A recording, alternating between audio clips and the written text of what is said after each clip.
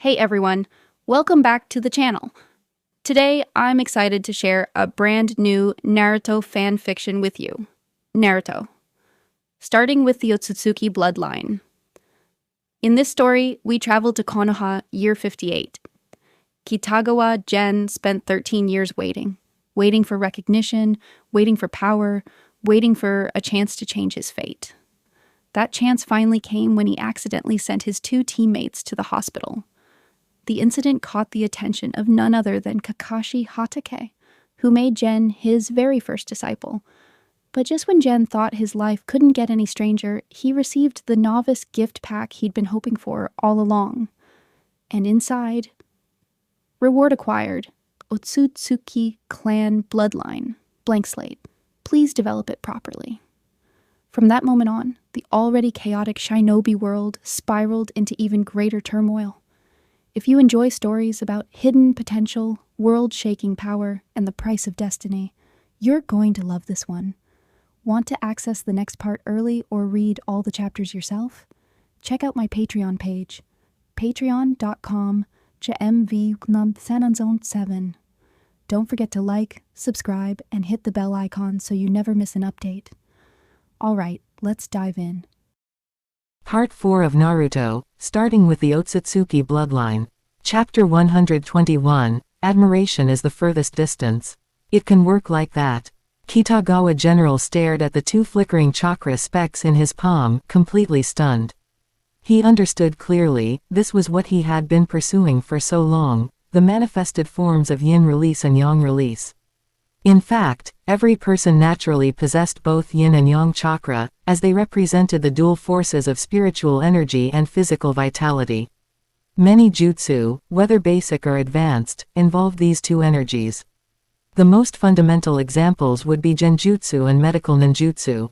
More advanced applications crossed into the territory of secret techniques, like those from the famed Inoshika-cho clans. Their techniques were, without exception, rooted in yin and yang release. But those were only applications of the forces, not actual manifestations, and certainly not full transformation or reconstitution of their properties. He had acquired a trove of documents on yin-yang style from Uchiha Obito, but the materials were riddled with gaps and inconsistencies. Even for someone like him, a still developing Ōtsutsuki, correcting and completing them would take time. If it were easy, he'd have already mastered and deployed them by now. What he hadn't expected was that the knowledge from the reanimation technique, self-sacrifice, would spark such clarity and insight. That technique trades life for life, but its core logic is grounded in yin-yang release. After all, when someone dies, their soul drifts to the Pure Land, that requires yin release to communicate with. And to reawaken a lifeless body, you need yang release to restore its vitality. At that thought, Gen couldn't help but marvel at Chiyo. In a place like the Land of Wind, lacking both wealth and resources, she had independently created a technique of that caliber. Luck may have played a role, but even so, it was nothing short of astounding. If she'd had access to a place like Konoha, no wonder she's known as the undying flower of the ninja world, unfaded even beneath the sands of fate. Now that he had this technique, and had successfully manifested yin and yang chakra, General felt ready to start experimenting with some interesting ideas. Like, say, mimicking Uchiha Madara and trying out a sage art, yin release, thunder style. And that was just the beginning. He could theoretically imbue yin-yang properties into any chakra nature. Looks like my next excursion will be the perfect testing ground. Another thought struck him. If I remember right, truth-seeking orbs are classified as a jutsu. You just need full mastery of yin-yang and all 5 elemental natures to attempt it, right? He was curious, but for now, he knew what he needed most: stability. After a full night of cultivation and mental refinement, he headed out early the next morning, straight to the Yamanaka clan's flower shop. "Senpai, you're here." Ino had apparently been waiting for him. As soon as she saw him enter, she greeted him with a bright smile. "Morning, Ino." "Oh, good morning to you as well, sir." Gen smiled in return, only to quickly notice that she wasn't alone. Yamanaka Inoichi was also inside the shop, standing calmly with a gentle smile on his face. "Good to see you, General." Inoichi's demeanor was humble and warm. He stood up and greeted him with a nod. This may be our first time meeting in person, but I've heard much about you, your talent and your accomplishments. It's truly a pleasure. Not at all, the pleasure's mine. Inoichi-senpai. Gen immediately responded with a respectful smile. I've heard that you're a role model for many intel nin, not only in Konoha but in other villages too. You flatter me, Inoichi replied with a slightly broader smile. At that moment, Ino returned, holding a bouquet. Here you go, senpai, your flowers. Inoichi looked at the bouquet, then turned to General with a curious expression. Are you going to visit Lord Jiraiya? Yes. Yesterday. Gen nodded but, catching a glimpse of Ino's subtle expression, decided to skip the details. I've been on several missions with him. When I heard he was injured, I figured it was only right to check in. I see. Inoichi, of course, knew what had happened yesterday. After a brief pause, he said. In that case, how about I join you? Lord Jiraiya deserves our support. Of course, that would be an honor. Gen nodded right away. He could genuinely feel Inoichi's goodwill. Kakashi had already intended to introduce more people to Kitagawa Gen. After all, connections were everything. At the Yamanaka flower shop. Strange, aren't they meeting for the first time? Why do they seem so familiar already? Ino watched as her father and Kitagawa General left the shop, chatting and laughing like old friends. She was a little puzzled, but even more curious. Is Dad really that famous? And what exactly are Gen Senpai's gifts and accomplishments? He really doesn't seem like the kind of guy who'd put a teammate in the hospital. She had asked about it before, but her father had been evasive, clearly unwilling to discuss the topic. He only told her to study hard at the academy. But does he really know what we're going through at school? Damn it. Even Ino, usually a model student, couldn't help but feel bitter about the harsh survival environment at the Ninja Academy these days. Why was their class suffering so much when the seniors had it so easy? At Konoha Hospital. Pervy Sage, we've come to visit you. While Ino was still grumbling internally, Kitagawa Gen and her father had already arrived at Konoha Hospital. Gen flung open the door to Jiraiya's hospital room with a boisterous yell, only to find that the room was already quite crowded. Oh, Kakashi-sensei, Guy-sensei, you're all here. And the other seniors too. Asuma Sarutobi, with his signature beard and a cigarette between his lips, turned around and greeted Yamanaka Inoichi first. Then, his gaze shifted to General. Huh, Kakashi, is this your student? The reports said he's pretty amazing. Not just amazing, exceptional, said Genma Shiranui with a smirk, the senbon in his mouth shifting slightly. He's the only genin who made it to the Jonin exams this year. Nice to meet you. I'm Genma. That guy over there is Asuma, the Hokage's son. I've heard quite a bit about you already. Your name's definitely gotten around, said Ebisu, pushing up his sunglasses as he approached to observe General more closely. It's a shame early graduation isn't allowed anymore. You might have broken Kakashi's record. I told you all, Gen's incredible. Guy laughed heartily. Kakashi, who had been quietly reading his book, finally looked up and added with a smile, each generation surpasses the last. In fact, Gen's already ahead of where I was at his age. Kids these days are terrifying. Hey, aren't you guys here to visit me? Jiraiya growled from the hospital bed, clearly displeased that everyone's attention had been stolen. Damn it, I'm the one laid up here, and none of you care. Gen smiled and stepped forward, placing a bouquet of flowers at Jiraiya's bedside. Don't say that, Jiraiya-sama. I even brought flowers for you. He gently arranged them in a vase before continuing cheerfully, I heard what happened. Lady Tsunade showed mercy, didn't she? Otherwise, I'd probably be visiting the cemetery instead of this room. Jiraiya's face darkened at that, utterly deflated by the comment. I was just being a gentleman, not fighting back against a lady. And anyway, was it your fault Naruto suddenly went berserk yesterday? He kept following me around like a puppy, and then out of nowhere. He'd noticed something off right away, but General only blinked in confusion. Huh, me, what are you talking about? I just got back to the village yesterday, I don't know anything about that. But maybe Naruto finally came to his senses and realized how poorly you treat him. Maybe it was divine retribution. Quote. Gen chuckled and changed the subject. But seriously, this mission was the first time everyone came back safe. Even Kakashi-sensei wasn't injured. He threw a glance at Kakashi, who was quietly reading, then turned toward Jiraiya with a meaningful look, saying nothing but implying everything. Kakashi and Jiraiya locked eyes, each seeing the same complicated emotion reflected back. Now that I think about it, Guy added innocently, someone does usually end up hospitalized every time we return from a mission. Both Kakashi and Jiraiya froze. Guy's words hit like a hammer. PFF'd, ha ha ha, alright, it's just a hospital stay. No big deal. Jiraiya burst out laughing to break the tension. How was I supposed to know I'd run into Tsunade of all people? Right, Kakashi. Yeah, Kakashi chuckled, what rotten luck. The mood in the room lightened considerably. Though the visit had taken an unexpected turn, Kakashi used the opportunity to introduce Gen to everyone properly. That evening, they even made plans to gather all their old classmates and comrades for a little reunion party. It wasn't just to celebrate the successful mission, but also the fact that Kitagawa Gen would most likely be promoted to Jonin soon. Surrounded by warmth and camaraderie, Gen couldn't help but enjoy himself. Humans were, after all, social creatures. Even Uchiha Madara, he thought with a smirk, couldn't stand loneliness. He made a whole army of white Zetsu just to keep him company.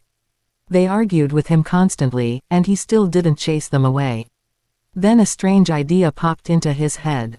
What if, in some alternate timeline, I stood in front of Kakashi, Naruto, and the others during my escape and said, I am no longer the Kitagawa Gen you once knew. Sorry to disappoint you, but that was only ever your illusion. The person you thought you knew, never existed to begin with. Don't give me that look. You're confused, maybe even heartbroken, but I understand. After all, admiration is the emotion furthest from understanding. He shivered at the thought. Yikes. Would they hunt me to the ends of the earth if I said something that dramatic? Thankfully, he had no plans to run away. Even if he did, he'd sneak out without a sound, definitely not using his real identity. Meanwhile, while General was lost in thought, far away in the land of rain, a lone figure walked steadily toward the land of fire. Uchiha Itachi. He suddenly came to a halt, eyes narrowing as he sensed a disturbance ahead. Uchiha Itachi. The air twisted. Out stepped Uchiha Obito and Kisame Hoshigaki, blocking his path. Obito looked at him coldly and asked in a low voice, where exactly do you think you're going? Chapter 122, Ōtsutsuki Genshiki. There's no mission right now. Can't I take care of some personal matters? Uchiha Itachi stared calmly at the two men in front of him, though beneath that composed exterior, he was already preparing for potential conflict. Besides, as I recall, this organization doesn't restrict our personal freedom. Are you planning to break the rules? Of course not, Obito replied with a snort. I'm just checking in. Concerned, you might say. He scoffed inwardly. Does Itachi really think anyone buys his act? He knew exactly who Itachi was, an obvious double agent. Trusting him completely. That was a joke. On most days, Obito wouldn't have bothered. As long as Konoha didn't interfere with the Akatsuki's operations too much, Itachi could play whatever game he wanted. But recently, every encounter with Konoha had become a major hassle, unexpected, dangerous, and too frequent. He couldn't allow Itachi to keep acting on his own anymore. We're just on our way to evaluate a new recruit, Kisame added with a grin. Didn't expect to run into you, Itachi. Why not come along? It'll be more convenient that way. Itachi remained silent, deep in thought. His encounters with Konoha had grown more intense and dangerous.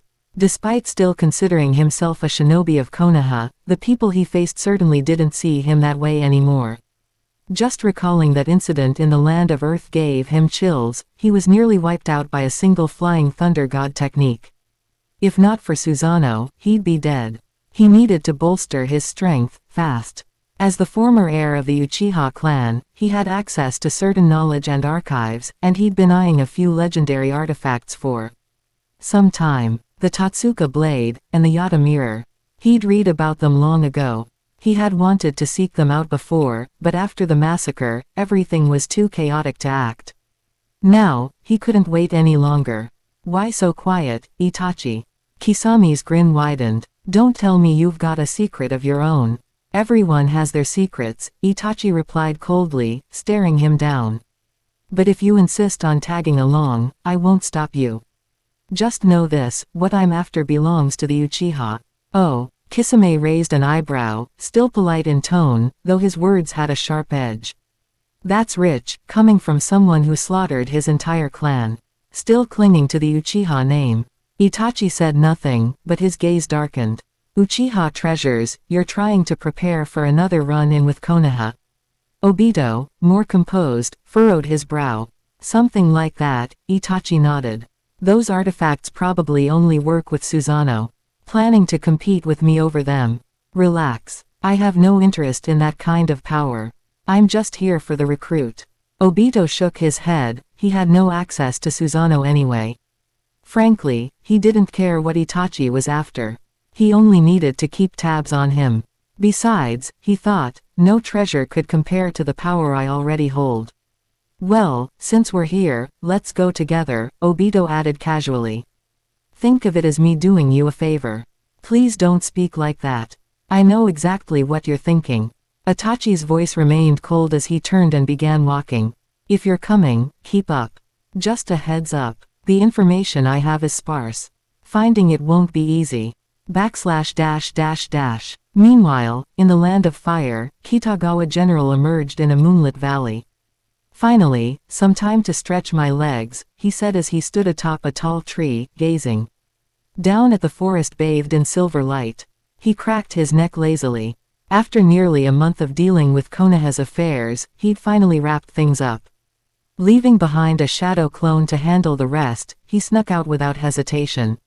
The past month had been productive. Besides networking with the other Jonin alongside Kakashi, he had also acquired some very interesting materials from Hiruzen Sarutobi. I heard bloodline limits can be replicated through chakra fusion. I wanted to try it myself. When Hiruzen questioned him, Gen recited his pre-planned excuse without hesitation. Plus, with my precise chakra control, I can probably master more elemental jutsu. It'll make experimenting easier. I understand, Hiruzen replied. It's a risky approach, but I'll support you. Just promise me this, if you feel anything strange, don't act alone. Inform me, or Kakashi, Jiraiya, even Tsunade. We'll keep you safe, even if we can't help you succeed. Understand, Gen. Gen appreciated Hiruzen's support. It wasn't just because he was one of the Hokage's inner circle, he'd earned that trust through action. If I ever shout, I want to be Hokage, that old man might just start grooming me for it. As he sprinted through the forest, he chuckled inwardly. No need to even say it. He probably already has the idea. He reviewed the techniques he'd obtained, jutsu scrolls of various elements, battle insights, even personal notes from the first Hokage, and classified jutsu from the second. His eyes sparkled with excitement. For some reason, Hiruzen had even encouraged him to study the second Hokage's specialties. Water style, genjutsu, and some peculiar secret techniques. Are you trying to make me the new Tobirama? Am I that shady? You damn sly monkey, that's a dirty comparison. Though he complained internally, Gen eagerly accepted the challenge. Over the month, he had refined both his yin and yang release and immersed himself in these powerful techniques. //. He figured his future heroic image might as well be based on the second Hokage. White hair, short sword, flying thunder god. Aside from the forbidden techniques, he was already mastering most of it. At least I'm not as conniving as he was. He shook his head, dismissing the thought. As he approached the fire temple, he paused and pulled out a scroll. Poof! A burst of smoke revealed a mask and a white cloak infused with Indra-like chakra patterns. That should do it. Dressed in his new gear, Gen formed a seal. A shimmering water mirror appeared before him. He looked at his reflection, gave a satisfied nod, then extended his hand. With a flicker of chakra, a black rod slowly materialized in his grip. This is the best I can manage for now, but it's enough. Testing the weight and feel, Gen gave a small nod. All right, let's begin. // Beneath the pale moonlight, inside a chamber at the fire temple. Sora, are you all right? Delu, who had been guiding the boys' training, looked over in concern. Sora had collapsed, face twisted in pain. Sora was a novice ninja monk of the fire temple, and more importantly, the son of Kazuma, one of the former 12 guardian ninja. But within Sora resided a dark, unstable power. It had once overwhelmed the temple's defenses and nearly destroyed the surrounding villages. Most of the monks viewed Sora with suspicion or fear. Only Delu still cared for him. I don't know. But inside me, Sora's voice was strained. Despite his brash nature, he knew who treated him kindly. That monster inside me, it's afraid. Afraid. Delu's heart skipped a beat. Something was definitely wrong. He scooped Sora into his arms. We need to get you out of here. I'll find someone to seal that creature again. As he rushed toward the underground chamber, a sudden chill ran down his spine. He looked up. A white-cloaked figure floated silently in the moonlight, mask concealing his face. So this is where you were hiding. The masked man's voice was calm, but as he spoke, Sora began to scream in agony. A red chakra flared up around him. Who are you? What do you want? Delu shouted. Your target is Sora. Yes and no, the man said, shaking his head. I'm simply here to reclaim something that should have been mine from the start. The Nine Tails chakra. Delu didn't speak, but his thoughts were racing. The masked figure continued, unconcerned. Besides, it's clearly hurting him. Wouldn't it be better to return it to its rightful owner? And what if I refuse? Delu finally asked, his tone grave. And just who are you? Refuse. That would be unfortunate. The figure sighed. Then he raised his hand, and pointed the black rod into the night sky. Crack. The sky shimmered like shattered glass, cracks spreading out like a spider web before shattering completely. The sealing iron barrier, destroyed just like that. Delu watched in disbelief. The supposedly unbreakable temple barrier shattered again, with such ease. The noise immediately alerted everyone in the temple. Still, the masked figure floated calmly forward, looking down at them with an air of disdain. Nice barrier, but not as tough as you think. He paused. You may call me Ōtsutsuki Genshiki. // Elsewhere, in a forest near the fire temple. Still haven't found what you're looking for. Obito gave Itachi an annoyed glance. He was getting irritated, especially after refusing to use Kamui for a shortcut and trekking this far on foot with no results. I told you, the intel is sparse. This will take time. Itachi remained calm, his cold eyes locking with Obito's. Weren't you here to test the newcomer? Why not go do that? What a coincidence, the target is nearby. I already have everything I need on him. Obito scoffed. So I might as well watch you instead. But he stopped mid-sentence, eyes widening. All three, Obito, Itachi, and Kisame, suddenly turned toward the fire temple. A powerful chakra was flaring. And not just any chakra. That's the Nine Tails. What's going on? // Chapter 123 Stop struggling. It'll all be over soon. The night sky was clear, with the full moon hanging high overhead. Tonight's moon was unusually bright, its silver light poured across the land, cold and desolate. And at this moment, both Chiriku and the monks who had just rushed out of the temple stood frozen, dumbfounded. Most of the monks were simply bewildered and in shock. They stared in disbelief at the shattered barrier and the mysterious figure hovering in midair. But Chiriku's gaze had already become wary, and deeply troubled.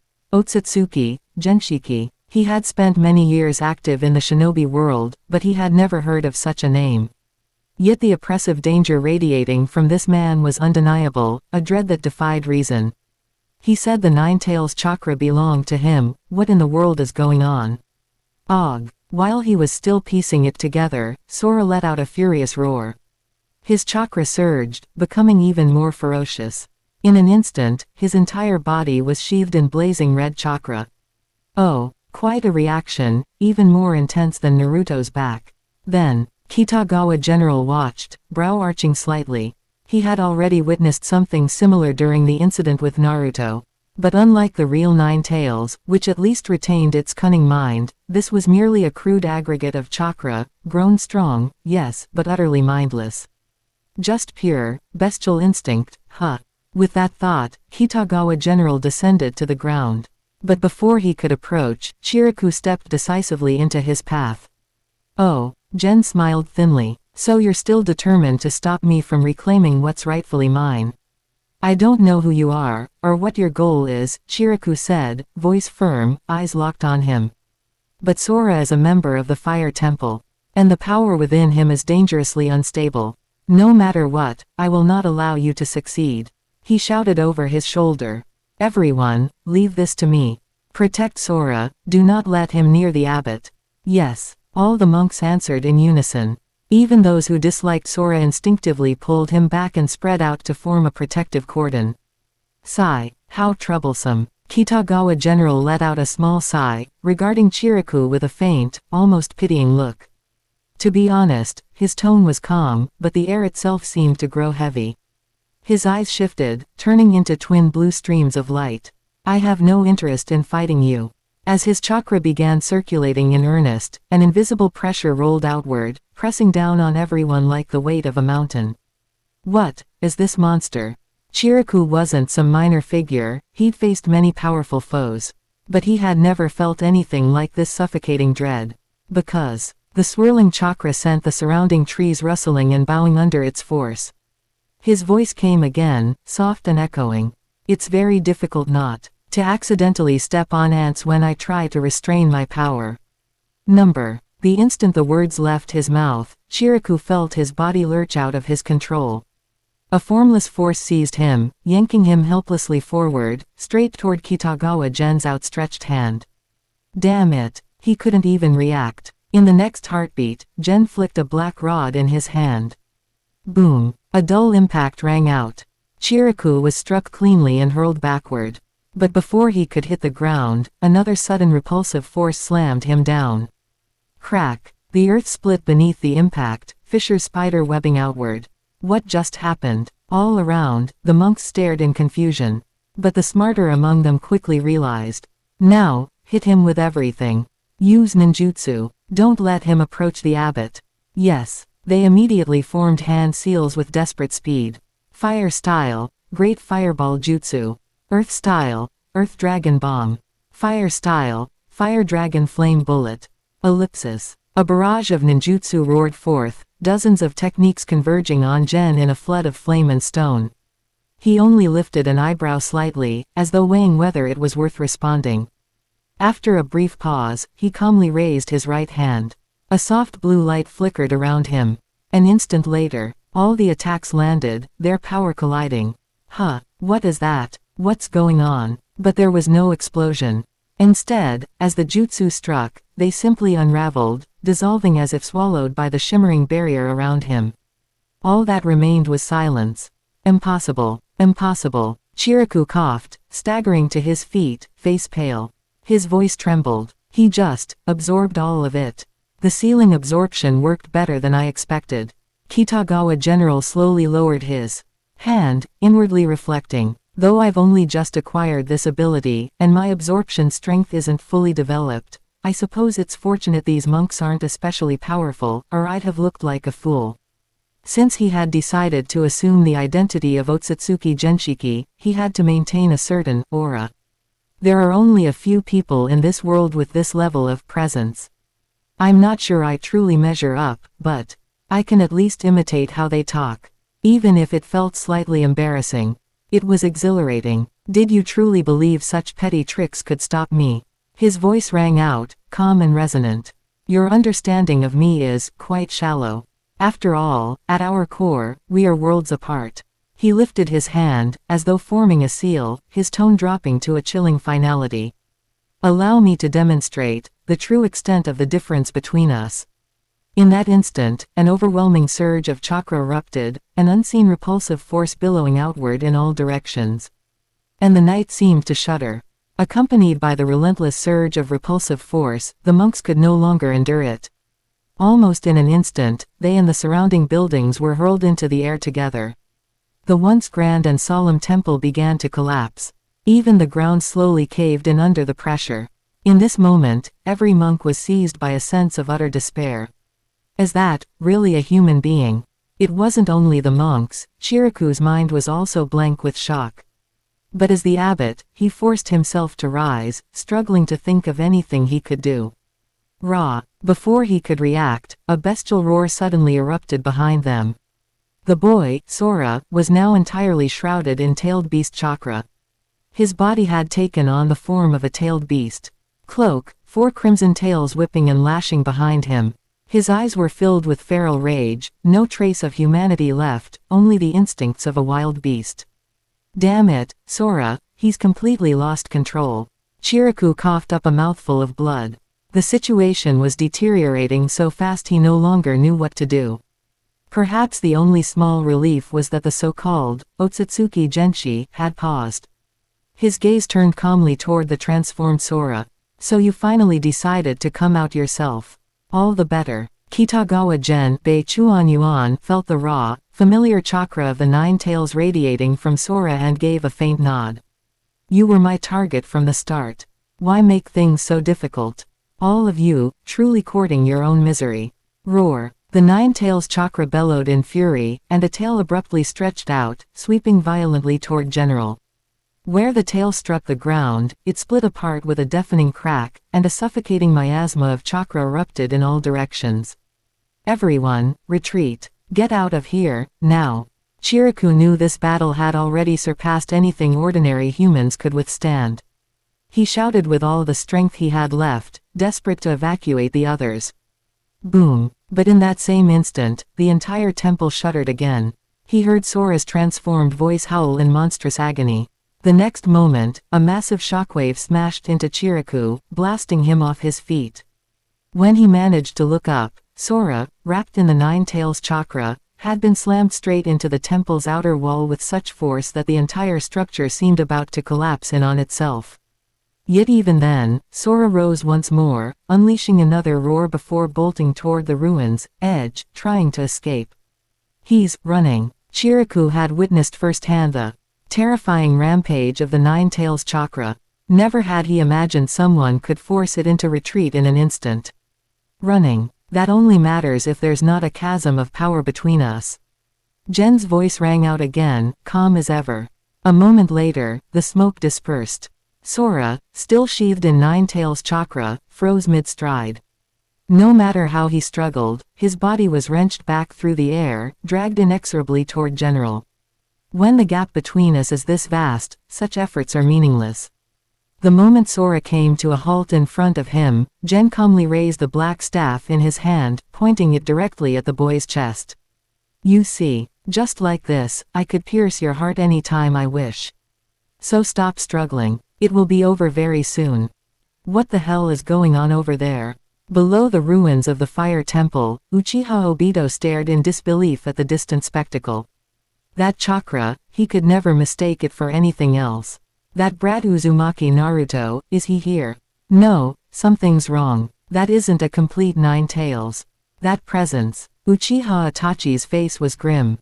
He, too, had once felt the 9 tails wrath. He had been among the first to sense it when it attacked. That cold, crazed, murderous chakra was something he would never forget. That's an unsettling chakra, and it seems someone's fighting it. Kisame spoke in a low voice beside him. Should we take a look? Or avoid getting involved? We're going. That might be the 9 tails. Obito's tone left no room for argument. His Mangekyo Sharingan began to spin, distorting the air around them. Itachi did not object. In the blink of an eye, both men vanished. The next instant, they reappeared within the ruined fire temple. By now, the grand halls had been utterly reduced to rubble. The monks had long since evacuated. Standing alone amid the devastation was a man clad in flowing white robes and a mask, yet radiating an unfamiliar, inhuman aura. Before him lay a youth collapsed on the ground, black rods piercing the earth around him. Obito's eye widened. He recognized those rods. Madara had taught him about them. Seeing them now, he felt an immediate surge of caution. Whoever this was, he was no ordinary opponent. So, you've come. Yet the masked man didn't look surprised in the slightest by their arrival. I noticed you long ago. I was only wondering when you'd decide to show yourselves. I see you didn't keep me waiting too long. Who are you? Obito demanded quietly, but General didn't answer. Instead, he slowly turned to face them. And in that moment, a pair of eyes was revealed, shimmering with a blue luminescence that seemed to hold entire constellations within. Eyes so strange and mesmerizing that both Itachi and Obito felt their own vision waver. What are those eyes? Chapter 124 Nothing more than inferior creatures. The Mangekyo Sharingan was already considered the pinnacle of what the regular Sharingan could evolve into. Yet despite its power, the trio now found themselves facing an overwhelming sense of pressure from this mysterious stranger. Those glowing, radiant eyes shimmered with an unnatural brilliance, making it hard for them to breathe, as though an invisible weight was pressing down on their chests. What is this feeling? All three of them had the same thought, especially Uchiha Obito, whose expression turned grim. Even when facing someone like Nagato, he'd never felt anything this unsettling. Who exactly are you? Obito demanded again, his voice low and tense, trying to shake off the unease creeping through him. The man's response was as calm as ever. There's no need to repeat the same question. I heard you the first time. Kitagawa General had seen them coming long ago. After all, his Tenseigan, an evolved form of the Byakugan, retained many of its original traits, including enhanced perception. And the moment he laid eyes on Uchiha Itachi, he more or less guessed their purpose for being here. They're here for the artifact, huh? It seemed his hunt for the Nine Tails had drawn them in, but that was fine. Better to deal with them now than later. The only thing that concerned him was chakra signature recognition. After clashing with these people several times already, he feared they might eventually piece together his identity. But on second thought, the sensory capabilities in the shinobi world weren't as terrifying as they were often portrayed, aside from unique cases like Kagura's mind's eye. And of course, there were Black Zetsu and White Zetsu. He hadn't forgotten about them, but he had contingencies prepared.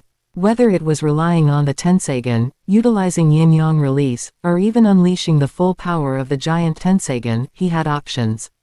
Worst case, I'll just switch aliases and stop using those abilities so recklessly.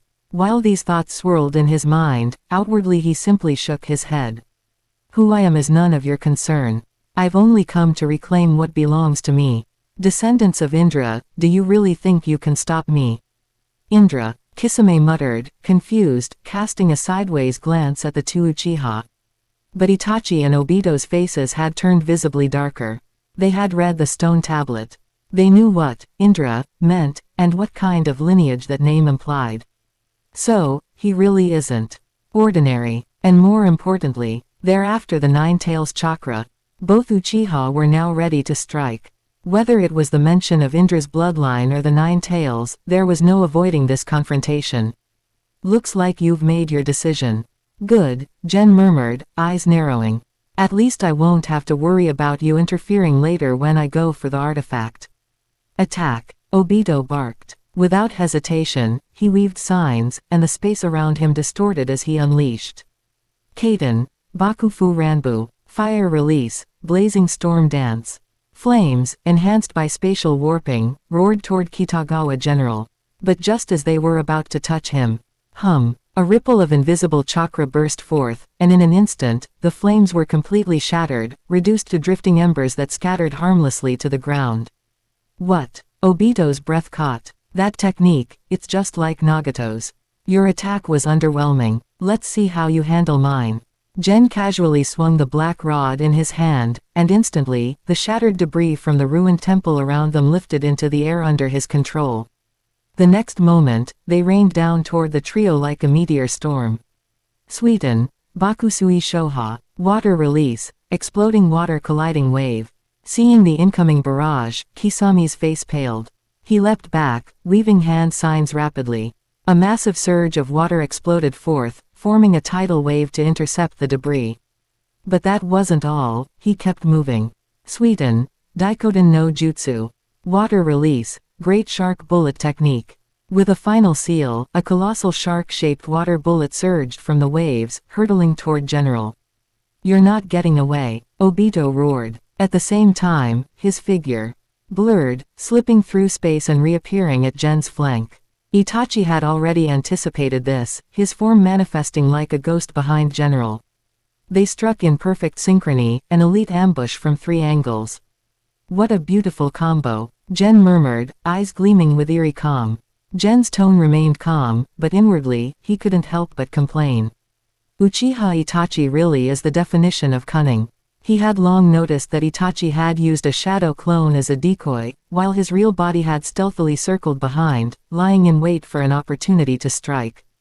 If I didn't have these eyes, most people wouldn't stand a chance against that level of subterfuge. And despite fighting individually, these elite ninjas still managed to coordinate surprisingly well, launching seamless attacks when the opportunity arose. Luckily, even without my lightning chakra mode or sage mode, my speed might be limited, but my eyes can still keep up. With both modes deactivated, his fighting style had naturally shifted. Until now, he had been holding back on using the full power of his eyes. But now, as the massive great shark bullet closed in, a glowing blue barrier suddenly flared up around his body. The moment the shark made contact, it began to disintegrate. "What the, my jutsu?" Kisami's expression changed instantly. Standing closer, Obito immediately understood what had happened. Those eyes, they can absorb chakra. Like the Rinnegan. But there was more. The moment General made his move, a mysterious gravitational force twisted the trajectory of Obito's attack, redirecting it toward Itachi. Damn it, this guy. Itachi's face darkened as he saw Obito's strike coming. But with no time to pull back, he adjusted. His eyes spun wildly, and as he dodged Obito's attack, he launched a kunai straight toward General. HMPH. Gen seemed to have anticipated it. Without even changing posture, he simply turned slightly. As the kunai brushed past him, his black rod swept out. Buzz. The rod swing coincided perfectly with Obito's charge. But just as Obito's hand reached Itachi, it turned intangible, passing harmlessly through him. Meanwhile, Gen's black rod didn't miss, it slammed hard into Itachi's side. Boom. The impact was brutal, the sound jarring. Itachi was sent flying like a cannonball, smashing into the ground with a loud crash. The earth cracked. Dust exploded. Impressive reaction speed, Gen noted, raising an eyebrow. Just before impact, he had seen a familiar red chakra flaring around Itachi. Susanoo, huh? He wasn't surprised. This wasn't the first time he'd forced Itachi to activate that defense. Die. At that moment, Kisame burst from a nearby stream, brandishing Samahata. His sword sliced through the air where General had just been. Crap. That fast. Missing his mark, Kisame attempted to dive back into the water, but Gen's voice rang out. "Where do you think you're going?" Buzz. A howling black rod came swinging at his back. Kisame could only raise his blade to parry. Boom. As rod met sword, a shockwave exploded outward, causing waves to surge around them and the distant ground to tremble violently. Crack, crack. Even the ground beneath the water fractured from the force. Kisame tried to overpower him. He wasn't afraid of a clash of weapons, but then his face twisted in shock. "How does my chakra taste?" Gen's voice echoed behind him. Suddenly, Kisame realized the figure in front of him was an afterimage. Before he could react, a powerful force struck his back. Bang! Pain exploded through his spine as he was sent flying, hurtling toward Itachi's position. TCH. At the last second, Kisame managed to stabilize himself. Obito appeared beside him. Behind them, a shaken Itachi rose to his feet, red chakra still flickering across his body. "I must say, you three are a bit more entertaining than the monks here." Gen looked them over with mild amusement, then glanced up at the sky. After a brief pause, he shook his head slightly and smiled. "But that's all. Indra's eyes really are fascinating. One of you can manipulate space, another can use Susanoo, such a pity." "Pity," Obito growled, teeth clenched. He still couldn't shake the feeling that this man was familiar, yet he couldn't place it. But that didn't matter now. The only priority was taking him down. "Who the hell are you? What's your goal? You shouldn't sound so hostile." The more aggressive you are, the more you show your weakness. Gen still spoke with that casual, almost friendly tone, like he was chatting with old acquaintances. But slowly, the pressure in the air began to shift. That unique, overwhelming aura surrounding him grew stronger and stronger. This guy, Obito and the others looked visibly disturbed. Was he not even using his full power earlier? Who was this man? I didn't want to fight. But you just had to push me. Gen shook his head regretfully. The pressure radiating from him now felt oppressive, almost godlike.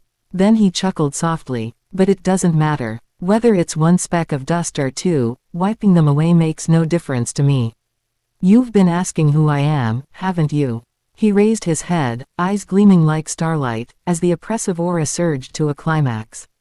Then remember this well, inferior beings. Carrying the diluted blood of Kagaya. My name is. In the blink of an eye, he vanished and reappeared right in front of them, his black rod already mid-swing. His voice was cold now, emotionless, echoing like a judgment. Ōtsutsuki Genshiki. // Chapter 125, That guy, is he one of mother's kin? Again. On the moon, 3 elders of the Ōtsutsuki clan gathered together, their expressions dark and solemn. Once more, the power of the Tenseigen had been activated, this time by an unknown force. For a moment, they were all consumed by the same question. Who is this person repeatedly tapping into the Tenseigen? What is his goal? Why does he keep doing it at intervals? What is he planning? This time, though, the energy drawn wasn't as much as before, muttered the Grand Elder, his aged Byakugan flickering with a mix of anger and relief. Last time, he almost destroyed the Tenseigen. So what's he trying to do? The third elder growled. It felt like he was about to wipe out something entirely. The second elder finally spoke, voice grim. Regardless of his motives, his control over the Tenseigen is getting more refined, and his level of access is increasing. We may soon be unable to stop him. The third elder scowled. Then what do you propose? The second elder glanced at the Grand Elder, then finally replied. We observe. If his intentions don't directly endanger us, we refrain from interfering. Don't interrupt. I'm not saying we do nothing. We're running out of time, and we still have to mentor Tonari. If we keep getting distracted by these incidents, it'll hurt both us and him. He paused, then added firmly. As long as he's not trying to destroy the Tenseigen or doing something extreme, we'll monitor quietly. At the same time, we continue. Investigating his identity, consider it preparation for Tonari's future. The room fell into brief silence, before he concluded. Rather than waste our final days chasing shadows, I'd rather focus on nurturing the one who will carry our legacy. You've said it yourself, Grand Elder, Tonari is our future. // Meanwhile, in the land of hot springs. Why are you so tense lately, Blackie? White Zetsu's light, carefree tone drew a sigh from Black Zetsu, who waved him off irritably. Stop bothering me. Maybe I'd feel better if you shut up. But he didn't lash out. Not this time. Too much had happened lately, and none of it sat right. That guy, Kitagawa Gen, he was too strange. Something about him felt wrong. Suspicious. Black Zetsu had even begun to wonder if he might be related to the moon branch of the Ōtsutsuki. But he had no proof. And the incident in Sunagakur, it had been too unusual to draw clear conclusions. Was it the dragon vein, or something else? Black Zetsu looked up at the moon, thoughts churning with unease. Too many variables. Too many mysteries. He was starting to see ghosts. I don't get you, White Zetsu chirped, still clueless. Why not just relax and enjoy life? Then he added, oh yeah, we still haven't found that guy, Hiriko. You think Obito's gonna get mad again? He's scary when he's mad. TCH. Black Zetsu shook his head. He wanted to be mindless like White Zetsu, but he couldn't afford to be. For now, forget Hiriko. Let's check on Obito. Uchiha Itachi's making moves, we need to stay alert.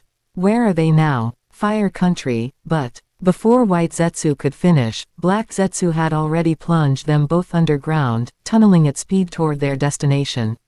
Hey, I wasn't done talking, White Zetsu protested. Later, Black Zetsu snapped. We need to move. // Soon, they arrived. What's going on? Just as they surfaced, Black Zetsu's instinct screamed that something was wrong. Boom. Even underground, the rumbling was deafening, the ground shaking violently. I tried to tell you, White Zetsu blinked innocently. But you just kept saying we had to hurry. What the hell is happening? Black Zetsu's eyes widened. There was a strange sense of familiarity in the air, power he recognized but couldn't place. White Zetsu grinned and pointed toward the sky. There, look up. Following his gaze, Black Zetsu saw a blinding flash of blue light streak across the sky. Boom. Another earth-shaking explosion. And then, a massive figure cloaked in red chakra came crashing down from the sky, slamming into the ground with bone-rattling force. That's Susanoo. Black Zetsu was shocked. He had seen many Susanoo before, but not many that were being beaten this badly.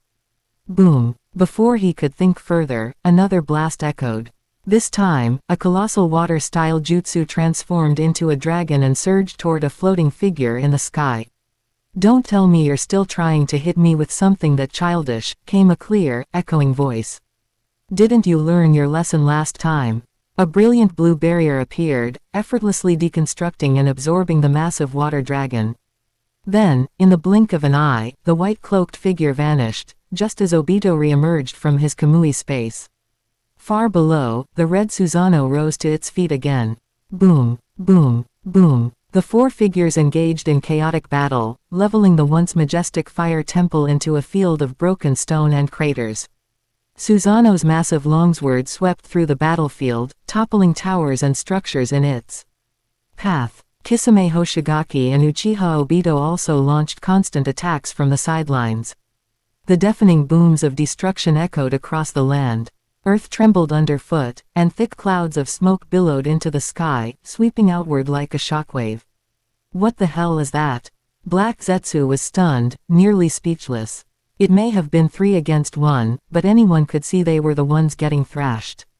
And yet, facing that white figure, Black Zetsu felt his entire being tremble. Could this guy be? Host, who are these people exactly? Elsewhere, as Obito and the others appeared, the monks of the Temple of Fire quickly began evacuating with Chiriku and Sora in tow. Watching their once majestic temple reduced to rubble, and the distant battle tearing the horizon apart, someone finally couldn't hold it in anymore. I don't know either, but we need to leave. Now. Chiriku spoke weakly. He hadn't even had the chance to lift a finger before being instantly incapacitated. That kind of power gap made one thing painfully clear: they had no business staying here. Feeling the earthquake and watching the shockwaves of shattered debris rip through the air, he couldn't help but sigh. Maybe the only consolation was, at least, even Sora's still alive. While Chiriku reflected, things were going terribly for Obito and the others. This guy. All 3 were in terrible shape, struggling just to hold off Kitagawa Gen's relentless assault. Kisame was covered in wounds, and Samahata was trembling in his hands as though sensing danger. Blood streamed from the corner of Itachi's eyes, and his Susanoo was in tatters, too damaged to recover. He could barely stay standing himself. He had tried using Tsukuyomi earlier, but it failed. Now he was forced to maintain Susanoo just to survive, and even that had pushed him to the brink. Damn it, Obito wasn't faring any better. It was like every move he made was predicted in advance. Nothing he did could land a hit on this man. Possible Rinnegan-like abilities, space-time ninjutsu, and even yin-yang release. High above, bathed in moonlight and utterly pristine, stood Kitagawa General. His eyes glowed with brilliant light as they stared them down. For once, the thoughts of all 3 aligned perfectly. They couldn't keep fighting. Not like this. Thinking of running. Suddenly, the voice came from above, as if he could read their thoughts. Honestly, I've had my fun. But it's time to wrap things up. I'm on a schedule. And frankly, this has gotten boring. As he spoke, he glanced up at the sky. He was a little confused. Why was the chakra from the Tensagen still flowing steadily? Could it be that the quantity was too small to draw attention? Either way, he figured it was time to stop. He didn't know when the moon would stop feeding him chakra. More importantly, he was finally starting to understand and adapt to this new combat mode. That mattered a lot. It meant he'd be able to swap accounts more easily later, and explore this form's battle potential more deeply. I didn't intend to kill anyone. After all, there's no pride in slaughtering lesser beings, but still. If he was going to sever his connection to the moon, he might as well siphon as much as possible first. Slowly, he raised the black rod in his hand. Chakra surged as it transformed into a blade. At the same time, the moon above shone even more brilliantly, and the chakra around him intensified. You three are quite special. One of you reeks of the howls of his dead kin. One yearns for the light, yet walks a path straight to hell. And one, reeking of stench, carries both Indra and Asura's power. With just that single sentence, all three were shaken, physically or spiritually, they couldn't even tell. Was it his words, or his rising chakra? But I must admit, you are exceptional materials. Materials. So then, let's begin. The first one. Buzz. In an instant, Kitagawa General moved. He appeared before them in a flash. The black blade in his hand flared with dazzling chakra. Watch out. Kisame rolled away. Obito activated Kamui mid-sprint to phase out, but Itachi couldn't move fast enough. Seeing the blade descend, Itachi clenched his jaw, forcing himself to maintain Susanoo. Meanwhile, his right eye spun furiously. Now, he hadn't given up. He had held back Amaterasu for this exact moment. You think I didn't see that coming? But a cold voice echoed beside his ear. At that moment, a massive repulsive force slammed into him. Before his eye could unleash the flames, the force scattered the chakra completely. Amaterasu neutralized. Buzz. At the same time, Kitagawa's black blade came down. It didn't meet the slightest resistance.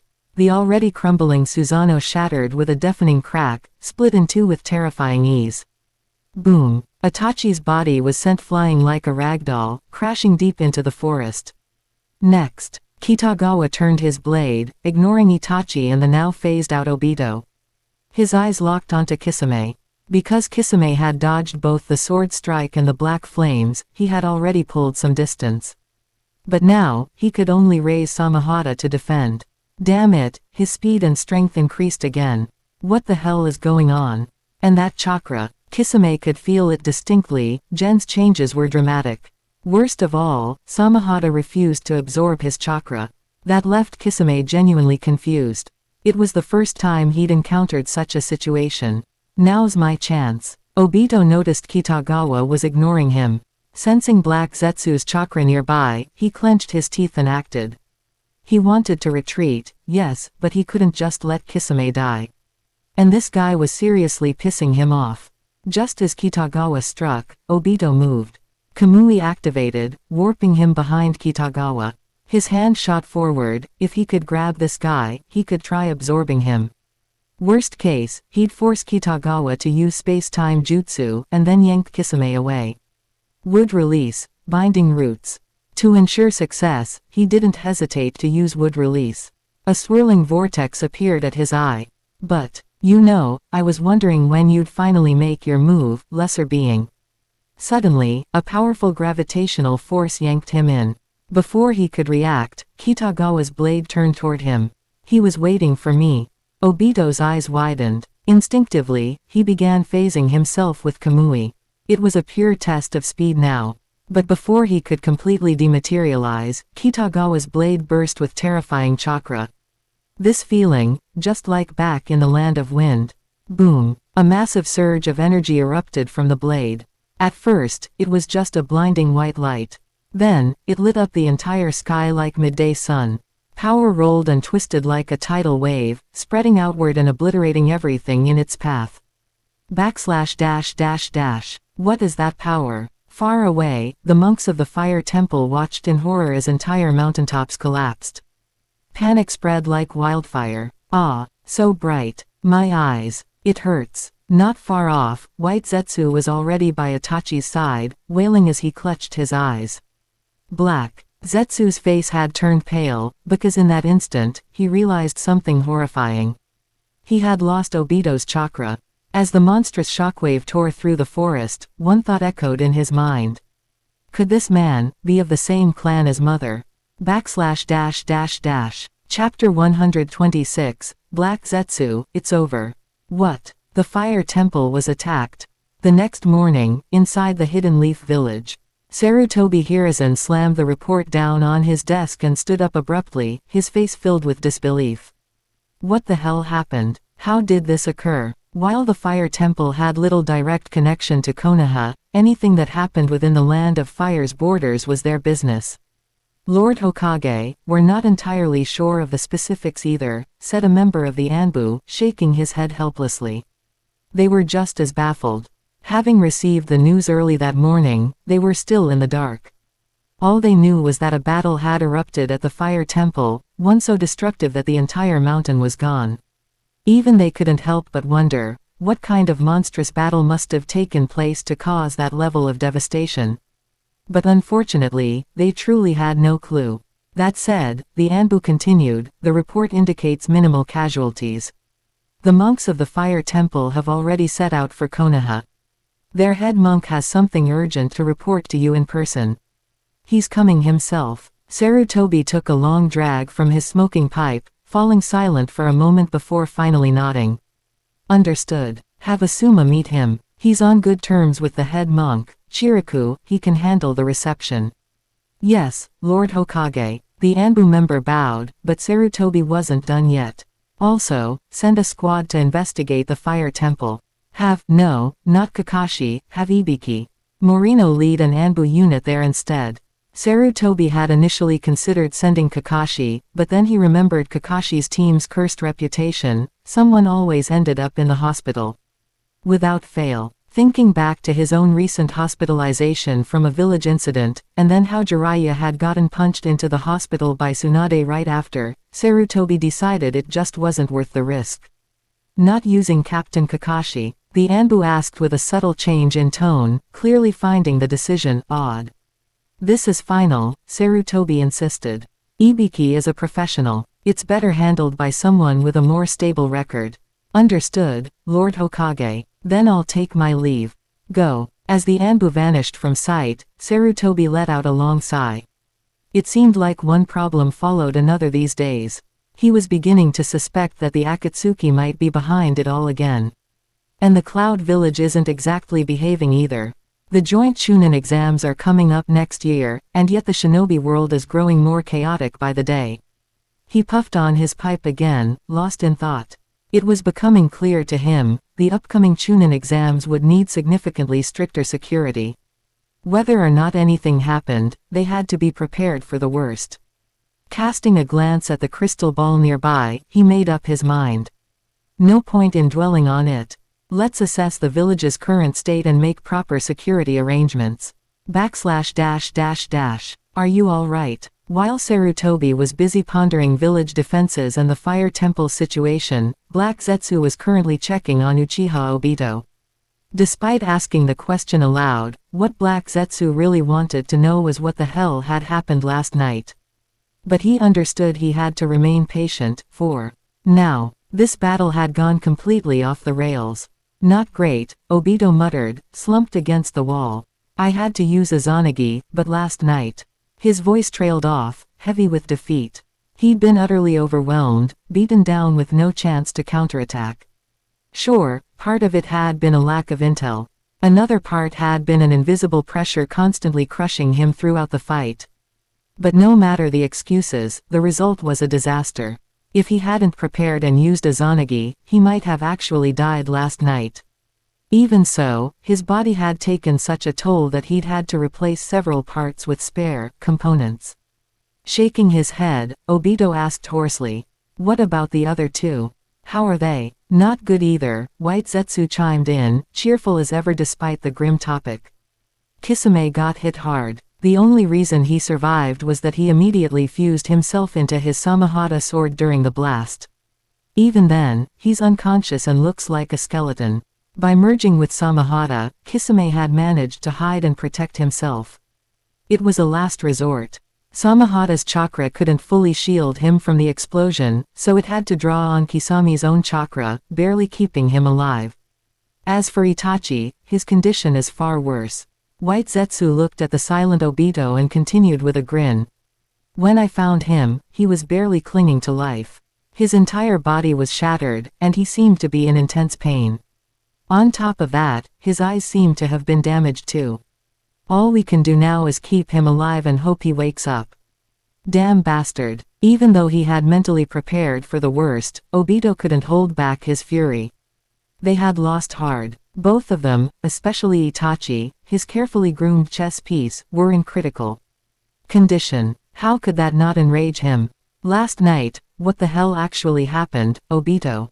Black Zetsu finally sees the chance to ask, face grim. I was late, only caught a glimpse of the end. Who was that guy? Obito gritted his teeth, the image of the man floating in midair, dressed in flowing white, seared into his memory. He was after the Nine Tails chakra. We only went because we detected it. Thump. Hearing the words, Tailed Beast Chakra, Black Zetsu's heart skipped a beat. His abilities were similar to the Rinnegan, but his eyes weren't purple. They were a glowing, brilliant blue.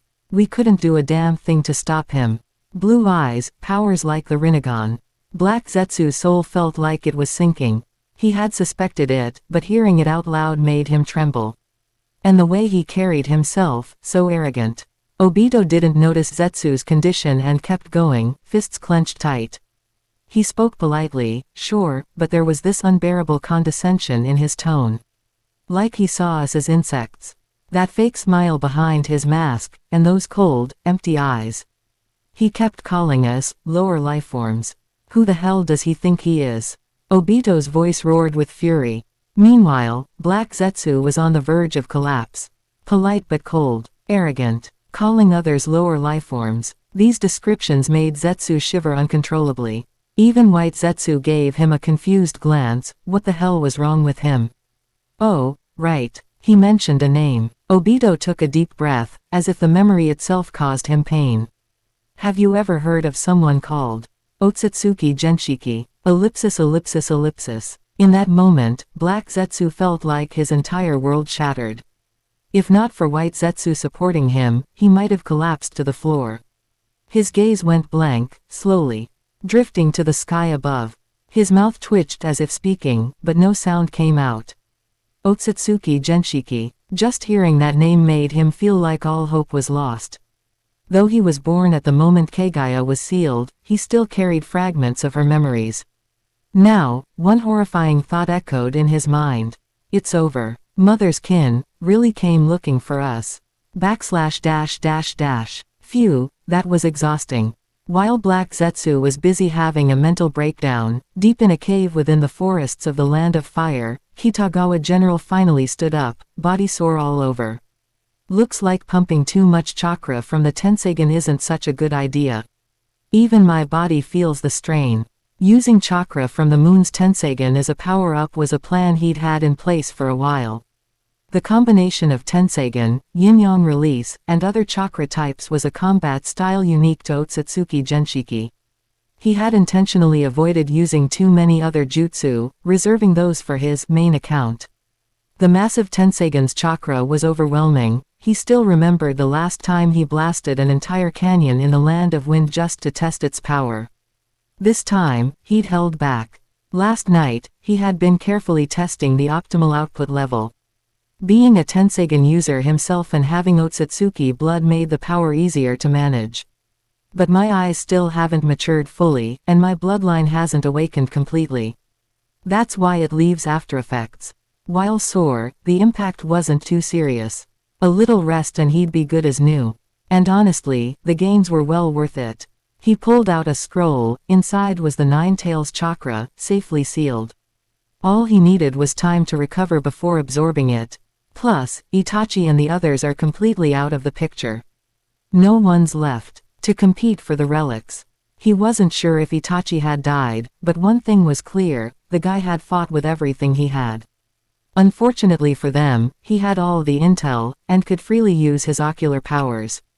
Even though this was his first time fully operating under the identity of Ōtsutsuki Genshiki, without any dual-mode boosts, he had still effortlessly crushed them. Kisame didn't bother with him much.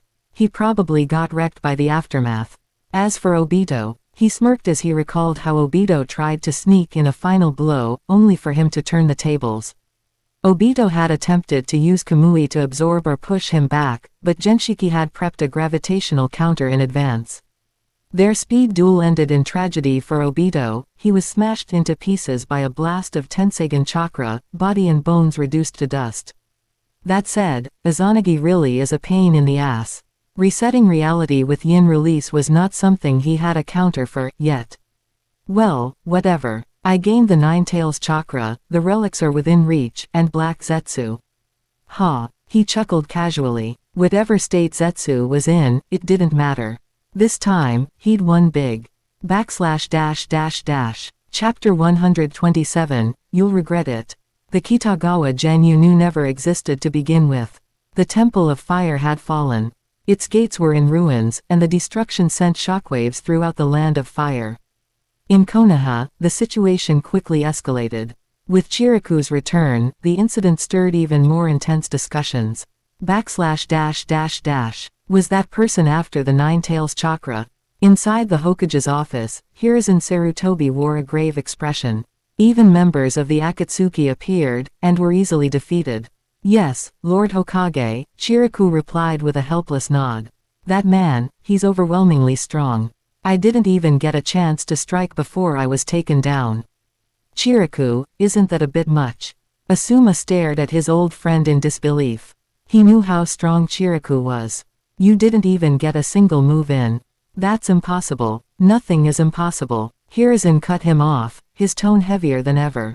From what I've gathered, the Akatsuki members involved were Kisame Hoshigaki, Uchiha Obito, and Uchiha Itachi. Kisame aside, Itachi slaughtered the Uchiha clan, and Obito was the one who killed the fourth Hokage and Kushina. He was the mastermind behind the Nine Tails attack. And both wield the Mangekyo Sharingan, yet they were soundly defeated and left on the brink of death. The weight of it all pressed on Hiruzen's mind like a storm. As if the Akatsuki weren't already a serious threat, now a new figure had emerged, someone so powerful even those monsters stood no chance. How could anyone remain calm? What is happening to the shinobi world? Though deeply troubled, Hiruzen forced himself to stay composed. He turned to Jiraiya. Jiraiya, you must watch over Naruto closely. That man, he's not just after chakra, I fear. I know, Jiraiya nodded, his expression just as somber. But I plan to visit Mount Myoboku. So much has changed in the ninja world lately, I need guidance. He'd encountered Obito, Kisame, and even Itachi many times in the past. He understood their capabilities. But now, all three had been crushed by a mysterious stranger. Of course, he had questions. On top of that, Nagato still weighed heavily on his mind. Yes, a visit to the Toads was overdue. By the way, are you sure that's the name he gave? Yes. He called himself Ōtsutsuki Genshiki. Konoha, a riverside training ground. The Ōtsutsuki Genshiki that had the village on edge was, at this moment, just a shadow clone, hanging out with Naruto. Hey, Gen, did you hear? Something crazy happened. Naruto and Sasuke were collapsed on the ground, panting from training. But Naruto's curiosity didn't waver. I heard some temple got attacked, lots of people died. There are monks all over the village now. Is that so? Funny, I heard there weren't that many casualties. Kitagawa Gen's shadow clone raised a brow and chuckled. You seem full of energy. All right, both of you, get up. Training isn't over. Come on, we just finished the round.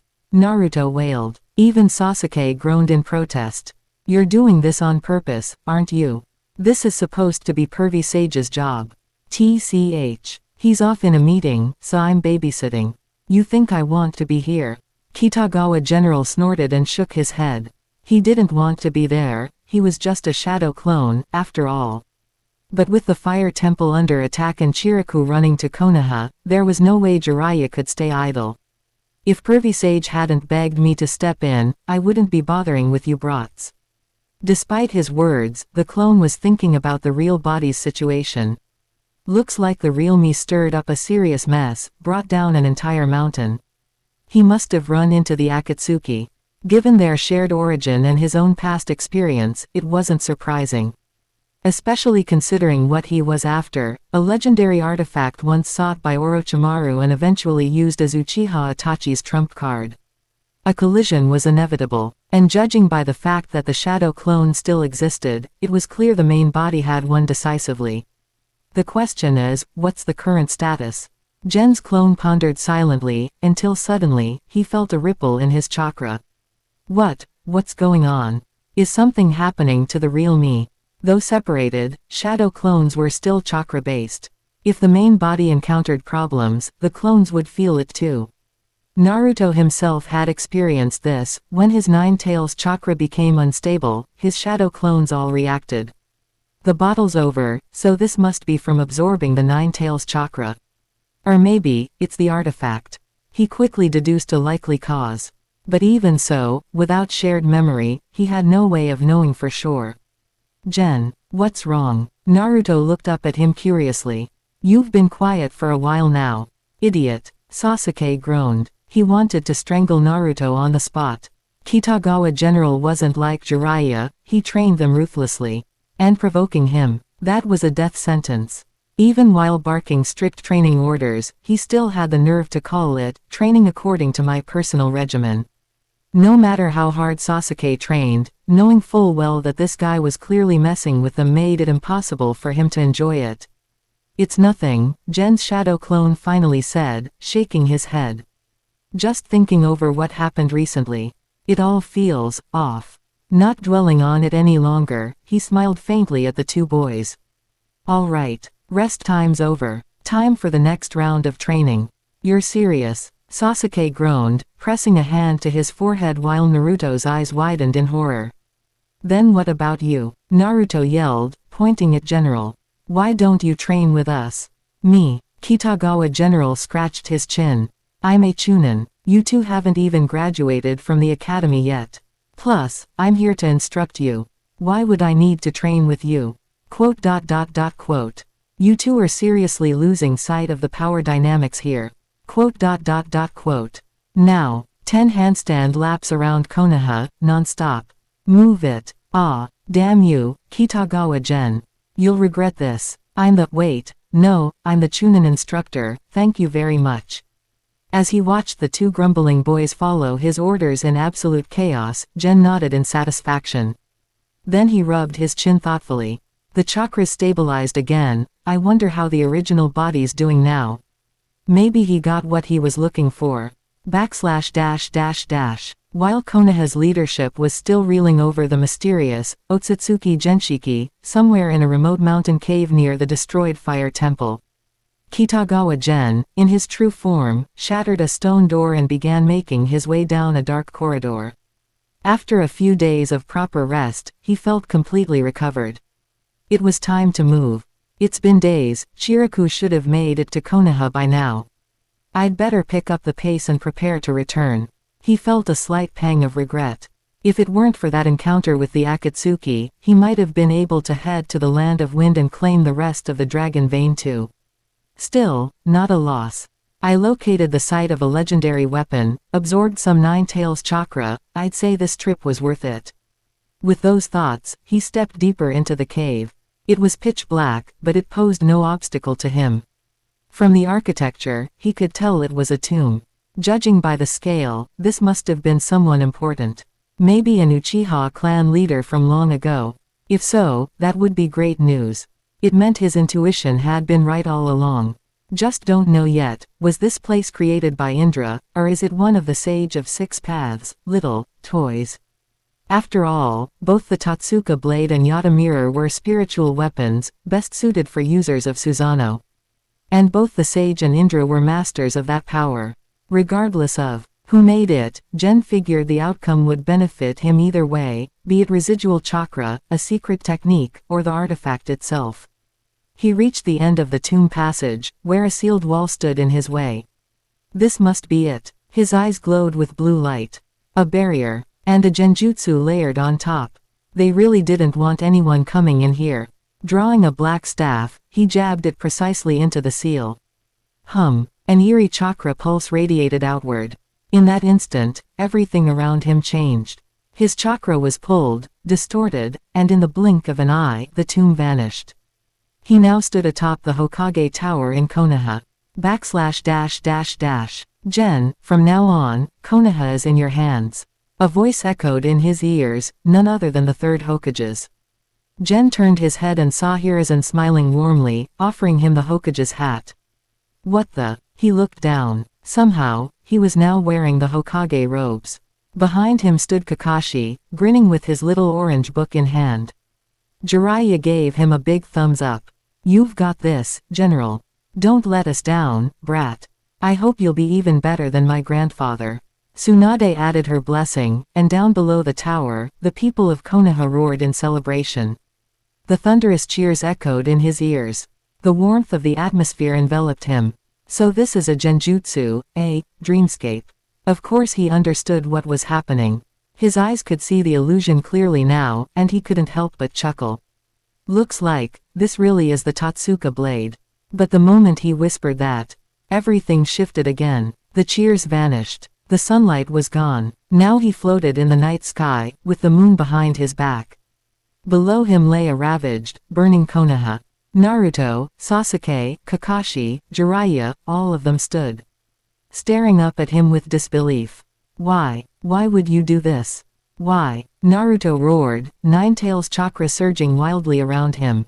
Quote. Damn it. I knew this genjutsu would mess with me. Gen sighed, then suddenly broke into a wicked grin. Why, you ask? Because the Kitagawa Gen you thought you knew never existed to begin with. / While General wrestled with the illusions of the Totsuka blade, far away, under the sunlight, Black Zetsu stood frozen in confusion, gazing blankly up at the sky. He didn't know how long he stood there before muttering to himself. Mother, what am I supposed to do now? / Chapter 128 Silver Wheel Reincarnation Explosion, Ōtsutsuki Development Stage 36.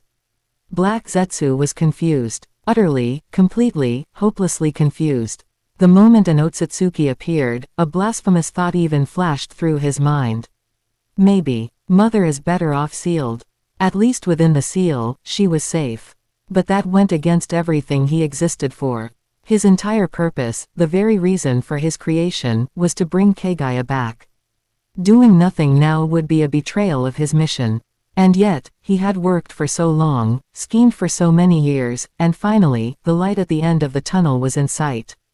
Even if Uchiha Madara had foolishly chosen someone like Obito to carry out the Eye of the Moon plan, things were progressing, steadily and surely. To just give up now. That idea gnawed at him. / Hey, Blackie, what's wrong with you lately? While Black Zetsu was lost in thought, White Zetsu was far less patient. Standing under the blazing sun was getting annoying. You've been acting weird these days. Like, super gloomy. What's going on? Shut it. You wouldn't understand. Annoyed by the interruption, Black Zetsu's voice was sharp. My problems are way beyond the comprehension of an idiot like you. Hey, not all idiots are the same. Look at Obito, he's a brooding idiot. I'm a happy idiot. See, balance. White Zetsu grinned. Black Zetsu felt personally attacked. How were there so many ways to be stupid? Come on, talk to me. Maybe I can help. White Zetsu's chipper tone made Black Zetsu almost roll his eyes into another dimension. If I had to rely on you for help, I'd be utterly doomed. Oh, White Zetsu nodded solemnly. But then, unexpectedly, Black Zetsu spoke again. You'll never understand this feeling. I've done so much, all to fulfill one goal. But now it feels like things are spiraling out of control. White Zetsu blinked. Weren't you just yelling at me for offering help? Do you know what it feels like?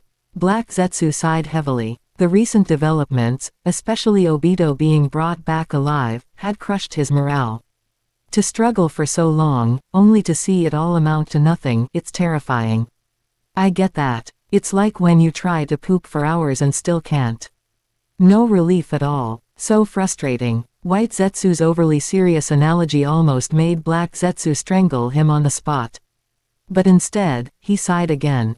It's not the same. We may be facing an enemy beyond imagination, someone so powerful that all our preparations might be useless. Wait, isn't it just one guy? White Zetsu tilted his head in confusion. Ah, I get it now, it's like cockroaches. If you see one, there's 100 more hidden somewhere.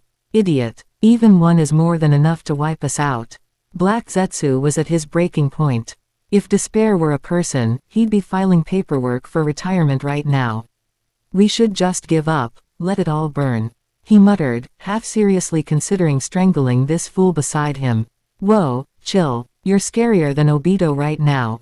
White Zetsu sensed the killing intent and quickly waved his hands, grinning nervously.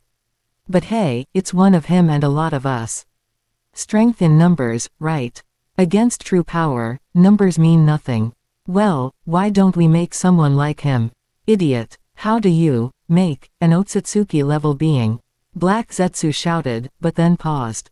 Could they really not? Kagaya and her clan were unparalleled. But hadn't Uchiha Madara and Hashirama Senju reached a level of power that rivaled gods? Maybe, just maybe, if everything went perfectly, Madara could reach that same realm. If all goes to plan, Black Zetsu calculated silently, Madara might become someone comparable to him. Maybe not exactly, but close enough to stir the pot. Even that much could make a difference. Suddenly, giving up didn't seem so inevitable anymore. Maybe he could still pull this off. Maybe there was another move left on the board. Oh, looks like you've got a plan cooking, huh, Blackie? White Zetsu grinned, noticing the shift in Black Zetsu's demeanor. See, told you sharing helps. I might be dumb, but I'm still kinda useful. HMPH. You were an idiot, but sometimes, you're not completely useless. Black Zetsu nodded begrudgingly, though a moment later, he frowned. Still, this isn't something I can rush.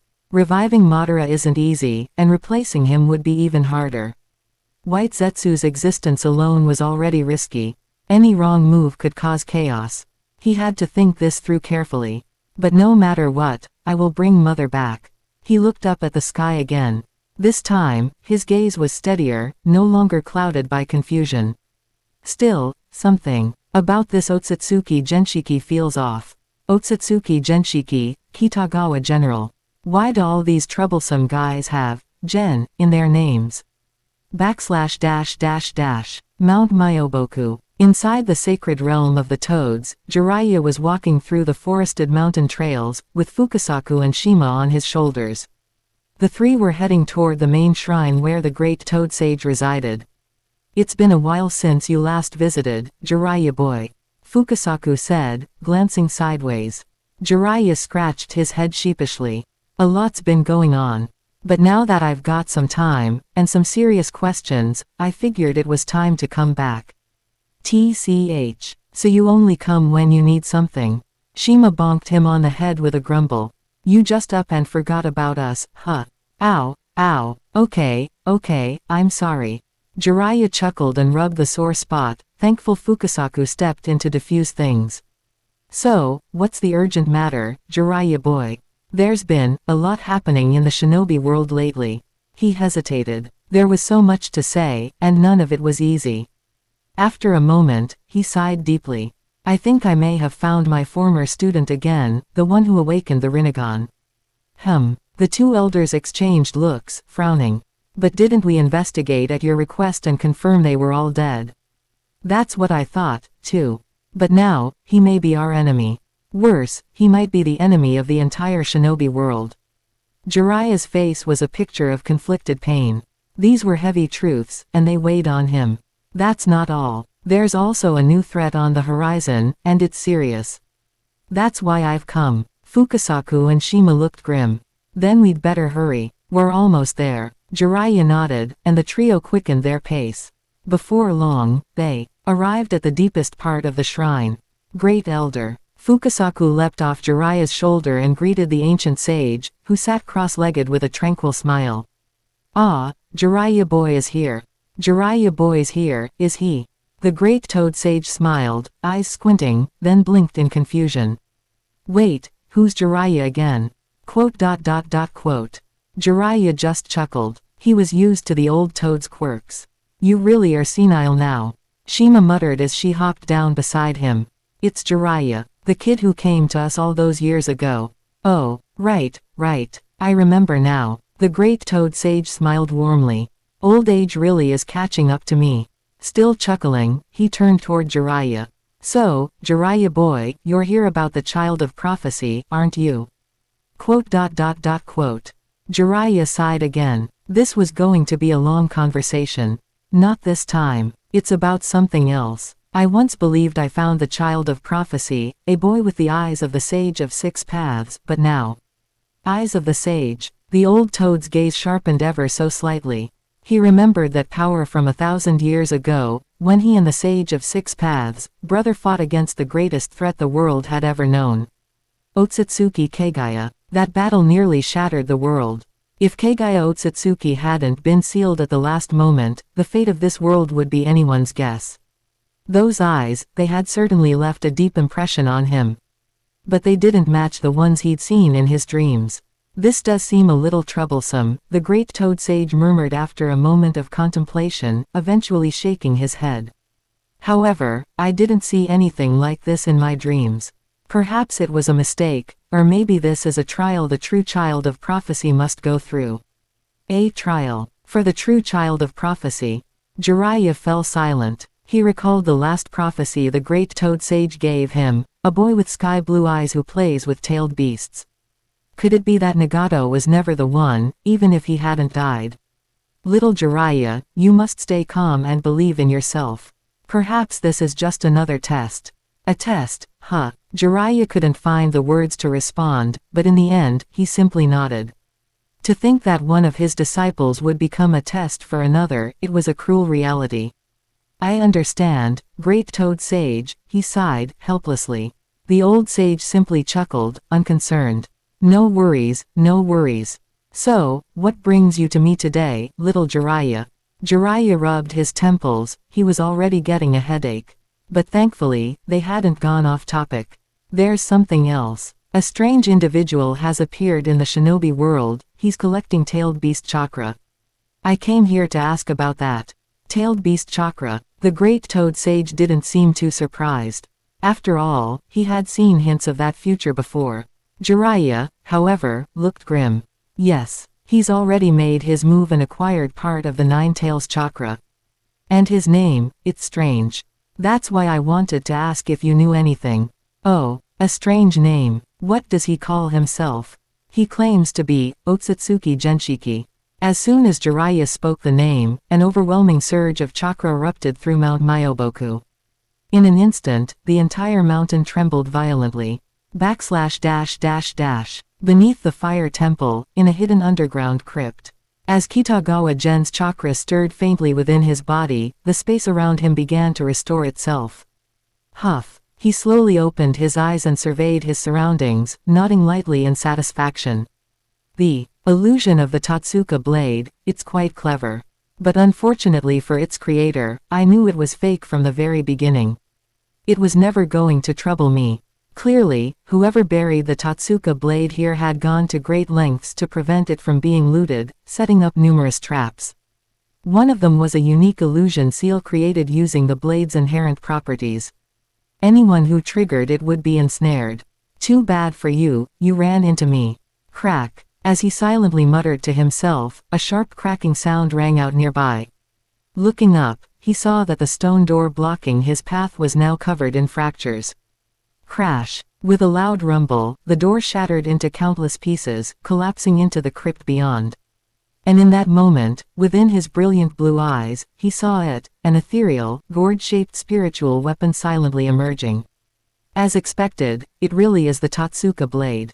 A rare smile crossed Kitagawa's face as he beheld the treasure he had waited so long to claim. He'd fought hard for this, against Uchiha Obito and the others, even clashing with Naruto and his group in the illusion realm created by the blade. Now, finally, he had it in his grasp. How could he not be pleased? This will make an excellent enhancement for my, Ōtsutsuki, identity's combat power. Even after I obtain truth-seeking orbs, this will still have its uses. While spirit weapons like the Totsuka blade are typically paired with abilities like Susanoo, Kitagawa didn't believe that was a strict requirement. After all, Susanoo is merely the pinnacle expression of yin release, a power that gives form to the formless. And while Kitagawa lacked Susanoo, he did possess yin release. Whoosh! He extended his hand, and a black rod manifested in his palm. With practiced ease, he pressed the rod against the gourd-shaped weapon. Guided by his chakra, the Totsuka blade began to merge with the rod. As the fusion continued, a strange new energy surged through his body.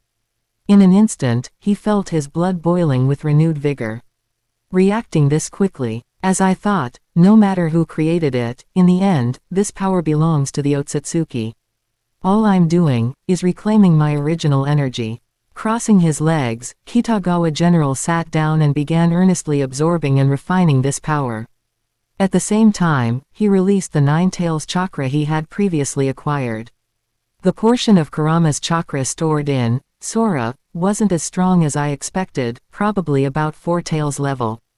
But that's fine. Combined with the Totsuka blade, it should still be powerful enough. Silently, he focused on absorbing the chakra and insights offered by both. The Totsuka blade was fundamentally a product of yin release, and what he was absorbing now was that same power. This was especially valuable to him. Up until now, his only source of yin release came from Uchiha Obito. Everything else he'd obtained had been based on yang release. Now, Kurama's chakra was gathering in his eyes, enhancing them further. He immediately noticed a sharp increase in how quickly his eyes were absorbing chakra. His chakra surged silently, leaking out in waves. His body began to levitate, bathed in a blue aura of energy. After a long while, he suddenly opened his eyes. Boom! With a violent tremor, the walls of the crypt cracked, spiderweb fractures spreading out in all directions. The entire tomb shuddered, as if on the verge of collapse. But Kitagawa Gen's expression was oddly thoughtful. His eyes drifted down to the black rod in his hand, as if contemplating something deeper. In that moment, a familiar interface appeared before him. / Name, Kitagawa Gen. Bloodline, Ōtsutsuki clan development, 36%. Dojutsu, Tenseigen newborn eyes. Special skills, ice release, magnet release, silver wheel reincarnation explosion. Chapter 129 Kitagawa Gen vs. Ōtsutsuki Genshiki, They're gods. The shinobi world sure has been restless lately. At a training field in Konoha, Kakashi, Guy, and Jiraiya were sitting together with Kitagawa General. In the distance, Naruto, Sasuke, and Neji were training as a 3-man squad. Jiraiya sighed as he rubbed his still slightly swollen face, watching the young trio. Whether it's the Akatsuki or that mysterious Ōtsutsuki Genshiki, both are serious destabilizing forces. Gen gave an awkward smile at the side, while Kakashi nodded solemnly. You're right. Especially that Ōtsutsuki Genshiki. He's specifically targeting the Nine Tails chakra. Even Obito and Itachi suffered crushing defeats at his hands. That guy is terrifying and troublesome, Kakashi finished. Even Guy couldn't hold back from commenting. He had sparred with Kakashi countless times without ever getting a definitive win or loss. But this time, even Kakashi had suffered such a devastating defeat. But soon enough, Guy's eyes lit up with excitement. But that's the kind of opponent that gets my blood boiling. Constantly challenging the strong, that's true youth. Gen, Jiraiya, and Kakashi all twitched at the corners of their mouths as they stared at Guy's sparkling teeth. Jiraiya-sama, Gen asked, changing the topic, didn't you say you were going to Mount Myoboku? Any results? Kakashi massaged his forehead before turning toward Jiraiya. Yeah, did anything come of that? Jiraiya visibly shuddered at the memory. That day, the overwhelming flood of natural chakra had shaken all of Mount Myoboku. The sky seemed to roar. The sheer pressure of it made his scalp go numb. And being so close to the source, he'd been blown away almost instantly. In all his years, Jiraiya had never seen a reaction that intense, even from the great Toad Sage. He had met the old sage many times. The sage had always seemed mysterious, gentle, nearsighted, and somewhat senile. Honestly, he always looked like he might fall asleep and never wake up again. But this time, Jiraiya truly realized how terrifying the great Toad Sage could be. And all it took was hearing a name. After a long silence, Jiraiya finally sighed.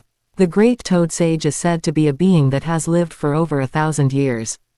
But when he heard the name, Ōtsutsuki Genshiki, his reaction was overwhelming. Unfortunately, he didn't say much afterward. He only warned me to be extremely careful, and then he sent me away." The group fell into a tense silence. The less he said, the more serious it was. Everyone present understood the implications, and it filled them with unease. Just who was this Ōtsutsuki Genshiki, someone who could make even the great Toad Sage react like that? However, no one noticed that Gen, sitting quietly to the side, had an odd look on his face, even a bit embarrassed. "I expected a strong reaction, but this is a bit much." Watching everyone fall silent, he could only feign ignorance. After all, this wasn't just a shadow clone, this was his real body, now returned. He'd finished absorbing all the energy and didn't dare linger outside any longer. He knew perfectly well that what he had done was no small matter. Now he just wanted to see how big the fallout would be. He hadn't expected that barely a few days after returning, Jiraiya would hit him with this much drama. But I guess it's to be expected. The great Toad Sage fought against Kagaya centuries ago. Hearing about a new Ōtsutsuki would definitely rattle him. And not just the great Toad Sage. Gen figured Black Zetsu was probably freaking out too.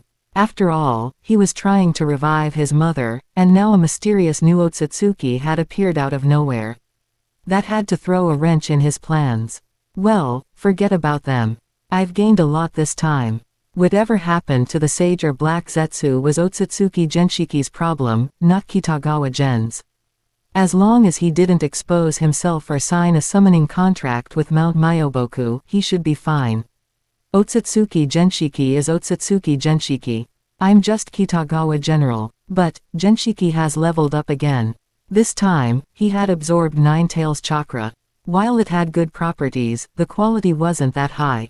Still, by combining it with the innate yin release of the Totsuka blade, it gave him a huge power boost. Bloodline development is now at 36%. Not fast, but definitely not slow either.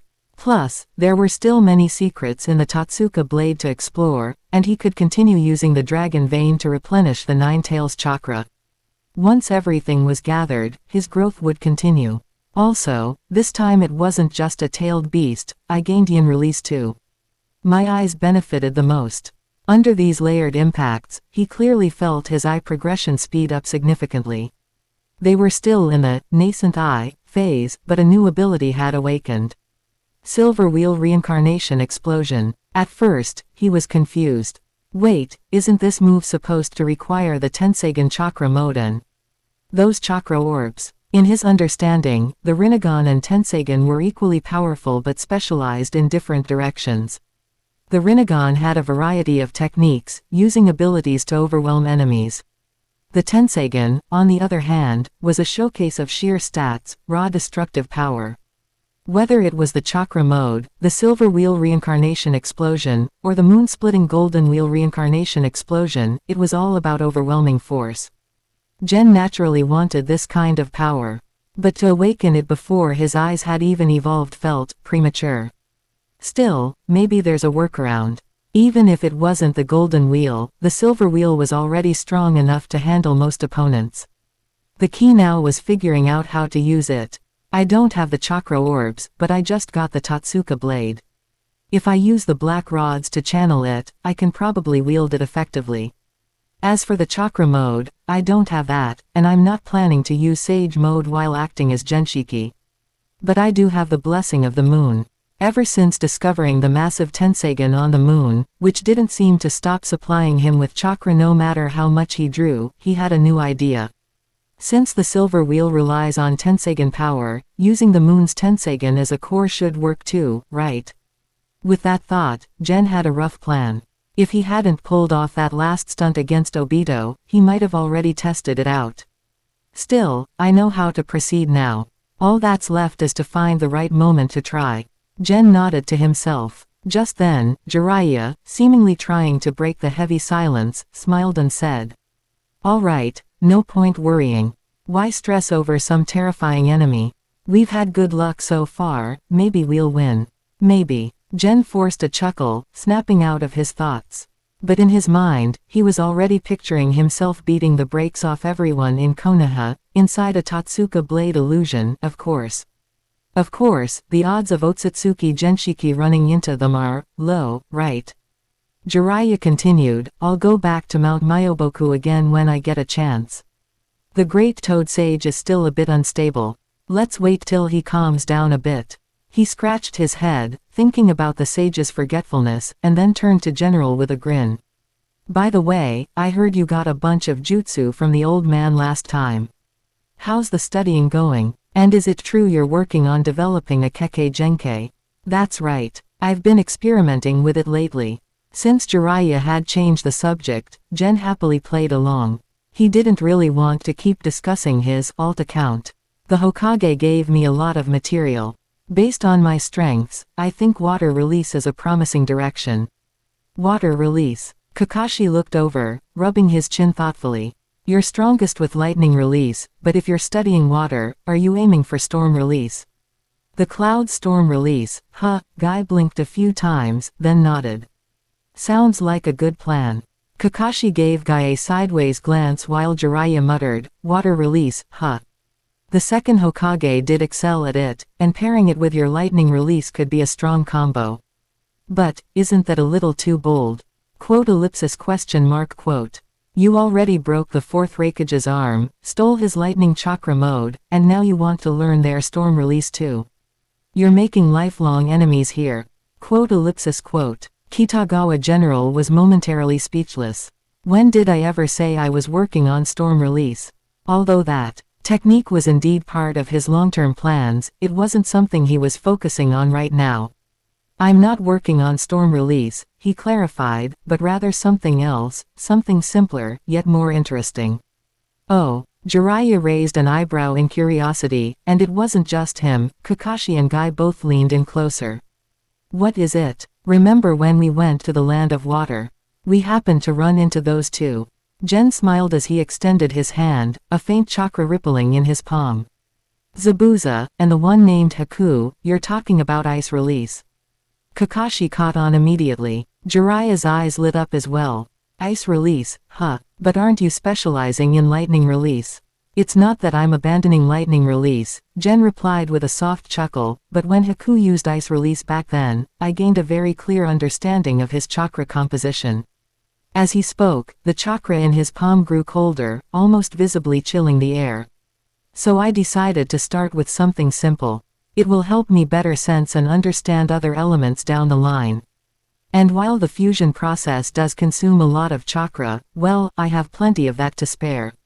As he spoke, the cold, wave-like chakra in his hand solidified, forming a distinct icy aura. Even Naruto and Sasuke, who were training some distance away, instinctively turned their heads. Meanwhile, Jiraiya, Kakashi, and Guy stood frozen in shock. Ice release. Kakashi murmured in awe. He had visited the land of snow before and seen ice release techniques born from environmental factors. But what General held in his hand, this wasn't something borrowed from nature. This was genuine, a result of pure chakra fusion. This is unbelievable. Jiraiya couldn't help but let out a breath. Kitagawa Gen truly was something else. And that's not all, Gen continued, his tone casual yet confident. I remember the pervy sage once told me that the Rasengan doesn't inherently possess a chakra nature. That it's possible to infuse it with one. The moment he finished speaking, the chakra in his hand began to shift. That cold, frosty chakra started spinning rapidly. In front of their widened eyes, a crystal-clear ice release Rasengan quietly formed in Gen's palm. So I experimented by combining the two. I suppose this would be ice release, Rasengan. He said it with a smile, but none of the three adults could respond. The Rasengan in his hand was so stable, and so terrifying. For Jiraiya and Kakashi especially, it brought up memories of Namikaze Minato. The fourth Hokage had spent his life trying to evolve the Rasengan, yet he had never succeeded in adding a chakra nature to it. And here General was, not only achieving that feat, but doing it with ice release, something even more complex. Is this what a true genius looks like? Jiraiya and Kakashi exchanged glances, both uncharacteristically quiet. A thought surfaced in Jiraiya's mind.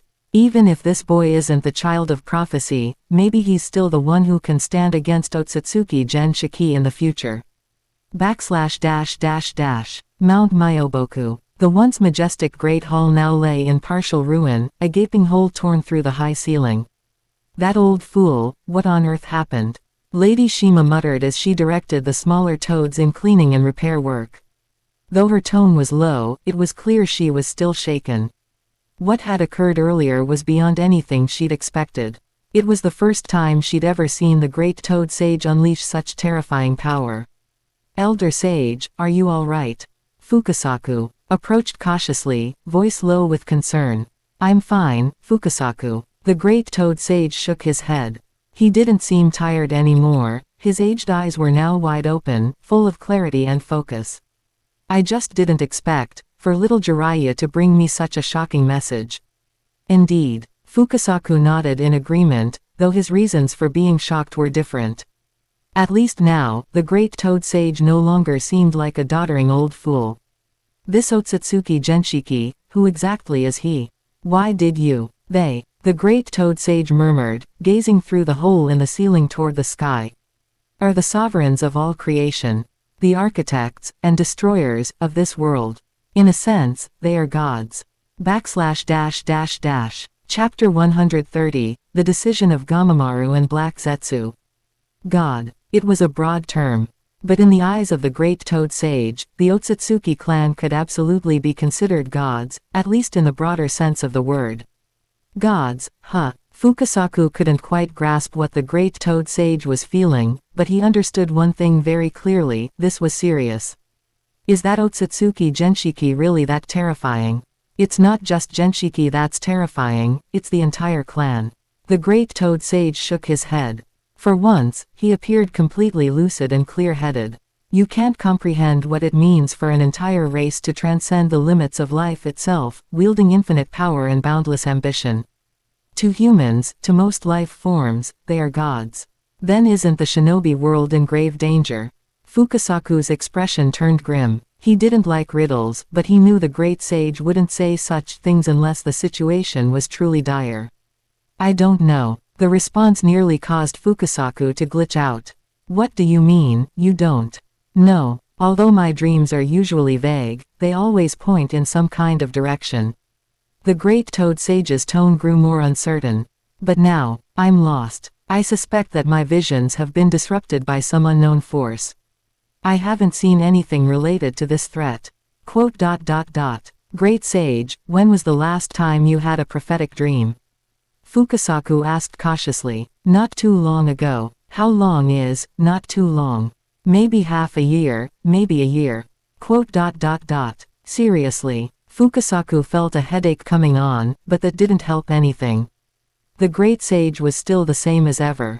Regardless of how long ago it was, the key is clarity. And right now, everything is clouded. So yes, I believe my visions are being interfered with. Then what should we do now?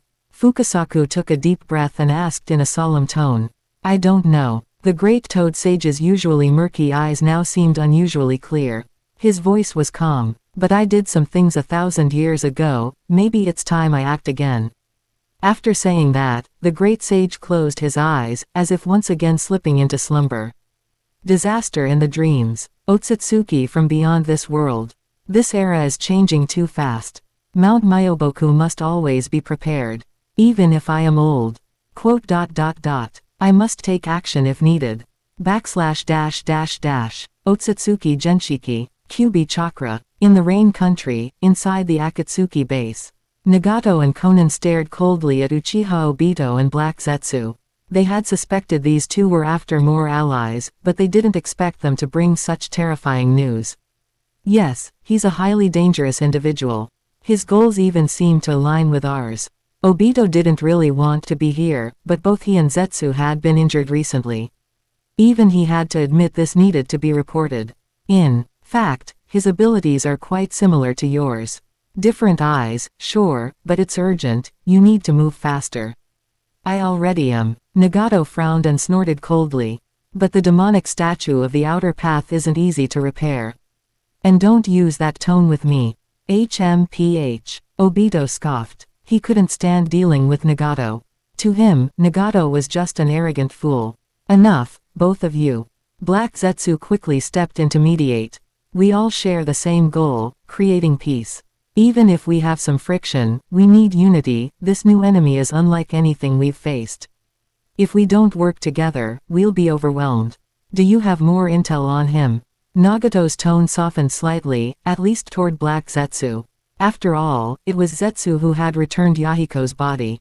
We've shared everything we know. Beyond that, we're in the dark too. Black Zetsu shook his head. It was the truth, he genuinely didn't know more. But deep down, he believed Genshiki hadn't revealed his full strength. If he had, things wouldn't have ended the way they did. However, I do have an idea. Let's hear it. Nagato nodded. He knew these two must have come with a plan in mind.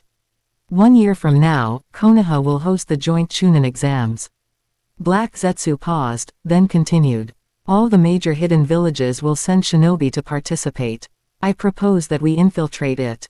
Konoha. Nagato frowned. Konan spoke up in surprise. Black Zetsu nodded solemnly. Yes. We don't know where he'll appear, but we do know what he wants. That's why we need to be proactive. The Nine Tails, right? Exactly. He appeared in the Land of Fire for the Nine Tails chakra. If the Nine Tails were to go berserk in Konoha, he might appear again. That way, we can draw him out. Nagato immediately caught on to Zetsu's thinking. Use Konoha's power to bait the mystery man. If things go well, they could even make him clash with Konoha, a lose-lose situation for their enemies. And at the very least, it would eliminate a major problem. A win-win. Also, Danzo is in Konoha. Zetsu noted Nagato's interest and pressed the advantage. As expected, Nagato's gaze flickered with emotion. He hides very well. If we try to sneak in normally, we won't find him. But during the Chunin exams, it's the perfect chance. Once we're inside, we can track him. And rumor has it, he's a master of wind release chakra. Wind release. Hearing that, Nagato shot Zetsu a glance. Kakuzu needed wind release users. So did Sasori. Even if those two ended up fighting over it, they'd at least support this mission. Besides, Nagato had a personal grudge against Danzo. He'd love to be the one to end him with his own hands. This guy had this all planned out. And I also heard, the fourth Raikage will be in Konoha. Zetsu added calmly. He has deep grudges against Konoha. And don't worry about the Nine Tails, we've pulled off similar operations more than 10 years ago. So, but, isn't this too risky? Konan finally spoke up, sensing Nagato's growing interest. But Nagato shook his head. Understood. Go tell the others. Get them ready. Nagato. Even if it's risky, it's worth it. He cut her off. I want to know who this person is, this individual who dares to compete with us for Tailed Beast Chakra, and possesses power so similar to mine. Because. He trailed off. But Konan already understood what he meant. After all, he was the wielder of the Rinnegan. After all, he was the one who walked among mortals as a god. And this is also for Yahiko's revenge. This is something we must do. I understand. Konan let out a sigh. In the end, she no longer objected. Yahiko's death, they had to avenge it. Looks like we've come to an agreement. Then we'll take our leave. Hearing this, Black Zetsu nodded slightly. This time, things were progressing according to his plan. After all, he had found Nagato's weakness and was pressing it relentlessly. That guy, so full of himself. Clueless fool. Once they were away from Nagato's hideout, Uchiha Obito let out a cold snort of disdain. Who does he think he is? Does he really believe he's a god? Well, the Rinnegan is in his possession. And we do need him for now. Black Zetsu reminded Obito calmly. Also, don't rush him about speeding up the plan. It could kill him. I know you're anxious, but some things just have to take time. HMPH. Obito scoffed again, but didn't argue. After getting beaten half to death by Kitagawa Gen, he was already in a foul mood. And now, a being even more terrifying, Ōtsutsuki Genshiki, had appeared. How was he supposed to cope with that?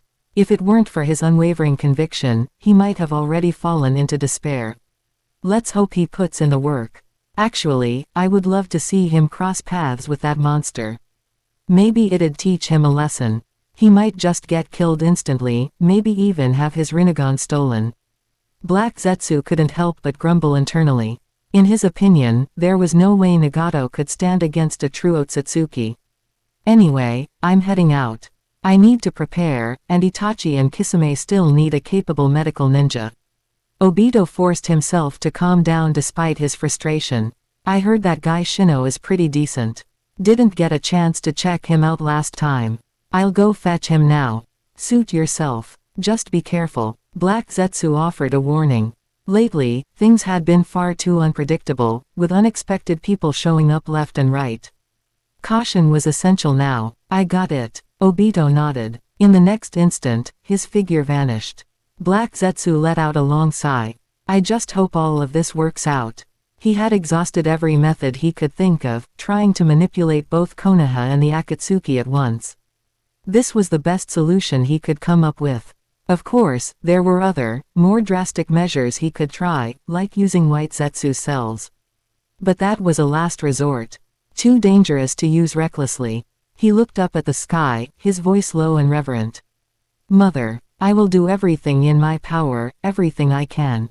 // While the Great Toad Sage was being pressured into considering personal intervention by the arrival of Ōtsutsuki Genshiki, and Black Zetsu was contemplating whether to have the entire Akatsuki disrupt the Chunin exams.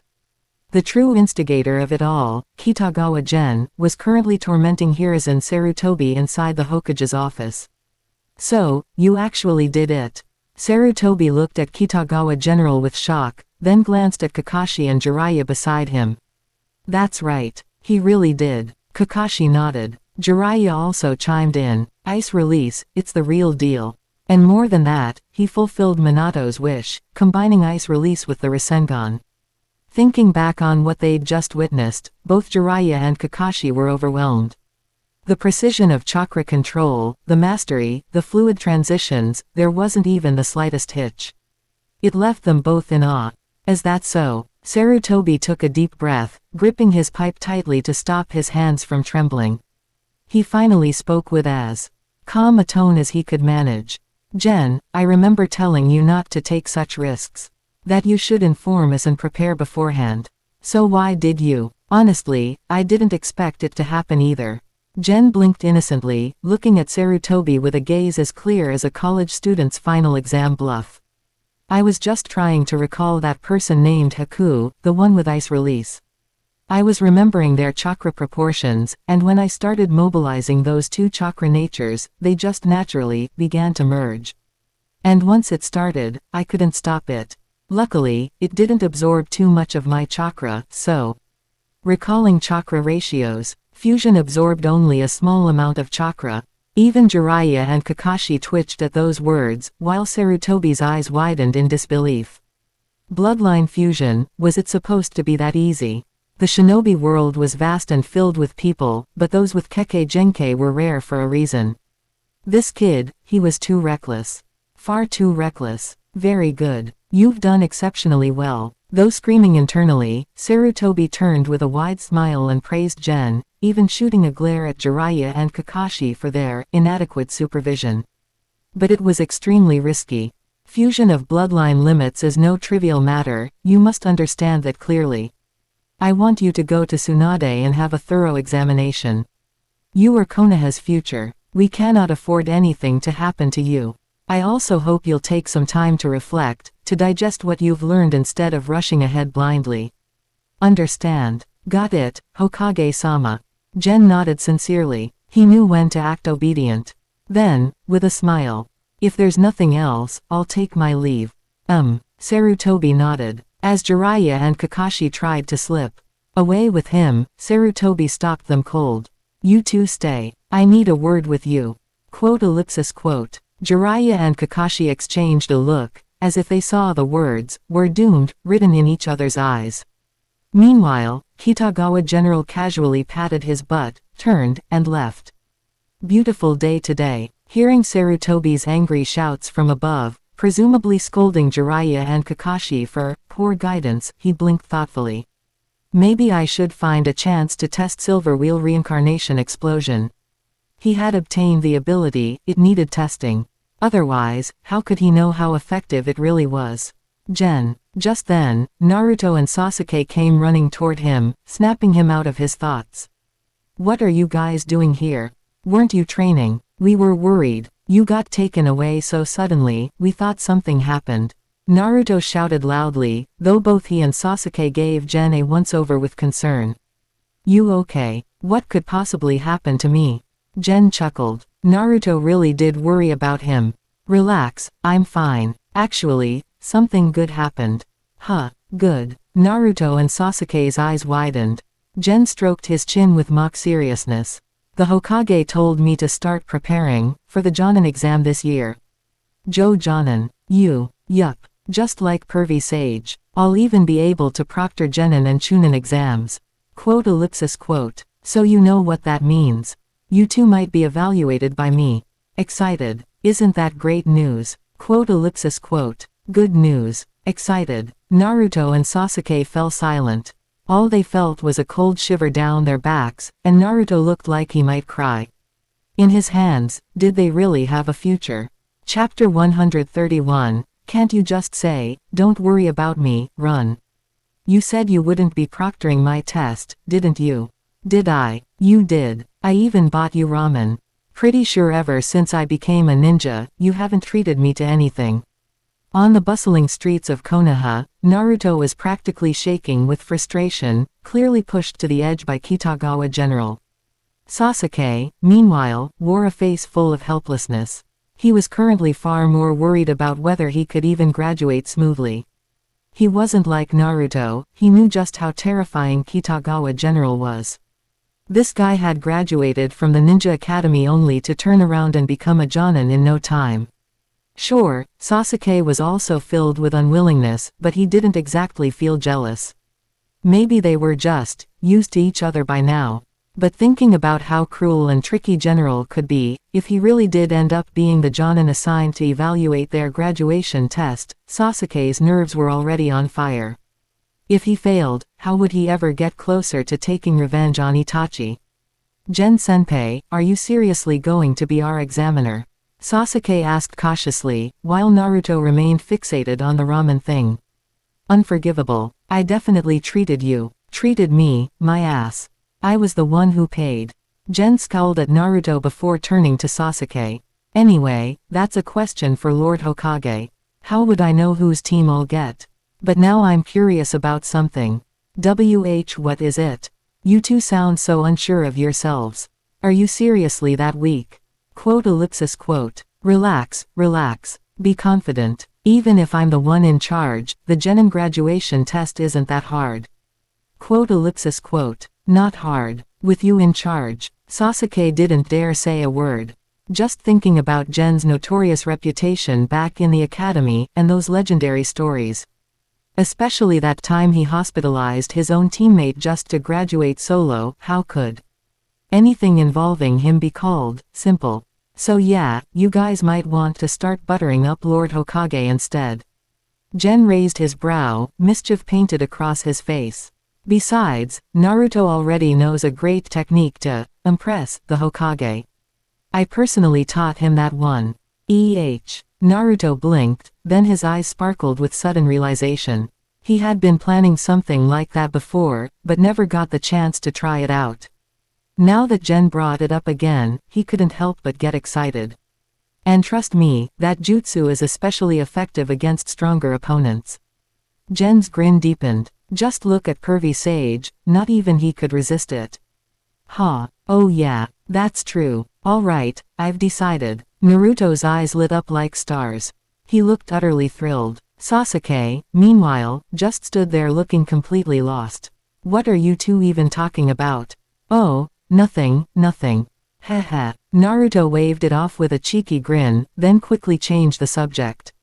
Hey, Gen, now that you're gonna be a Jonin, what's your dream? You little punk. Sasuke shot Naruto a glare, but General seemed to actually pause at the question. My dream, dreams, they felt both distant and close. Still, for Gen, his goals were his dreams. Namely, thoroughly develop his bloodline and live exactly the life he wanted. He didn't think those two aims clashed at all. And if they did, he'd just say, I'll take both. After all, as a growing Ōtsutsuki, if you can't even say, I want it all, then what's the point of living? My dream's simple. Keep getting stronger, and live the life I want. Gen folded his hands behind his head, voice relaxed. Maybe open up a shop, call it the Yorizuya, or something. I've got a sword, I've got white hair. Seems fitting. Yorizuya, what's that? And what do swords and white hair have to do with it? Naruto and Sasuke looked at him, totally confused by the reference. Gen ignored them and continued. Just make some cash on the side, marry a beautiful wife, and one day, during my self-introduction, I won't have to say, I'm 33 and still single. Quote. And maybe hire a four-eyed assistant to help run the place, preferably one willing to work for free. Though I think the one I know is kind of unreliable. Quote. Yeah, that sounds about right. Quote. Sasuke looked even more bewildered. Every single word General said made sense individually, but together they turned into incomprehensible nonsense. Naruto scratched his ear. Something felt off about this whole speech, but one line stuck out to him. Wait, isn't that kind of a low bar for a goal? Didn't you say before? Naruto trailed off awkwardly. He remembered something General once declared. The throne of heaven will not remain vacant forever. From now on, it belongs to me. He didn't finish the quote out loud, but the implication had been clear. Wasn't Gen aiming to become Hokage or something? What? Now General looked confused. What are you even talking about? No, nothing. Nothing at all. Naruto quickly waved it off, a sly fox-like grin creeping across his face. I totally support your dream. 100%. I'll shop at your store every single day. Idiot. Sasuke covered his face with one hand. He truly couldn't keep up with Naruto's dumbass train of thought.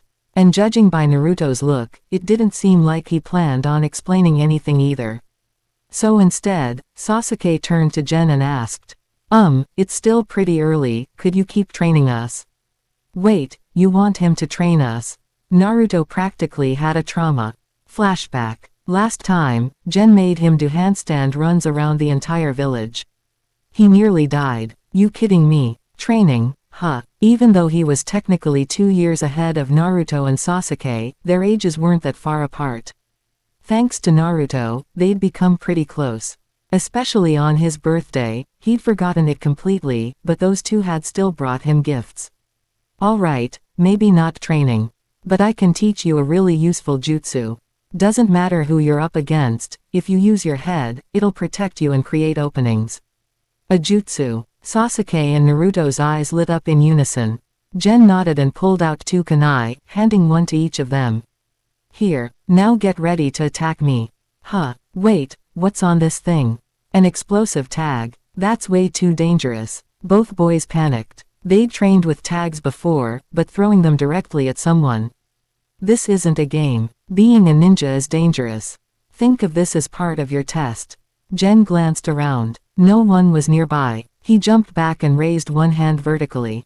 Come at me. And don't hold back, or it's pointless.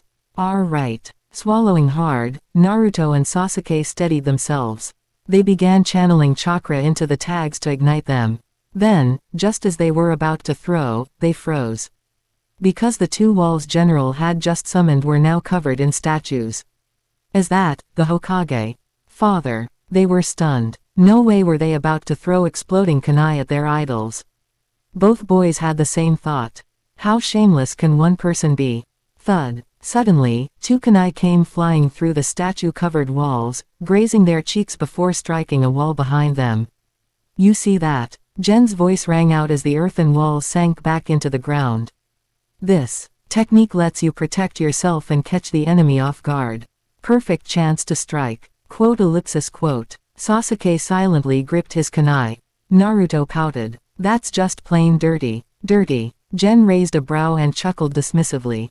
Come on. We're ninja. Nothing is off limits. You better learn quick, or you might not even graduate. Damn it. Naruto was annoyed, but Sasuke had gone silent, lost in thought. Shameless. Maybe. But as a ninja, wasn't that kind of thing necessary? Anyway, Gen added, if you want to learn this jutsu properly, ask that pervy sage, assuming you've got the right chakra nature. He shrugged nonchalantly. There are a ton of tricks like this. Up to you how creative you get. Wait, why are you still holding those kunai? Quote exclamation mark quote. The boys blinked, then hastily threw the kunai.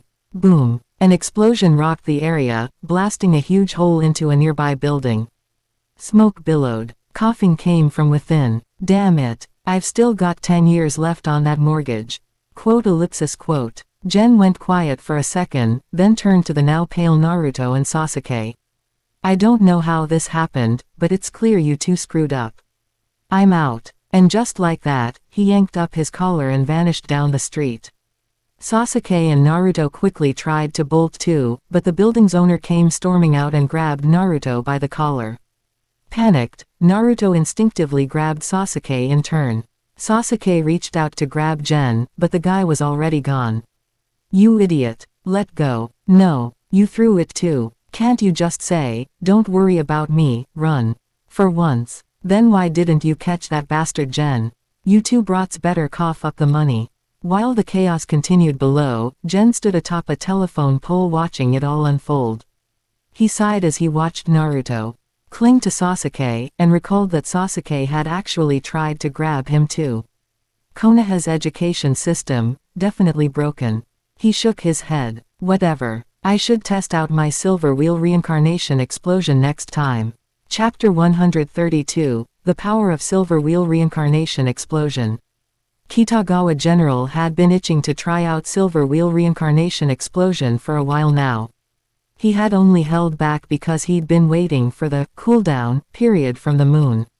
Now that some time had passed since his return, it was finally the right moment to test it out. There's nothing major happening this year, just the Jonin examination. After that, I can finally check out the main quest rewards. The main quests had always been a thorn in his side. The first one alone had stalled him for 13 years. Luckily, the reward for completing it was phenomenal. As for the reward from the second quest, honestly, he didn't care nearly as much. For him, the real game changer was the evolution of his bloodline. And the starter gift had practically handed him the best the world had to offer. Whatever's next will likely focus on strengthening this bloodline. Either way, having something is better than nothing. As he mused over this, he glanced at Naruto and Sasuke, who were being marched off by the Anbu along with the disgruntled homeowner, heading straight toward the Hokage Tower. He couldn't help but smile. Sasuke during this time is kind of interesting. It's a shame how much he changes after the Chunin exams. Speaking of which, I wonder how different this year's exam will be. Well, no point overthinking. I've still got time to test the technique, and there's a dinner tonight, too. Inside the Hokage's office, Hiruzen Sarutobi was busy, apologizing profusely to the furious homeowner.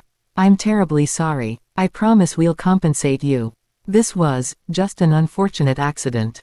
Meanwhile, Naruto and Sasuke stood silently nearby, trembling like a pair of wet dogs, too scared to speak.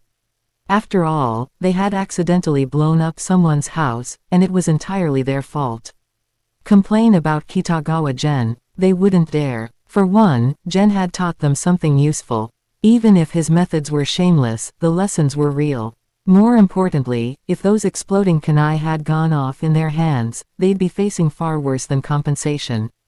And frankly, with Gen's wicked personality, just imagining how he'd retaliate sent shivers down their spines.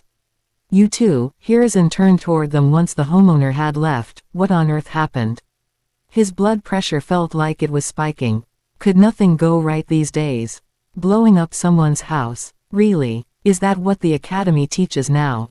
It was an accident, Naruto mumbled, barely audible. Sasuke nodded solemnly beside him.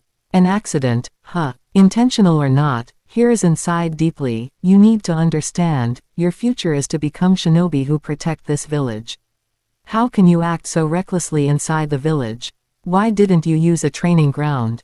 Both boys dropped their heads in shame. This time, I'll let it go. But I expect you both to learn from this. No more stunts like this. Understood? Yes, sir. Naruto and Sasuke both nodded quickly. No way were they mentioning Kitagawa Gen's involvement. Seeing how obedient they looked, Hiruzen sighed again. There wasn't much more he could do. At best, the school would need to tighten discipline, and besides, his priorities were shifting elsewhere. the Akatsuki, the mysterious Ōtsutsuki Genshiki, and the upcoming Chunin exams. He rubbed his temples, weighed down by stress. Maybe Gen's rapid progress is the only good news these days. ///. Old man Hokage. Naruto suddenly spoke up. I've developed a jutsu. I want to show it to you.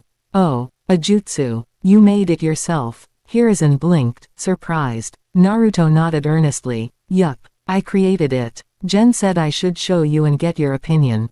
So, shadow clone jutsu. Wait, Gen. Hold on. Ninja art. Harem jutsu. Poof. A cloud of smoke exploded, revealing several blonde beauties emerging seductively from the mist. Sasuke's eyes bulged, his face flushed crimson. As for Hiruzen, his expression froze, then, with a fountain of nosebleed gushing forth, the third Hokage collapsed to the floor. Lord Hokage, someone get a medical nin, quick. Chaos erupted in the Hokage's office. //. Meanwhile, far from the noisy chaos inside Konoha, Kitagawa General stood quietly at the mouth of a deep mountain valley. This should be the place. His eyes shimmered as they transformed into the Tensagen. Radiant blue light pulsed in his irises. No one around. Perfect. After scanning the area and confirming it was deserted, he gave a satisfied nod. This valley wasn't far from the Fire Temple. He'd fought Uchiha Obito and others here before while using his identity as Ōtsutsuki Genshiki, and the landscape was already a mess. A little more damage wouldn't matter. A surge of chakra erupted from his body like moonlight in motion, soft and immense. He had connected with the Tensagen on the moon. The more he used this technique, the more adept he became at channeling it. And my synchronization with the giant Tensagen is getting clearer by the day. So clear, in fact, that he could almost see the mythical Hamura shrine through its lens. But no matter how hard he focused, something still blocked his full perception. Probably because my own eyes haven't undergone the second stage of evolution yet. He guessed that even without going through the so-called 3 rebirths, his eyes still required at least 3 upgrades to reach their full potential. To fully obtain the complete Tensagen, he needed to go through this next transformation, and after the Tensagen, would it even be possible for him to awaken an additional Rinnegan? Maybe, a Rinnegan forming on my forehead. He wasn't entirely sure, but deep down, he had a strong sense that this transformation might actually happen to him. He didn't find the idea of having an extra eye on his forehead unsettling. In fact, in his understanding, a third eye there could very well be a heavenly eye. Besides, the powers of my eyes are only going to keep growing stronger, and this process won't be short. His Tensagen retained not only the Byakugan's X-ray vision but also gained insight abilities after he obtained Yin release from Uchiha Obito. Though he had never used a standard Tensagen before and couldn't compare directly, he had a feeling. As long as he continued evolving, his eyes might become truly one of a kind. Given my unique bloodline and growth path, it's probably already safe to say I'm one of a kind. Who knows? With enough time and transformation, maybe he could even become a so-called Ōtsutsuki god. Alright, that's enough theory. Time to act. Sensing that his chakra was now stabilized, he slowly raised his hand. The black rod he'd previously embedded with the Totsuka blade appeared in his grip, and in the next moment, transformed into the shape of a long sword. Taking a deep breath, he looked out across the distant valley, then suddenly slashed. Silver wheel reincarnation explosion. Boom. Powered by the fusion of the Tensagen's chakra and the Totsuka blade, a massive storm erupted instantly, ripping across the entire valley with catastrophic force. In the blink of an eye, the terrain was reduced to flying debris and shattered dust. Everything collided, twisted, and screamed under the weight of destruction. The mountains groaned, collapsed, and crumbled, the sheer violence shaking heaven and earth. Still a little short of what I was aiming for. Kitagawa General calmly evaluated the results. The technique was strong, no doubt about that, but he wasn't facing ordinary opponents. After all, he was preparing to fight someone like Ōtsutsuki Arashiki, whose presence alone exuded overwhelming pressure. His power couldn't afford to fall short. In that case, taking a deep breath, he drew in natural energy from the environment. It surged into him like a tidal wave. And then, he felt it. Even though he had anticipated it, the moment nature energy fused with his own, a rush of power overwhelmed his senses, like he could do anything in this form. As expected, natural energy evolves with strength, it makes you stronger against the strong. As the storm raged, now enhanced by nature energy, the silver wheel reincarnation explosion's power exploded once again, more terrifying than ever. The mountain valley below began to disintegrate completely. Under the sheer force of the technique, even the very landscape was being erased, left with nothing but a barren void of devastation. At Mount Myoboku, in a hidden chamber, the great Toad Sage suddenly opened his eyes. He had sensed an incredible power surge, something unprecedented. At once, he retrieved a crystal ball and placed it gently onto a cushion. Chakra flowed from his body. Far-seeing art. A tracking jutsu he had created to observe distant locations, and find people from anywhere in the world, so long as he could sense their chakra signature. But this time, after a moment, the image that appeared wasn't a person, it was the moon, specifically the sealed prison of Kagawa Ōtsutsuki. The Toad Sage's eyes narrowed in disbelief. Blocked. Such a terrifying power.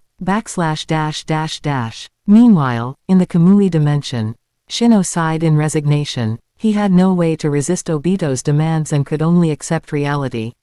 Fine, I agree. It's not such a bad deal, Obito replied calmly. At least you'll survive. At least you can still chase your dream. Recruitment successful, Obito nodded to himself. He didn't think much of Shino, but the man was a skilled medical nin. TCH. You're going after Konoha anyway, right? I'll just count this as doing my part. Shino didn't like being forced to join any organization, let alone one led by an Uchiha, but as a former member of the Sky Ninja, he certainly had no love for Konoha. Don't worry, Obito assured him. Konoha won't be spared. We have our own score to settle. In fact, their actions might begin as early as next year. Come on, I'll introduce you to the others. Obito turned to leave, but Shino raised a hand. Wait, I need to grab something first. Suit yourself. Obito didn't care. He opened a Kamui portal, and the two stepped out into the real world. But as soon as they emerged, both froze. The landscape in front of them, completely flattened. What happened to the valley? It was supposed to be a deep, mountainous region, but now it was just a barren wasteland, wiped clean. Before they could process it, a colossal force suddenly descended from the sky, crashing directly onto them. Chapter 133, Cheers. Great Toad Sage, have you discovered anything new? Inside the temple of Mount Myoboku, Fukasaku respectfully approached the Great Toad Sage. Lately, he had noticed that the old sage seemed different. Although still somewhat senile, he appeared far more lucid than usual. But Fukasaku knew, such clarity wasn't a good sign. It meant something serious was brewing. Nothing major for now, the Great Toad Sage sighed, finally speaking in a grave tone. But Mount Myoboku must prepare for the worst. The external threat is more troublesome than we imagined. He's adept at hiding himself. Even my divinations can't locate him. Even the telescope technique is useless. Fukasaku was taken aback. He knew how effective that jutsu was, but the Great Toad Sage simply nodded. That's right. So we must be ready for anything. If necessary, we should send out more of the little toads for reconnaissance. Isn't that too risky? With young Jiraiya around, shouldn't everything be fine? Jiraiya's fine, but he's got more pressing tasks at hand.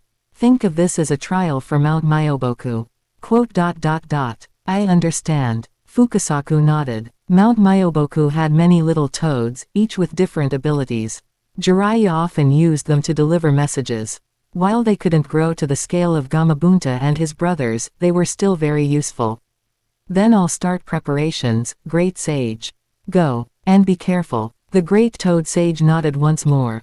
After Fukasaku left, he couldn't help but glance again into the crystal orb. Within it, the silver moon still hung in space. But his expression was heavy.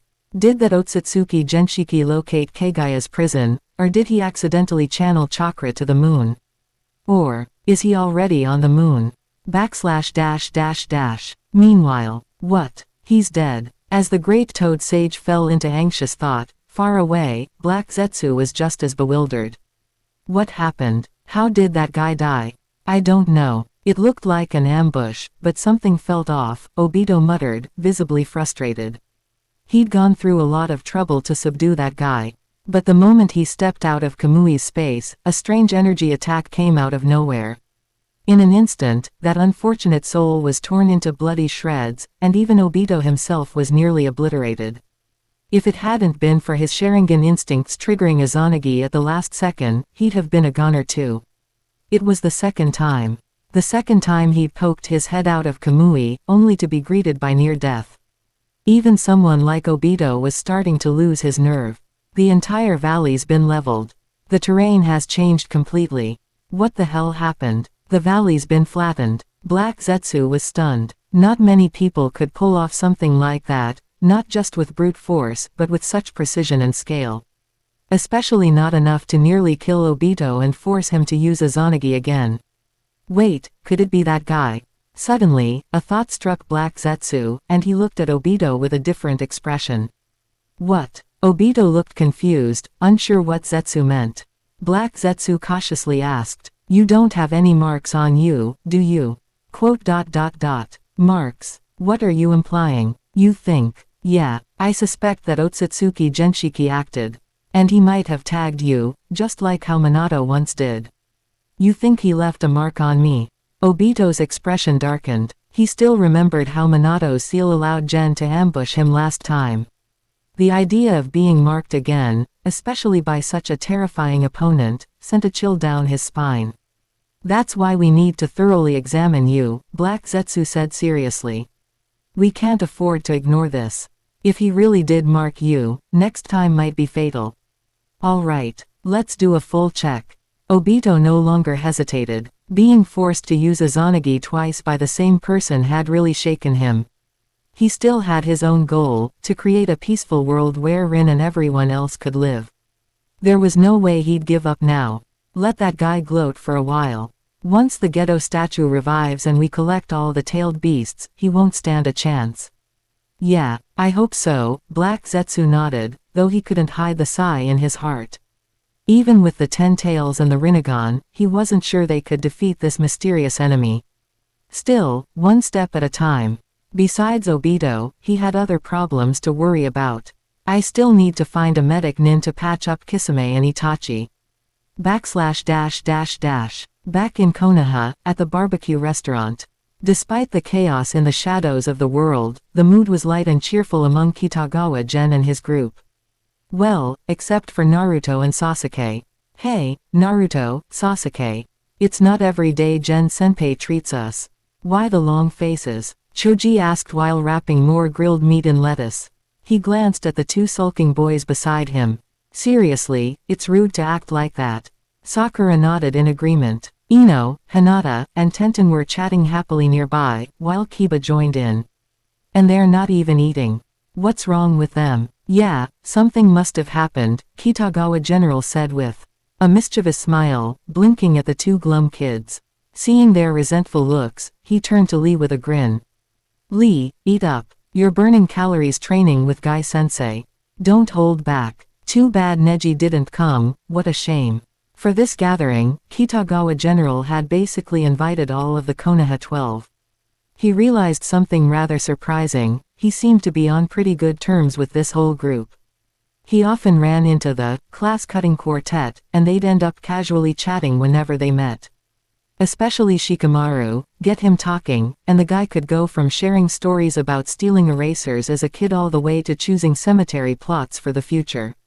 Ino was someone he frequently bought flowers from, and the flowers his family grew originally came from her family's shop too. As for Lee and Tenten, they were Guy's students, and his relationship with Guy was already close enough that calling it master and apprentice wouldn't be far off. Back when he was a kid, it was Guy's training that helped him rise up. Inviting Lee and Tenten, Guy's official disciples, was a no-brainer. The only one missing was Neji. Probably because of family matters, or maybe he's training, he is really hard-working, Tenten explained softly, though seeing Hinata sitting nearby, she quickly changed the subject. It's fine. Hard work's a good thing. Better than some people who complain the moment training gets tough, Kitagawa General replied, glancing meaningfully at Naruto and Sasuke. And then get into trouble during training too. Unbelievable. You jerk. That was your fault. Sasuke clenched his fists. If he thought he could win, he'd have already swung. Naruto, ever direct, spoke up right away. And you're already a chunin, even preparing for the jonin exams, and then you just ran off. That's not fair, huh? Everyone looked surprised at Naruto's outburst. Ino, curious, asked. Gen-senpai, you're going to take the jonin exam. You guys haven't heard, Shikamaru said around a mouthful of food, unable to stay silent. Gen-senpai's getting a special early assessment. It's happening this year. That's amazing. Everyone's eyes were filled with admiration, but Kitagawa General just smiled and shrugged. Just lucky, that's all. So let's take tonight as an early celebration. Eat up. Woohoo. Cheers broke out around the table, none louder than Choji's. The cheerful mood made Naruto's frown deepen. Hey, this guy's a total cheat. Shut up, Naruto. Don't ruin it, Sakura scolded. Yeah, the others echoed. Naruto pursed his lips, exchanging a look with Sasuke. Both of them sighed in resignation. If the others found out General had been the first to bail when things went wrong, causing them to get scolded by the Hokage. And that it was his dumb idea that landed the Hokage in the hospital. What would everyone think? Whatever. Let's eat. In the end, Naruto and Sasuke both turned their frustration into ferocity, joining the all-out, grilled meat battle royale. Slow down, there's plenty, Gen said, shaking his head at the two human vacuums, especially those two. If it were the past, he might have thrown a punch, but now. I've done so many missions, I've got money. And if it runs out, I can always rope in Kakashi or talk with the Akamichi clan. He had plenty of people he could lean on. If Kakashi didn't work, there was always Jiraiya. If that still didn't cut it, he could go to Hiruzen Sarutobi himself. Worst case, he could just say, you don't want to see me, Naruto, and Sasuke working as dishwashers, do you? Plus, this last mission wasn't bad at all. As he grilled more meat for himself, Gen mulled things over. He had finally witnessed the destructive power of the Silver Wheel reincarnation explosion. Even if it wasn't at full strength, it was still impressive. Also, after using it, my eye's chakra absorption has sped up. Maybe there'll be some changes to the eye soon. That speed boost in chakra absorption mattered. Even if it didn't trigger an upgrade, it could grant him new abilities. After all, even Nagato mainly relied on the basic Rinnegan powers. Gen was similar in that regard, his base abilities weren't maxed out yet. And who's to say his basic abilities were exactly the same as those of the Rinnegan? He genuinely hoped to unlock some new powers, something that would let Kitagawa Gen develop unique, personal techniques. Once I get a chance, I'll discuss with Kakashi about taking on some missions. I still need more real combat experience.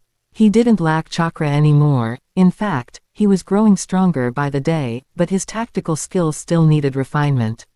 Ōtsutsuki Genshiki could crush enemies with raw power, but Kitagawa General couldn't. His journey had only just begun. Maybe I should even try getting a summoning beast. If I remember right, a summoning creature lives somewhere in the land of fire, right? Suddenly, that thought popped into Gen's mind. But just then, Ino called out to him. Senpai. He turned around and saw Ino holding up her juice, smiling warmly at him. It's still early, but congratulations in advance.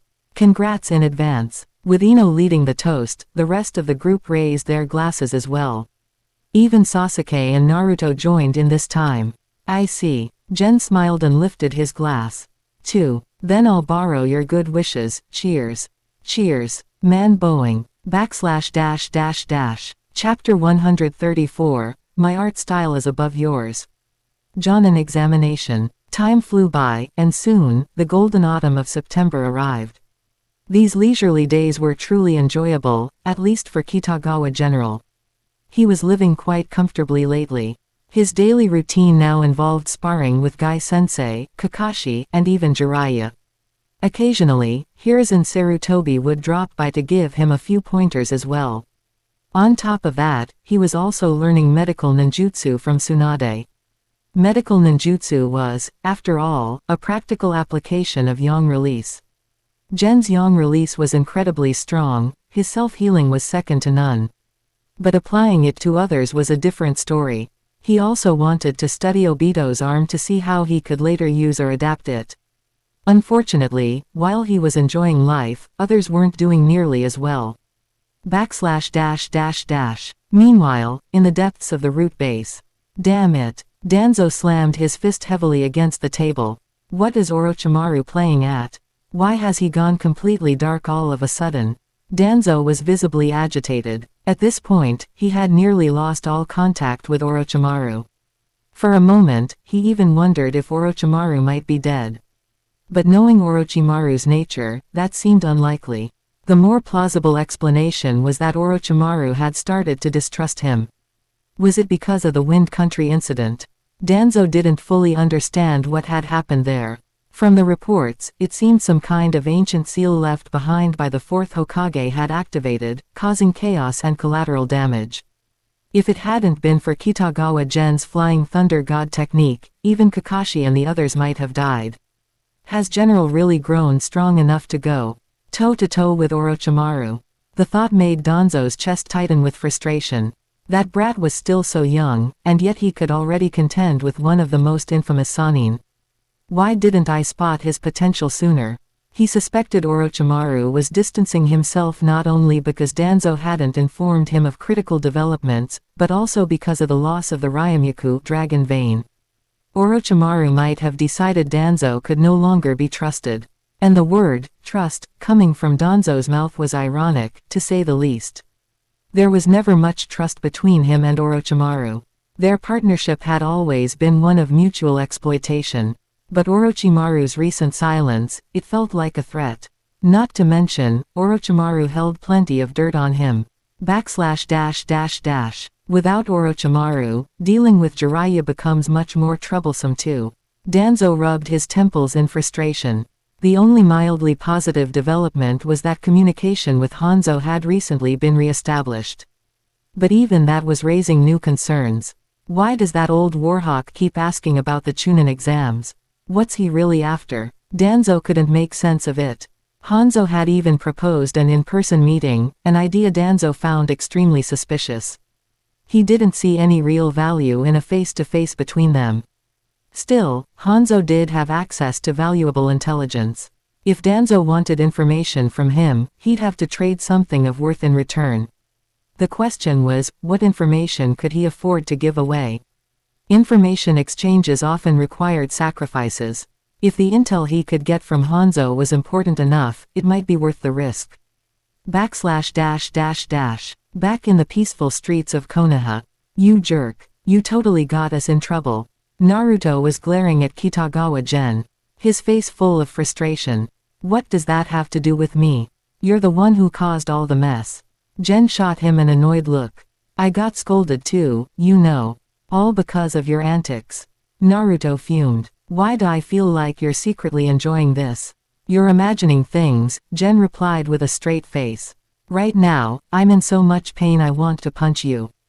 Honestly, what's wrong with Konoha's education system? I'm so brilliant, but you guys are all so hopeless. He nodded solemnly, as if stating an absolute truth. After all, Hiruzen himself had dragged him in for a stern lecture, not because Naruto and the others blew up someone's house, but because Naruto had taken him down using the sexy jutsu. That was a disaster all on its own. Fortunately, the conversation quickly shifted to other topics, bloodline limits and the upcoming Jonin assessment. Ever since General revealed his mastery of ice release, Hiruzen had been paying especially close attention to him. You. Brilliant. Naruto pouted but found himself unable to refute it. Honestly, Gen kind of was brilliant. Naruto stared at General with despair. This guy's really about to become a Jonin. The thought only made Naruto more anxious. If even the Jonin in this village are like him, does the village even have a future? That's it. I have to become Hokage. He remembered how Gen had bailed the moment trouble started, covering his face and fleeing the scene, leaving the rest of them behind to take the heat. After that incident, the school underwent a massive reform. Discipline became stricter than ever, and the students suffered for it. Complaints poured in from all sides, understandably, since the rules changed multiple times in a single year, each stricter than the last. As for Naruto and Sasuke, who knew the truth, they dared not say a word. They didn't want to risk a public lynching. You, Hokage, let's start with just graduating, Gen scoffed. He rubbed his chin thoughtfully. If everything goes well, you should be graduating next year. And as for me, this year, I'll be officially promoted to Jonin. Wait. You're kidding, right? Naruto's eyes went wide. At this point, he deeply regretted showing the third Hokage his sexy jutsu. Offending the Hokage, was he doomed now? Gen patted him on the head and said with a smirk. Better head to class. I've got a meeting to get to. He lowered his voice. I'll personally request to proctor your graduation exam. Since I got scolded because of you, it's only fair. Naruto looked like the life had drained out of him, his steps slowing involuntarily. Gen couldn't help but chuckle and shake his head. Idiot. The Genin graduation exam is proctored by Chunin. But since I'll already be a Jonin, yeah, I'm a bit bummed I'll miss it. Still, he mused to himself. Once you're assigned to a team, it'll likely be under Kakashi. That means we'll have plenty of chances to meet again during the Chunin exams.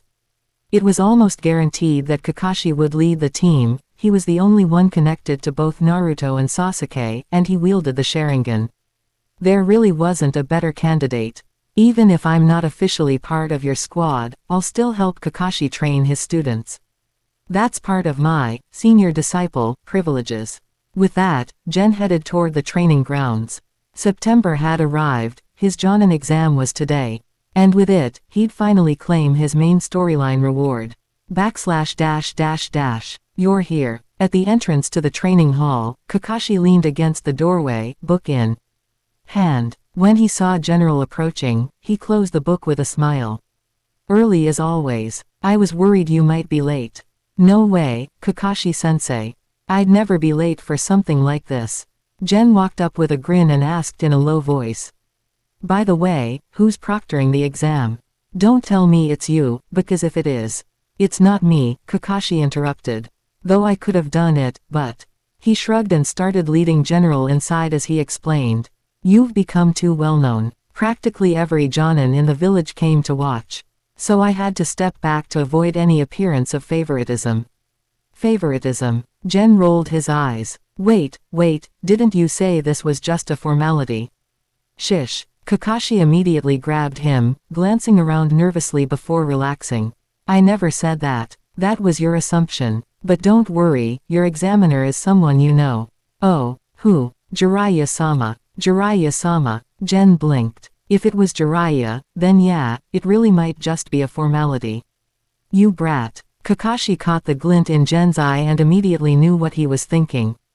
Holding up his book, he said slowly. Don't let your guard down. Even if you and Jiraiya-sama get along, he's taking this seriously. So you should too. Yes, I understand. Gen nodded, still full of confidence.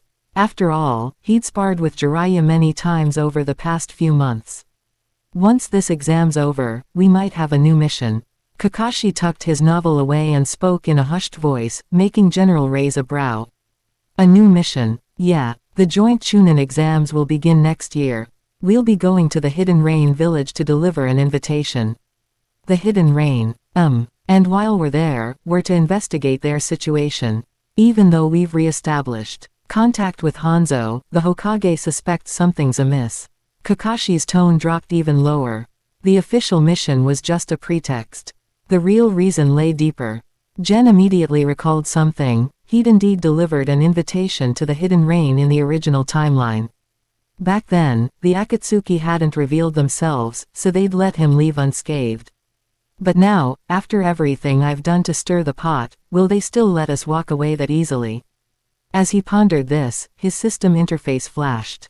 New side quest acquired. My style surpasses yours. Great. The moment he saw the notification, Gen knew this mission wouldn't be so simple. But maybe that's not a bad thing. Time for the real me to make a move. With those thoughts, he and Kakashi entered the exam grounds. / you're here. That's the kid, huh? Graduated just last year. No surprise, given his mentors are Kakashi and Guy. Jiraiya-sama thinks highly of him too, some say he might even rival the fourth Hokage in talent. One generation surpasses the last, let's trust in the Hokage's judgment. As they entered, the surrounding Jonin began whispering to each other. Hiruzen stood up the moment Gen and Kakashi arrived. Now that the candidate is present, let's begin the exam. Chapter 135, What It Means to Be the Second Hokage. Main quest completed. The Jonin exam, naturally, wasn't just about combat. All those books Kakashi had forced Kitagawa Gen to read and memorize back then. They weren't just for show. There was a theoretical portion to the assessment as well, but for someone like him, that was hardly a challenge. After all, he was a humanities student. Of course, they didn't overdo that part of the test either.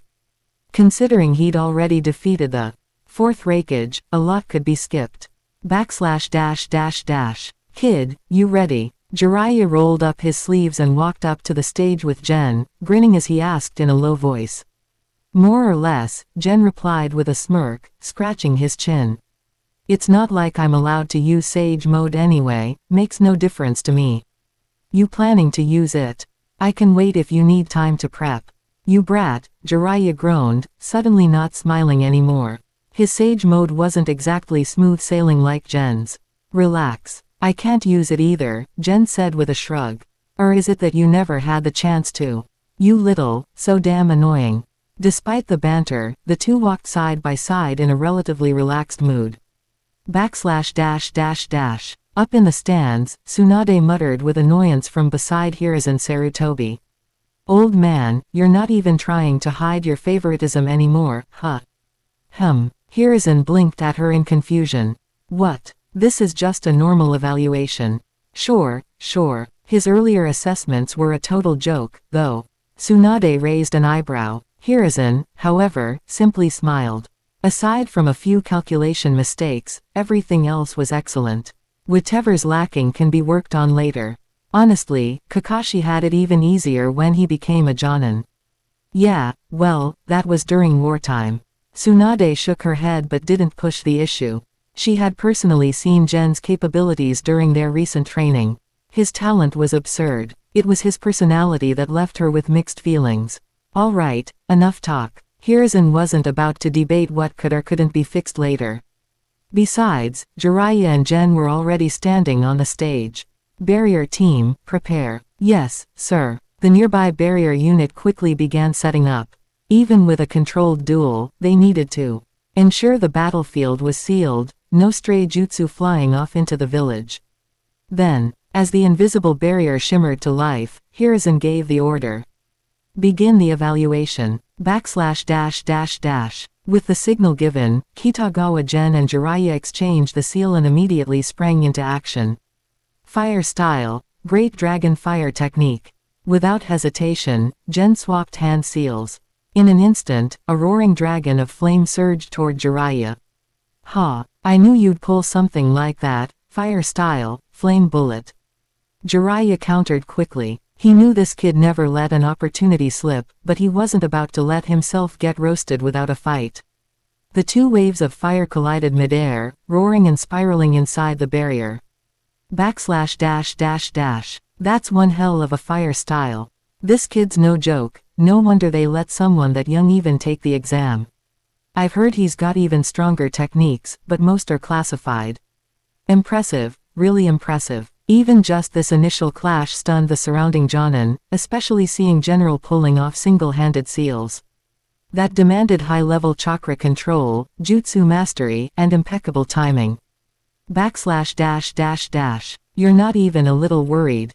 Asuma asked softly, turning to Kakashi. He's strong, no doubt, but still, you're way too calm. Ebisu and Genma also glanced over. It wasn't just regular Jonin here, special Jonin had come to watch as well. Don't worry, Guy said with a grin before Kakashi could reply. Gen's got a lot more up his sleeve. Kakashi finally nodded in agreement. He's full of surprises. As if to confirm their words, a kunai suddenly glinted in the air within the barrier. In the blink of an eye, it split into dozens more. Ninja art, shadow shuriken clone technique. Flying thunder. God, huh. Jiraiya recognized the setup instantly. Without hesitation, he formed another set of seals. Fire style, giant flame bomb. A massive torrent of flame surged forward, sweeping over all the kunai. He knew how terrifying Flying Thunder God could be. There was no way he'd let those markers get close. Honestly, they should ban that technique. It's total cheating, Jiraiya muttered internally as he prepped another move. Earth style, swamp of the underworld. The ground instantly turned into a marsh, slowing Gen's movements and setting up the next phase. Barrier, canopy method formation. As his chakra expanded, Jiraiya silently deployed a perception barrier. Flying Thunder God was too unpredictable. If he couldn't monitor Gen's every move and kunai trajectory, he was in trouble. He's coming. Suddenly, he sensed General entering the barrier and rushing toward him. This kid's fast. In a blink, Gen appeared right in front of him, white fang short blade drawn. No lightning style. Jiraiya was momentarily surprised, but the next moment, his eyes widened. Water style, water blade slash.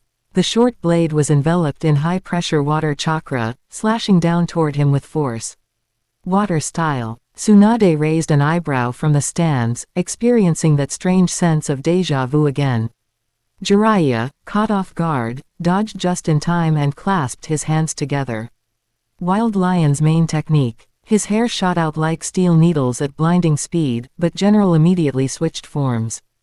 Water style, water formation wall. A rotating wall of water formed in front of him, blocking Jiraiya's attack. Then, the ground surged. Jiraiya instantly leapt into the air. Water style, water colliding wave. Just as he moved, a violent jet of water erupted where he'd stood, spinning like a tornado before erupting outward like a crashing waterfall. This brat. A bead of cold sweat formed on Jiraiya's brow. He knew what General was planning. In the stands, Hiruzen and Tsunade also raised their brows. They'd figured it out too. Water style, severing wave. Gen didn't pause. As soon as Jiraiya landed, he launched another attack, a high-pressure stream of water rocketing straight toward him. Whoa, you trying to kill me? Jiraiya cursed, but his hands were already forming seals. Earth style, earth wall. Boom. The ground rumbled, and a massive earthen wall shot up, actually, several walls. Jiraiya knew this jutsu's power too well. Even though earth style had the elemental advantage over water style, he wasn't taking any chances. Sure enough, the wall was torn apart by the high-pressure stream. But Jiraiya had already leapt back. Fire style, fire dragon flame bullet. A raging dragon of fire hurtled toward Gen. Water style, exploding water colliding wave. Gen retaliated instantly. A pillar of water surged up, forming a massive water dragon that crashed into Jiraiya's flames. Boom. As fire and water collided, a deafening explosion shook the arena. The barrier began to buckle under the sheer force of their clash. Holy crap, he's keeping up with Jiraiya-sama. With water jutsu, and still hasn't run out of chakra. Incredible. Looks like another genius has emerged in Konoha. The Jonin watching were dumbfounded. Asuma stared, eyes wide. Isn't he a lightning style user? Didn't he master the lightning chakra mode and flying thunder god? Why is he? He can do a lot, Kakashi replied calmly. How he fights is entirely up to him. What Kakashi didn't say, his student is an infuriating show-off who never fights straightforwardly. They're moving. Guy suddenly shouted, snapping everyone's attention back to the battle. Through the smoke, Gen's figure flashed forward, appearing beside Jiraiya in an instant. In his hand was a swirling, layered, high-velocity water javelin. That's water style, hard vortex water blade. Oh no, what's he planning? Before anyone could react, Gen slammed it into Jiraiya's body. Boom. Another explosion, but then, Jiraiya's figure dissolved into water. A water clone. Gotcha, kid. Jiraiya burst from below the water, grinning as he grabbed for Gen's arm. But then, he noticed General grinning back. This is a water-based environment, Jiraiya-sama. And did you forget what I'm best at? Oh, no. Jiraiya froze, expression twisting. The next moment, Gen transformed into purple lightning, arcing across the entire water's surface. A lightning clone. This little. Jiraiya cursed as his own body dissolved into water again. But then, from beneath the surface, the real Jiraiya finally emerged, scowling. He had thought this was just a sparring assessment. He never expected Gen to pull out so much trickery. This kid was shameless. Swish. At that moment, a kunai flew toward him from afar. Midair and momentarily paralyzed by the lightning, Jiraiya couldn't react. The next moment, Gen appeared beside him, catching him and landing gracefully on the water. Thank you for the lesson, pervy sage. With a smile, Gen formed the seal of reconciliation. You really are as annoying as ever, Jiraiya muttered, but he matched the seal with a wry smile. But this is what it means to be a ninja. Congratulations, you've passed the assessment. Main mission. Become a Jonin, Phase 2 complete. Rewards being calculated. Just as Jiraiya's voice faded, Gen saw the system interface appear, making him beam with excitement. He was eager to see what the system had in store this time. But in the audience, Tsunade clenched her fist tightly. Old man, what the hell did you let him do? I didn't think he'd go this far. Hiruzen replied awkwardly, though a touch of nostalgia filled his eyes. Gen's water style, it flowed exactly like his former teacher's. So smooth, so natural. Even the final use of lightning, that, too, felt like something his teacher would do. It was hard not to feel sentimental. Though, also slightly awkward. Did I just get tricked again? Chapter 136, The Source of the Divine Tree.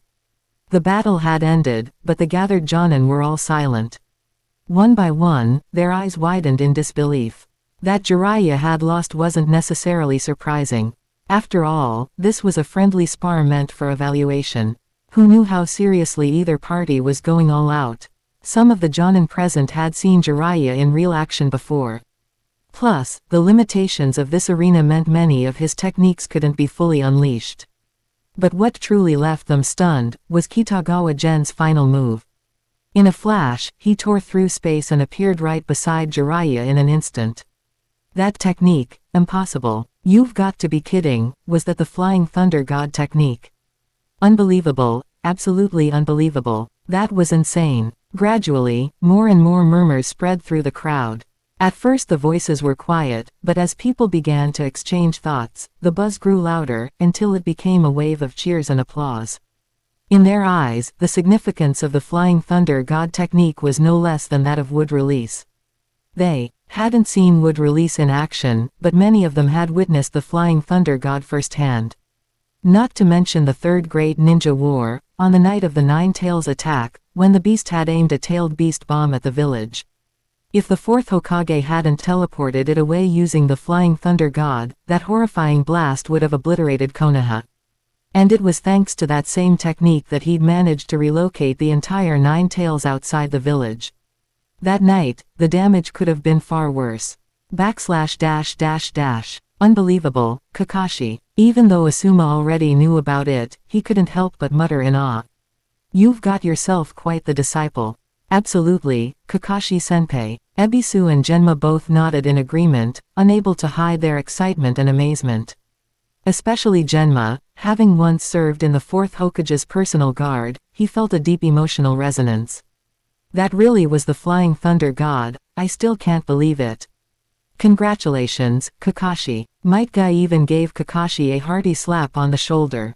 Kakashi smiled in return. Just lucky. That's all. Then someone pointed out. Now that Gen's a Jonin, he can lead his own squad, right? Quote. So, does that mean he's leaving our team? Quote. Kakashi's smile faltered. He looked at Guy, whose curious expression, though innocent, made it hard for Kakashi to maintain his usual calm. Still, he quickly regained composure. This kind of thing would depend on the situation. After all, when he himself became a Jonin, didn't he remain on Minato-sensei's team? The cheers only continued to grow louder. The fight had been a spectacle, and the appearance of the Flying Thunder God technique had thrilled the Jonin of Konoha. You really did well out there, kid. Jiraiya gave Gen a firm pat on the shoulder, grinning as he spoke. Come on, let's get out of here, Jonin General. And I've got to thank the pervy sage for going easy on me. Gen replied with a good-natured chuckle. Jiraiya rolled his eyes at the nickname. He knew very well what General was capable of. Even if he had used more of his own arsenal, he wasn't sure he would have come out ahead. Gen hadn't even touched his ice release, let alone sage mode. When the two of them reached the main viewing platform, Hiruzen Sarutobi gave Gen a congratulatory pat on the back. It's been a while since I've seen such a masterful use of water release. Very impressive. Thank you, Hokage-sama. Gen smiled and nodded, but he noticed something complicated in the old man's eyes. Not just him, Tsunade, standing nearby, also wore an odd expression. Gen immediately understood. Most likely, his performance reminded them of someone else, his predecessor. Whether it was his water release, or that final lightning release technique. By the way, Hokage-sama, Gen said, changing the subject, when I arrived earlier, Kakashi-sensei mentioned there was a new mission. To Omegakure, right? Hiruzen glanced toward Kakashi, who was still chatting cheerfully with Guy and the others. Then he nodded. Yes, the mission to Omegakure has been in planning for a while now. I had intended for Kakashi to take it on, also to investigate the current status of Hanzo the Salamander. This task is dangerous and complicated. I was planning to assign it to you as your first mission after your Jonin promotion, but it seems Kakashi has already told you. Kakashi-sensei was just giving me a heads up. He knows I've been eager to take on missions. Gen replied earnestly. As a ninja, I need real combat experience.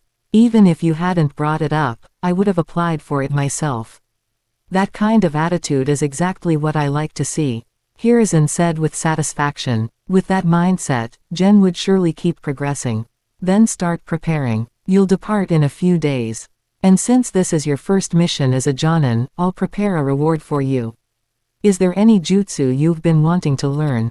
A reward? Gen blinked in surprise. Jiraiya had clearly gone easy on him. This had been more of a demonstration than a real fight.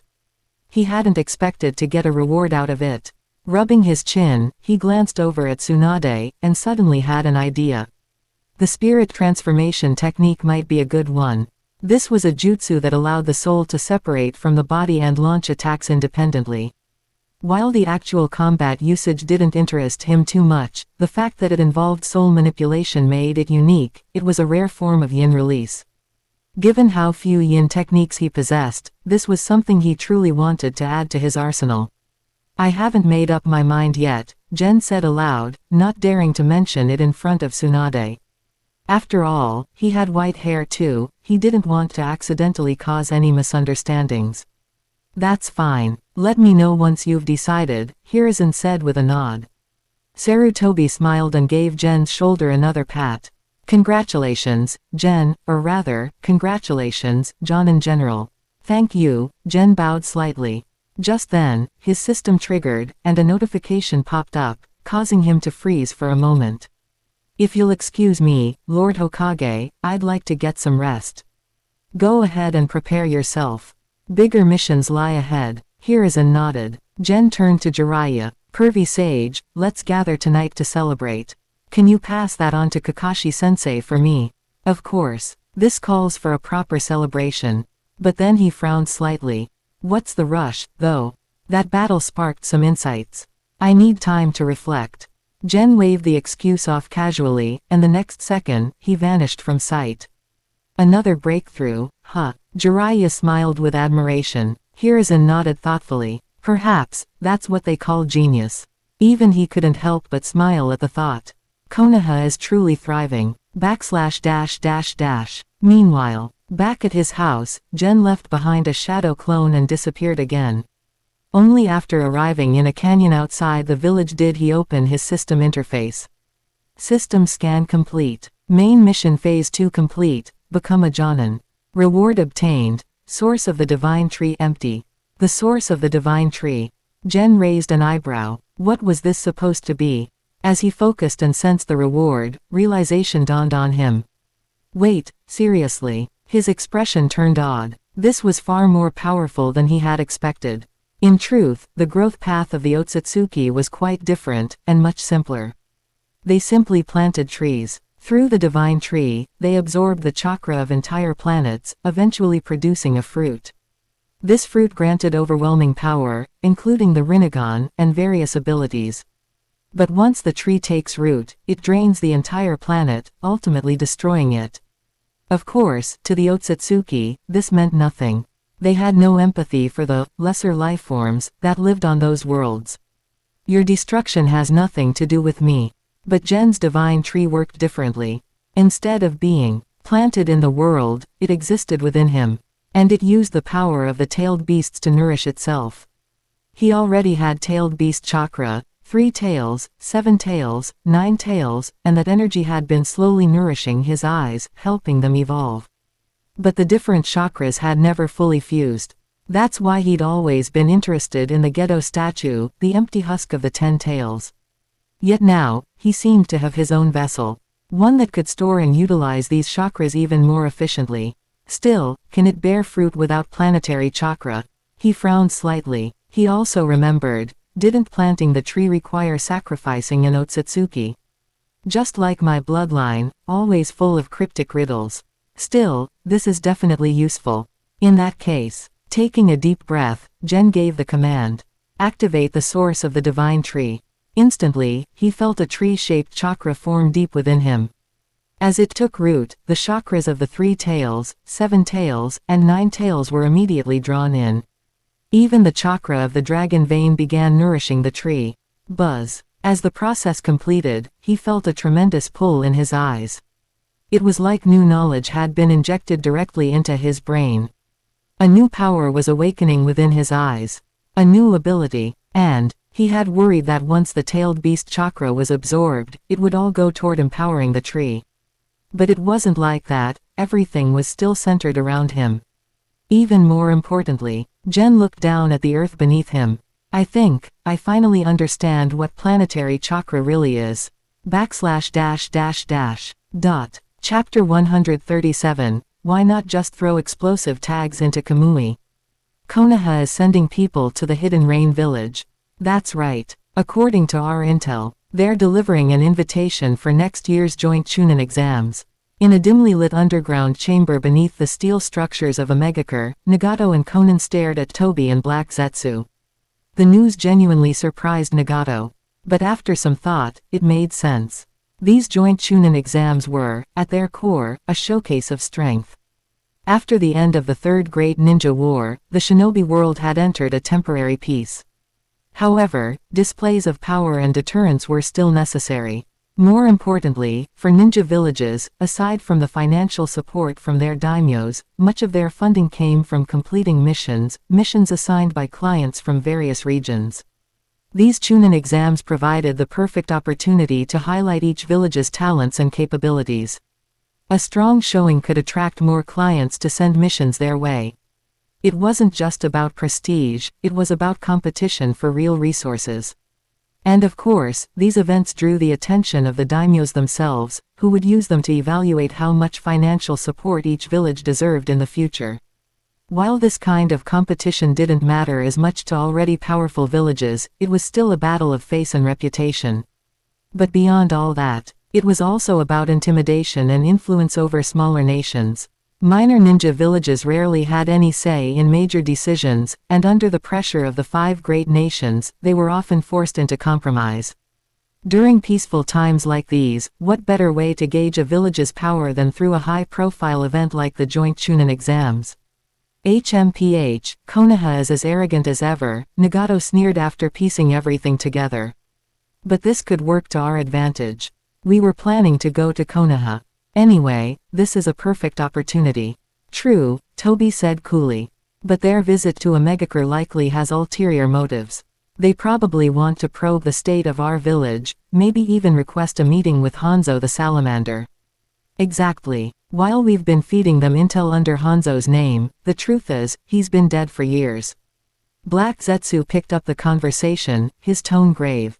Konoha won't be easy to fool. HMPH. Nagato scoffed again, then paused and thought before speaking. Should I retrieve Hanzo's corpse and disguise it? And who exactly is coming from Konoha? Despite Hanzo's long past death, Nagato still had ways to use his body. But he was especially curious, who would Konoha send? I'd advise against that, Black Zetsu said, shaking his head. It's highly likely Kitagawa Gen is among them. Let us handle the situation instead. Nagato's expression darkened. Kitagawa Gen. Yes. He's already caught wind of some of your secrets. If you try to impersonate Hanzo, there's a real risk you'll be exposed. He's not someone to underestimate. Nagato's fists clenched. The painful memories of past defeat surged within him. But that pain helped him calm down. After a long pause, he spoke again. Maybe, this time, I can do something. Huh. Toby frowned, confused by Nagato's shift. Even Conan looked puzzled. Nagato, what are you thinking? We should begin preparing for the Chunin exams. You mean? That's right, Nagato said, turning to both Toby and Black Zetsu. You once said Danzo needs to lose the village's trust before he can be dealt with. And you also said you could handle the Hanzo situation. He continued slowly, so, let the welcoming party be your job. If necessary, hint to them that the land of rain is under constant surveillance. Suggest that someone in Konoha might be leaking information, just enough to make them wary. And once they leave the land of rain, I'll make my move. Nagato wasn't willing to let go of the grudge for what Kitagawa General did to Yahiko's body. And to deal with Danzo, he needed the man's credibility destroyed first. Combining both objectives, this visit might be the perfect opportunity. Isn't this a bit too risky? Black Zetsu asked, though he didn't object outright. As a schemer himself, he knew that the best deceptions always mixed truth with lies. If this worked, they could sever all visible ties between Omegakure and the Akatsuki, and simultaneously plant suspicion around Danzo. But if it failed, things would get messy. And confronting Kitagawa General directly was something Black Zetsu still wasn't comfortable with. Don't forget, he added grimly, Ōtsutsuki Genshiki is still lurking out there. We should tread carefully. I have my own plans, Nagato replied after a pause. This is something I must do. Consider it reconnaissance, if you must. He looked resolute. I'll deploy all my clones. Whether I can kill him or not, I need to gauge his true power, personally. He didn't expect to defeat Kitagawa General outright, not with that Flying Thunder God technique in play. But what he could do was test the waters. Assess, adapt, and prepare for a real confrontation in the future. As for having Black Zetsu deliver the warning, that was just Nagato maintaining his pride as a god. There was no way he'd believe that with all his clones, he couldn't accomplish what he set out to do. That settles it. Go prepare. Fine. I'll do what I can, Black Zetsu relented. Toby spoke up again. Then for this operation, I'll bring our new recruit. Kurosuke Raiga. He's still a little reluctant about joining us. Even though his adoptive son's already been sent off, he seems emotionally unwilling to move on. Suit yourself, Nagato said simply, nodding in approval. With the discussion complete, the rest of the meeting was just logistical chatter. Soon after, Toby and Black Zetsu left the underground chamber. Outside, Toby couldn't help but ask, so, what do you think? Will we run into him again? You mean, Ōtsutsuki Genshiki? Black Zetsu replied, his face darkening. He was worried too. After a moment of thought, he finally said, hard to say. But unless we involve the tailed beasts or something similar, I doubt he'll show up. I hope you're right. Uchiha Obito hesitated for a moment before asking the question that had been weighing on him. Are you sure, there's no curse mark or anything like that on me? He still hadn't forgotten that inexplicable instance of justice from the heavens falling on him. The memory was seared into his mind, and he had no desire to go through it again. Nothing's been detected, at least for now, Black Zetsu replied after a moment of silence. Maybe you were just unlucky and happened to be in his line of sight. After all, you were near the fire temple. He paused, then continued in a lower voice, still, it's been quite a while, and that guy hasn't made any moves. I think it's safe to say things are fine, for now. But even as he said that, Black Zetsu fell silent again before speaking with more gravity. Besides, we can't just do nothing because of him. If we let one person hold us back like that, how can we ever achieve our goals? As he spoke, he unconsciously raised his head to look at the sky. He wasn't just talking to Obito, he was reminding himself, too. Senpai, here are your flowers. Thanks, Ino. In the early morning at the Yamanaka flower shop in Konoha, Kitagawa Gen accepted the bouquet from Yamanaka Ino. He carefully sealed it away with a sealing technique, prompting Ino to tilt her head in curiosity. Senpai, are you going on a mission again? Oh, how did you know? Gen looked at her with interest. Ino pointed to the flowers in his hand. You took flowers with you the last time you went on a mission too. I'm guessing you're going to pay respects to someone while you're out. You're sharp. Gen chuckled and nodded. After so many years of war, there are resting places everywhere. It's good to be prepared in case I pass one. He wasn't lying. Although this mission to Omegakure was just him and Kakashi, Jiraiya wasn't joining them. Jiraiya had still asked him to deliver a bouquet. Even though Jiraiya knew that Nagato and the others had turned into enemies, Yahiko hadn't done anything wrong. He'd even been killed because of Konoha's actions. So, if the opportunity arose, Jiraiya hoped Gen would offer flowers in remembrance. Also, this route to the Land of Rain allowed for a detour through the Land of Grass, the place where Uchiha Obito and Nohara Rin were buried. To Kakashi, that place was where the real Obito had died as a hero of Konoha. So, it's never a bad idea to be prepared. Although, buying flowers on behalf of Jiraiya does feel like a bit of a waste. Given the nature of the mission, Gen figured trouble was likely, probably even involving the Akatsuki. But thankfully, he wasn't strapped for cash these days. Well then, thanks for your help. I'll be going. Take care, senpai. After saying his goodbyes, Kitagawa Gen vanished in an instant, not toward the village gate, but straight to Konoha's cemetery. There, standing before Nohara Rin's tombstone, was Kakashi. Beside her grave stood another tombstone, one with no name. Kakashi-sensei. Gen approached with a smile. I knew I'd find you here. It's a habit. Kakashi's eyes remained fixed on Rin's tombstone, before drifting to the unnamed grave beside it. Every time I leave the village, I come here. You're here early today. I had to pick up a few things.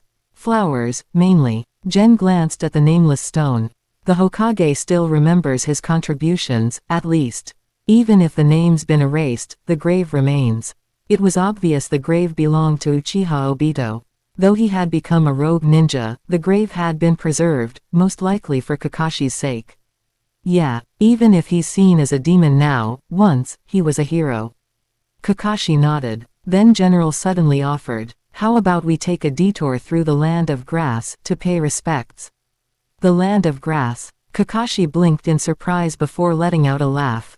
You don't mean, you actually prepared flowers? Just like when we went to the Land of Rain.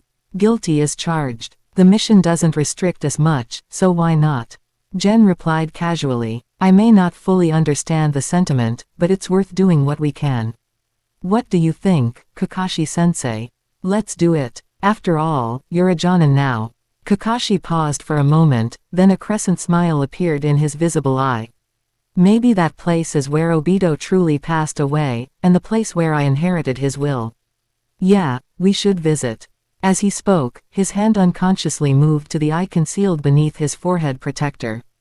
This eye holds Obito's will. It's the eye I'll use to witness the future with him. He had experienced many painful things, but he now understood the path ahead. And he would continue walking forward. After all, he had already welcomed a new beginning. Oh, right. Kakashi-sensei, is it true that you once closed off Uchiha Obito's dimension with your Sharingan? Yeah, I did.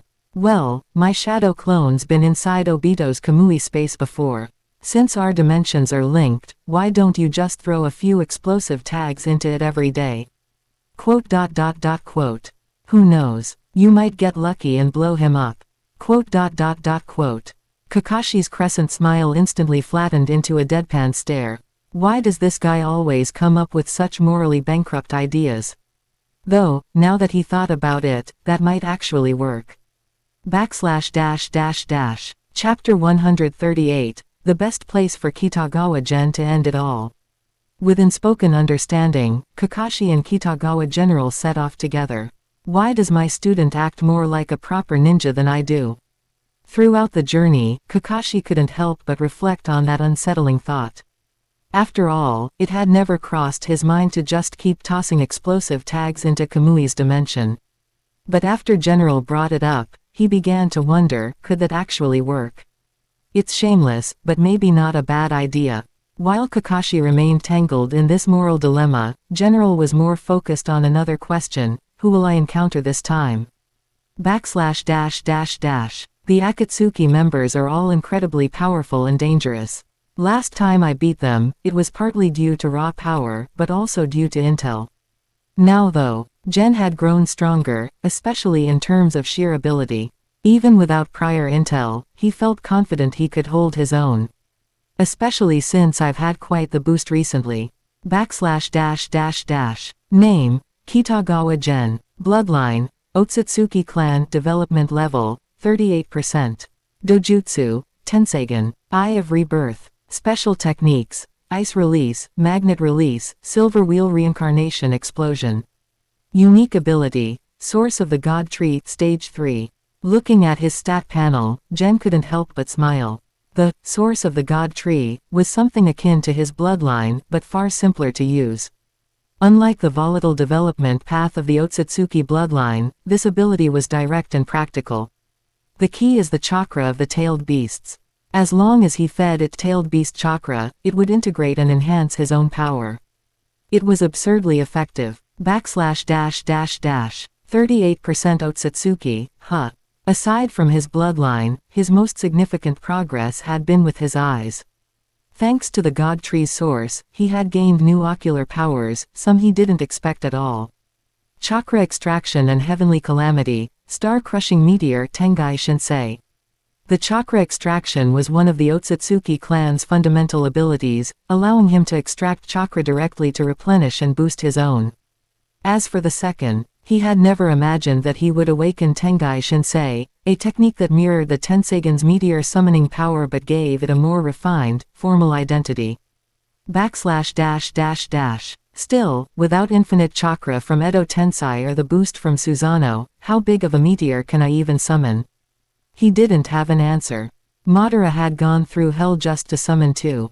Could he even pull off one? But it was worth experimenting with in the future. / I've got quite a few abilities under my belt now: attraction and repulsion, chakra control, sealing and absorption, plus chakra extraction and Tengai Shinsei. Gen had nearly mastered all his minor abilities, and each one was incredibly practical. But what excites me the most is this feeling of planetary chakra. / Planetary chakra, the pure life force of the world, was the energy that made life on a planet possible. Without it, a world would become barren and lifeless. Gen couldn't help but wonder, what secrets is this planet hiding? Even after being drained by Kagaia's divine tree, the earth still retained vitality. That alone was suspicious. Maybe there really is something no one knows about. He thought about it for a while but found no answer, so he let the thought go. But maybe I can try using chakra extraction to extract planetary chakra. After all, he'd been obsessed with creating the Rasengan, Uzuhiko for a while now. No matter what, he had to give it a go. / Well, everything's looking good, except for my main quest. New main quest acquired. Become the strongest in the shinobi world. Gen fell silent at that one. The ninja world was crawling with monsters: Uchiha Madara, Hashirama Senju if he came back, and Ōtsutsuki Kagaia, the most terrifying of them all. Even if you become invincible on Earth, the sky might still drop an enemy on you. Still, the main quest was simple and clear. Gen was used to that kind of challenge. After all, he'd waited 13 years just for his newbie gift pack. What was one more impossible sounding goal? / Several days later, the two of them finally arrived in the Land of Rain, standing once more before the small cabin Jiraiya had last visited. Why didn't we go straight to the Land of Grass? Gen asked, placing flowers at the cabin's doorstep. Would have saved time. We'll visit on the way back, Kakashi replied, adjusting his straw hat. Better to finish the current task first. We have no idea what might happen while we're out here. You think we'll run into enemies? Gen raised an eyebrow. Kakashi nodded seriously. Absolutely. Every time we leave the village, something bad happens. Let's deal with the chaos in the ninja world first, then we can worry about everything else. Fair enough, though I think our luck's been pretty good so far. If you call constantly running into rogue ninja good luck, then yeah, we've been very lucky. Kakashi rolled his eyes and gave Gen a pat on the shoulder. Let's go. Time to head to Omegakure. Alright. // Meanwhile, in Omegakure, Black Zetsu stared at the white Zetsu who had perfectly taken on the appearance of Hanzo the salamander. He nodded approvingly. Not bad. Looks convincing. Of course. But, are you sure this is going to work? This white Zetsu wasn't like the one known as Toby. In truth, he was far less capable in many areas. It's fine. It'll be enough. You don't even need to say much. Black Zetsu replied calmly. He had already prepared everything meticulously. Some things can be said through others. No need to get too close either. He had no intention of letting Kitagawa Gen or the others actually enter the village. In fact, he was particularly wary of Gen, wondering if the boy might be trouble. Though the sudden appearance of Ōtsutsuki Genshiki had drawn most of his attention, Black Zetsu hadn't forgotten about General. At times, he even wondered if that brat came from the moon too. But with Genshiki demanding so much focus, he didn't have time to investigate General thoroughly. Anyway, the Chunin exams in a year should give us a clearer picture of what this kid is really about. Black Zetsu muttered to himself, then turned away from the disguised Hanzo and looked toward the half-bodied white Zetsu beside him. Are Nagato and Obito in position? They're already waiting at the border, hee. White Zetsu replied cheerfully, and added, we've been monitoring their path too. Obito's been getting real-time updates. Good. Black Zetsu nodded. Even though he wasn't optimistic about this mission, he had accepted it nonetheless. Nagato was ready to go all out, which suited Black Zetsu just fine. It gave him a chance to assess the limits of those Rinnegan eyes. I wonder just how much of their power Nagato can actually wield. While he pondered this, the disguised white Zetsu suddenly spoke again. Hey, they're here. Then get ready. It's time. // Meanwhile, in the land of grass, Pain and Uchiha Obito stood side by side. Not far away, Raiga Kurosuke leaned against a boulder, visibly irritated. Having been defeated and recruited by Obito, Raiga wasn't exactly a willing ally. Still, a loss was a loss, and he had no excuse. What made it worse was that Kisame was here too, which just made arguing feel even more pointless. They've already started moving toward the land of grass. Don't worry, White Zetsu's watching them every step of the way. Obito said with cold certainty. Then he turned to Pain with a serious look. You shouldn't have given him that intel. It only increases the risk. We might not even encounter them now. It doesn't matter. What I'm more interested in is Zetsu. Has he been exposed? Nagato remained as cold as ever. If he didn't have to, he wouldn't even work alongside Obito. He wasn't expecting Obito to understand either. As a god, leading all 6 bodies into action, he preferred direct confrontation. HMPH, relax.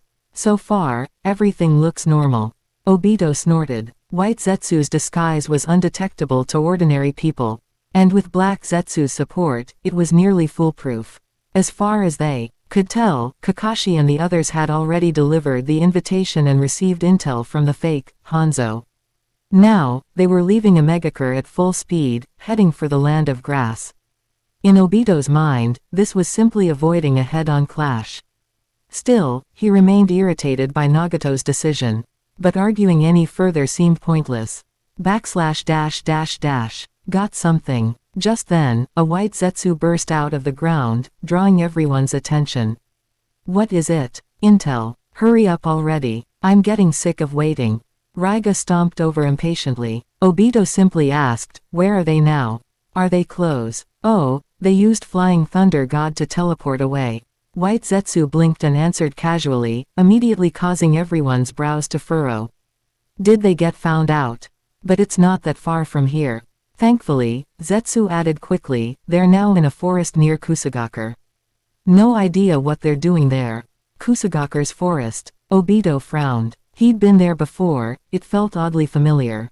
Yeah, that's the place, White Zetsu confirmed, then added after a moment, looks like they teleported directly.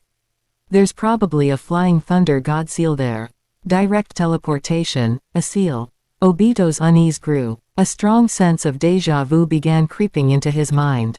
Then White Zetsu said something that made it all click. Oh, and that place isn't too far from the Canopy Bridge. Quote ellipsis question mark exclamation mark quote. Obito's eyes widened. That place, wasn't that the very spot where he had once died? Kakashi, that bastard, he actually went there.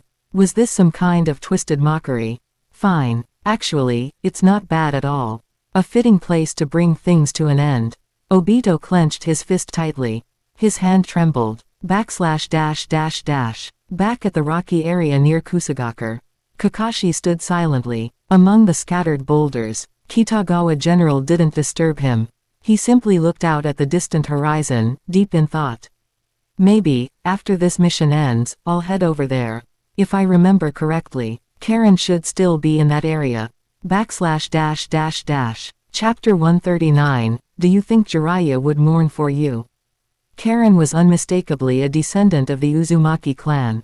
That signature crimson hair, paired with her exceptional sensory perception, gave off a distinct Kushina Uzumaki vibe. Her regenerative abilities were also off the charts. Even when Sasuke had impaled her, she'd managed to recover completely. She's supposed to head to Konoha next year to participate in the Chunin exams, Kitagawa General thought to himself. But who says I can't bring her over early? As long as her Uzumaki lineage was confirmed, even Konoha would have a hard time turning her away. That said, Konoha could be a bit too obsessed with appearances and so-called ninja professionalism. Just like that guy Zabuza. But, I'm not your average ninja. Even now, he hadn't let go of his grudge against Gato. Not to mention, if he hadn't been trying to avoid making a huge scene, there was still that box of ultimate bliss in the land of grass, supposedly one of the 6 paths, treasured tools. Gen, let's head out. Kakashi suddenly spoke up. Coming here, it brought me peace. I feel lighter now. Kitagawa General nodded. Then he paused, considering something before asking. Do you want to visit the other place? You know, Rin's place. Kakashi interrupted gently. He then glanced down at the bouquet resting by the stone. With a wry chuckle, he asked, Don't tell me you brought extra flowers and just want to use them all. That's exactly it. I bought quite a few. This time, Kitagawa General replied honestly, before muttering under his breath. Besides, that salamander Hanzo mentioned someone might have their eyes on us. Are we really just going to ignore that? Which is why, Kakashi sighed, rubbing his chin, every single time I go on one of these little outings, nothing good comes out of it. He was beginning to seriously question something. Was the problem him, or was it Kitagawa Gen? He'd always considered himself unlucky, those closest to him inevitably got taken away. But ever since General entered his life, things had definitely changed. His awful luck, still there, maybe even worse. Every encounter led to some high-level threat or catastrophe. Yet at the same time, the nightmares that haunted him had vanished. Though he was the one still suffering, somehow. Maybe my luck hasn't turned around at all. Maybe, it's just Gen's absurdly strong luck dragging me along. Who do you think we're up against this time? No idea, Kitagawa General replied. But it won't be anything simple. That, Hanzo, earlier, he felt off. He didn't have much chakra, Gen added quietly. And he didn't show any signs of aging either. So, a fake. Kakashi narrowed his eyes. He trusted Gen's instincts. Or maybe, a stand-in of some kind. Can't say for sure, but I think we're in for trouble. Just as General was about to elaborate, he paused, his senses flaring. Kakashi seemed to feel it too and nodded. Yeah, looks like we're about to find out who's causing trouble this time. Right, Obito. No sooner had he spoken than the space around them twisted. and in the next instant, several figures materialized before them. Well, Hitaki Kakashi. Still as dangerous as ever. Growled Kurosuke Raiga, with an annoyed snort. Your perception's gotten sharp, Kakashi. Uchiha Obito stepped forward, his cold gaze fixed on his former comrade, but soon drifted past him toward the stone cairn behind him. And the flowers resting quietly atop it. Still clinging to the past like a pathetic weakling. You know I'm not dead. I'm not mourning the Obito of now, Kakashi replied, voice frost cold. He slowly lifted his forehead protector, revealing the scarlet Sharingan beneath. I mourn the Obito who once inspired me, the real Obito. The one who gave me something to believe in. Not the vengeful ghost that's now turned against the entire ninja world. You know nothing. Obito roared, his chakra flaring as his fists clenched. And you think you're worthy of wielding that eye? Their chakra surged, two old friends now bitter enemies, teetering on the edge of battle. Water style, water severing wave. But before either could make a move, Kitagawa General struck first. VRRRMMM. A roaring column of high-pressure water shot forward like a blade, tearing through the trees and lashing out toward the Akatsuki group. Boom. In an instant, the surrounding forest was shredded. If Pain and the others hadn't dodged quickly, they would have been in serious trouble. That water style. Raiga's eyes widened, his Mist Village instincts kicking in. That wasn't a jutsu you saw every day. The lines had now been drawn. With no more words left to exchange, Kakashi and Obito launched at each other, warping the very space around them. As the two former comrades clashed in place, Kitagawa General grinned inwardly. He was happy to leave that battlefield behind. His own target. The six paths of Pain and Kurosuke Raiga. He charged straight toward the direction of the hidden Grass Village, his real goal. Universal pull. Just as he accelerated, a tremendous force yanked him back, halting his charge. Gen raised a brow, but didn't panic. In a flash, he flung a kunai. And just as he was about to be dragged in, bam, he vanished and reappeared back at his original position, via Flying Thunder God. This time, he muttered, eyes narrowing. It's time we settled this for good. Tendo Pain gazed coldly at Kitagawa Gen, who had come to a halt. The other five paths swiftly spread out, not to encircle Gen, but rather to stand defensively in front of Tendo, each one staring him down with icy indifference. This time, I'm going all out. All out, huh? Gen looked at the six figures before him and chuckled. Looks like something's seriously wrong with your real body. Otherwise, why keep fighting with a bunch of puppets instead of showing up yourself? Real body. Puppets. Raiga Kurosuke blinked in confusion. He didn't quite understand what General meant, but he could sense one thing clearly, this kid gave off an extremely dangerous vibe. Let me take a wild guess, Gen continued, unbothered by Pain's silence. Last time, I already tracked your real body, but you ran off, fast. Too fast. So, that tells me two things. Either your real body is seriously injured, or you're tied up with something important that keeps you from acting directly. Pain's gaze sharpened. And there's one more thing I've been thinking about, Gen said, sensing the intensity of the battle between Kakashi and Obito escalating in the distance. His own chakra was already stirring. If your body is that wounded, yet you still made it here, then that means someone must be helping you. Someone important to you. Suddenly, boom, the air seemed to compress. Violently as a powerful, invisible force slammed down onto the ground. The earth trembled, cracks spread like spiderwebs, and thick smoke billowed upward. The sudden explosion stunned Raiga. He hadn't even seen what happened before the ground burst apart. What the hell was that? Raiga swallowed hard, his nerves tightening. But Gen's voice rose again through the smoke and chaos. Looks like I was right. And the person helping you, must mean a lot to you. He turned, now bathed in streaks of violet lightning. The natural energy around him surged wildly, and his white eyes stared down the group without fear. In the blink of an eye, he vanished.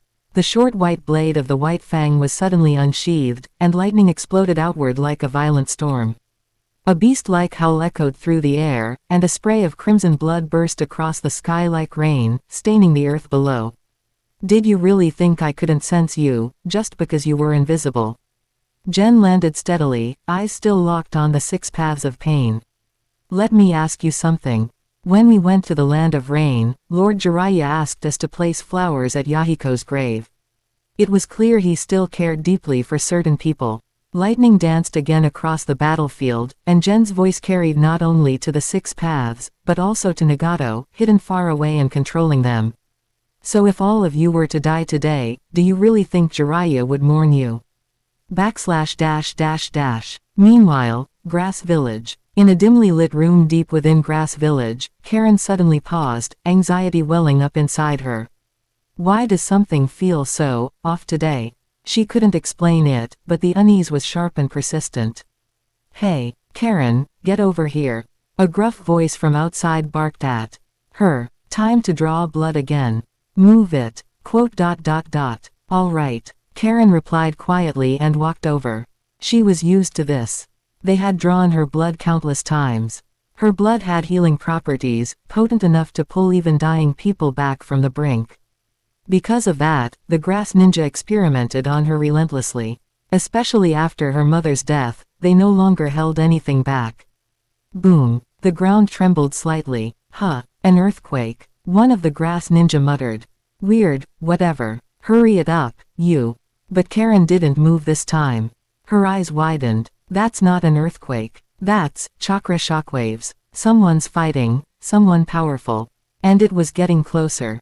Watch out, she shouted suddenly, crouching low to the ground. The others didn't understand, until it was too late. Boom. A thunderous crash erupted as a monstrous figure suddenly appeared out of nowhere and smashed violently into the village wall. In an instant, the wall crumbled, debris flying everywhere as the massive creature barreled through, crashing deeper into the village. What the hell is happening? Panic spread through the grass ninja like wildfire. Only Karen looked into the distance, her eyes wide with awe and fear. She could sense it now, 2 massive chakra signatures were clashing. And one of them felt as bright and natural as sunlight itself, wild, untamed, and overwhelming. What is this? Chapter 140, Did you have fun just now? In the dense forests of the land of grass, Conan had been keeping a close eye on Nagato. Noticing the sudden change in his expression, she asked in a low voice. Nagato, what's wrong? You don't look so good. It's nothing. Nagato shook his head, though there were things he couldn't bring himself to say out loud. Whether it was Jiraiya asking Kitagawa Gen to deliver flowers to Yahiko, or Gen's piercing question. Will Jiraiya mourn for you too? Both struck a deep chord in his heart. Especially troubling was how much General had learned from just a single encounter, probing too deeply into Nagato's secrets.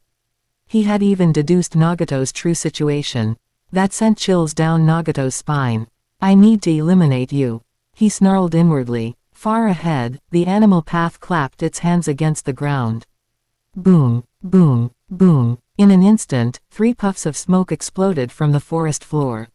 From within, 3 massive figures burst forth. A screeching giant bird flapping into the air, a snarling 3-headed hellhound, and a titanic bull whose very step cracked the ground beneath it. Animal path, Seeing the massive beasts appear, Kitagawa General raised an eyebrow slightly. He had to admit, these summons were indeed a bit of a nuisance. After all, he didn't have any summoning beasts of his own. But, bzzzt. Crackling purple lightning surged from Gen's entire body, and in a flash, he launched himself forward. In Sage mode, both Jiraiya and Naruto were capable of fighting against the 6 paths of pain. But General wasn't just using Sage mode, he was the living embodiment of the source of intel. The source of healing. The source of going home. He was the meta-answer to everything. Moo. The giant bull let out a thunderous roar and charged, shaking the earth with each thundering step. But General timed his movement perfectly. With a light leap, he vaulted into the air, his white dagger, white fang, shimmering with lightning, arced through the air. Slash. In an instant, the bull's massive head was severed. Cleanly. Even Kakashi could slice through Nu's tail with purple lightning. Gen, naturally, was even faster and more efficient. Using the dying bull's head as a springboard before it dispersed into smoke, Gen leapt once again. As he soared upward, he raised a single hand. Sage Art, Yin Release, Water Severing Wave. While the Ōtsutsuki version of General once used black rods and blades as physical constructs, he now channeled those abilities through elemental jutsu.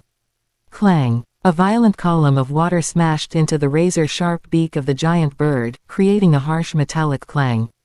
Screech! Under the brutal force, the bird screeched in agony.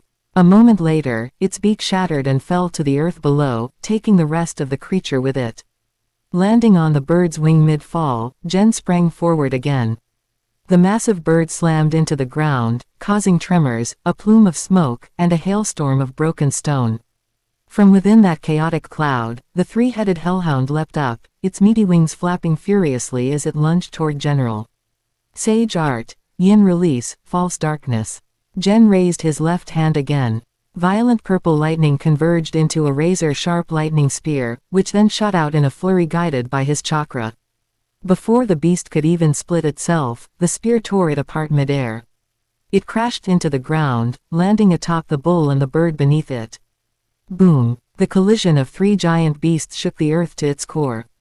And in that exact moment, Gen arrived right in front of the 6 paths of pain, his blade gleaming as it faced Pain and Raiga Kurosuke directly. What the hell is this monster?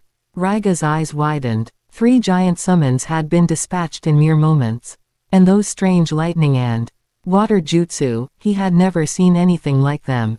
TCH. Pain looked equally shaken by Gen's sudden blitz, but quickly composed himself.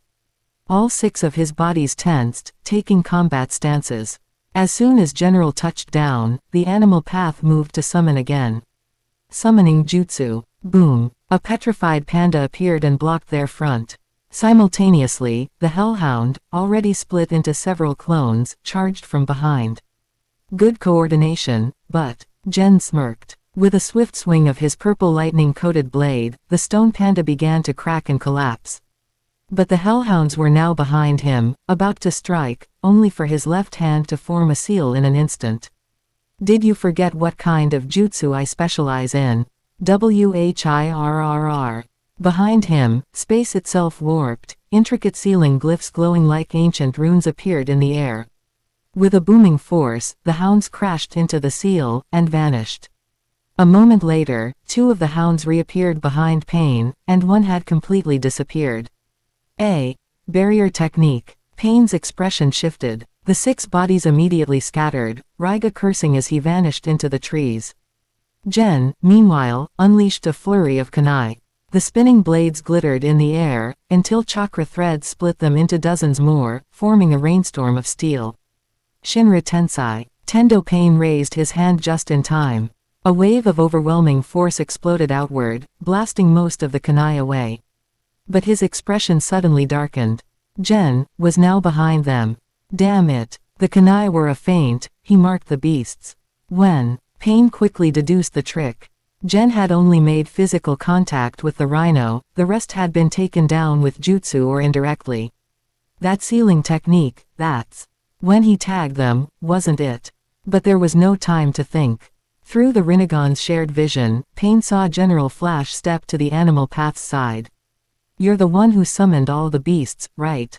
Without further words, Gen drew his dagger. The animal path's body twitched, it had seen the strike coming.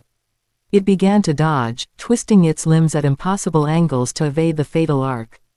But WHIRRR. Ice suddenly spread across the ground. In an instant, frost locked the animal path in place. Ice release. The other Pains looked on in disbelief. And then, slash. Gen's blade fell like lightning. The animal path's head was cleanly severed, blood splattering across the forest floor. With a swipe of his palm, Gen marked the body with a flying thunder god seal, right in front of the other paths. With the animal path defeated, all the summoned beasts vanished. Gen finally turned his gaze toward the remaining Pains. Just as I thought, puppets made from corpses. Your vision is linked, huh? Yahiko's body, I destroyed it earlier. You managed to fix it, but he smirked. You sure you want to repair this one? The flying thunder god mark on the animal path's corpse seemed to glow with mocking intent. I might not know your full capabilities, but here's a friendly tip. Gen twirled his blade, eyes narrowing. Concentrated force can shatter stone. Scattered strength is nothing. Power began to surge from his body, stronger than ever before. The pressure alone made Raiga feel suffocated. This kid, what the hell is he? Raiga clenched his fists. He's just a teenager, 14, 15 at most, so how the hell is he this much of a monster? Nagato's expression darkened. In the blink of an eye, that guy had broken through. Again, and the situation was becoming more and more unsettling. But after glancing at Conan beside him, he took a deep breath. His resolve had already been made. Even if I have to use that move, I must protect Conan at all costs. As these thoughts crossed his mind, Kitagawa Gen moved like lightning. Cough, cough, what the hell is going on? Far away in the hidden grass village, all the grass ninja stared blankly at the massive beast that had just smashed through their wall. No one could figure out what it was or how it got there, but with just one brutal charge, it had collapsed the village wall. As for the unlucky ninja stationed there, with that kind of impact, survival seemed impossible. Immediately, the hidden grass shinobi went on high alert. This wasn't a normal situation, they had to stay sharp. Boom. But before they could act, the beast that had just wrecked their wall suddenly dissolved into smoke and vanished without a trace. It only took a second for someone to realize the truth. A summoned beast. Are you kidding? That thing was huge. Is someone fighting nearby? Damn it, just what kind of battle is this? The surrounding ninja broke into frantic chatter, clearly shaken. At that moment, the grass village leader stepped forward. Karen, what's going on? His tone was cold and harsh as he approached the red-haired girl. As the head of the village, he knew a little about her abilities. Not only did Karen have powerful healing through her bloodline, but her sensory skills were top-notch. There's a fight going on, Karen said, her voice trembling. The chakra waves she sensed were already flooding toward them, filling her with dread. But that vague answer clearly didn't satisfy the grass leader. Be specific. What exactly have you detected? 7 people are fighting. One has already killed someone and is hunting down the others. They're headed this way. Coming here. The leader's face twisted in alarm. Just as he opened his mouth to say more, a violent chakra disturbance suddenly washed over him. And then, boom, a deafening roar erupted not far from the village, shaking the ground like an earthquake. Massive shockwaves swept out in all directions, followed by a blinding cloud of dust and debris. All the grass ninja went pale. Along with the tremor, a devastating shockwave laced with sharp fragments and flying rocks came barreling toward them. Run! Get out of the way! What the hell is happening? Who are these people? With panicked cries and screams, the grass shinobi scattered, desperately trying to avoid the incoming destruction. But no matter how fast they ran, some were still caught by the blast, struck by debris or pulverized by stones, their deaths swift and senseless. Everyone, evacuate immediately. Await further orders. The grass leader roared in fury. He had no idea what was going on, and being blindsided like this left him furious, but for now, all he could do was endure. If given the chance, he would definitely strike back. Yes. Karen nodded and dashed off, but not before glancing back toward the battlefield, now drawing even closer. She hadn't told the grass leader everything, she had sensed something strange. Some of the chakra signatures were identical. What's going on here? And what's with that chakra, that warm, radiant chakra, like the sun itself? Are you leading me away from your true self? At the center of the chaos, Kitagawa Gen was relentlessly pursuing his enemies. After eliminating the animal path, the remaining pains had fallen into a drawn-out skirmish with him. As the battle dragged on, he realized they were getting closer and closer to the hidden grass village, and the realization made him chuckle. Still, he remained silent until the moment was right. Hey, are you sure about this direction? That's grass village up ahead, you know. Seems you've got a plan. The grass village has built good relations with Konoha, but still. With a flicker of chakra, massive streams of fire erupted, twisting like raging dragons, bearing down on the Pains and Raiga Kurosuke with ferocity. Sage Art, Yin Release, Flame Dragon Barrage. Lightning Style, Thunderball. Raiga immediately formed hand seals, launching a massive ball of lightning at one of the fire dragons. He was clearly giving it his all. Meanwhile, the Preta path leapt forward, raising its hands to absorb the flaming onslaught. Tendo Pain frowned. The number of fire dragons wasn't small, Preta path alone wouldn't be enough. Boom. In a flash, the thunderball was overwhelmed. The flame surged onward, straight toward them again.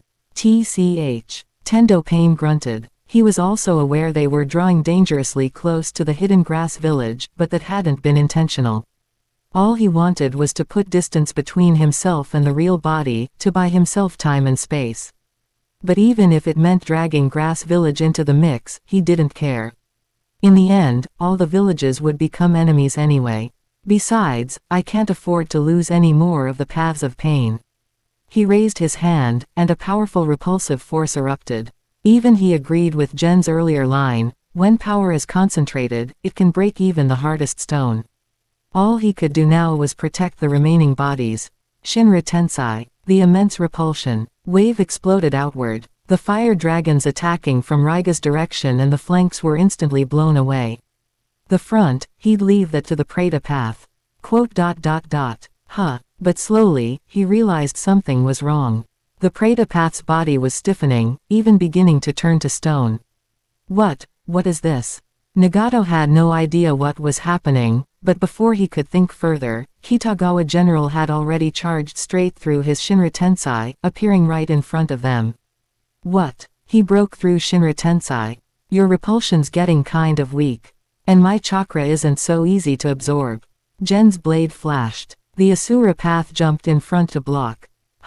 An explosion of power surged as the Asura path activated countless mechanisms, missiles, bombs, all primed to detonate. But in the blink of an eye, the Asura path shattered, and the payload of explosives detonated midair as General vanished once more. Boom. A massive, mushroom cloud-like explosion filled the sky, its force sweeping backward in a deafening roar. Gen reappeared on an open plain, his pale white eyes piercing the swirling dust. You looked like you were having fun just now. Now it's my turn. Chapter 141, Overwhelming Force. While Kitagawa General unleashed a relentless offensive, the battle between Kakashi and Obito was also intensifying. Kakashi, Obito. Their figures constantly phased between reality and the Kamui dimension, their fight weaving between the tangible and the illusory. Damn it. So the offensive side of Kamui is with Kakashi. Despite Obito's formidable body and his access to wood style, he was clearly at a disadvantage in this clash. Kakashi's tactical skill and combat technique far surpassed his, especially in close quarters taijutsu, where Obito found no edge. In the past, Obito could rely on Kamui to avoid attacks. But now, Kakashi wielded the same eye, and could even counter him. And Obito had finally understood how Kakashi's Kamui worked. My Kamui specializes in teleportation and defense. To draw a target into the dimension, I need to get close and take risks, Obito calculated as he dodged incoming strikes. But Kakashi, he can attack from a distance. That's a huge problem. While he was deep in thought, Kakashi suddenly threw several lightning-infused kunai. Obito scoffed. Fire style, great fireball jutsu. It was a basic fire technique, but in Obito's hands, it roared forth with tremendous power. The massive flames engulfed the incoming kunai. Even Kakashi had to drop into a defensive stance, pressing his hands to the ground. Earth style, earth wall. A stone wall adorned with canine carvings rose up to block the fireball. But as Obito caught sight of those familiar dog head sculptures, his fists clenched with fury. It really was that bastard who taught you this. Question mark quote. Kakashi looked puzzled, though he couldn't see Obito's face behind the wall. The stone wall not only blocked the fireball but also cut off their line of sight.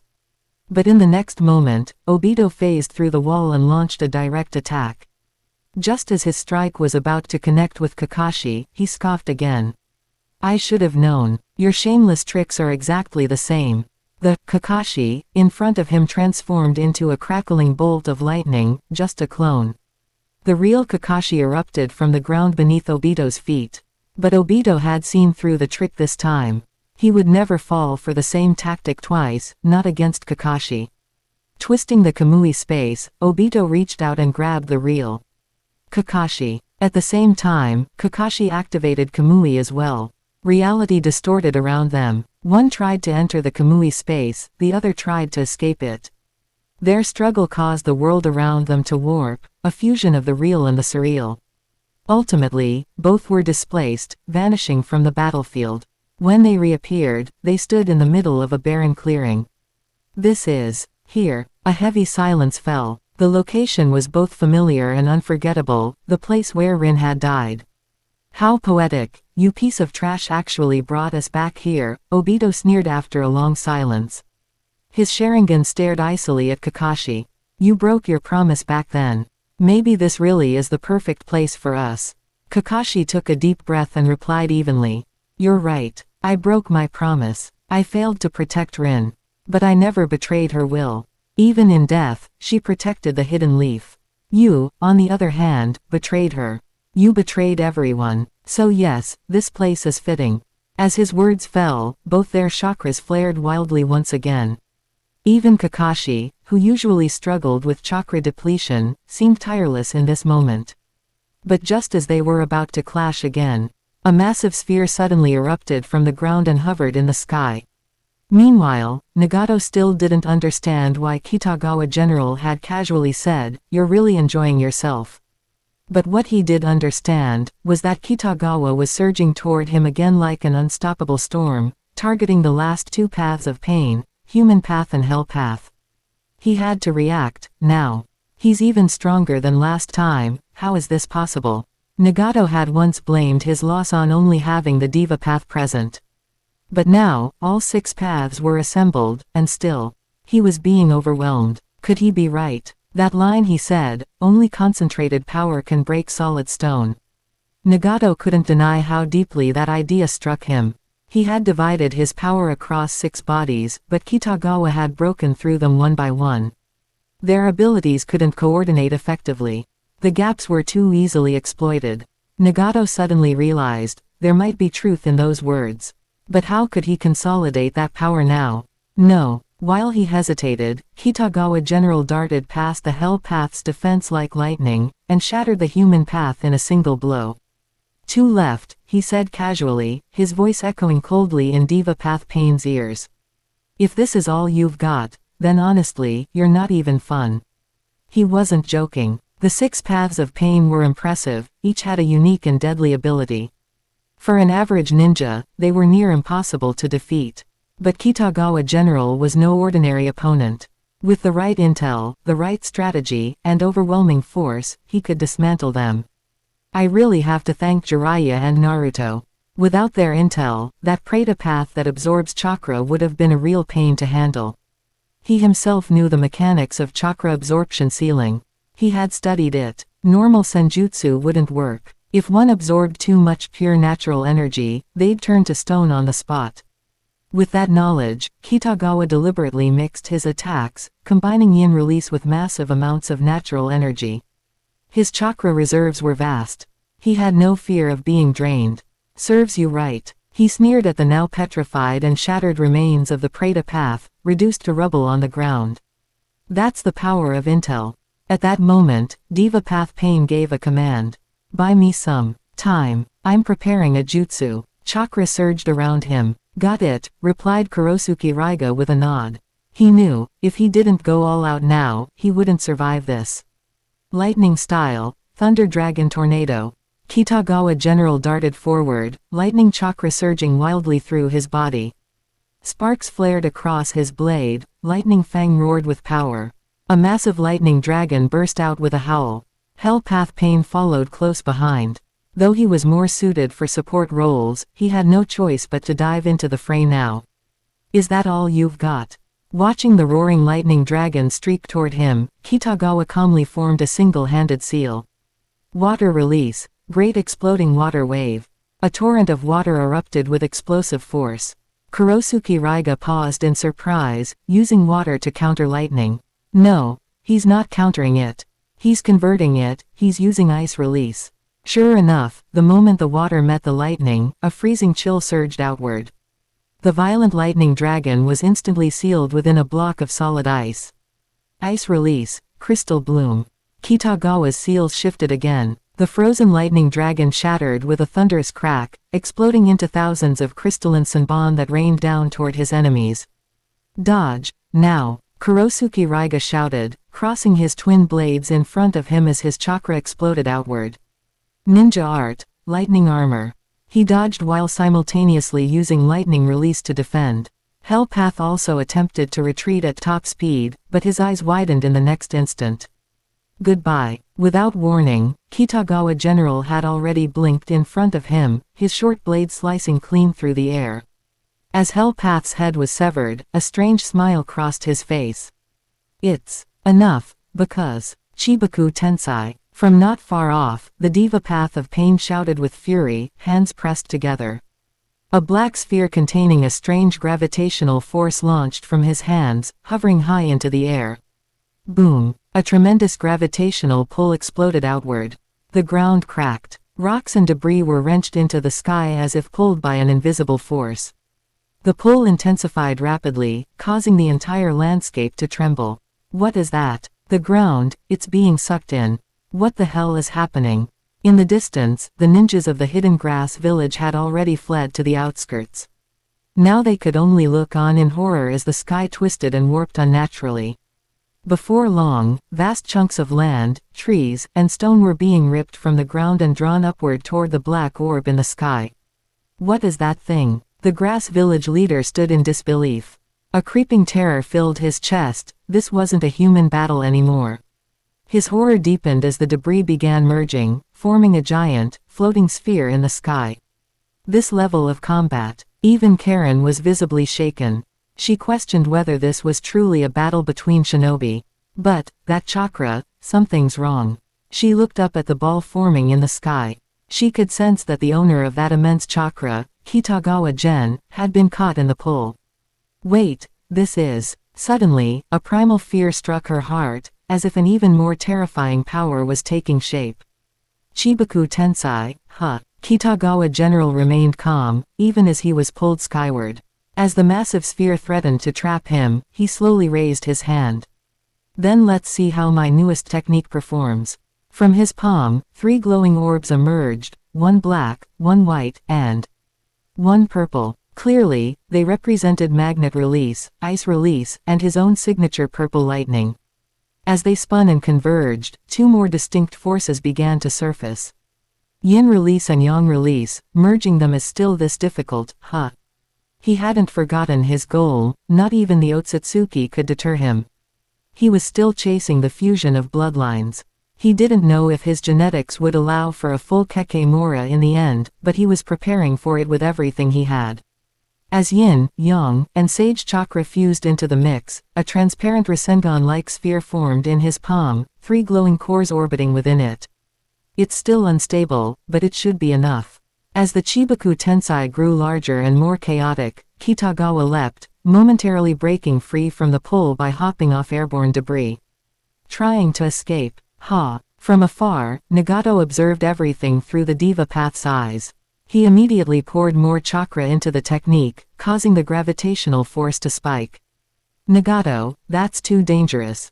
Conan's face paled as she noticed the blood streaming from Nagato's nose, but he shook his head firmly. This must be done. He's more dangerous than we imagined, more terrifying. I have to take a risk. Nagato was taking a huge risk. Even he doubted Chibaku Tensai could completely restrain someone with Flying Thunder God. But he needed to test the limits. Kitagawa had gathered far too much intelligence. He had to be eliminated. Even if I can't kill him, I need to know the range. This is, Suddenly, Nagato froze. On the battlefield, Kitagawa was holding up a chakra sphere that had already swollen to a massive size. A Rasengan. He's trying to use that to counter Chibaku Tensai. Nagato thought he was insane. But Kitagawa didn't care what anyone thought. Compressing the unstable chakra sphere, he hurled it upward without hesitation. I'll call you, Starfall Rasengan. The enormous Rasengan shot upward. An instant later, a blinding white light lit up the sky, brighter than the sun itself. When it struck the gravitational core, the world fell into silence. The air itself felt suffocating. A crushing sense of apocalypse swept through the battlefield. What is that power? Kurosuke Raiga looked up in shock, feeling as if he had been dragged into a battle far beyond his league. What just happened? The hidden grass shinobi stood frozen in place, eyes locked on the unbelievable scene above. Even their leader was paralyzed, his mind numb with awe. Everyone, fall back. Only Karen had retreated far enough. She understood better than anyone just how dangerous this was. Boom! A colossal explosion tore through the sky. Visible shockwaves ripped across the land. In a heartbeat, an entire forest was reduced to scorched earth. Flames engulfed the remains, devouring tree after tree. Near the village, buildings were ripped from their foundations, leaving behind bare, smoking soil. The earth caved in. The shockwave kept spreading, surging even toward the outer edges of the village and beyond, consuming everything in its path. Above, the Chibaku Tensei sphere shattered. Flaming and frozen debris rained down like meteors. It was a calamity. This can't be real. Pain watched the scene unfold, his hands trembling slightly. Far off, in his hidden chamber, Nagato's body was slick with sweat. Blood flowed freely from his nose. Even unleashing Chibaku Tensei at full power had severely taxed him. He had assumed even Kitagawa Gen would be forced to retreat. He never expected that man to destroy it with a single Rasengan. Nagato had been forced to activate Shinra Tensei just to shield their location from the blast. Go. You have to leave now. Nagato turned to Conan, his voice weak but urgent. This is the only place left untouched. He'll definitely track it down. You have to go. Too late. A calm voice rang out from beyond the door. Kitagawa General had arrived. Chapter 142, The End. What exactly happened here? Outside the borders of Grass Hidden Village, a group of grass ninjas staggered to their feet. They stared blankly at the devastation before them, each one appearing lost and helpless. This has to be a joke, right? Something like this can't possibly be real. Am I dreaming? If I am, please, someone wake me up already. Could a ninja really do something like this? Damn it, why does such a monster even exist? Their eyes swept across the wreckage, ruins that once were their village, and then back to the enormous crater that had nearly obliterated half of it. The memory of that earth-shattering explosion still echoed in their minds. They were on the verge of breaking down. If they hadn't evacuated the villagers in time, the casualties would have been unimaginable. Even now, the losses were likely devastating. The group that had been stationed outside the village, ready for combat or support, had suffered particularly severe damage from the blast's radius. This might actually be an opportunity. Most of the grass shinobi had mentally collapsed, including their village leader. But Karen, who had sensed danger early and taken precautionary measures, wasn't nearly as affected. Still, she didn't dare reveal herself now. With so many dead and wounded, she couldn't begin to imagine how they would react if they knew she had survived. Truth be told, she'd wanted to leave the grass village for a long time. This place had brought her nothing but pain and suffering. She still remembered exactly how her mother had died. Revenge was never her goal, she just wanted to escape and never return. With that, Karen quietly slipped away into the shadows. // Everything's black, this place is scary. While the grass shinobi were lost in despair, the ground suddenly rippled, Black Zetsu emerged from below. He surveyed the scene, stunned by the sheer destruction. Even White Zetsu had lost his usual cheeriness and feigned a frightened look. If we're not careful, we could die too. And if I die, I can't finish my jokes. Shut up. Black Zetsu cut him off harshly, his expression dark. What the hell happened here? Tell me, now's not the time for your nonsense.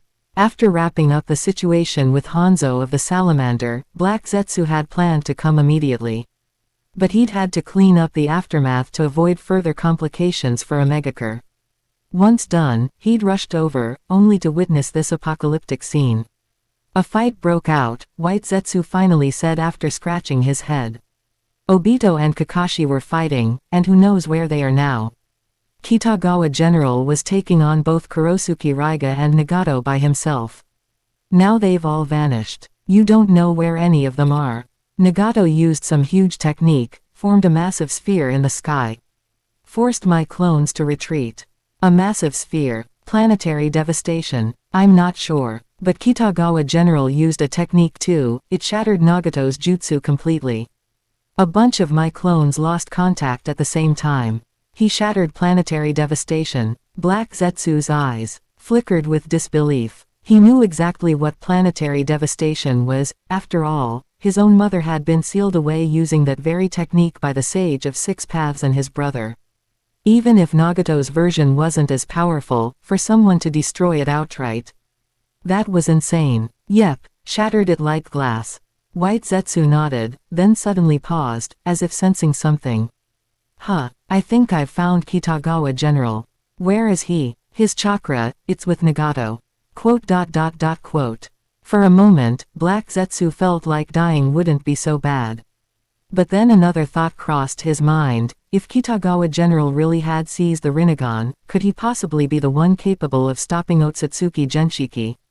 //. Elsewhere, Obito and Kakashi's battle had become distracted. That was planetary devastation. Damn it, Nagato was pushed that far by Kitagawa Gen. Obito knew exactly what that technique was. There was no mistaking it, Nagato had been pushed to his limit. He even resorted to that jutsu. Is Kitagawa General really that dangerous? In truth, Obito knew the answer. He'd already fallen victim to Gen's strength once. But to think that even Nagato, fighting with all six paths, ended up like this. That was far from normal. I have to get there. Now. Obito gritted his teeth. But Kakashi was a persistent obstacle. His mastery of the Sharingan was more formidable than Obito had anticipated. No, I need to find a way to escape. If Gen reaches Nagato's real body. He hadn't forgotten. If Kitagawa General captured Nagato, the Rinnegan could be lost forever. And yet, another idea crept into his mind. If Kitagawa General already has this kind of talent and power at such a young age, maybe he really could stand against Ōtsutsuki Genshiki. //. Too late for that thought, don't you think? While Obito and Black Zetsu were lost in their respective thoughts, Kitagawa General had already arrived at Nagato's hideout.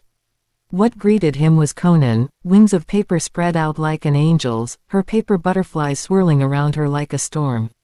Paper release. Explosive tags. They all look the same to me.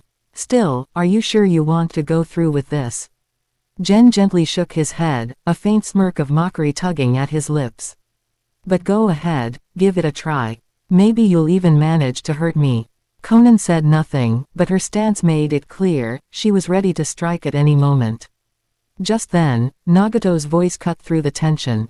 Konan, don't. Leave him to me. So I was right, Gen said softly. Your real body isn't much to look at. And, you really do have someone you care about. Kitagawa General looked toward Nagato. Nagato truly looked like skin and bones, so emaciated it was hard to believe he was still alive. Yet even so, Kitagawa could sense a powerful life force emanating from him. That contradiction, between his frail form and surging vitality, was almost unsettling. Did Uchiha Madara do something to the demonic statue of the outer path? Or did they overuse his chakra while cultivating White Zetsu? Is that why Nagato's body has stayed like this for so long? Kitagawa couldn't be certain, but it seemed clear, Nagato had likely been continuously feeding chakra into the Gedo statue, and even with his exceptional Rinnegan physique, he hadn't been able to recover. Yes, she is, someone incredibly important to me, Nagato said quietly, his voice calm despite the sharpness of his gaze. You, someone from Konoha, are here to take away the last important person in my life too, aren't you? He gave a bitter laugh. But I'm not surprised anymore. Though Nagato's Rinnegan bore down with fury, his tone remained eerily composed. Years ago, in the war between the Hidden Rain and Konoha, it was your village that invaded my home and murdered my parents. It was your people who allied with Hanzo and killed Yahiko. Konoha has always walked this path, dressed in the robes of peace, but dealing only in violence. You call it peace, but what we see is oppression. Kitagawa tilted his head slightly, a look of amusement spreading across his face. Funny, weren't you the one who came looking for trouble? I was just delivering a message to the land of rain, you attacked me, remember? That made Nagato falter. He was momentarily speechless, because now that he thought about it, Gen was right. Honestly, I don't like arguing with people who flunked history class, Gen said, voice calm but disdainful. He was slowly gathering chakra while he spoke. After all, he wasn't sure if his talk no jutsu would actually work here. You say AIM and Konoha were at war. But anyone with a functioning brain knows it was the AIM that launched the first attack. You lost, and now it's somehow our fault. Nagato, tell me, has there ever been a war without bloodshed? Nagato, and to be perfectly frank, I kind of admire Hanzo. He saw the bottleneck in AIM's development. He knew change required risk. His methods were dangerous, sure, but at least he dared to try. You all want to change the ninja world without even understanding it. To Gen, Hanzo had been a tyrant, but he'd also risked everything for the future of the Rain Village. The land of Rain was a cursed place, small, surrounded, and soaked in blood. The only way to grow was by seizing opportunity and gambling. Everything. Win, and you rise above. Lose, and you disappear beneath the waves.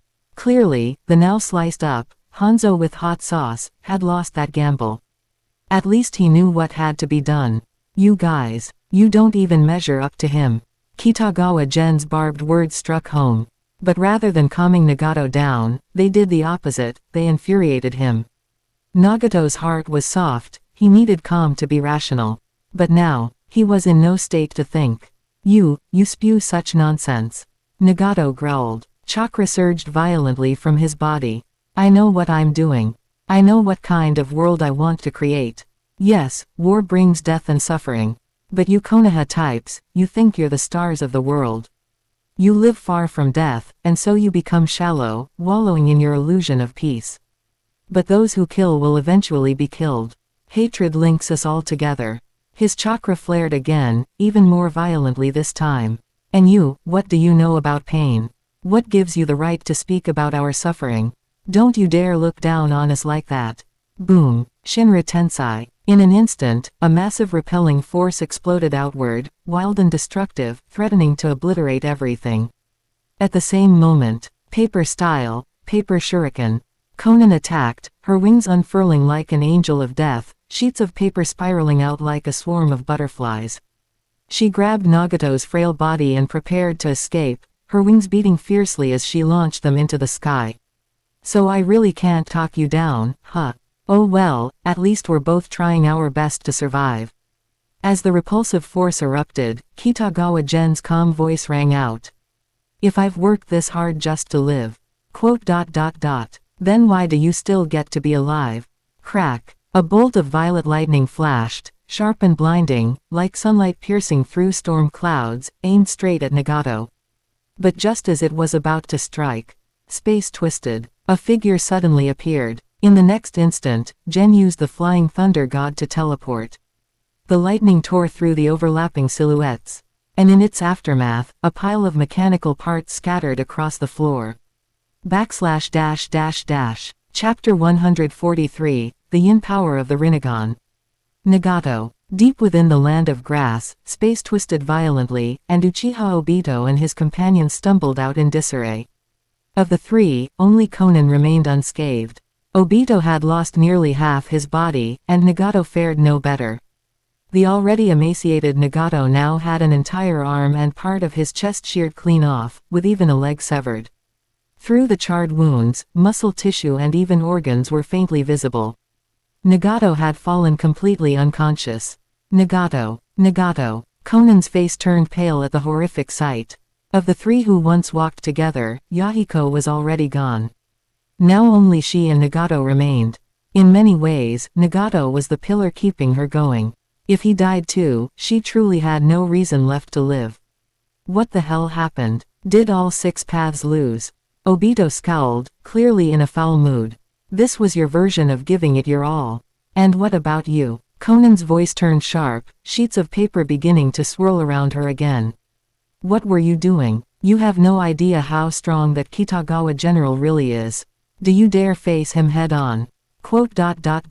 HMPH. Obito had no answer to that. After all, he'd been a victim of Kitagawa Gen's strength himself. You're here. At that moment, a pitcher plant burst from the ground, and Black Zetsu emerged. Seeing The tense atmosphere and the state of Obito and Nagato, he quickly grasped the situation. Especially upon seeing how battered they were, this operation had been a total failure. If you don't mind, let me try something. Sighing, he approached Conan. Under her wary gaze, he said gently, perhaps I can help. Conan frowned, but ultimately nodded. She really had no other options.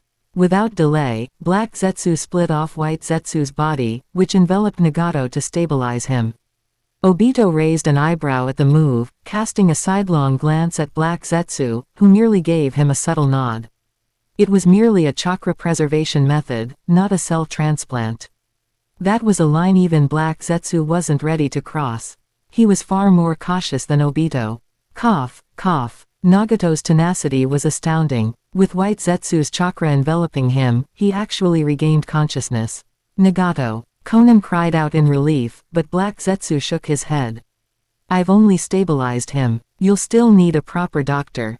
But at least he'll survive and recover slowly. Now, mind explaining what the hell happened out there?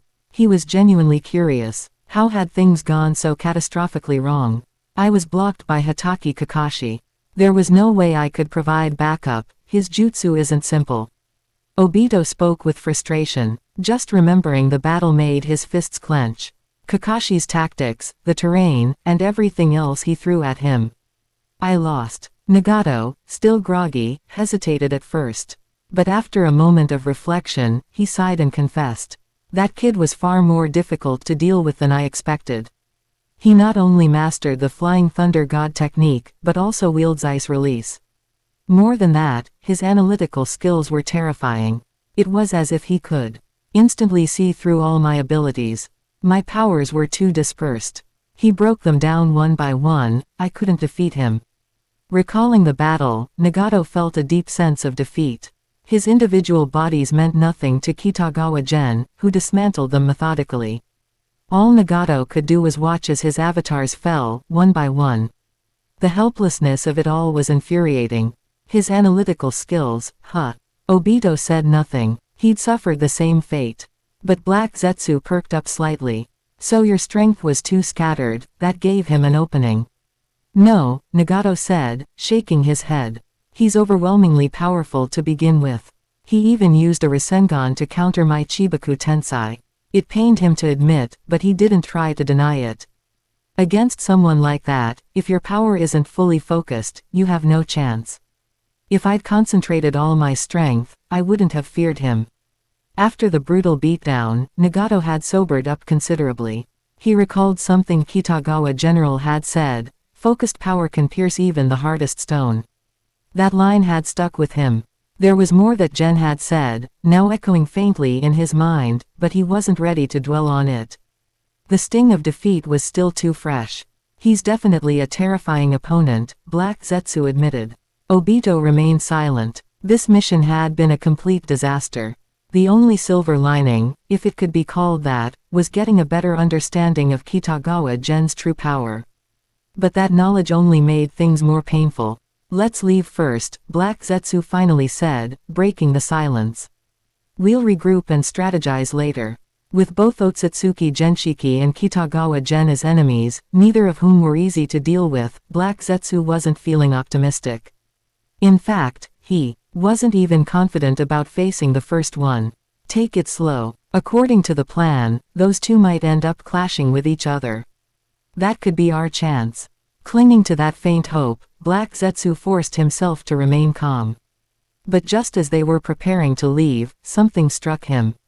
Wait, someone's missing. Where's Kurosuke Raiga? Quote. Dead again. Quote. Why is it every time we recruit someone new, they either run away or die? Quote. / Meanwhile, back in the land of grass. Kakashi-sensei, are you alright? Kitagawa General teleported in with Flying Thunder God, landing next to Kakashi. The moment he arrived, his eyes fell on something lying on the ground. Quote. Is this Uchiha Obito's arm? Yeah. Kakashi nodded solemnly, giving Gen a thorough once-over before sighing in relief. Looks like you're fine. I was really worried something happened to you. Scared me half to death. I'm fine, of course. But wait, you were the one who broke this off.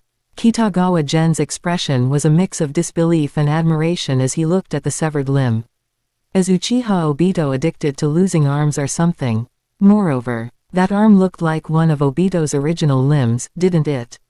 While Obito had always been a bit of a sage of six paths Frankenstein, he did have some original parts left on him.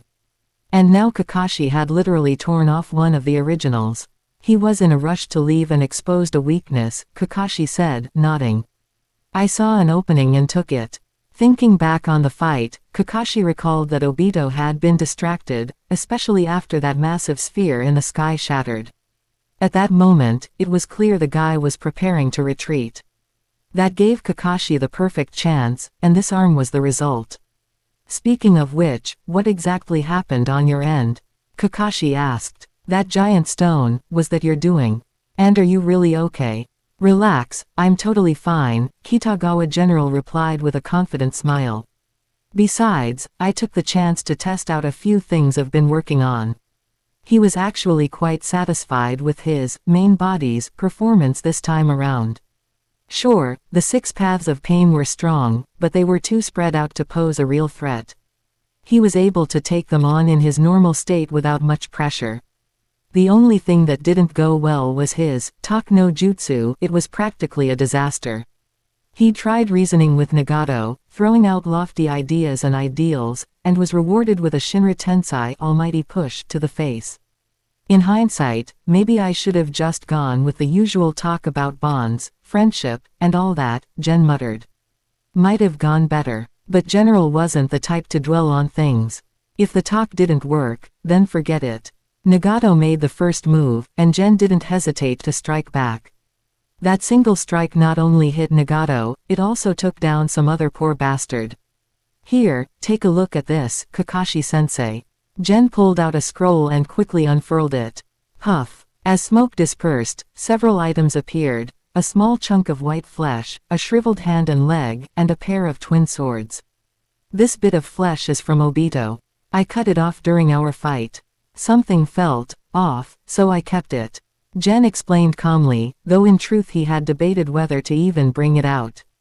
After all, it wasn't of much use to him, he already had all the power he needed. Konoha would eventually discover this stuff anyway. So he figured, might as well bring it out now and see what came of it. Besides, he still had two of Obito's arms in his possession. As for Nagato's remains, well, he considered those spoils of war. He wasn't about to let them get picked up and revived. Don't even know if Nagato's dead or not. After the fight, even General himself had mixed feelings about it. Ideally, Nagato would still be alive, he could help collect the tailed beasts. Dead, and that was one less worker bee.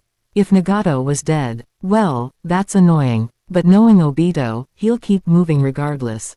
Worst case, I'll have to operate under the identity of Ōtsutsuki Genshiki. That identity was his trump card. He wouldn't use it lightly, but he also wouldn't hold back if push came to shove. These two swords belong to Kurosuke Raiga, Gen continued, casually changing the topic. If I remember correctly, he was one of the 7 ninja swordsmen of the mist. He died here today, so I took his blades. Man, Kurigakure really has it out for us, huh? Kakashi muttered, eyes twitching as he looked at the swords. It was always the Mist Village. Akatsuki really had a thing for recruiting rogue ninja from the Mist, Juzo, Kisame, and now Raiga. At this point, Kakashi wouldn't be surprised if Akatsuki had a full-blown Mist Nin exodus going on. Anyway, let's pack up and head back, he said, rubbing his temples. But then he chuckled. Still, we actually got lucky this time, neither of us got hurt. Yeah, not bad luck at all, Gen nodded, eyeing Kakashi with amusement. But, there's one more thing. During the battle, I sensed a very unusual chakra. Unusual. Kakashi raised a brow. Yeah, it was strange, definitely not ordinary. It was inside Grass Village at first, but then seemed to leave the area. I think we should check it out. I see. Kakashi fell into thought. Any chakra General described as unusual was bound to be significant. It might be nothing, but investigating wouldn't hurt.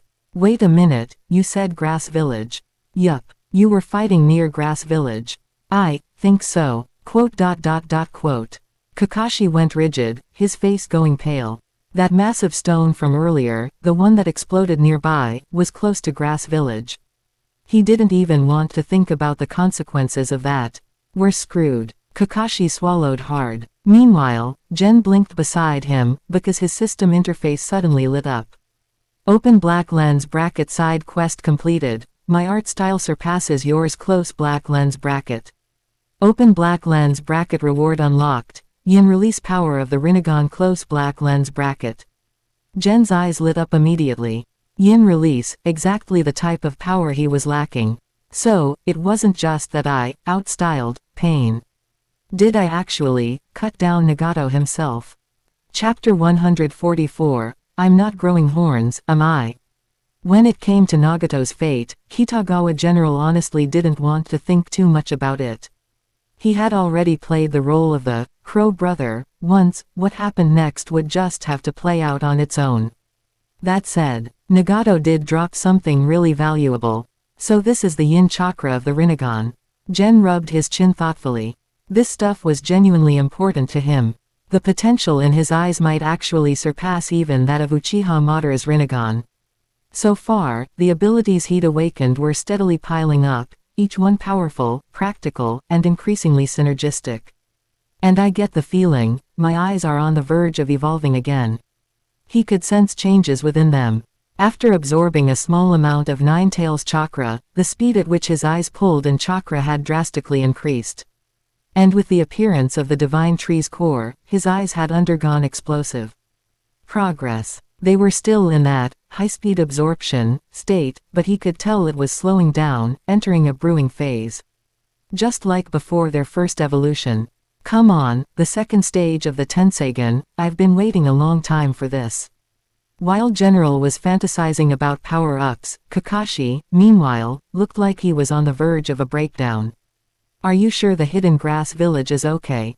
Kakashi had been eerily quiet ever since hearing the bad news. But after teleporting via Flying Thunder God to Gen's battlefield and seeing the wreckage, he looked like he'd seen a ghost.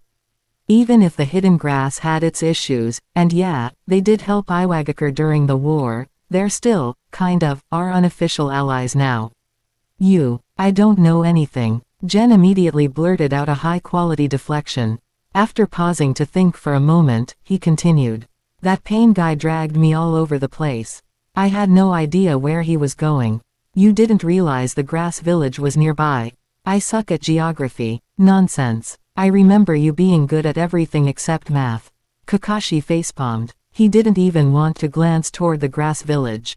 The outskirts looked like a natural disaster had just passed through. He couldn't even imagine the state of the village itself. There was only one thought in his mind. Let's get out of here. The Hokage can deal with the aftermath. But before he could spiral any further, Gen suddenly pointed toward the distance. Found it. Over there. That chakra trail is moving in that direction. If we hurry, we might still catch up. Sigh. Kakashi sighed deeply and saw that Gen was already dashing ahead. He quickly followed. Despite his anxiety, Kakashi couldn't help but feel a little proud. He had witnessed Kitagawa Gen's growth every step of the way. Back when General graduated, he was already talented, but still obviously green. Now, he was practically one of Konoha's pillars. He's grown so much, almost too much.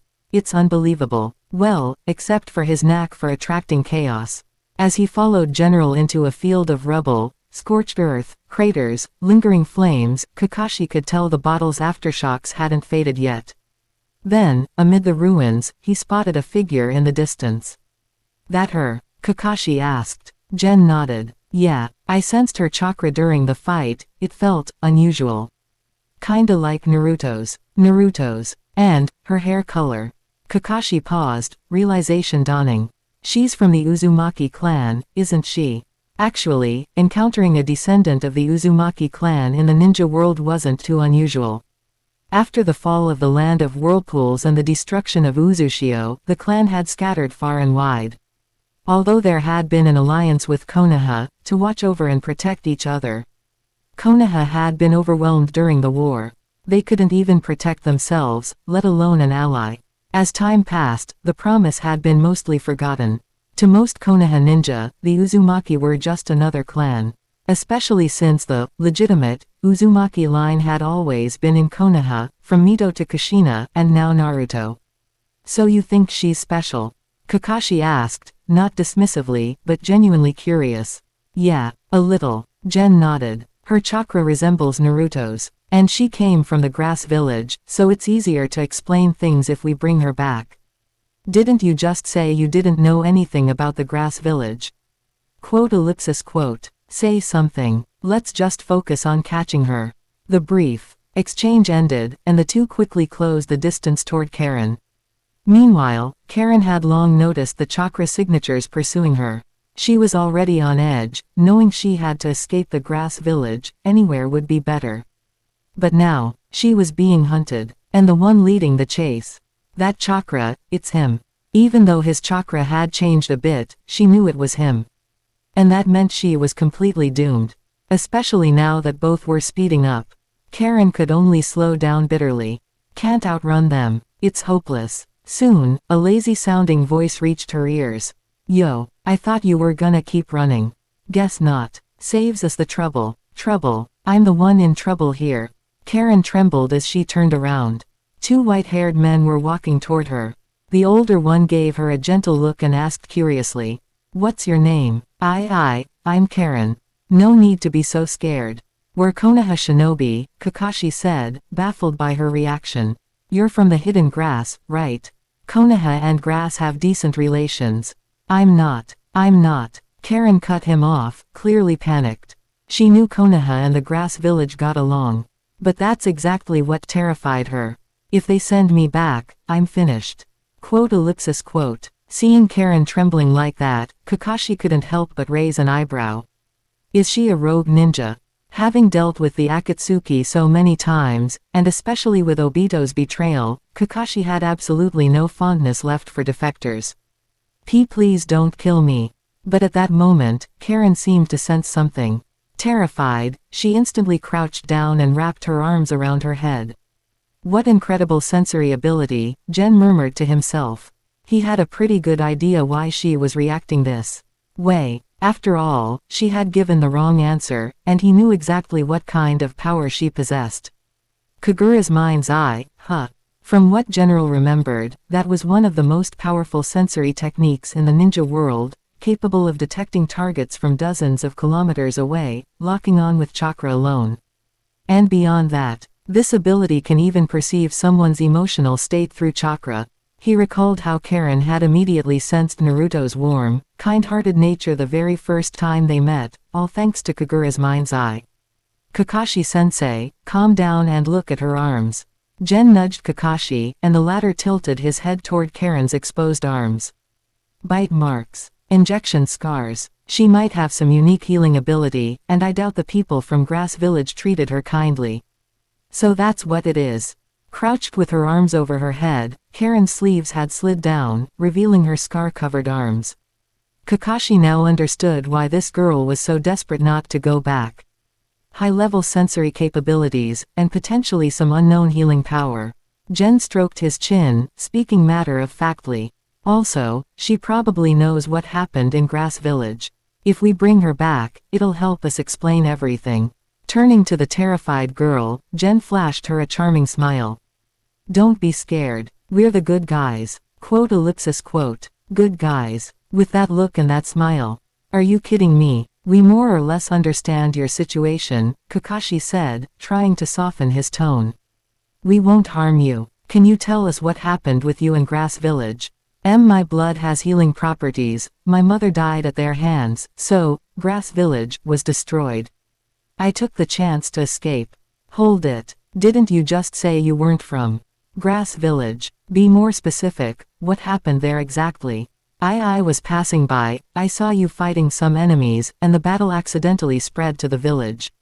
Stop. Think carefully before you speak. It was your enemies who attacked Grass Village. They planned it. You stepped in and saved everyone. Perfect. Gen nodded with satisfaction. You just happened to be passing by, saw Grass Village under attack, and I swooped in to save the day. That's the correct answer. You're unbelievable. Kakashi had completely lost it now. His dead fish eyes stared daggers at General. Who even taught you to do this? But, that is what happened, Gen replied innocently, then turned to Karen. Right, Karen. Why yes. That's exactly what happened. Karen nodded rapidly. Despite how terrifying he looked, she could sense that this man meant her no harm. In fact, his chakra felt oddly comforting, like a strange but familiar warmth laced with unquestionable authority. Forget it. Let's just go. Kakashi sighed heavily and scratched his head. We'll figure out the official explanation later. With her sensory and healing abilities, she might actually be useful. A few days later, Gen's group finally returned to Konoha. Kakashi-sensei, I'll leave the rest to you. I'm not getting involved in the paperwork. The moment they entered the village, Gen turned to leave. Hey, you're a Jonin now. Kakashi gave him an annoyed glare. You're the one who brought her back, you should at least report in properly. I have a feeling the Hokage probably doesn't want to see me right now. Just go, then. Kakashi had nothing to say to that. He nodded in defeat. As for Gen's report, it could wait until the Hokage's health improved. With a flicker, Gen disappeared and reappeared at his home. He immediately set up a barrier, created a shadow clone, and eagerly summoned his system. Use the yin release chakra of the Rinnegan. He had waited so long for this, now he could finally enjoy the reward he'd earned. The moment the overwhelming yin release energy flooded his body, he felt his eyes swell with pressure. Chaotic chakra surged into his eyes and rapidly spread through his entire body. The sensation of blood boiling returned, more intensely than ever before. This feeling, Gen's eyes widened in awe. It was just like that last time, when his skin and hair turned white. He knew this power-up wouldn't be minor. But then, a sudden thought struck him. Wait a second, am I going to grow horns this time? Chapter 145, Could it be, Danzo? Growing horns. In the grand scheme of the ninja world, that wasn't exactly a rare occurrence. Take the infamous lunatic duo from the Hidden Cloud Village, Kinkaku and Ginkaku, they both had horns. But the most iconic horn bearers are definitely the Ōtsutsuki clan. In Kitagawa Gen's memories, practically all the Ōtsutsuki he had encountered or heard about had horns. Even Tonari Ōtsutsuki, who lived on the moon, didn't have any visible horns in his normal state. But once he entered the Tenseigan chakra mode, a single horn would emerge from his forehead. And let's not forget Uchiha Madara and Uchiha Obito.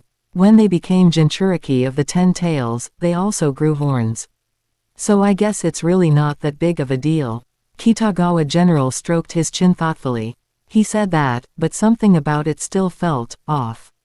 I'd actually prefer to be like the brothers Indra and Asura. Those two, likely due to their mixed lineage, never grew horns. Yet no one could question their overwhelming strength. Gen even thought that, given their abilities, the two brothers might actually stand a chance against some of the Ōtsutsuki who relied purely on brute force.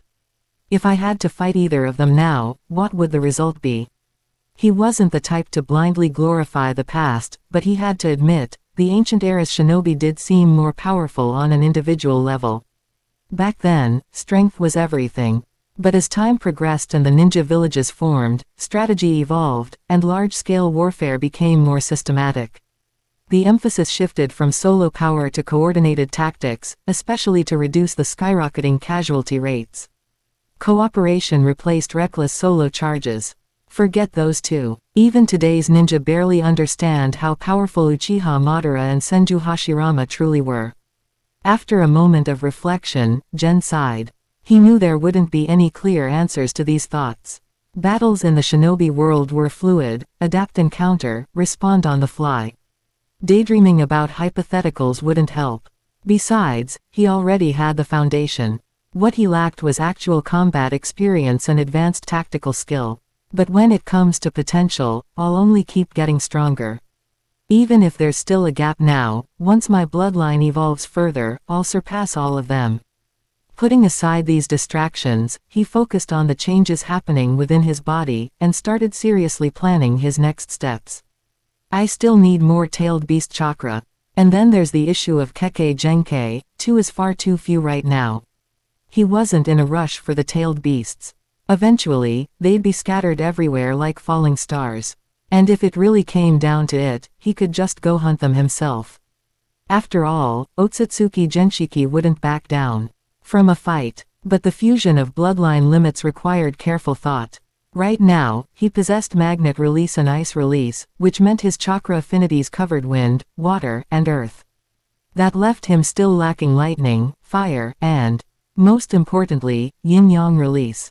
However, fusing yin-yang release wasn't going well. He had no clear reference, and that frustrated him. Still, even for the Ōtsutsuki, yin-yang release represented the pinnacle of power. Their entire combat style often revolved around it. So General didn't mind if his progress was slower. He believed that with time and growth, he'd achieve mastery eventually. I also need to accelerate the integration of other bloodline limits. For fire release, dust release would be ideal. As for lightning release, best case scenario, I'd get storm release. He had a clear roadmap and knew exactly how to get there. At that moment, he felt a sudden acceleration in the changes within his body. He immediately steadied his thoughts, fully focusing on the transformation at hand. Let's see what kind of result this time brings. Meanwhile, in the Hokage's office. Kakashi, you're back. As Kitagawa General concentrated, Kakashi had already returned to the Hokage's office. Hiruzen Sarutobi had been informed of their return and was in fairly good spirits. From the reports so far, it didn't sound like there were any major issues. Tsunade and Jiraiya had also been summoned in advance. Given the issue with Hanzo of the Salamander, the third Hokage wanted their input. But there was one thing that puzzled Hiruzen, prompting him to ask. Where's Gen? And that kid outside, is she? Lord Hokage, Kakashi replied with a respectful nod to Tsunade and Jiraiya. Gen returned home to rest. As for the girl, her name is Karen Uzumaki. We ran into some complications on the mission. Complications? Jiraiya didn't look too surprised. Stroking his chin, he asked, what kind? Something to do with Hanzo. This girl, she from the land of rain. TCH. Doesn't sound like too serious a complication, Tsunade remarked, raising an eyebrow at Karen's name before focusing on Kakashi. You're not injured, so don't tell me that brat Gen is. No, Kakashi shook his head. We're both fine. When we were in the land of rain, we encountered Hanzo. But General immediately sensed something was off. Oh, at the mention of Hanzo, Hiruzen, Jiraiya, and Tsunade all grew serious. Gen's sensory skills are sharp. He noticed right away that Hanzo didn't feel right, his chakra levels were low, and there were no signs of aging. It looked more like a substitute. A body double. The three of them froze at the implication. Then, almost simultaneously, they each let out a faint sigh. Once a feared demigod of the shinobi world, now reduced to this. There's more. That Hanzo also passed on some intel, but some of it may be questionable. What did he say? He claimed the Akatsuki have been watching Omegakure closely. And, that there may be someone in Konoha leaking information to them. Those words brought a heavy silence to the room. The third Hokage's expression darkened instantly. Keep this quiet, Hiruzen said after a long pause. It could be disinformation from Hanzo. But I will investigate it thoroughly. For now, let's focus on your mission report. Yes, Lord Hokage, Kakashi agreed. He didn't fully trust Hanzo either, but it was his duty to report everything. Afterward, we were attacked by members of the Akatsuki. They tracked us to the land of grass, and a battle broke out. The Akatsuki really made a move. Yes. One of them was Uchiha Obito. Another was Kurosuke Raiga, formerly of the 7 ninja swordsmen of the mist. And the third was one of your disciples, Jiraiya-sama. Nagato. Jiraiya's eyes narrowed. Tell me everything. From the beginning. Understood. Kakashi nodded, then gave a concise recount of the battle, though he glossed over Gen's part. The fight ended with Uchiha Obito being forced to retreat, and Gen managed to injure him in the process. He also dealt a serious blow to Nagato and left behind some items. Kakashi unfurled a scroll. With a puff of smoke, a pair of twin blades and a piece of pale white tissue appeared. These are Gen's spoils from the battle. He also severely injured Nagato. He's that strong now. Even with the abridged report, the two Sannin were astonished. Whether it was the massive sphere that blotted out the sky or Gen casually destroying it in one strike, it all seemed too incredible to believe. They were now more curious than ever about what Kitagawa General was truly capable of, and what his current condition was. Hiruzen grew visibly anxious. He really wasn't injured? He asked. Kakashi shook his head. Rest assured, Hokage-sama. Gen is truly fine. As for the other details, I think it's best to let Karen explain them herself. What is that? Just as the third was about to speak, Tsunade suddenly narrowed her eyes, clearly sensing something unusual. She strode over to the white tissue sample and examined it carefully. After a brief moment, her expression darkened. There's a strange energy within this. This might be the very thing that allowed Uchiha Obito to use wood release. What? The mention of wood release made the third Hokage's expression grow even more serious. You think this is the key? Are you certain? I'm not certain, Tsunade said gravely. It's just a strong intuition. I'll need to study it further to be sure. Kakashi added. Gen also said this chunk of tissue gave him a strange feeling. That's why he kept it and asked me to deliver it to you, Hokage-sama. Looks like his instincts were right. This isn't just a problem, it's a huge problem. The third's face grew grim. He recalled Hanzo's earlier words. Even if that Hanzo had been a fake, someone must have been giving him instructions, likely the real Hanzo. Konoha had long been investigating how Uchiha Obito gained access to wood release, but they'd never found any concrete leads. Now, for the first time, they had a direction. Hanzo claimed there was a traitor in Konoha feeding intel to the Akatsuki. Years ago, although the village officially shut down the wood release experiments, Danzo and Orochimaru continued their research in secret. Could it be? Hiruzen couldn't bear to finish the thought. The more he followed this line of reasoning, the more disturbed he felt. A heavy pressure settled over his chest. He rubbed his temples and finally spoke up. Tsunade, take that sample and conduct a thorough investigation. But this entire matter must remain top secret. Apart from us here, not a word of this leaves the room. Yes. Now, bring in the girl. Kakashi, why did you want her to explain things? And why did you bring her back? Because, Kakashi hesitated. She witnessed everything firsthand. And, she's quite unique. Her sensory perception is extremely advanced, and reportedly, her blood has potent healing properties. That's why General suggested bringing her to the village. He chose his words carefully, not wanting to reveal too much. As he finished speaking, he glanced subtly at Tsunade, and finally let out a small breath of relief. Just then, the Anbu escort led Karen into the office. Don't be nervous, Hiruzen said gently. Though Karen still looked visibly tense, the third Hokage softened his expression, putting on his kindly elder demeanor as best he could. I know your name, Karen, correct? I'm the third Hokage of Konohagakure.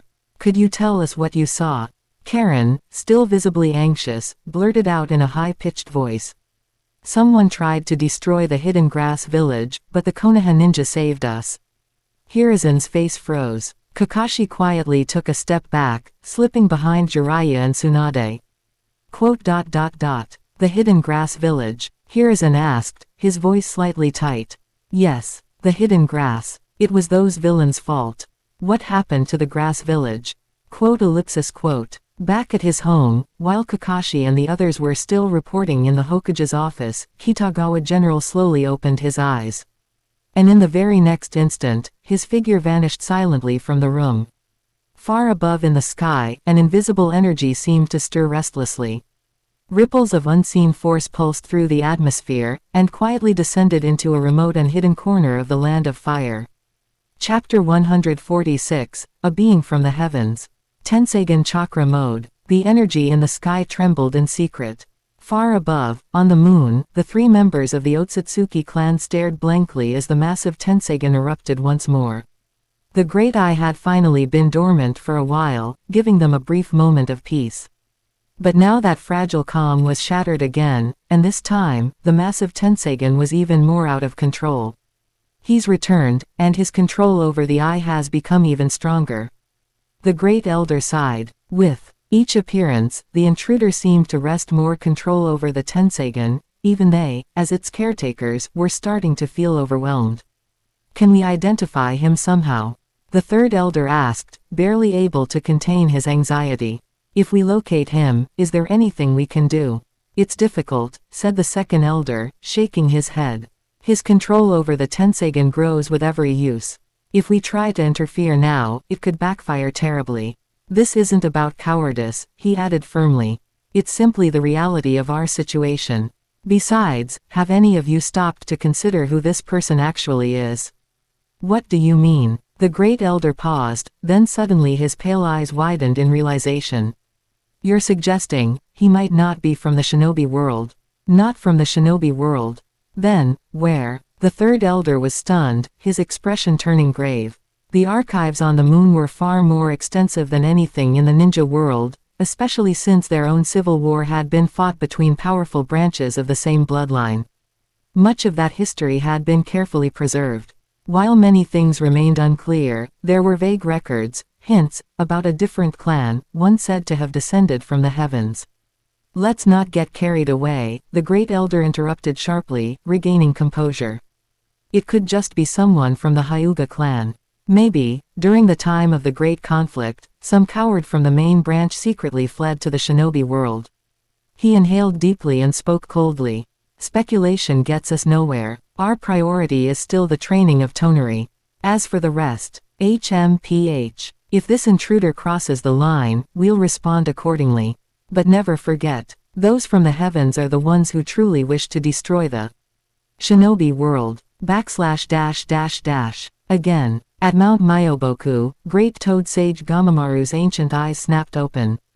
Though months passed like fleeting moments for him, he had never let his guard down. Ever since sensing the mysterious energy, he had been meditating, probing the source, and trying to use his powers of prophecy to peer into the future. But no matter how hard he tried, he saw nothing. His visions had been completely blocked.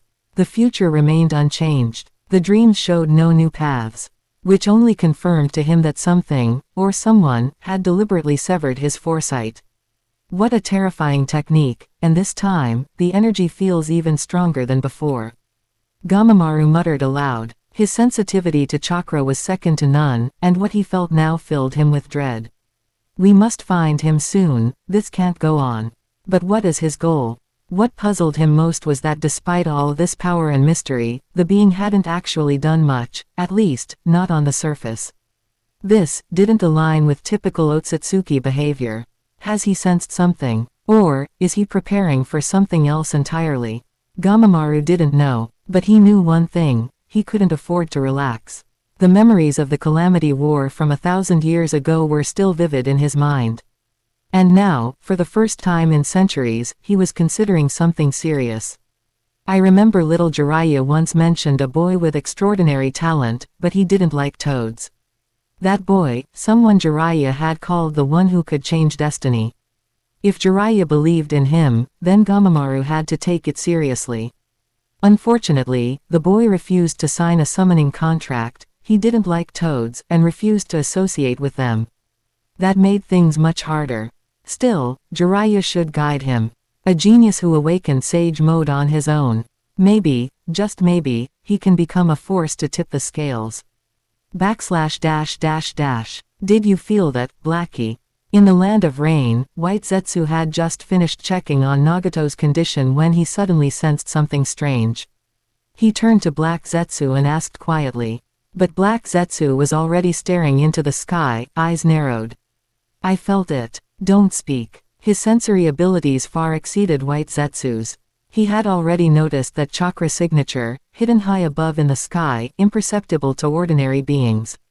And that chakra was all too familiar. Ōtsutsuki Genshiki, he had used that chakra many times before. He's appeared again, but why? What does he want this time? Black Zetsu couldn't figure it out. But his instinct screamed that this presence was dangerous, far more than before. What could he have encountered, to trigger a chakra surge this powerful?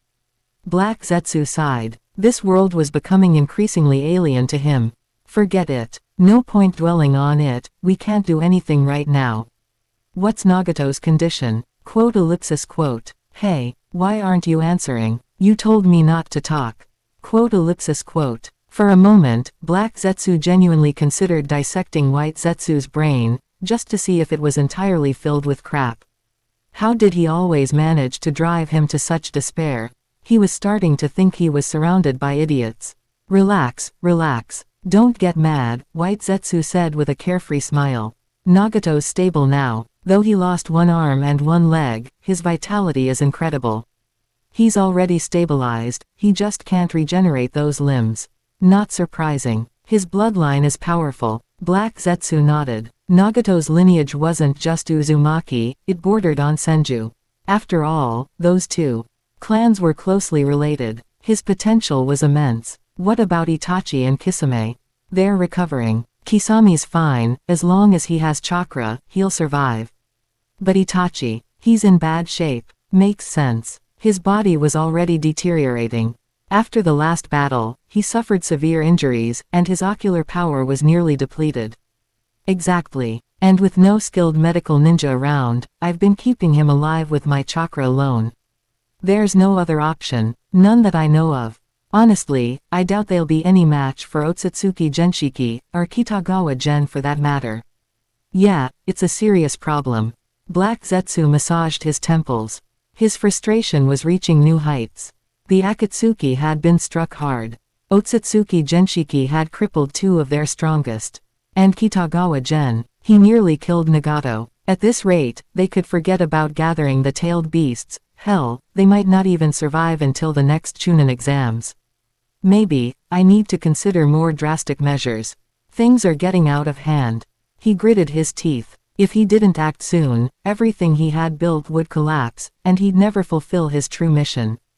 If I go that far, I need to be ready. I can't afford to lose control of the very monster I create.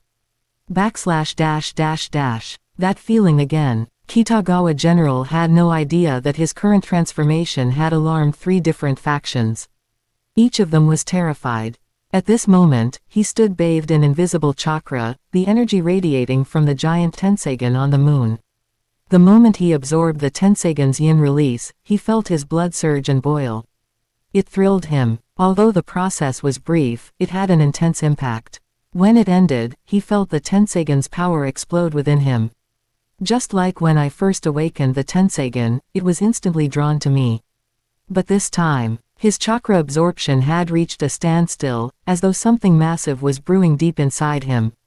The Tenseigan's chakra was fueling the final stage of his transformation, helping him break through a second time. Is this my second awakening? Kitagawa General could feel it. He was close, and he was eager to see what awaited him on the other side. The first awakening granted me incredible power. But what will I gain from this second one? He had long suspected that his eyes were a fusion of multiple bloodlines. In other words, he could draw from all sorts of abilities, not just the core Rinnegan-like powers but traces of Ōtsutsuki abilities as well. Most importantly, I've unlocked the Silver Wheel Reincarnation Explosion. He had already tested it once, and its power was terrifying. But this technique only manifested in Tenseigan Chakra mode, which made him curious. If I use Silver Wheel Reincarnation Explosion in Tenseigan Chakra mode, what would it look like? And what about Golden Wheel? Normally, this chakra would only appear after the Tenseigan's third evolution. But it feels like He raised his head, gazing into the distance. Even under the bright daylight, he felt as though he could still lock onto the moon. As the chakra surged and cryptic messages echoed in his mind, a smile crept onto his face. At the same moment, the invisible chakra in the skies came to a sudden halt. This definitely isn't a normal evolution path. His eyes had completed their transformation, ready to unleash their true might. Buzz. In the next instant, his eyes turned into dazzling azure streams of light. A wave of terrifying pressure burst outward, slicing down the trees around him in an instant. And right then, a translucent interface appeared before his eyes. / Open black lens bracket name, Kitagawa Gen close black lens bracket. Open black lens bracket bloodline, Ōtsutsuki clan development, 40%. Open black lens bracket dojutsu, Tenseigan Eye of the New Moon close black lens bracket. Open black lens bracket special ability, Source of the God Tree, Stage 3, close black lens bracket. Open black lens bracket. Special skills: Ice Release, Magnet Release, Silver Wheel Reincarnation Explosion, Tenseigen Chakra Mode. Close black lens bracket. // Chapter 147, Naruto's Special Mission. The New Konoha Collapse Plan. Tenseigen Chakra Mode, Looking at the interface that had appeared before him, Kitagawa General wasn't all that surprised. After all, when he connected with the giant Tenseigen, a flood of information had already entered his mind. Among that information, was the hand seal sequence for activating Tenseigen Chakra Mode. It was definitely a power worth looking forward to, though in his normal state, he still couldn't use it freely. But Ōtsutsuki Genshiki won't just rely on a few tricks. Even with Sage Mode as backup, once he's exposed, things will get complicated. Kitagawa General had even considered faking a karma seal of his own to bluff his way through suspicions, but after some thought, it just felt way too risky. Especially with Black Zetsu being such a conniving schemer. If he starts spreading rumors, I'll have a real problem. What General really wanted was to grow steadily and securely. He even suspected that it was people like Madara Uchiha pushing things too far that eventually attracted the attention of the Ōtsutsuki. That said, he wasn't ignoring the possibility of Ishiki's arrival either. That's why he was choosing caution for now. As for the future, once he reached the peak of power, so what if he turned out to be Ōtsutsuki Genshiki? Who would dare say a word? But that's all for later. Right now, this Tenseigen Chakra Mode just solved one of my smaller problems. However, even though his eyes had evolved into the so-called new moon eyes, they were really only in their second awakening. Under normal circumstances, he shouldn't even be able to access Tenseigen Chakra Mode. But his situation was unique. Especially with a massive power bank up on the moon, just waiting to be tapped. Basically, I can only use this mode with help from the giant Tenseigen. But that's not a problem for me. Even if the Ōtsutsuki on the moon tried to interfere, Gen could sense that his own access permissions had increased significantly. With that authority, even if they did try to sabotage him, he was confident he'd still get what he needed out of it. Still, maybe it's time to start looking for a way up to the moon. I can't have them annoying me forever. Gen's eyes narrowed as he stared off into the distance, as if he could pierce the clouds and gaze directly at the moon. Now and in the future, that giant Tenseigen was a treasure trove he would never give up on. Time to head back. I wonder what's been going on in Konoha while I was away. With that thought, he activated his chakra, and in a flash, he reappeared in his own room. His bloodline development had reached 40%, making his spatial awareness significantly stronger. Even though he'd been far from Konoha, he could return home in an instant. After disabling the barrier around his room and dismissing his shadow clone, he nodded slightly. Looks like no one came looking for me. Kakashi handled things pretty well. He had left the clone in case Hiruzen Sarutobi came calling. But it seemed there had been no problems at all. Suddenly sensing something, he walked over to the window and flung it open, just in time to hear Naruto scream. "Wah, you idiot, what are you doing?" Before Naruto could fall flat on his face, Gen caught him by the collar and yanked him back up effortlessly. "Damn it, you came back and didn't even say a word, why are your doors and windows locked so tight?" Naruto glanced down nervously at the ground below. "You jerk, I was just trying to water your plants. You've been gone for so long, if it weren't for me, they'd all be dead by now." Gen glanced at the flowers outside his window and silently thanked his past self for buying plants that were nearly impossible to kill. If he hadn't, and Naruto had been watering them every day, they'd be long dead by now. "Well, thanks for that, I guess. TCH, no big deal." Naruto hopped into Gen's room, grinning. "Hey, you just got back from a mission, right? Haven't eaten yet, have you? Want me to treat you?" "No thanks. I don't trust your motives." "Wah, come on, I'm not like that." What I meant was. Yeah, no, you'll probably just turn around and complain about how much I ate and how you shouldn't have treated me. Not interested. Gen stared at Naruto with his usual dead fish eyes. The kid looked completely traumatized. His graduation didn't depend on him, it was up to Ruka, Kakashi, and the others. What did it have to do with Gen? And yet here Naruto was, acting like he had to bribe him or something. Unless you give me half your living stipend. Arg, you bastard. Naruto lost it. He was starting to think life was hopeless. With such a horrible person standing in his way, how was he supposed to graduate? Don't tell me, you're afraid I'll become Hokage and steal your dream. Huh, me. Gen was confused for a moment. He stroked his chin, thoughtfully. Didn't I already tell you my dream? From what he remembered, every Hokage, except Tsunade the slacker, had been completely overworked. Especially Naruto. His family life had always seemed off, probably because he was constantly too busy. Though General had no idea what exactly Naruto was always doing. TCH. Your dream is so plain. Naruto rubbed his ears but quickly straightened up with renewed vigor. Whatever. I'm not afraid of anything. My dream is to become Hokage, and I won't give up.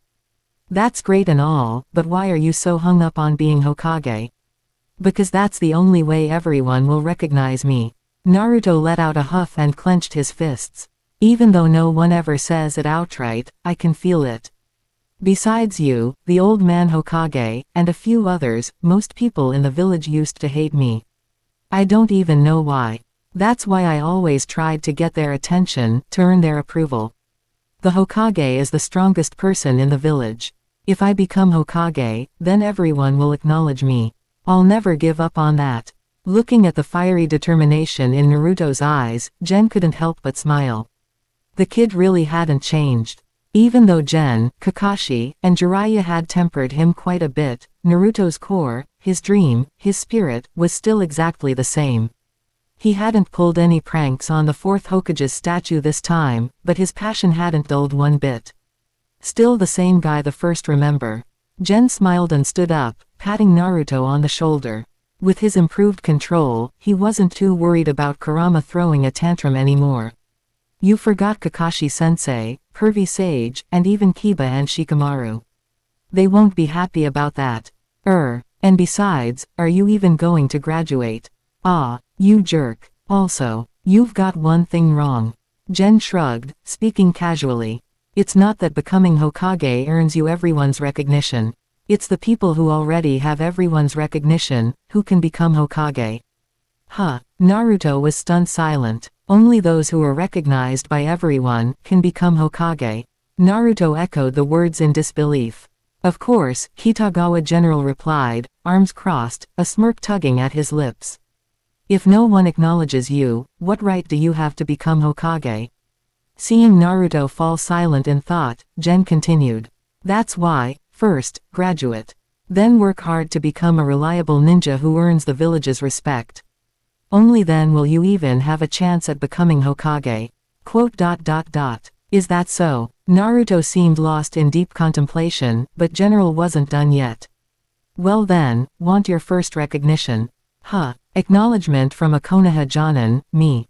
Naruto squinted suspiciously.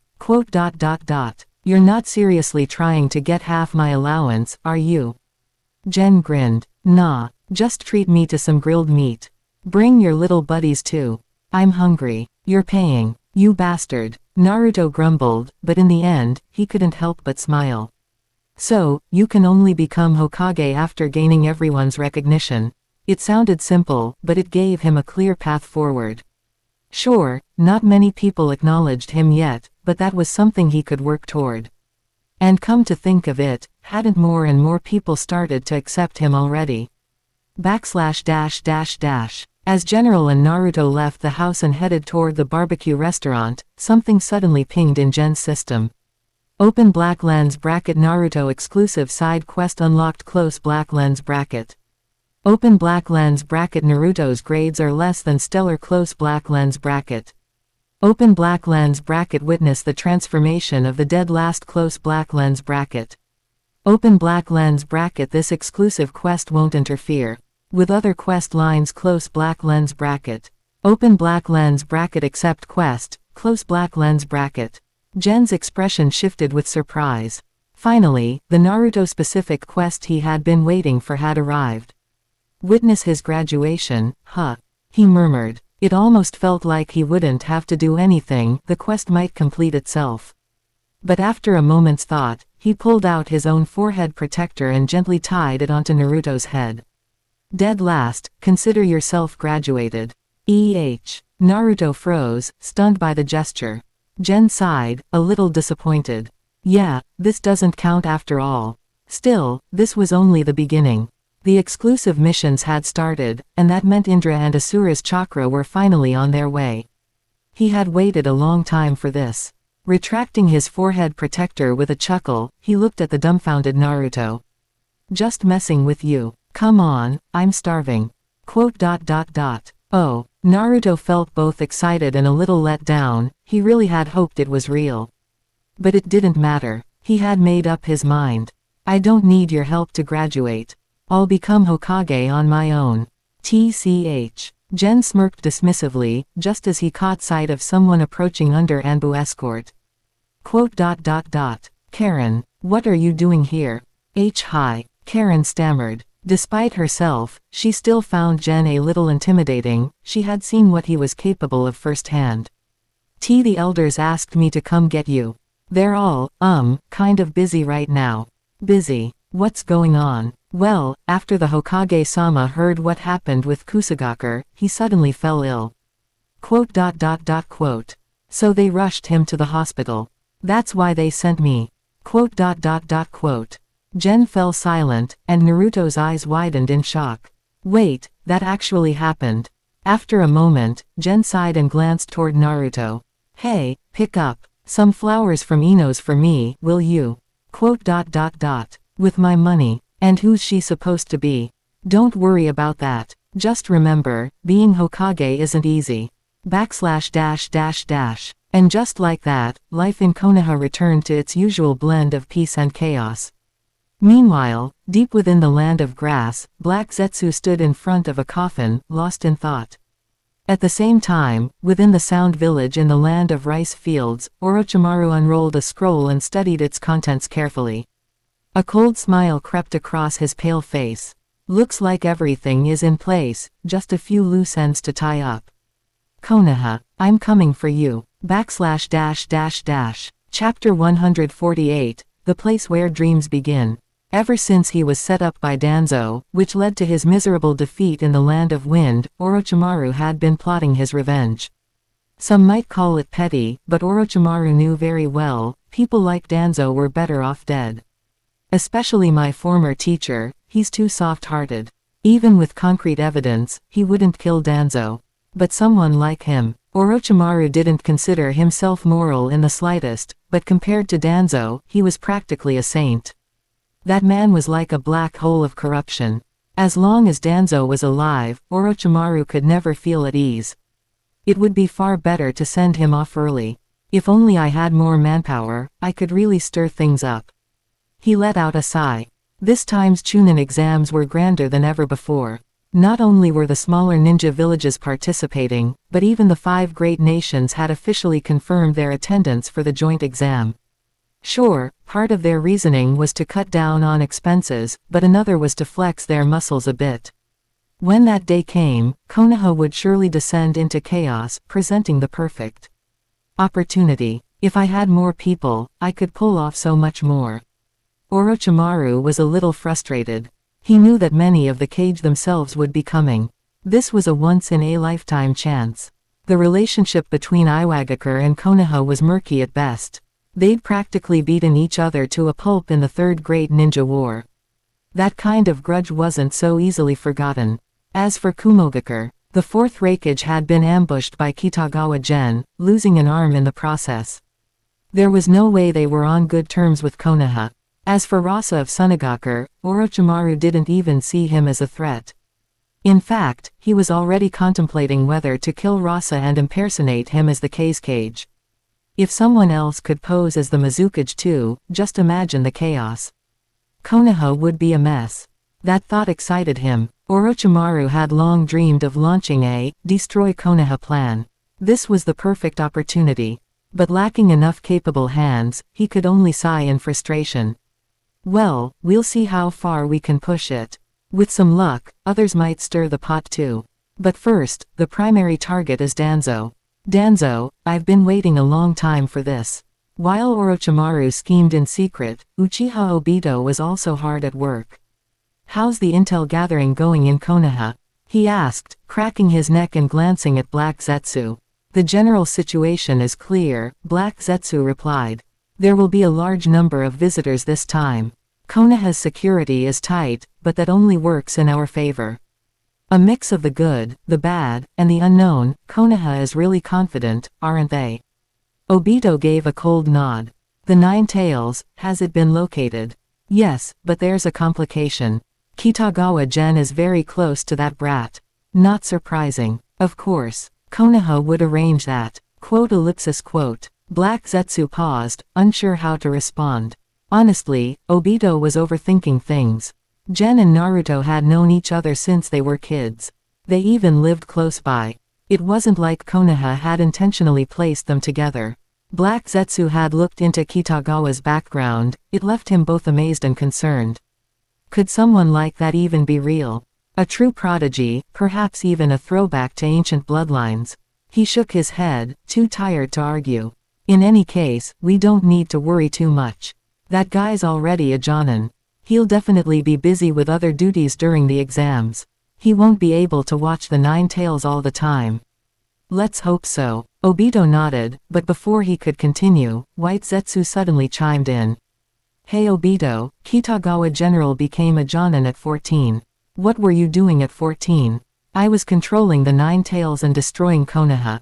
Satisfied. Obito didn't even want to dignify White Zetsu's idiocy with a response, but if they were comparing accomplishments at 14, he wasn't losing.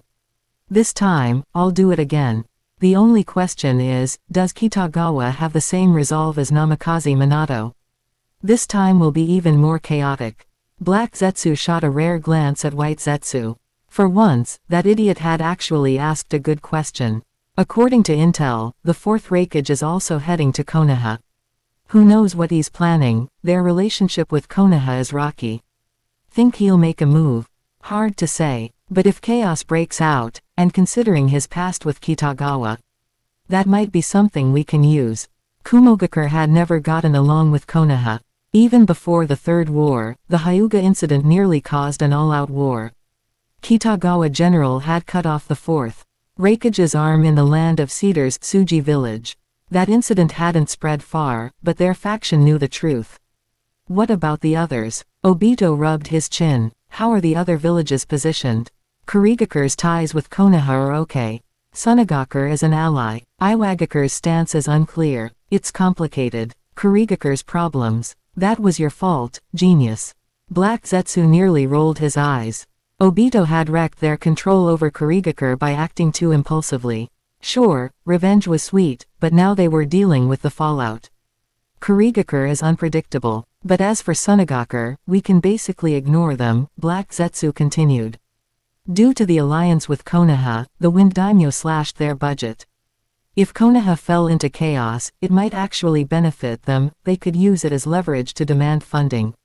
Iwagakure is trickier. The whole Deidara situation made them hostile to us.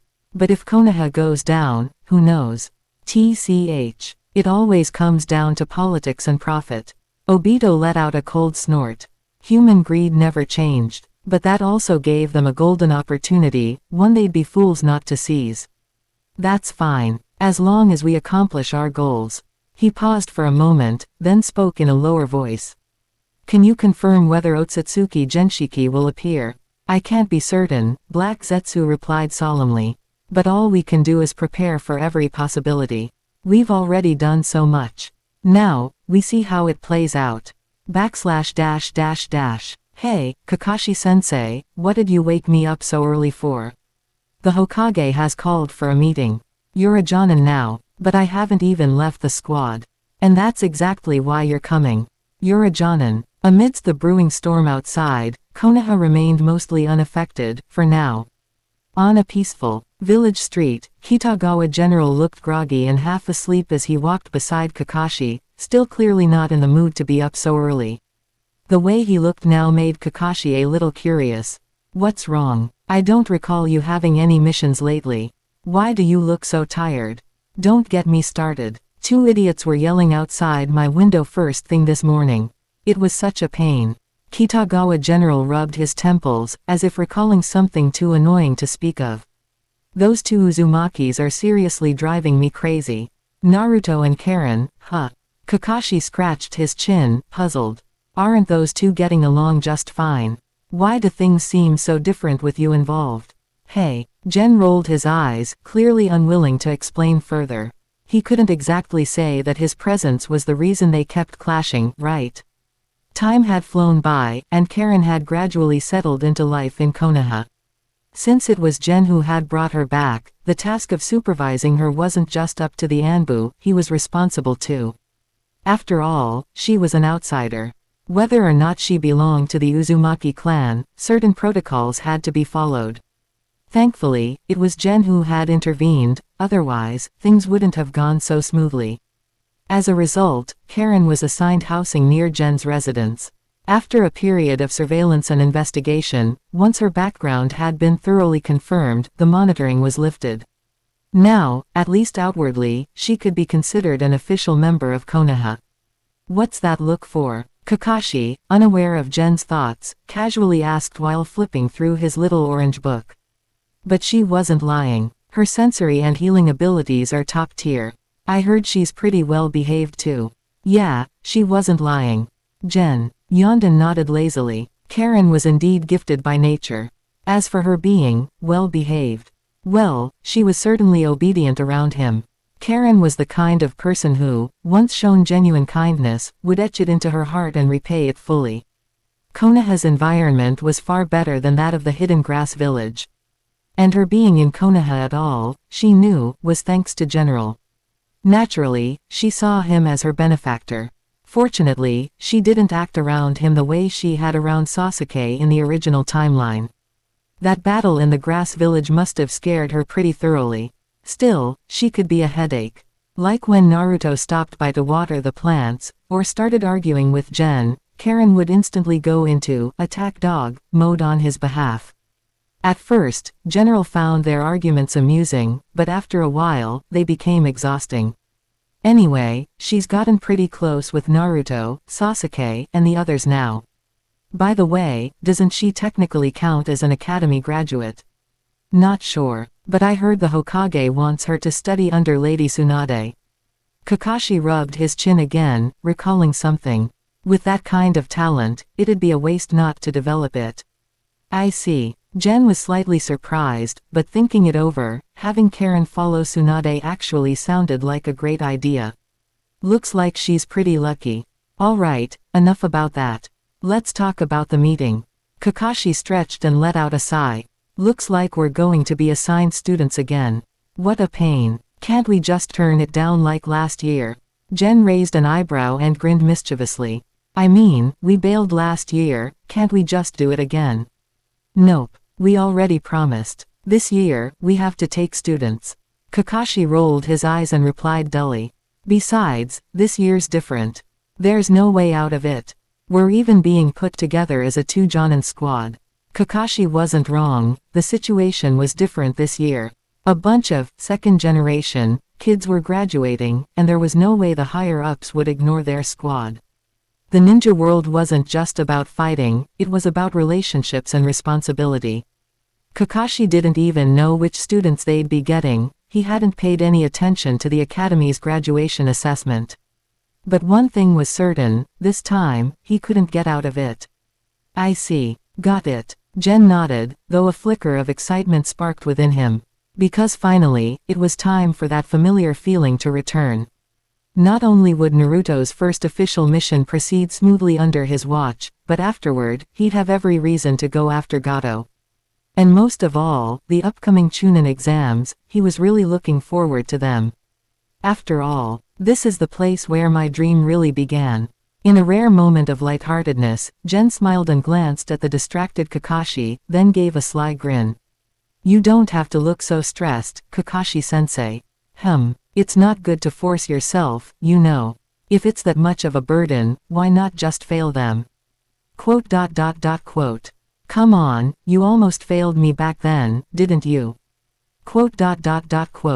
If you don't have the heart to be ruthless, I can do it for you. / Chapter 149, Ōtsutsuki Genshiki prepares to strike. Mizuki makes his move. Kakashi, Gen, you're here. Inside the Hokage's office, Asuma greeted them with a relaxed smile as Kakashi and Kitagawa General stepped in. The other Jonin nodded in acknowledgement as well, though Hiruzen Sarutobi's expression looked a bit stiff. He still hadn't forgotten what Karen from the Uzumaki clan had said to him. That little incident had landed him in the hospital almost instantly. While they had never approved of Grass Village's methods, Konoha didn't have the authority to control how smaller villages developed. Grass Village, after all, was technically an ally. But then came Kitagawa Gen and Nagato. Their attack had nearly flattened the place, resulting in massive losses. Even if Gen couldn't be directly blamed, the consequences had been brutal. You're all here. Let's begin, Hiruzen finally said, his tone steady despite everything else on his mind. There were bigger issues at hand. This meeting has two main topics. First, the Genin graduation exam. This time, Iruka and Mizuki will be overseeing it. The test will focus on the clone jutsu. The clone jutsu wasn't particularly difficult. In fact, students graduating from the academy were typically tested on the three basic techniques: clone, transformation, and substitution. These were foundational jutsu, designed to give civilian-born ninja a real shot at joining the ranks, while also highlighting the advantage held by those from ninja clans. Of course, there were always exceptions, gifted civilians like Kitagawa General himself. But that was something for the team leaders to assess. If a genin lacked sufficient ability, their Jonin sensei could even send them back to the academy. I expect each of you to take your responsibilities seriously and guide your future students well. Understood. Yes. Everyone responded in unison. Only Kitagawa General seemed distracted. He had noticed Hiruzen watching him more than usual. Strange. Kakashi-sensei, aren't you supposed to be pretty responsible? Why does Lord Hokage look like he's worried about you? Kakashi said nothing. He really wanted to ask if Gen had any self-awareness at all. But in the end, he just sighed. Hiruzen spoke again before he could reply. There's one more thing I want you to keep an eye on. Something's off with Mizuki. Mizuki, one of the exam instructors. Might Guy asked curiously. Even though he wasn't taking on students this year, the meeting wasn't only about Genin. Yes. Since this year's Chunin exams are rather special, I've been laying some groundwork in advance. That's when I noticed Mizuki acting suspiciously, Hiruzen explained, calmly lighting his tobacco pipe. He's been spotted hanging around my home at odd hours. More importantly, he's been snooping into the scroll of seals, which immediately raised red flags. And Mizuki, he's always craved power. Lately, I've found that he's been observing Naruto quite closely at the academy. Naruto. Asuma's expression grew serious, and the other Jonin tensed as well. You're not arresting him. Trying to figure out who might be backing him. Exactly, Hiruzen nodded gravely. This isn't just about Naruto. With the Chunin exams approaching and so many guests expected, we can't afford to make the wrong move. That's why I've held off on confronting him directly, for now. Then, Hiruzen turned toward General. Gen, you're the youngest here, and you have a good relationship with Naruto. I'd like you to look into Mizuki and figure out what he's planning. / New side mission acquired. As the white-haired supporting role, it's your job to clean up the messes. Objective. Eliminate Mizuki the threat and uncover who's backing him. / Yes, sir, Gen replied casually, glancing at the mission prompt. He wasn't particularly surprised. Ever since he'd pissed off Hiruzen and sent him to the hospital, he'd been lying low, quietly avoiding all sorts of ridiculous missions.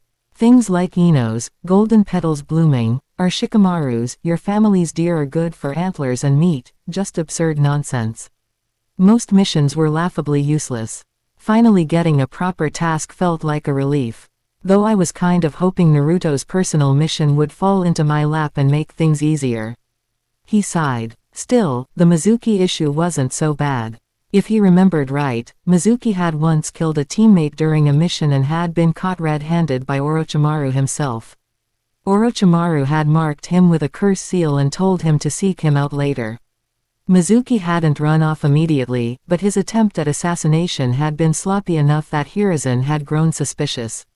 There wasn't any direct evidence, but Mizuki's dreams of advancement were effectively crushed, and he'd been harboring resentment ever since.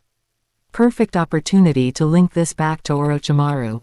Gen still wasn't sure how the Chunin exams would play out, but with all 5 great ninja villages gathering, and their cage attending, there was no way this would be peaceful.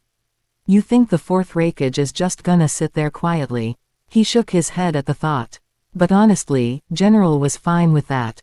The more chaos, the better. With all this preparation behind the scenes, Konoha wouldn't be caught off guard this time.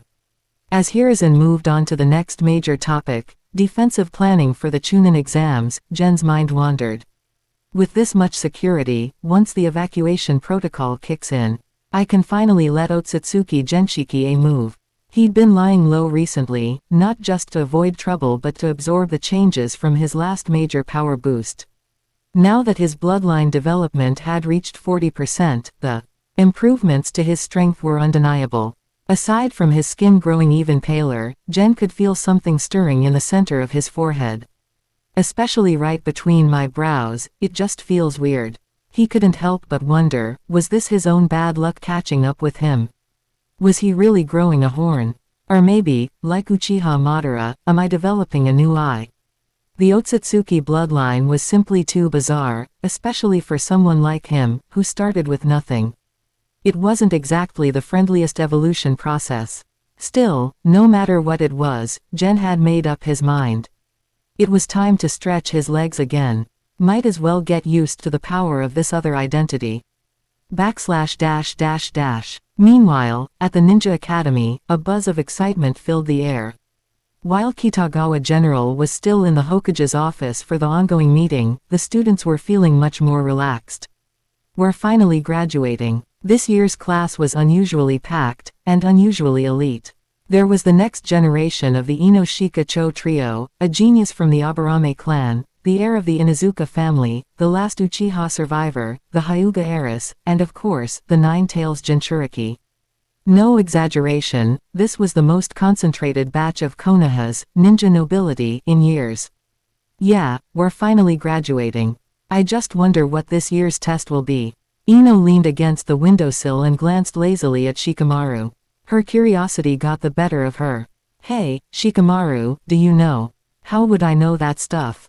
Shikamaru rolled his eyes. Even if he did know, he wouldn't say. Troublesome. But don't worry. These exams aren't that hard. You're not telling me you'll fail something this basic, are you? TCH, please. I'm gonna be Hokage, this. Little exam's nothing. Naruto stood up, fists clenched, practically shouting in excitement. The outburst earned him a few surprised glances. You idiot. Keep it down. Sakura scolded him, then turned, almost on instinct, toward Sasuke, her expression melting into a look of gentle adoration. Geez, that guy's so annoying. TCH, that smug Sasuke. Naruto grumbled, gritting his teeth. Sasuke didn't even bother responding with words, he just scoffed. Idiot. What was that? You wanna fight? I don't have time to waste on you. You'd better start worrying about how to pass the exam. Spending time around Kitagawa Gen, and not having been trauma-critted by Itachi's Tsukuyomi, had left Sasuke in a relatively stable mental state. Watching Naruto flail in frustration, Sasuke ignored him, his expression suddenly growing serious. Besides, instead of worrying about the test itself, you should be more concerned about who's giving the test. If it's him. One sentence from Sasuke and Naruto's eyes went wide. Of course he knew who Sasuke meant. Even if he'd sworn to become Hokage, the idea of Kitagawa General being the proctor still terrified him. What are you guys talking about?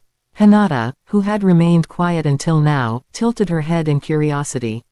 Seeing the two boys suddenly go dead silent made her wonder. Yeah, what's the big deal? Kiba asked while scratching Akamaru's head. Even Choji looked up from his chips with mild confusion. It's just a graduation test, right? What could go wrong? Even Ino and Sakura nodded, though a hint of nervousness crept into their faces. Shikamaru simply yawned. But the moment Naruto spoke again, the mood shifted. I'm worried about that bastard general. He gulped. Sasuke added grimly, even if Gen Senpai is generally a good guy, some of his habits are terrifying. And now he's a Jonin. If he volunteers to oversee our exam. The room fell silent. Jonin usually didn't bother with academy tests. But with Kitagawa Gen, this was exactly the kind of thing he'd want to do. If that really happens, we're doomed. I'm not gonna survive this. No wonder he put half his classmates in the hospital before. He's terrifying. The entire room fell quiet with dread. Even Hinata's eyes widened, but none of them noticed that outside the classroom, Mizuki was watching them closely, his eyes locked especially on Naruto. The Nine-Tails brat. You're my key this time. // Chapter 150, Kurama, impossible. Absolutely impossible. A few days later, the time for the Ninja Academy graduation exam had finally arrived. When the current class of students heard that the content of the exam was the clone jutsu, reactions were mixed, some were thrilled, others disappointed. But for Naruto and his group, this was hardly an issue at all. Even Naruto himself wasn't worried. Sure, the Nine-Tails inside him messed with his chakra control, making it difficult to use jutsu precisely. But Jiraiya had been back in the village for quite some time and had spent plenty of effort training him. There was no way Naruto had come out of that empty-handed. What truly made them happy, so much so that even Sasuke let out a sigh of relief and cracked a rare smile, was that the examiner wasn't Kitagawa General. Hell yeah, the exam went smoothly. Even Naruto passed without trouble. The moment Iruka handed him the forehead protector, Naruto was absolutely ecstatic. But just as he was about to run off and show off to Gen, someone called out to stop him. Congratulations, Naruto. You passed the exam, Mizuki said with a warm smile. Hee, thanks, Mizuki-sensei. It was already dusk. Naruto had been scheduled last, and by the time he finished, the place was nearly empty. He was in a hurry, but still took the time to politely respond to Mizuki. Don't get too full of yourself, Mizuki said with a gentle tone. Graduating from the academy is just the beginning. He smiled like a proper teacher, projecting warmth and wisdom. Once you leave the academy, you'll still need to undergo team trials with your Jonin instructor. That's what really matters. I heard you're close with Jonin General. You know his story, right? Gen. Naruto's grin faltered as he recalled the legendary tale of General soloing his graduation exam by beating his teammates half to death. And then there was Kiba, who kept saying he wanted to be on the same team as Naruto. He couldn't help but grimace. Damn that Gen for setting such a brutal precedent. Gen's a true genius, Mizuki continued, a flash of envy in his eyes. Chunin in his first year. Jonin in his second. If things keep up, he might be the next Hokage. Hokage. That word struck a nerve in Naruto, tightening his expression. But anyway, I'm really glad you passed. Mizuki patted Naruto's shoulder and leaned in, voice dropping to a conspiratorial whisper. Hey, did you know? There's a certain sealed scroll in the village. It contains powerful forbidden techniques. They say if someone masters just one of them, they could become as strong as the Hokage. Hokage. Yep, the Hokage, Mizuki echoed, watching Naruto's face twist with confusion. Realizing he might be pushing too hard, Mizuki quickly added with a chuckle. Don't think too much about it. Just forget I said anything. It's just, I know you're close with Gen, and, well. He smiled with a hint of subtle manipulation. He's a genius, after all. Probably the next Hokage. As his friend, you don't want to fall too far behind, right? We're all rooting for you. So that's the angle. High above, on the academy rooftop, Kitagawa General stood with Kakashi, watching the interaction below. Gen pursed his lips in mild annoyance. Such a cheap trick. Though, who knows, it might just work on Naruto. Kakashi chuckled. You do have a lot of influence on him, you know. They weren't ordinary ninja. Even from afar, they could catch snippets of Mizuki's hushed voice. No wonder kids these days are getting worse, Gen scoffed, crossing his arms. So last time, those two blew up someone's house and immediately tried to drag me into it. What happened to friendship bonds, huh? Kakashi gave him a deadpan look. Can you not? Gen kept mumbling. Would it kill them to say, you go on ahead, I'll cover you? Quote. Is it any surprise Konoha's education system is collapsing? What I want to know is, I had Mizuki as a teacher too, how come I didn't turn out like that? Can you just stop talking? Kakashi sighed. Is it possible that you were actually worse than Mizuki? And isn't the downfall of Konoha's education system kind of your fault? Anyway, what are you planning to do? Kakashi asked, brushing off the rant. And do you really think Naruto would fall for this? Not likely, Gen said, shaking his head. Jiraiya's taught him for long enough. He's grown, but he probably will try to handle this solo. That idiot's been itching to show off for a while now. Let's just watch. Gen understood Naruto well. After all that training with Jiraiya, and sparring with Sasuke, Naruto's not the same clueless kid anymore. Besides, Jiraiya's involvement had always been top secret. Hardly anyone knew, and those who did kept their mouths shut. There's no way someone like Mizuki would know. That's why he's making such a reckless move. Gen shook his head again. In all likelihood, Naruto plans to go it alone. He's learned a lot. He's probably feeling cocky, but it's fine. He knows enough to avoid real trouble. Having the nine tails sealed inside affected Naruto's development in ways most didn't understand. Jiraiya had to step in and guide him. Aside from the full story about his parents, Jiraiya had already explained most of the truth. So yeah, nothing major will happen tonight. If anything, I might finally get a look at that sealed scroll myself. That thought made General blink curiously. Wait, do you think there are multiple versions of the sealed scroll? //. Late at night, in a secluded training ground within Konoha, Naruto stared down at the sealed scroll in his hands, lips pressed into a line. That was way too easy. Should I take a peek? After a brief moment of hesitation, he gave in and opened the scroll. Right at the top, an entry caught his eye. Shadow Clone Jutsu. TCH. Already learned that one. But, why hasn't anyone shown up yet? As he thought that, he suddenly sensed someone approaching. Looking up, he was surprised to see Iruka. Iruka-sensei, what are you doing here? What the hell do you think you're doing? Iruka looked angry. Naruto blinked, confused. Mizuki-sensei said there was a scroll. He told me that if I learned a technique from it, I could become strong enough to make General proud. Make General proud. Mizuki. Iruka was stunned. He and Mizuki had been in charge of monitoring Naruto during the exam. He'd felt a mix of pride and relief watching Naruto graduate earlier that day. But the good feelings didn't last long. That evening, Mizuki had sent him a chilling message. Naruto has stolen the sealed scroll and may be planning to leave Konoha. The news left Iruka deeply unsettled. The scroll was stored in the Hokage's home and heavily guarded, even by the Anbu. How had Naruto succeeded? Still, as a teacher, Iruka rushed over without hesitation. But what he saw shocked him. Mizuki. He froze as a chill shot down his spine. Suddenly, the sound of weapons slicing through the air. Iruka instinctively shoved Naruto aside. A barrage of kunai rained down. Though he tried to evade, he was still hit.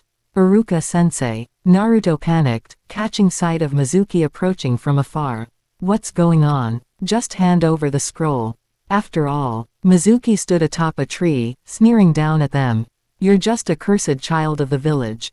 Cursed. Naruto frowned. Iruka's expression shifted. Shut up, Mizuki. Iruka snapped. Let me tell you the truth, Mizuki grinned darkly. 12 years ago, the village made a rule, one rule that no one was allowed to tell you. That you're not a normal child, but the nine-tailed fox demon in disguise. You're the one who killed Iruka's parents, and nearly destroyed the village. Naruto stood in stunned silence. Before he could say anything, Iruka shouted. Naruto, don't listen to him. You're not a demon. Oh, how can you say that? Mizuki sneered. Did you forget? Your parents were killed by him. Shut up. Iruka roared. He turned to Naruto and, after a moment of silence, spoke firmly.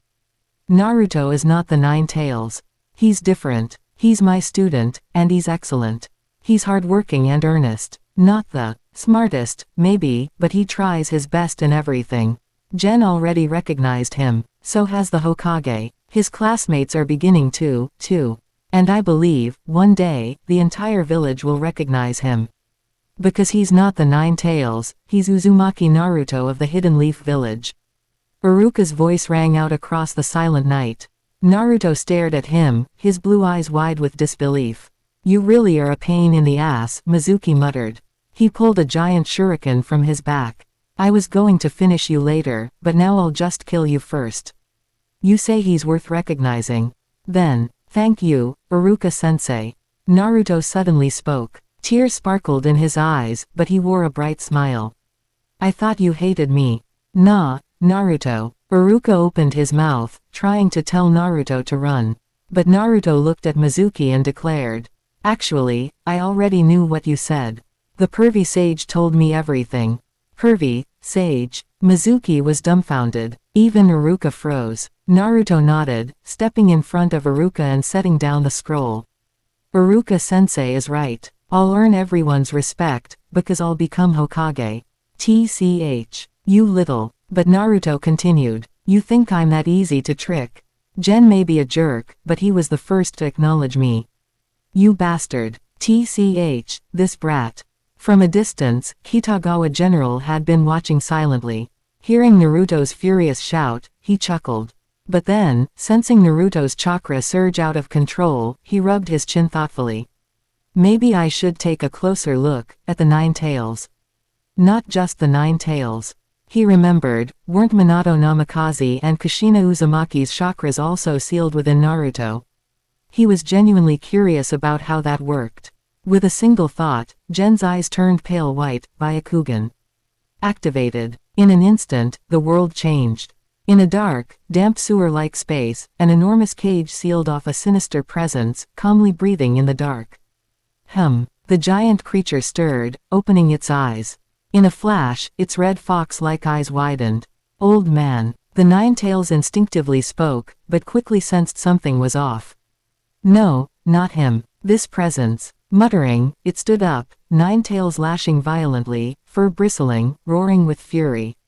Impossible. Absolutely impossible. Who are you? // Chapter 151 The Roaring Nine Tails, Mizuki's Failure.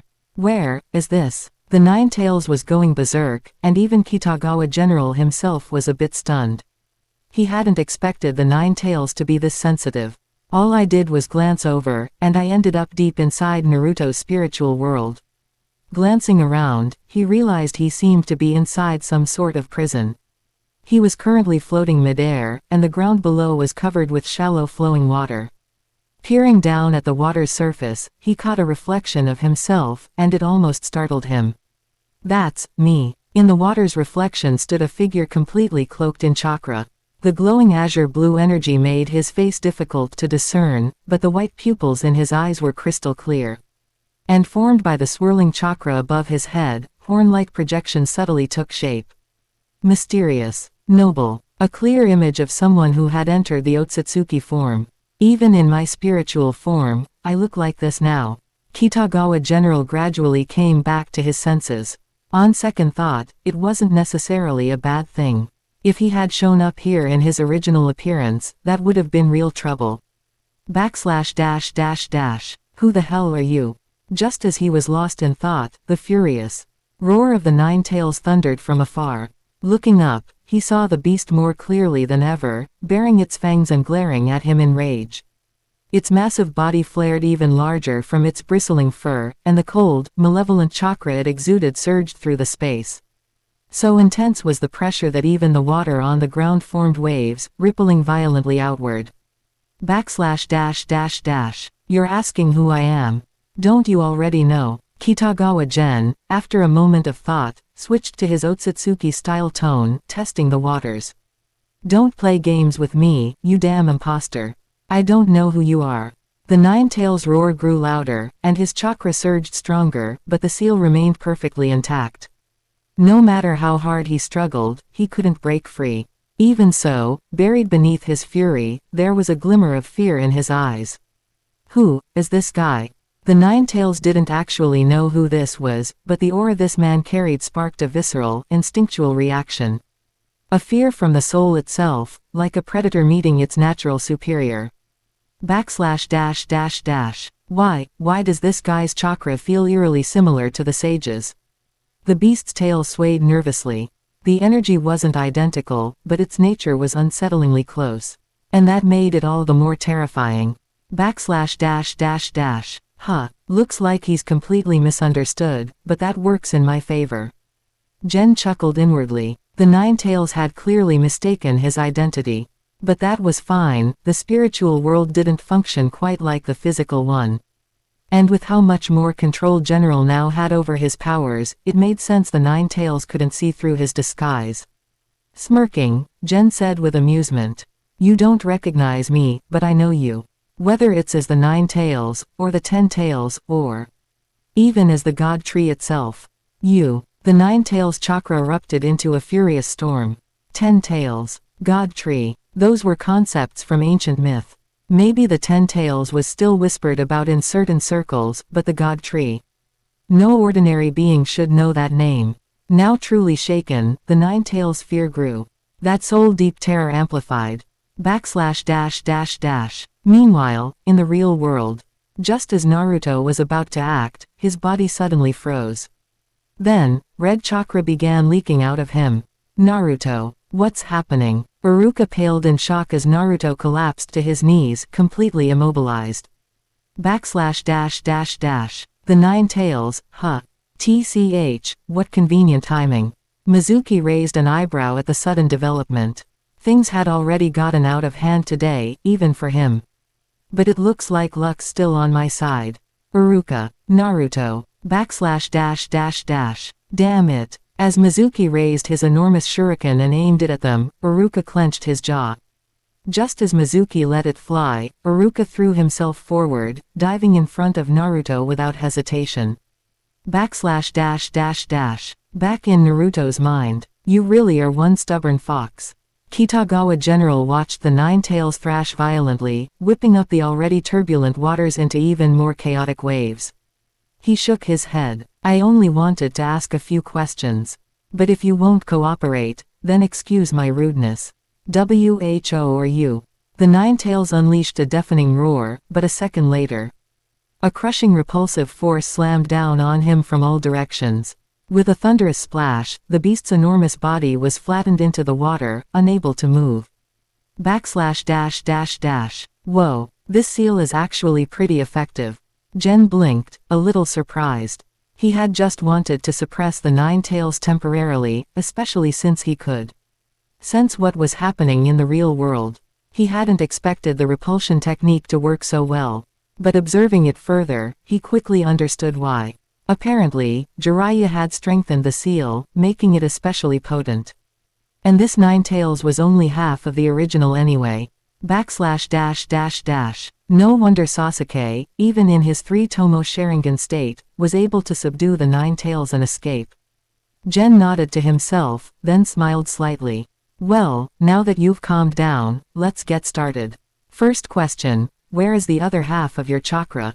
You bastard. Already seething, the Nine-Tails flew into even greater rage. Despite being pinned down, it still tried to struggle free. That missing half of his chakra, a wound he would never forget. Second question. Even though you were split in two, your ancient memories should still be intact. So tell me, where is Ōtsutsuki Kagaya? And where is your true form?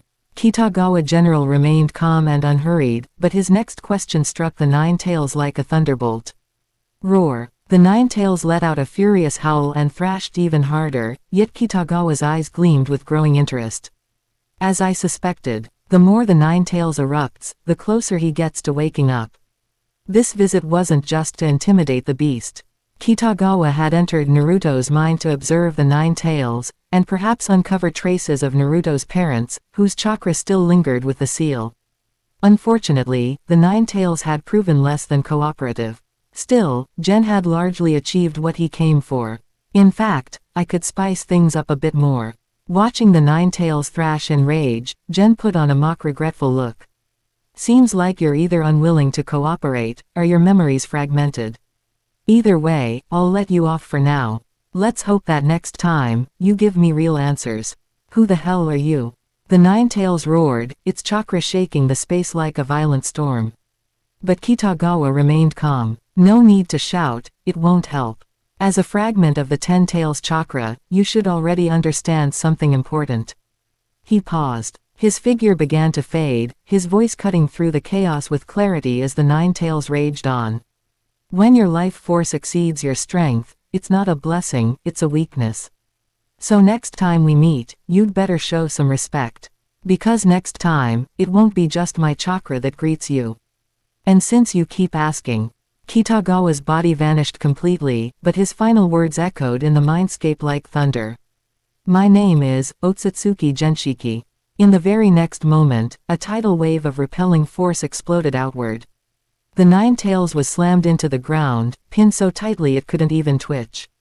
Its once boiling chakra vanished like mist. Darkness reclaimed the space. Back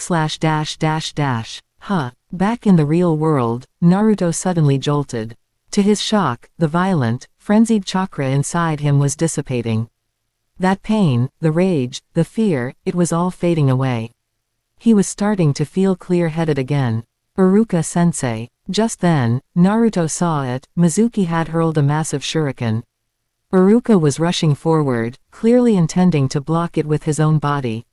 Naruto struggled to move. He didn't care how harsh Iruka had been during training, he knew now that his teacher genuinely cared. There's no way I'm letting Iruka-sensei get hurt because of me. But at that critical instant, Earth-style, Earth flow wall.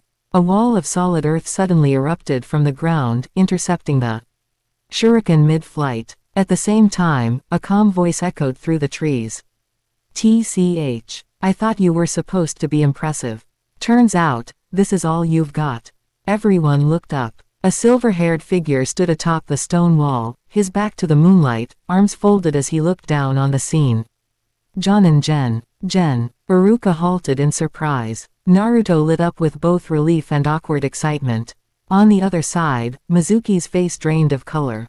He had never seen Kitagawa General fight in person, but he had heard the rumors. Rumors that Gen had even defeated Jiraiya. Facing someone like that, Mizuki knew he didn't stand a chance. Jonin Gen, you're just in time, Mizuki suddenly shouted. Naruto stole the scroll of sealing, he and Iruka. Enough. Your cover is blown, Chunin Mizuki. Gen cut him off coldly, not even giving him a chance to talk. The Hokage sent me to observe your actions. I didn't expect your ambition to be so reckless. Why you? Mizuki knew it was over. He clenched his fists, chakra surging secretly. I won't let them capture me. I'll escape if it's the last thing I do. But just then, Gen's brow twitched, he noticed something. Mizuki was activating Orochimaru's curse mark. And at that exact moment, a message popped up in Gen's system. // Side quest complete. As the white-haired one, it's only natural to clean house. Calculating rewards. Naruto exclusive side quest complete. Naruto's grades are less than stellar. Calculating rewards. // Chapter 152. New gains, Akatsuki's movements. Did you hear? That guy Mizuki tried to lure Naruto into stealing the scroll of seals. Unbelievable. Is he insane? Doesn't he realize what Naruto is? Don't worry. That kid's smarter than he looks. He told Jonin Gen and the Hokage everything. It was all part of the act. TCH. Not bad for the kid, though he still has trouble controlling himself. True, but with Hokage-sama and Jonin General watching over him, there shouldn't be any major issues. // The next morning, on the streets of Konoha, talk of the previous night's events was spreading like wildfire. Even though the incident was supposed to be classified, the sudden surge of Nine Tails chakra from Naruto hadn't gone unnoticed by the village's shinobi. Hiruzen Sarutobi had no choice but to alter the narrative and put out an official statement, which, unexpectedly, helped shift public opinion about Naruto in a more favorable direction. // Inside the Hokage's office. I thought I told Kakashi to tell you not to cause such a commotion.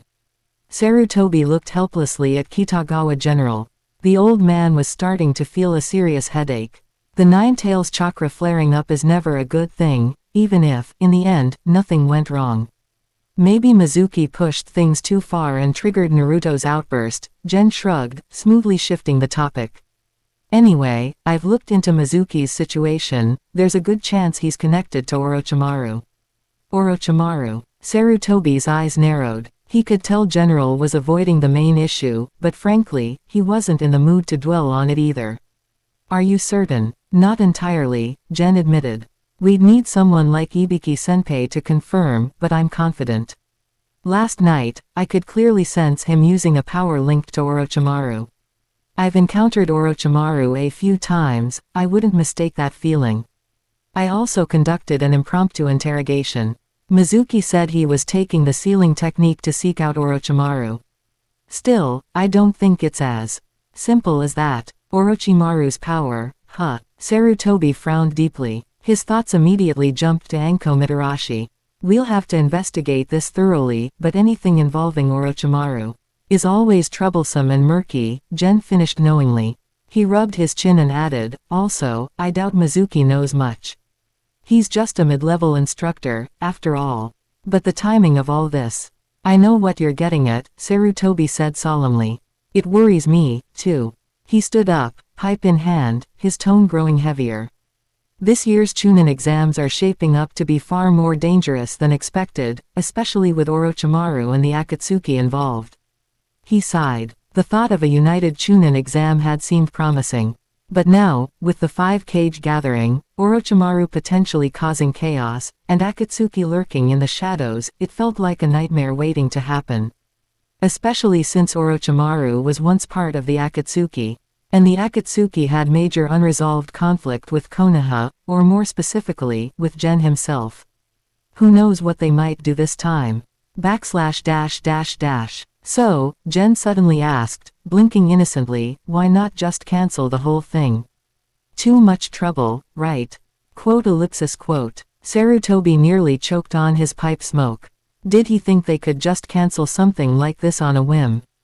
Gen, he said seriously, things aren't always that simple. The world isn't black and white, right and wrong aren't so easily separated. From the village's perspective, what seems like a threat could also be an opportunity. You still have a lot to learn. Understood. Got it. Gen nodded quietly, though in the back of his mind, he was starting to wonder, was this old man grooming him to become Hokage? He shook off the thought. He had more important things to consider, like Sarutobi's earlier comment. Akatsuki. He had considered their involvement. But now that he really thought about it, it did make sense for them to show up. After all, he had been relentlessly targeting the Akatsuki with both his true self and his Ōtsutsuki-derived clone, Gen Shiki. It wouldn't be surprising if they wanted payback. Yeah, those guys probably hate me with a passion. He exhaled sharply. Alright, let's leave it at that for now. But honestly, I'm not too worried. Konoha has you, and the rest of us. We'll be fine. Sarutobi smiled gently, noticing General was deep in thought and wanting to lift some of the pressure off his shoulders. By the way, Kakashi should be finishing up right about now. Want to go check on him?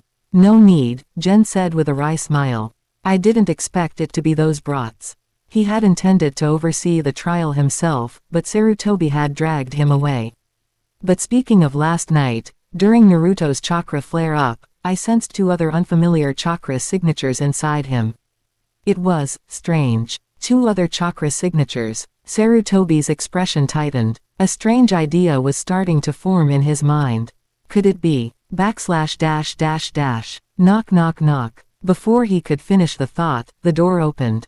Hokage-sama. Kakashi walked in, followed by a disheveled Naruto, Sasuke, and Sakura. Kakashi didn't seem concerned about their appearance. He gave Gen a nod before speaking. The evaluation is complete. They passed, more or less. I'm here to request a mission assignment. More or less. Sarutobi repeated, puzzled. Isn't this a bit sudden? Too soon. Kakashi tilted his head. Gen started out the same way, didn't he? Let's start with something simple. AC rank mission. Gen started with AC rank, Kakashi said. Again, nudging him. It was easy, wasn't it? Very easy, Gen replied deadpan. Just AC rank. No big deal. Ah. Sarutobi massaged his temples, feeling the stress build. The way these two, master and disciple, played off each other was giving him a headache. /. Meanwhile, Gen's eyes narrowed. Statistical report complete. Side quest complete. As the white-haired one, it's only natural to clean house. Objective. Stop Mizuki the threat and uncover who's backing him. Reward acquired. Scroll of Seals. Naruto exclusive mission complete. Naruto's grades are less than stellar. Reward acquired. Nine Tails chakra integrable with the God Tree's core. / A Megacur, inside the Akatsuki base. How do you feel now? Black Zetsu looked calmly at Nagato, who clenched his fist slowly. Not bad. I didn't expect you to have this kind of power. As long as you're feeling better. But remember, this is just temporary assistance. Black Zetsu shook his head, clearly not interested in discussing it further. He looked at the now seemingly recovered Nagato and sighed inwardly. My clone can help you act, and even provide a small amount of chakra support. But that's the limit. He wasn't telling the full truth, of course. If he really wanted to restore Nagato, he could always transplant a white Zetsu body directly. He had always been cautious and meticulous. After all, that's the only way he managed to survive for over 1,000 years, constantly outmaneuvering the Uchiha clan and manipulating them like pawns on a board. He knew never to play all his cards at once. The smarter move was to reveal his trump cards bit by bit, adjusting to the shifting tides of the situation. And when he did reveal something, it was crucial to make it look like it came at a great cost, like it was a last resort. That way, he could maintain control over those around him far more effectively. Nagato was a prime example. His natural talent was terrifying, and if he truly recovered his full strength, that would go against Black Zetsu's long-term plans. So, just like how he once manipulated Obito, the best solution now was to send Tobi White Zetsu to keep Nagato in check and on course. Not strong enough to fully recover, but just enough to maximize the use of his own power, so he can fulfill that lofty ideal of his, only concentrated power can shatter the immovable stone. Black Zetsu was satisfied with how things were progressing. Of course, he had contingencies as well. If this doesn't work out, then I'll have to consider fully restoring him, or even. He shook off the thought. No point in overthinking, he had already taken every precaution. With Tobi White Zetsu placed near Nagato, he had an added layer of control. For now, you need to properly acclimate to the changes and make sure there won't be any complications, he said calmly. I know. This is already more than enough, Nagato replied as he stood up. His body still looked frail, but his spirit had clearly returned. By the way, how are the others doing? Hidan's still the same lunatic. Kakuzu and Sasori are nearly ready, the only thing they still need is a wind-natured heart. They're waiting for the Chunin exams and the opportunity it presents in Konoha, Black Zetsu replied without hesitation. As for the other two, Kisame is back to full strength. He only had chakra depletion before, and his physical resilience is excellent. He's fully recovered now. And Uchiha Itachi, Black Zetsu frowned at the mention. Honestly, he didn't care much. For Itachi. To him, Itachi was just another traitorous pawn. If not for the fact that his strength was useful, and that Obito had his own plans for him, Black Zetsu would have discarded him already. In his eyes, anyone who slaughtered their entire family was irredeemable, especially when compared to himself, who was desperately trying to save his own mother. We've restored his basic combat ability, but his physical condition is deteriorating. As long as he can still fight, it's good enough, he said with a shake of his head. Nagato nodded in understanding. Seems like everything's in place. Looks like this Chunin exam will go smoothly. Initially, Nagato didn't care much about the Chunin exams, it was only supposed to be a trap to lure out that so-called Ōtsutsuki Genshiki. But after taking a series of heavy hits from Kitagawa Gen, his perspective had shifted. Now, he wanted to act. He had to make a move. By the way, have we found any replacements for the missing members? He asked. Yes, Black Zetsu replied. We had already identified someone, a man named Hirako. He's agreed to join us. And we've got another target in mind. Who? He's in the Land of Waves. Used to be a member of the 7 Ninja Swordsmen of the Mist. Chapter 153, Divine Wood Style. Hiruzen Sarutobi was annoyed. He wasn't sure whether it was Kitagawa Gen who had rubbed off on Kakashi, or the other way around. Did Kakashi spoil him, or was it the other way around? C-rank missions were supposed to be simple. Was it really appropriate to speak so casually about them? Sure, Gen had started out like this too back in the day. But that was when Kakashi had just left the Anbu and still carried those habits. That was understandable, but come on, it's been years now. Why are they still acting like this? Hiruzen sighed, but in the end, he still handed over a basic C-rank mission. With 2 Jonin tagging along, even if Gen hadn't officially left the team yet, there shouldn't be any major issues. Just as Hiruzen was deep in thought, a familiar voice came in from the window.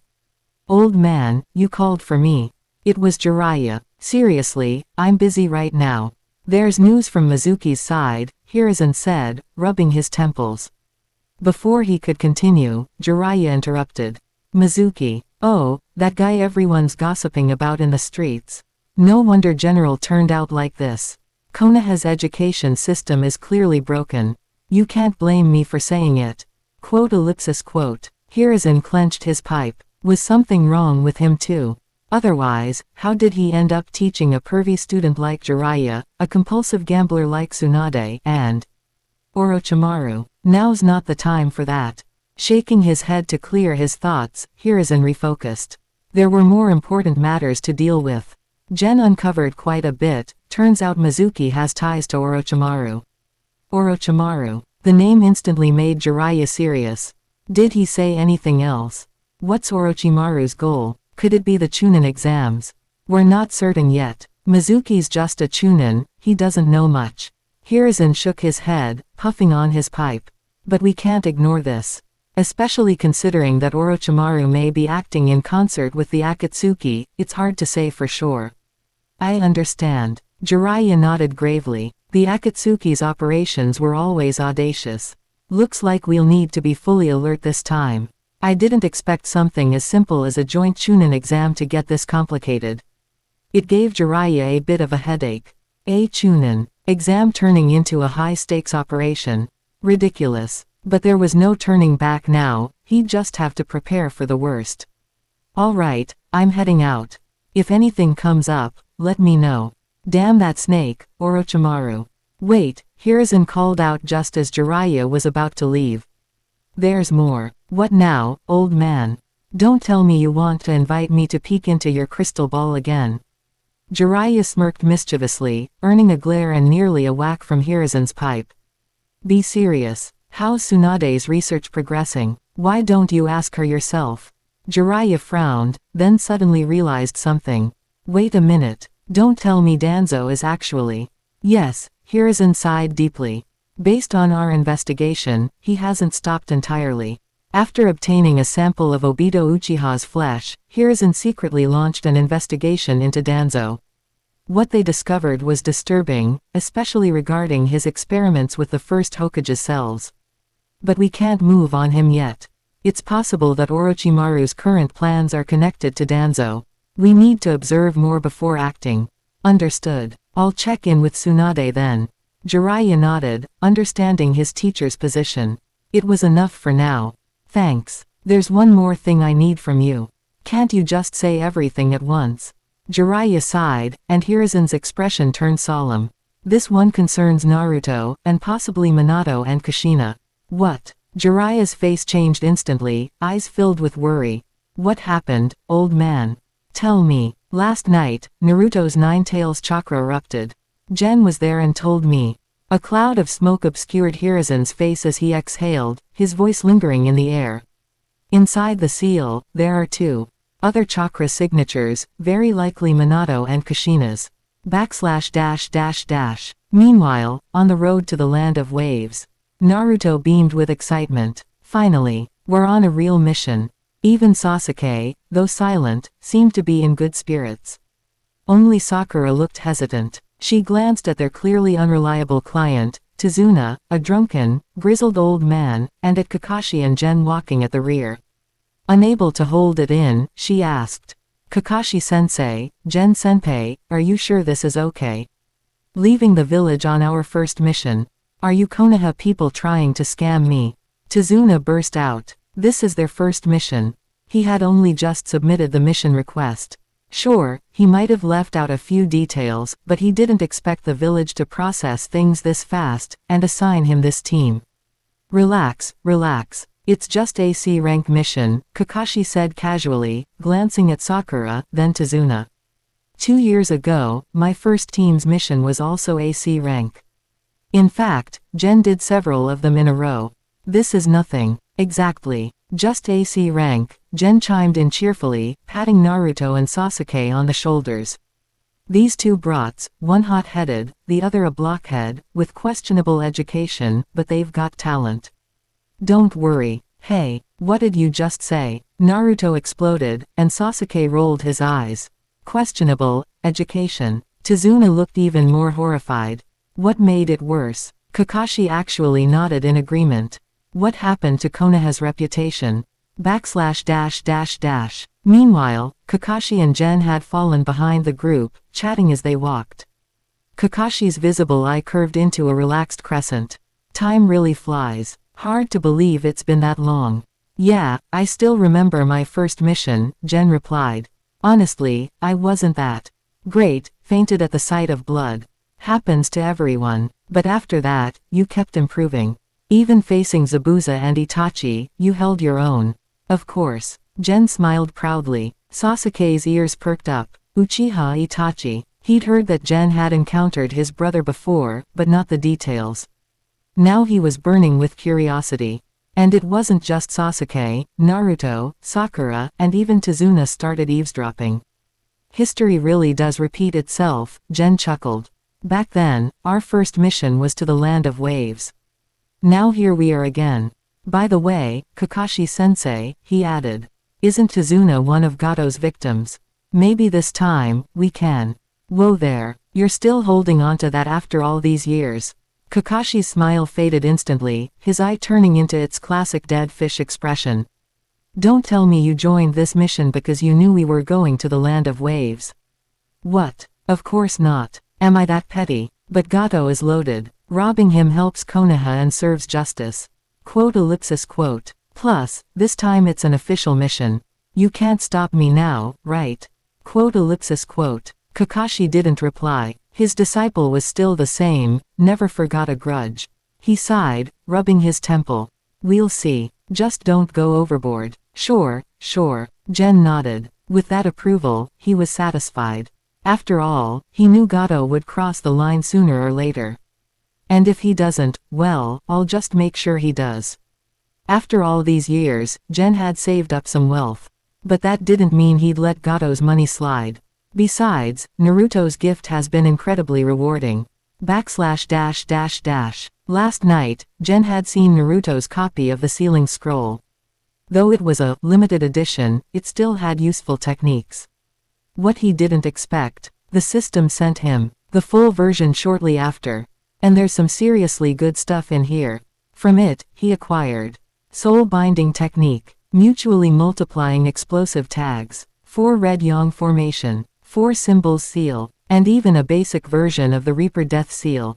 Combined with his existing Flying Thunder God technique and the spiritualization jutsu he got from Hiruzen, he now had a lineup rivaling the second Hokage. Not to mention, there's plenty of information on wood style too. Gen had never dived into wood style before. While he already had leads on water and earth chakra natures, he'd been unsure whether wood style was a Kekkei Genkei or a Kekkei Tota. Yamato's version felt like gardening. Hashirama's. That was world-shattering. There was even speculation that Hashirama's wood style involved yang release. But now, it didn't matter. Because the source of the divine tree I acquired seems to have solved that for me. After absorbing Naruto's Kyuubi chakra outburst, the divine tree's core was finally revitalized. Although the God Tree source didn't absorb any new tailed beast chakra this time, it did grant Kitagawa Gen a few new abilities. One of them was Divine Tree Clone, a technique that closely resembled the standard wood clone but was far more powerful. While someone like Uchiha Madara could already wield Susanoo through a wood clone, this new clone of Gen's could utilize almost all of his abilities, with the exception of Ōtsutsukification. Its power is probably around 50–60% of my full strength. That's pretty impressive. Gen remarked with satisfaction. In addition, he had also acquired a new ability, similar to Obito's, Impaling Technique, a devastating move where the God Tree's power pierced through his body to manifest a barrage of deadly spikes. Honestly, this thing feels way more efficient than regular wood release. Gen scratched his head. Even though he wasn't fully proficient at wielding the God Tree source yet, it now seemed safe to say. I guess, this counts as having wood release now. Or maybe I should call it, divine wood release. As he pondered this, he suddenly caught the sound of movement nearby. Two dark figures darted from the shadows of the forest, chains in hand, and lunged straight at Kakashi. Chapter 154, Long Time No See, Zabuza. Zabuza, you're already a rogue ninja now. So why not join us? In the dense forests of the Land of Waves, Kisame Hoshigaki stared coldly at the man before him, Momochi Zabuza. Standing silently beside Kisame were two others, Uchiha Obito and Uchiha Itachi.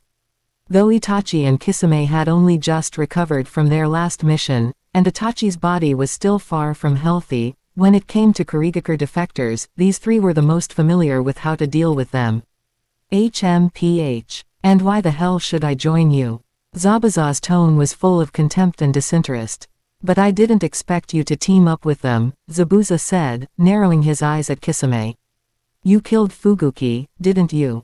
I did, Kisame answered without hesitation, his gaze drifting to the massive executioner's blade strapped to Zabuza's back. A grin tugged at his lips. You're no better, though. You led a coup, remember? And after Juzo Biwa died, that blade was supposed to remain in the Mist Village. I guess you still haven't let go of Kurigakure after all. Zabuza said nothing. It was true, the executioner's blade had been left behind after Juzo's death. But Zabuza had secretly infiltrated the village later and reclaimed it. During his investigations. Now, he was still in the early stages of raising funds. For the time being, he had aligned himself with Gato, though he never expected to be found by them, his former colleagues. I don't care about your little schemes, Zabuza said flatly. And I suggest you don't interfere with mine. Otherwise, his hand slid toward the hilt of the executioner's blade on his back, and his gaze sharpened like a drawn blade as he glared at the three. But his words only made Obito shake his head in amusement. You missed ninjas really are something else. Always itching for a fight before you say anything. Juzo, Raiga Kurosuke, you're all the same. Oh, Kurosuke Raiga. Zabuza's brow twitched slightly at that name. It was becoming clear now, these guys were recruiting rogue nin from Kurigakure specifically. Just as he was processing that, a masked figure suddenly appeared beside Kisame. Sir, the newcomer reported, we've located Tazuna. Hayes and Fang have already engaged. However, it seems he's hired Leaf Shinobi for protection. Konoha Shinobi. Zabuza's expression darkened instantly, fists clenching by reflex as a wave of unpleasant memories surged up from the depths of his mind. He hadn't forgotten how he was once cornered, strangled by Jiraiya, Kakashi, and a brat, and dragged all the way back to Kurigakure. Konoha, even Obito, Itachi, and Kisame all stiffened at the mention. It couldn't be them, could it? Over the years, they'd developed an unspoken understanding. Running into Konoha shinobi in the wild, especially the wrong ones, never ended well. TCH. I don't have time to play games with you. Zabuza fell silent for a moment, then turned to leave. Nearby, Haku knelt, quietly watchful. I'm going to check things out. Do what you want. Without another word, he disappeared into the forest, and Haku rose soundlessly to follow. In a blur of motion, he vanished into the trees after Zabuza, leaving the trio behind. Without another word, he disappeared into the forest, leaving the trio behind. So, what now? Kisame asked after a pause. Do we follow him? Our condition right now doesn't favor fighting, he added. Itachi nodded slightly. We've just recovered, not ideal for a clash. Besides, didn't you have another plan? Obito frowned, clearly hesitating. But after a moment, he exhaled sharply. Let's go take a look. What are the chances it's them again? Then again, he added darkly, even Hiriko is still alive. Kakashi-sensei. Suddenly, two masked figures lunged from the trees toward Kakashi, startling Sakura, who screamed in horror from the rear. What? The very next moment, blood sprayed from Kakashi's body. Frozen in place, Sakura could only stare, stunned. It was the first time she'd seen such brutal violence firsthand. But she didn't notice that both Sasuke and Naruto remained unusually calm. The two mist assassins didn't waste a second. Their eyes darted toward Kitagawa General. Yet as their chains lashed forward, he was gone. Where'd he go? No time to think, finish the mission.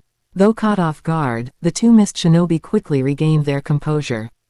As elite assassins raised by Kurigakure, they suppressed their fear and redirected their attack toward Tazuna with expert precision. Damn it. Sakura had already felt uneasy about being assigned such a dangerous mission right after graduation. And now, it was clear. Her instincts had been right all along. Seeing the enemy charging forward, she gritted her teeth and stood in front of Tazuna to shield him. Sasuke and Naruto also sprang into action. Kakashi-sensei, it looks like the only ones you managed to fool were Sakura and that old man. From a nearby tree, Kakashi was observing the situation, but Kitagawa Gen's voice reached his ears quickly. These brats these days, really aren't cute at all. Kakashi said lazily, rubbing his chin. But that old man tricked us too. He never mentioned anything about enemy ninja being involved. This mission itself is suspicious from the start. Gen crouched down beside him and nodded. The mission from Tazuna didn't offer high pay and was only ranked as AC rank assignment, yet he still requested a Jonin level escort. Such a request would normally be hard to accept in Konoha. Missions like that would typically be left sitting in the system for a while before being outright rejected. In Gen's memory, the original version of this mission only happened because Naruto and the others had been stuck doing D-rank missions for over a month. After Naruto threw a tantrum, Hiruzen Sarutobi gave them this one. But now the situation was different. Tazuna had probably just submitted the request, and happened to run into Kakashi, who wanted a warm-up. Kakashi-sensei, I'm starting to think the mission you picked for us before had the same kind of issues. Cough cough cough. Before General could finish, Kakashi let out a very tactical cough. Those were all just accidents. Besides, Naruto and Sasuke trained under Jiraiya-sama for quite a while. A mission like this isn't exactly hard for them. True, it's not that hard. But we can't let this old man off that easily. I've got no sympathy for him. What are you planning? Just follow my lead when I give the signal. Quote. Alright, time to wrap this up. Gen didn't explain further. He gave the battlefield a quick scan, and then vanished from his spot in a blink.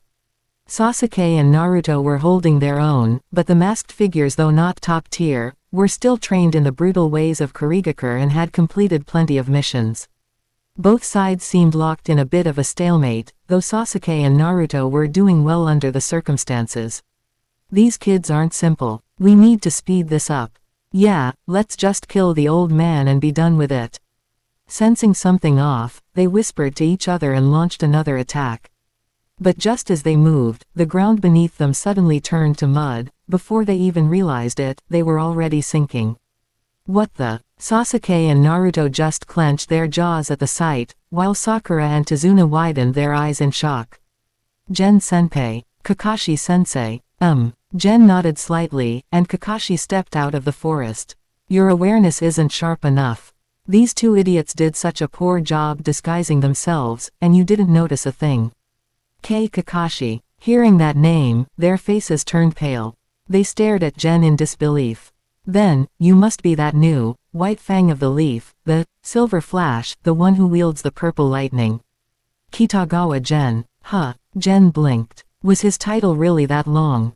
Naruto, Sasuke, and Sakura all stared wide-eyed. The earlier battle had been intense, but this sudden revelation had their curiosity fully piqued. Even Tazuna was stunned. Who would have thought this white-haired kid with a baby face had such a fearsome reputation? You said a bunch of nonsense, but yes, I'm Kitagawa General. Gen casually touched his chin and gave a light nod. The confirmation made the attackers' faces go completely ashen. All right, enough chit-chat. Your target is the old man, right? Why yes. We were ordered to kill him. They didn't hesitate in the face of Gen's question. There was no point lying. Tazuna froze in fear. After all, he had deceived the Leaf Village to get them to escort and protect him. He'd even lied about the danger level just because he couldn't afford to pay for a higher-ranked mission. He knew full well that this task wasn't something a regular squad could handle. But he was broke, this was the only option he had. Please, let me explain. Seeing everyone's eyes turn to him, Tazuna panicked and waved his hands. Relax. If we didn't care about your explanation, Kakashi-sensei would have taken you out already. Gen nodded, and Kakashi rolled his eyes. In the land of waves, there's a businessman named Gato. He's taken control of the country and cut off all outside contact. Tazuna cast a fearful glance at Kakashi, then quickly continued. He's been exploiting us mercilessly. Everyone lives in misery. We tried to resist, but anyone who did was killed. That's why I had to resort to trickery. With the protection of Leaf Shinobi, I could build a bridge. Only then can the land of waves escape this poverty and suffering. He paused for a moment, then suddenly knelt down with an exaggeratedly sincere apology. But it's fine, this was my fault. If I die, the land of waves will just continue to suffer. Maybe my poor granddaughter will cry herself to sleep, but I'm sure she won't hate you. Quote ellipsis ellipsis quote. Everyone went silent. Gen rolled his eyes. Kakashi's dead fish eyes were in full effect. Naruto and the others looked speechless. Kakashi-sensei, should we do him a favor? Gen suddenly spoke, and Tazuna lit up with hope, only to freeze at the next words. If it's that painful, why don't I refuse the reward and just wipe out his whole family? That way no one has to suffer anymore. Quote ellipsis ellipsis quote. Kakashi and Naruto audibly inhaled in shock. Tazuna almost jumped out of his skin. He had just wanted to emotionally manipulate them a bit. How was this kid even more heartless than Gato? Suddenly, he remembered, when they first left the village, hadn't this brat muttered something like, there are some issues with education lately. Maybe it wasn't just education that was the problem. Gen, stop saying such nonsense. Kakashi sighed and rubbed his temples, but suddenly paused, sensing something. Get down. Without hesitation, he pushed Naruto and the others to the ground, and also shoved Tazuna aside. Tazuna went sprawling face first, just as a giant spinning blade flew overhead. Gen leaned slightly to one side, narrowly avoiding it, and the long sword embedded itself in a nearby tree. In the next moment, Zabuza's figure landed atop the sword, his back calmly turned to the group. Looks like Haze and Fang failed. He spoke indifferently and slowly turned around. But I'm afraid this old man is mine, The moment his gaze caught the two white-haired figures, terrible memories rushed back to him. No way. So it's you, Zabuza. Suddenly, a small white-haired boy smiled. That familiar voice made Zabuza realize instantly who he was facing. Been a while, hasn't it? The words had barely left Gen's mouth when several kunai, crackling with purple lightning, shot toward him.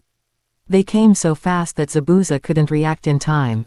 He instinctively tilted his body, narrowly dodging one. But the rest had him scrambling. His heart was already unsettled from seeing Gen and Kakashi, and that threw off his balance. Completely. Boom. In the blink of an eye, Zabuza slammed into the ground with a deafening crash. Birds scattered from the trees. His eyes were wide with pain and bloodshot from the impact. What just happened? Kakashi and the others were frozen in shock. What was that? This guy. Meanwhile, Uchiha Obito's team had just arrived and were also speechless at the sight. Is this guy actually reliable? // Chapter 155, A Battle Beyond Dimensions. Whether Zabuza could be trusted was truly a matter worth pondering. At least for now, he seemed anything but reliable. And honestly, Uchiha Obito was beginning to feel cursed. Why is it them again? Staring at the two familiar white-haired figures, Obito's fists clenched instinctively. These guys were like ghosts that never disappeared. No matter where they went, they ran into them. What now? Kisame asked in a low voice, a bit embarrassed by the situation. He didn't realize that Itachi had already clenched his fists. Sasuke, has he already graduated? The moment Itachi spotted Sasuke, he was momentarily dazed. He never expected to run into his younger brother in such a place. Seeing Sasuke so relaxed, laughing at Zabuza's missteps alongside Kakashi and the others, Itachi took a deep breath. He's too relaxed. That's not the mindset of a true Avenger. From Itachi's perspective, Sasuke couldn't afford any moment of peace. He needed to constantly fuel his hatred to evolve, especially to develop his eyes. He had already mapped out Sasuke's path. Let's make our move. Itachi suddenly spoke. Didn't expect to see Uchiha Sasuke here. Regardless, I need to test him. He's my backup pair of eyes. Oh, Obito raised a brow, glancing at Itachi with disdain hidden behind his mask. Itachi remained calm, speaking to the battered Zabuza who was getting back on his feet. Besides, isn't Zabuza someone you wanted to recruit? If we don't do something now, that's going to fall apart. Got a plan, Itachi? Kisame asked reluctantly. Truth be told, he didn't want to fight. This wasn't a winnable situation. I'll go test Sasuke. Stall them for a minute, that's all I need. Itachi said quickly, his gaze falling on Obito. Besides, if I deal with the kids, it'll draw attention and make retreat easier. Fine, let's move. Obito nodded, not objecting. Troublesome, Kisame muttered, but he immediately began forming hand seals. Water style, exploding water shockwave. A massive surge of chakra burst forth. Water gushed out like a lake being unleashed, roaring toward Kitagawa Gen and the others. What the hell? Naruto and Sasuke were both startled by the sheer scale of the torrent. But Kakashi remained calm. He quickly formed seals and pressed his hands to the ground. Earth style, earth wall. Boom. A massive wall of earth rose up in front of them, giving the team just enough time to regroup. Stay sharp, Gen warned, his eyes narrowing on Sasuke. Especially you, Sasuke. Me. Sasuke was confused, but General was no longer looking at him, his system had just triggered. Side quest, the bonds of Uchiha Brotherhood. Help Sasuke face Uchiha Itachi. Accept. Yes, no. Gen sighed. So the real missions only start once these brats become ninjas, huh? Looks like someone's here for you, he said. Sasuke turned sharply, and the moment he laid eyes on the approaching figure, his fists clenched tightly. Uchiha Itachi. With a roar, Sasuke charged forward without hesitation. Sasuke, Naruto called, hesitating for just a second before dashing after him. Itachi didn't hesitate either, he rushed straight toward Sasuke.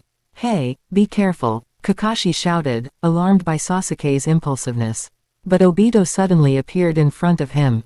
Your opponent is me, Kakashi. Damn it. Kakashi cursed internally. Gen might have been right after all, these missions were cursed. First a C-rank mission ran into Akatsuki. Now this C-rank mission brought them to the land of waves, again. And now we run into them, again. But there was no time to dwell on it. He had to fight. Thankfully, Gen's here. Sakura, protect Tazuna. Gen cracked his neck, eyes locking onto Kisame and Zabuza. Then he grinned. Well, familiar faces. Zabuza, your mission conflicts with his. I suggest we team up, Kisame said grimly. Otherwise, none of us are leaving. This guy's terrifying. You don't have to tell me. Zabuza shook his head. You should be worrying about yourself, he's coming. Before Zabuza finished, Gen had already vanished.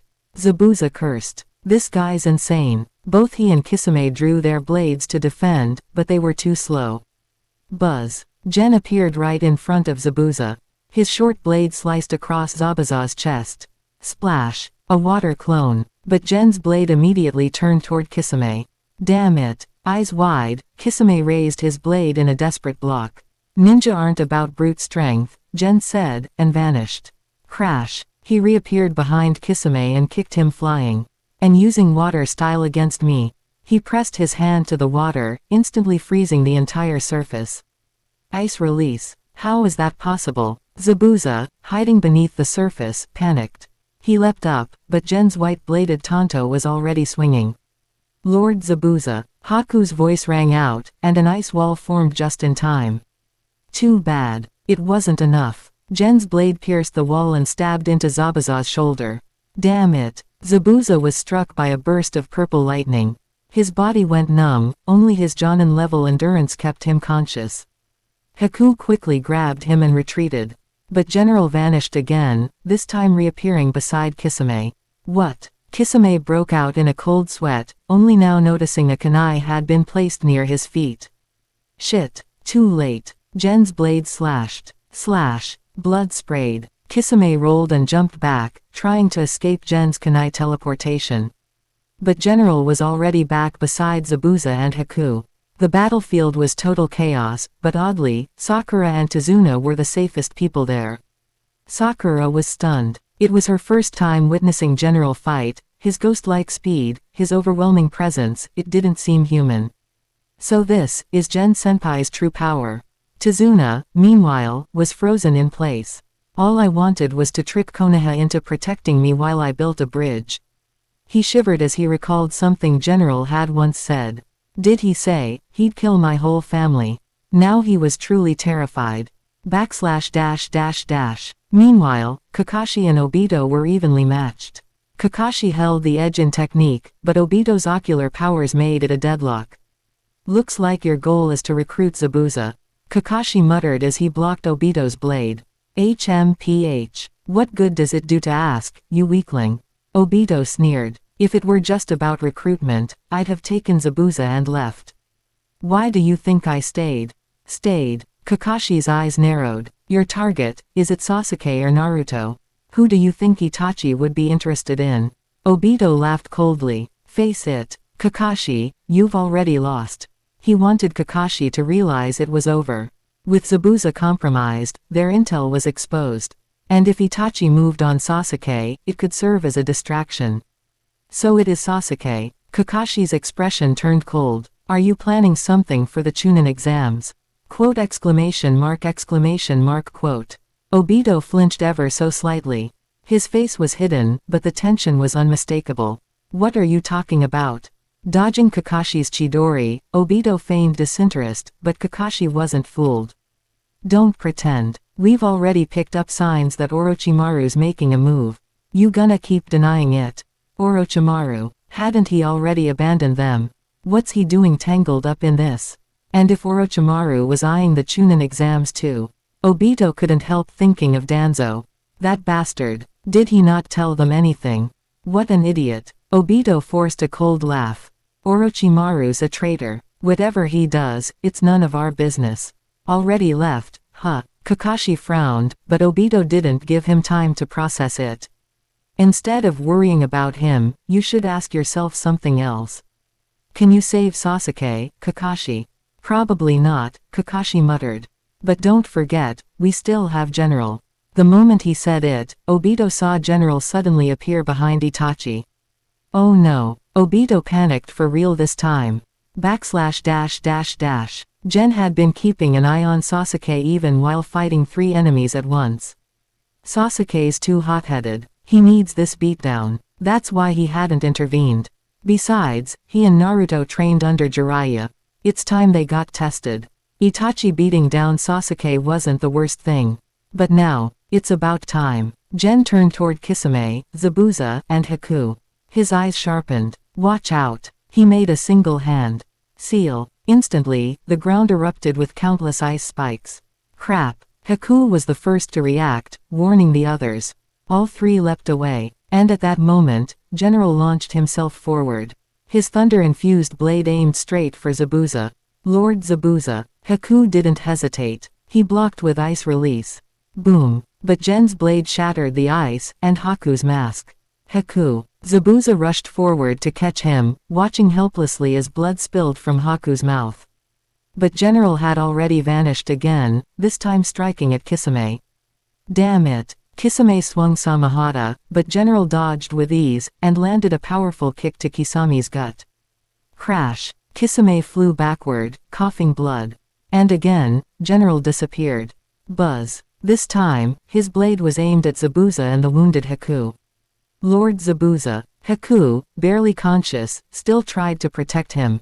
Stay back. Kisami's eyes lit up as he saw an opening. Without hesitation, he quickly began forming hand seals, intending to use a water-style jutsu to stall for time. Hurry up over there, why isn't it done yet? He growled internally, but before he could finish the jutsu, he froze.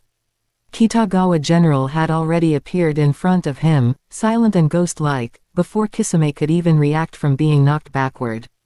Your hand seal speed is too slow. Gen's voice was light, almost casual, as he reached out and grabbed Kisami's fingers mid-seal, and twisted them violently. Crack! The sound of bones snapping echoed through the air as General ruthlessly broke Kisami's fingers. A sharp wave of pain surged through Kisami's nerves, but he didn't let out a single scream. He merely gritted his teeth and endured it. There was only one thought repeating in his mind. This isn't even a battle in the same dimension. He had encountered General several times before, but this was the first time he was clashing with him head-on. Only now did he truly understand the vast gap between them. So stubborn, not bad. Gen looked at Kisame, then nodded with a calm expression. I'm sure Konoha's interrogation squad will really appreciate someone with your kind of resilience. //. Meanwhile, on the battlefield. It seems you two have grown. Uchiha Itachi watched calmly as Sasuke and Naruto launched a coordinated attack toward him. Their teamwork was solid, their abilities impressive, but still far from what he hoped for.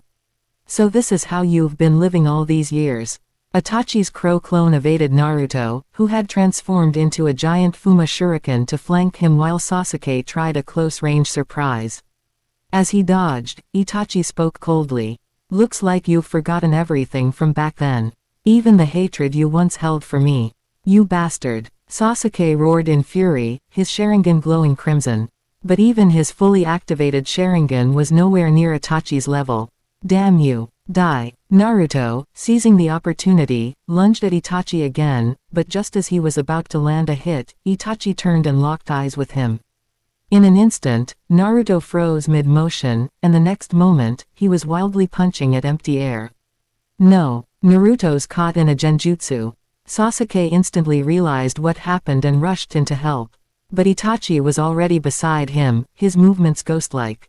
He slammed a heavy punch straight into Sasuke's abdomen. Gah! Sasuke vomited blood and collapsed to the ground, convulsing in pain. But even then, he drew a kunai and tried to stab Itachi. Thud! Itachi kicked him hard in the stomach, sending him crashing into a tree. Without pause, Itachi appeared in front of him, grabbed him by the throat, and pinned him against the trunk. Why are you so weak? He asked coldly. His Sharingan began to spin rapidly, morphing into the Mangekyo Sharingan. Because your hatred isn't deep enough. Not nearly enough. Looks like I need to reinforce your memories. Memories. Sasuke could barely breathe, but he understood exactly what Itachi was about to do. He struggled, but Itachi's grip was unbreakable. Slowly, his consciousness faded, dragged into the genjutsu realm. //. This is our home. Itachi's voice echoed as the illusion unfolded. In the distance, he stood holding a sword above their parents, preparing for the kill. He slowly raised the blade, a chilling smile spreading across his face. For the next 24 hours, you'll be trapped in this moment. No. Sasuke screamed as he saw the blade fall, but he couldn't move, couldn't stop it. He could only watch helplessly. //. Crackle. Suddenly, the sound of thunder roared through the black and white world. A brilliant purple flash tore through the illusion. The next moment, time seemed to freeze, the purple lightning growing even more blinding. What is this? Sasuke murmured. That violet lightning struck and shattered Itachi's body within the illusion, tearing the entire genjutsu realm apart. Everything collapsed, and then, the real world came rushing back. In that moment, Sasuke saw a white-haired figure, wielding a ninja blade, strike down with overwhelming force. Blood splattered. But this time, it wasn't his parents who fell. It was Uchiha Itachi. //. Side mission completed. the bonds of Uchiha Brotherhood. Reward, partial yin release special ability from Uchiha Sasuke unlocked. // Chapter 156, The Kind-Hearted Kitagawa Gen. TCH. Ran off fast, didn't he? In the forests of the Land of Waves, Kitagawa General casually flicked the blood off his white fang short blade. Then, he turned to glance at Kakashi beside him. Kakashi-sensei, you really dropped the ball. How'd you let Uchiha Obito get away with another rescue? I didn't have much choice. Kakashi looked a little exasperated. Being teased by your own student was hardly a pleasant experience, especially when it was true. There's no way I can use the Sharingan like he can. After all, it is his original eye. All I can do is try my best to stall him. He sighed before adding, but whatever. My very first mission back then wasn't much better. Kitagawa Gen, kind-hearted as ever, didn't push the matter further. Well, it's already come to this. We might as well go all the way with this, good guy, routine. Gato colluding with the Akatsuki to obstruct a mission, wiping him out should be fair game, right? Kakashi didn't respond right away. He was beginning to suspect his student's sense of justice had its own, unique logic. He tested the waters with a question. Why are you so hung up on Gato anyway? He never wronged you, did he? Of course not. That's not the point, Kakashi-sensei. You're lacking vision here. As elite Jonin, we carry the weight of the entire Hidden Leaf Village on our shoulders. Tens of thousands of lives. Right. So how about we split the bounty, half for the village, half for us? Kakashi understood now. Kitagawa General hadn't changed a bit. Still the same guy with that eternal, never forget your original intention, attitude. For a moment, he almost saw the silhouette of a certain one-eyed old man in Gen's demeanor, and that was not a good sign. Before Kakashi could say more, Naruto and the others arrived. Kakashi-sensei, Gen-senpai, we've finished checking everything, Sakura reported, glancing nervously between Naruto and Sasuke before continuing. Everyone on our side is safe. Mr. Tizuna's fine too. The people Gen-senpai captured are still alive, though they're in pretty bad shape. As long as you're all safe. Kakashi nodded, his eyes briefly lingering on Sasuke. That was the one he was most worried about. He noticed Sasuke's gaze was locked onto Kitagawa Gen the entire time, which made Kakashi rub the back of his head thoughtfully. Gen, we can take Kisame back to the village for interrogation. But Zabuza and Haku probably won't give us anything useful, right? Yeah, seems like the Akatsuki were trying to recruit them. Unfortunately for them, they ran into us. Gen stroked his chin before chuckling. But that's fine. It just gives me a reason to have a chat with him, after all, he was working for Gato. I get the feeling you're up to something shady. Kakashi shrugged. He couldn't be bothered to stop Gen's schemes. Besides, there was something he'd noticed. His student might already have a bigger reputation than him. Hey, Sasuke, why do you keep staring at Gen-senpai like that? As General and Kakashi walked towards Zabuza and Haku, Naruto couldn't help but whisper his question. He was careful to keep his voice down. Despite his usual brashness, he was still shaken by Gen's terrifying combat prowess. Idiot. Sasuke snapped out of his thoughts and muttered quietly. But before Naruto could flare up, Sasuke spoke again. Was Gen-senpai always this strong? The question stunned Naruto into silence. After hesitating, he finally muttered. I dunno. He's always seemed pretty strong, I guess, just kind of a jerk sometimes. Yeah, you should be grateful he didn't kill you. Hey, what kind of thing is that to say? Naruto barked back, but Sasuke ignored him and quickly followed after Gen and Kakashi. In Sasuke's mind, one moment kept replaying, the instant when Uchiha Itachi was about to kill their parents in an illusion, and Gen appeared out of nowhere, shattering it and severely injuring Itachi. Is this true strength? Power even Itachi couldn't withstand. Sasuke clenched his fists, lost in thought. // Still alive. Kitagawa General now stood before Zabuza and Haku. The white fang blade he had run through both of them had already been withdrawn. After being ruthlessly beaten and shocked by his purple lightning, neither of them could move. Still, Zabuza managed to lift his head with a defiant glare. Didn't think that brat from 2 years ago would turn into this. Wait, you guys met 2 years ago? Naruto asked, surprised. Gen had just graduated 2 years ago, hadn't he? Sakura and Sasuke looked equally curious. Even the trembling Tazuna couldn't help but peek over. HMPH. Kid, you don't know anything about the two standing next to you, Zabuza sneered, sparing a glance at the silent Haku beside him. 2 years ago, they pulled off something most shinobi in the entire ninja world wouldn't even dare to attempt. Alright, that's enough storytelling. Kakashi raised a brow and cut him off, and Gen nodded. Still, I didn't expect you to end up working for Gato. Just a job for the money. You wouldn't understand my dream. Zabuza lifted his chin defiantly, despite the pain racking his body. So, gonna kill us now? Figures. Konoha and Kurigakure are on friendly terms these days. Pretty ironic, huh? After all that war. Zabuza-sama. Haku finally spoke, worry in his voice. But General shook his head. If I wanted to kill you, you'd already be dead. Actually, there's something I don't understand. What is it? Zabuza frowned. Gen smiled. You're strong. Why waste time working for a scumbag like Gato? What's that supposed to mean? If it were me, I'd just kill Gato and take all his money. Quote. Besides, didn't you try to overthrow the Mizukage once? That means you believe you can lead better than him. Why not use the Land of Waves as a trial run? TCH. Zabuza sucked in a breath, visibly stunned. He looked at Kakashi, who seemed just as dumbfounded. Is this really how you train your students in Konoha? He's just a little extreme. Kakashi quickly grabbed Gen, trying to shut him up. Stop spouting nonsense, Gen. Enough. Oh, Gen gave a disappointed nod but didn't press further. How about this? 2 years ago, Jiraiya-sama let you off. Now, I can do the same. But you know the procedure, right? Procedure. Zabuza's eyes flickered. He seemed to be catching on.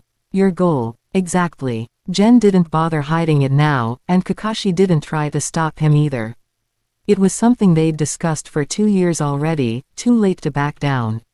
After all, Konoha couldn't do certain things directly. But missing Nin, that was another matter. There's one more thing. Gen stood up and suddenly threw a kunai, planting it right in front of Zabuza and Haku. What's the meaning of this, brat? Staring at the kunai stuck in the ground before them, Haku and Zabuza were both puzzled. Kitagawa Gen, however, smiled as he spoke. The fewer people who know about what we're doing, the better. Besides, you two are rogue ninjas from Kurigakure. If this gets out, it could damage relations between Konoha and the Mist. So, he narrowed his eyes, his tone calm but sharp. Sorry, but only one of you gets to walk away today. You said you wanted to be the Mizukage, didn't you? So I'm sure you understand where I'm coming from, right? Hey, Gen. Sasuke and Naruto paled, and even Tazuna, who had already been thoroughly intimidated by Gen earlier, began trembling. Quiet, Kakashi interrupted, blocking the younger ninja with his arm. Don't interfere. Gen has his reasons. Having worked with him for years, Kakashi understood his student well. Kitagawa General might be cruel and abrasive, but he was no villain, he never did anything without a purpose. You bastard. Zabuza clenched his jaw, glaring, but General remained unfazed. I remember you once said Haku was just a tool to you. To become Mizukage, discarding a tool or two shouldn't be that hard, right? Did I really say that? Zabuza wasn't sure. Maybe he hadn't said it, but he had thought it. Yet at that moment, Haku smiled gently. Zabuza-sama, if not for you, I would have died long ago, frozen in the snow as a child. I'm honored to be your tool. Haku. Zabuza murmured the name, his voice trembling. But Haku had already picked up the kunai, placed it in Zabuza's hand, and slowly guided the tip toward his own throat. As your tool, I will gladly give my life for you. His expression was serene, his eyes sincere. Zabuza's entire body shuddered. He couldn't understand why, but in that moment, he felt completely powerless. It was as if something deep inside him was beginning to crack. Gen, what the hell are you doing? Naruto could no longer stay quiet. If Kakashi hadn't physically held him back, he would have charged in. Sasuke and Sakura said nothing, too shaken to react. But Kitagawa General didn't spare them a glance. "Goodbye, Zabuza-sama. Please, pursue your dream." With those words, Haku thrust Zabuza's hand forward, aiming the kunai at his own throat. But it didn't move. Zabuza-sama. Haku looked up, confused. Zabuza had pulled his hand back. "That's enough," he said hoarsely. "It's already enough." He couldn't explain what exactly he meant. But somehow, he understood now, something within him had changed. Then his expression turned grim. Eyes full of fury, he glared at Gen, lifting the kunai with a shaking hand. "If you want to kill us, then do it yourself. Don't play mind games or dress it up with excuses. You've already proven you're not Mizukage material," Gen interrupted calmly, arms crossed, smiling faintly. "But maybe you've found something more important. You bastard." Zabuza's grip on the kunai faltered. That simple blade now felt heavier than ever, like it was forged from lead instead of steel. "Life can have many meanings," Gen said, turning away. "Instead of chasing pipe dreams, maybe it's better to look at the people around you." He began walking toward Kisame, speaking over his shoulder with a lazy tone. "Go clean up Gato. As for the rest, well, let's just say we thank nature for its gifts, and I hope your luck improves. And keep that kunai. Call it a memento." Zabuza didn't reply. He and Haku just stood there, staring at Gen's retreating figure in silence, hearts conflicted, emotions tangled. Naruto finally started to catch on. Though he didn't fully understand what just happened, he had a feeling General had done something good. Sasuke and Sakura shared the same confusion but couldn't deny one thing: General seemed cooler than ever. Kakashi, meanwhile, smiled and pulled out his beloved Ika paradise. Unlike the kids, he knew what Gen and Jiraiya had done 2 years ago during the Kurigakure mission. "Gen's always been kind," Kakashi murmured to himself. But just then, Gen stopped and turned back toward Zabuza. "Oh, right, almost forgot." Everyone froze again. "If possible, could you help me take care of that old man's family?" "What? He lied to us, but he is my employer, so I can't do it myself."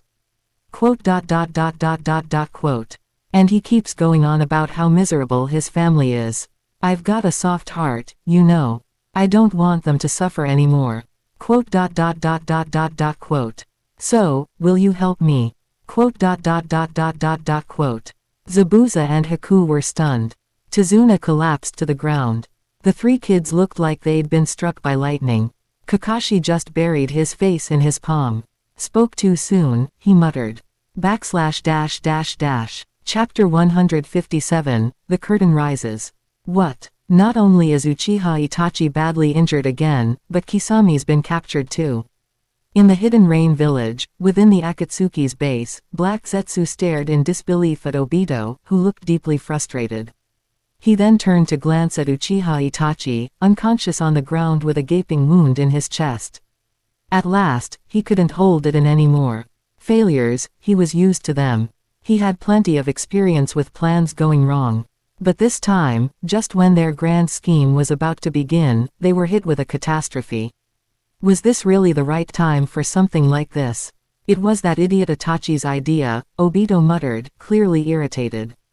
"I also thought we could use the situation to shift attention onto Sasuke, so..."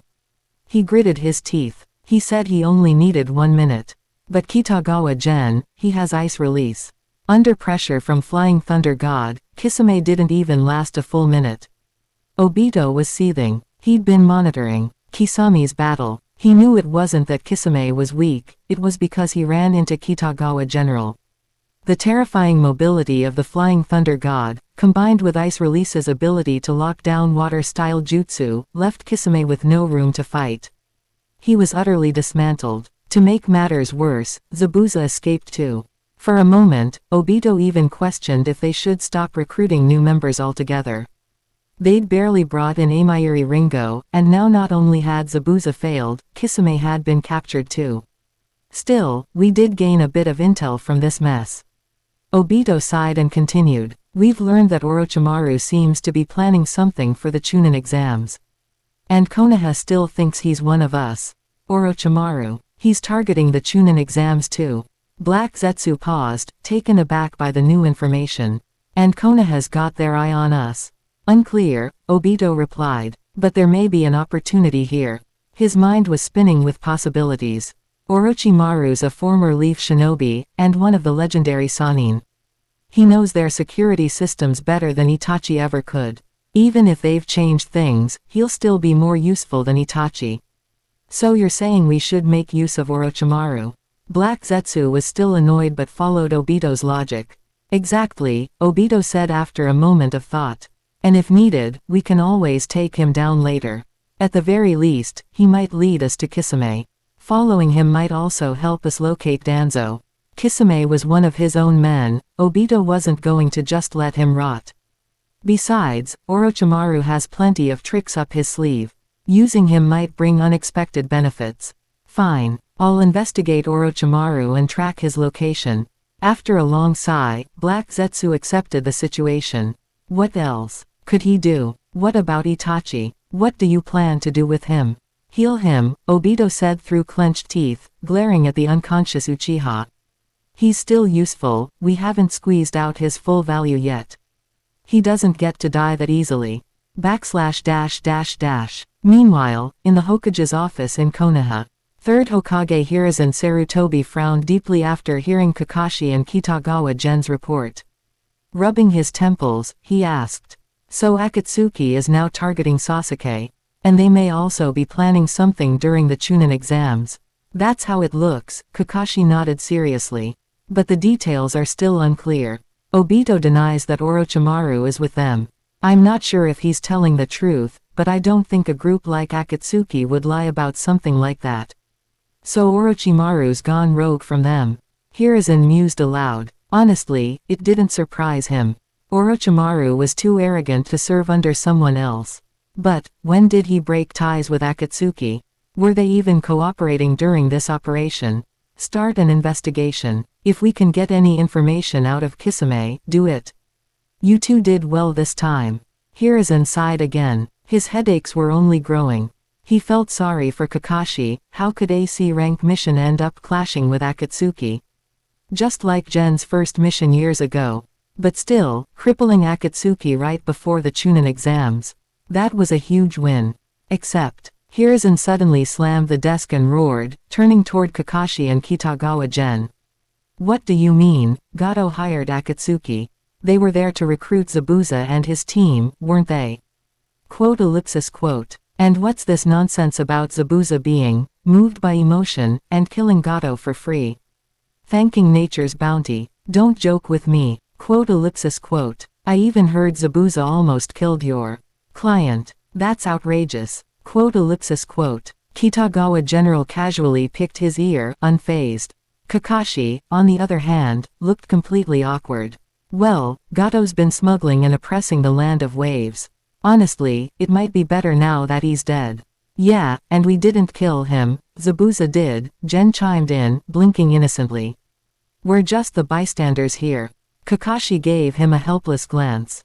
Of course Gen would help cover for him, but his words only made Hiruzen angrier. Don't you remember what I said about the fourth Raikage incident? About keeping your voices down when plotting. Gen, I can understand, but Kakashi, you forgot too. Quote. And how could you let him complain to me? Quote. Kakashi fell silent. Gen, however, nodded enthusiastically. Exactly. That's what I said too, but Kakashi-sensei didn't listen. Shut it. Kakashi finally snapped, clamping a hand over Gen's mouth before he could stir up more trouble. He was starting to feel like he didn't belong in this chaos. Was this really something they should let Naruto's team get involved in? Forget it. Let's leave it at that. Hiruzen sighed heavily again. He didn't want to dwell on it any further. In the end, General and Kakashi handled things well. Letting Zabuza take the blame, while Konoha reaped the rewards, it was the perfect solution. Gato was scum anyway. No one would mourn him. Still, they could have been a bit more discreet about it. The shinobi world had its unspoken rules, after all. As for Tazuna, Hiruzen was furious. Even as a nice old man, he had to consider the safety of his ninja. This time, they were lucky to send Kakashi's team, but what if it had been someone else? The cost of Tezuna's lies could have been fatal. I hope next time you two can be less reckless, Hiruzen scolded. One of you is a seasoned Anbu, the other a prodigy Jonin, why can't you act cleaner? Yes, sir, Kakashi replied obediently. After a moment, Hiruzen added. The Anbu will handle things in the land of waves from here on. As for the Chunin exams, I want Naruto and the others to participate. But they just graduated. Are they ready for that? Kakashi asked, frowning in concern. There's still time. Let them hone their skills.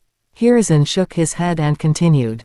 Also, have Jiraiya take Naruto under his wing during this period. Gen, your last discovery was meaningful. Jiraiya might be able to do something about it. Yes, sir. With Hiruzen giving the orders, neither General nor Kakashi had any objections. Still, Gen added thoughtfully. Lord Hokage, could I be involved in Kisami's interrogation? He seems like an interesting guy. No problem, Hiruzen nodded.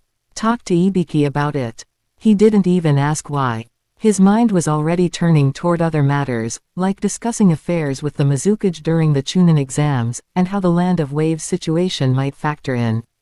At this point, Hiruzen truly felt like the number of headaches piling onto his desk was growing by the day. All right, you two go get some rest. But I expect you not to repeat mistakes like this again in the future. Kakashi nodded silently and simply took Kitagawa General with him as they exited the Hokage's office. On the way out, Kakashi couldn't help but ask in a low voice, why did you want to interrogate that guy? Gen just smiled casually. Pure curiosity, and I want to see what I might be able to learn from it. But of course, it wasn't just curiosity. Gen had his own plans. The special yin release trait he'd obtained from Sasuke had benefited him immensely. While he had once worried about side effects, after all, the Uchiha clan came with some baggage, those concerns had faded over time. He had joked to himself before. What if I end up absorbing Madara's karma, Obito's brilliance, Fugaku's unyielding stubbornness, Sasuke's sulky brooding, Itachi's manipulative scheming, or Shisui's overzealous alertness?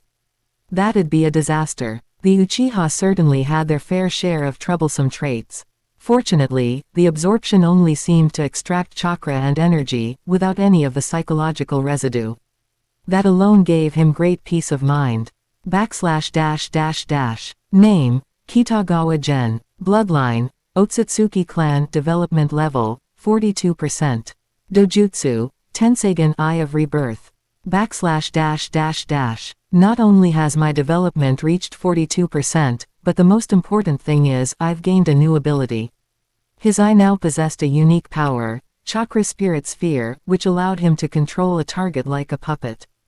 Kisame, he might just be the perfect test subject. In addition, perhaps due to absorbing Sasuke's chakra, Gen noticed a new leap in his understanding and use of spatial power. Could it be? Am I starting to touch on a Menetejikara heavenly hand power? There was one oddity, though. Despite having absorbed yin release from Nagato's Rinnegan, he hadn't gained any noticeable abilities from it. He speculated that maybe it was because those weren't Nagato's original eyes. Still, all things considered, this boost was solid. And now he was more curious than ever. 42%. What will happen when I hit 50%? Meanwhile, in Iwagakure, inside the Tsuchikage's office. Old man, let's get going. Let's go already. Deidara beamed with excitement as he looked at Onoki. His enthusiasm was so overwhelming it almost gave the old Tsuchikage a heart attack. Why are you in such a rush? And besides, you and that Kitagawa General kid are both Jonin, you're not even competing. What's got you all worked up? HMPH. We made a promise. Kitagawa Gen and I are destined for an artistic duel. Deidara clenched his fists with a grin full of anticipation. I've waited 2 years for this. This time, I'll show him what true art really is.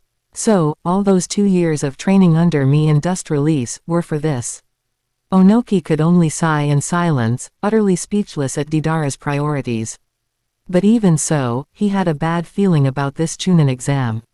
Something tells me this one won't be easy.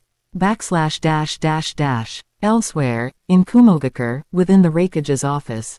Big bro, maybe you shouldn't go, Killer B said cautiously. Let's just participate normally and keep a low profile. HMPH. B, do you take me for some hot-headed brute? The fourth Raikage growled and smacked B on the head. His voice thundered with irritation. I know how to handle myself. I'm not going to do anything reckless, but I still can't let this go. He took a deep breath. That humiliating moment when his arm had been severed, and later, the indignity of being threatened by Kitagawa Gen, it all still burned in his memory. He had kept an eye on the boy's development since then and was aware of how rapidly he was growing. The string of nicknames alone proved how feared and respected he had become.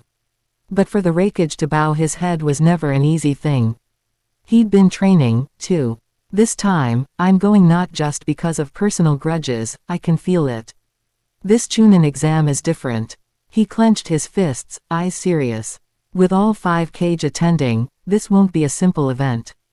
The 5 great nations had never truly been of one mind, after all.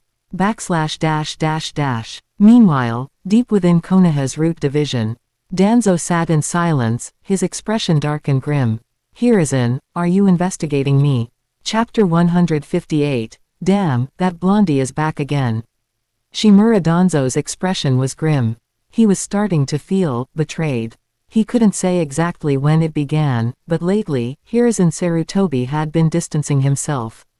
Even the intelligence reports he submitted weren't receiving the same attention they once did. This shift unsettled Danzo deeply. He even suspected that after Konoha's last mission to the Hidden Rain village, Hiruzen had made direct contact with Hanzo the Salamander, his connection. And that was dangerous. After all, with Orochimaru gone, Hanzo had become his only remaining external leverage. Now, without warning, he was losing Hiruzen's trust. Even worse, he discovered Hiruzen was secretly investigating him. Why? What triggered this? Did Hanzo say something? Or is there another reason I'm not seeing? Danzo's chest tightened with frustration. He didn't understand what was happening, but this covert investigation threw all his plans into disarray. Sure, he'd been slowly re-establishing control over Root, but that still couldn't compare to the authority of the Hokage. And if this probe continued, everything would come to a grinding halt. How could he possibly pursue the position of Hokage like this? No, this can't go on. Danzo slammed his fist against the desk. He needed to act, now. Otherwise, everything he had worked for would vanish, and his dream of becoming Hokage would slip away forever. Especially now that Hiruzen had brought back both Jiraiya and Tsunade. Just the thought of those two gave him a headache. He had always assumed Jiraiya was his main obstacle and had been quietly sabotaging his efforts for years. But to his surprise, Hiruzen didn't even glance at him, he simply brought Tsunade back as well. It was as if he'd already made up his mind. Maybe I should reach out to Hanzo personally, or even speak directly with Orochimaru. Danzo made up his mind. He had considered confronting Hiruzen directly, talking it out like old comrades. But now that he knew his friend had launched a secret investigation, he felt nothing but disappointment.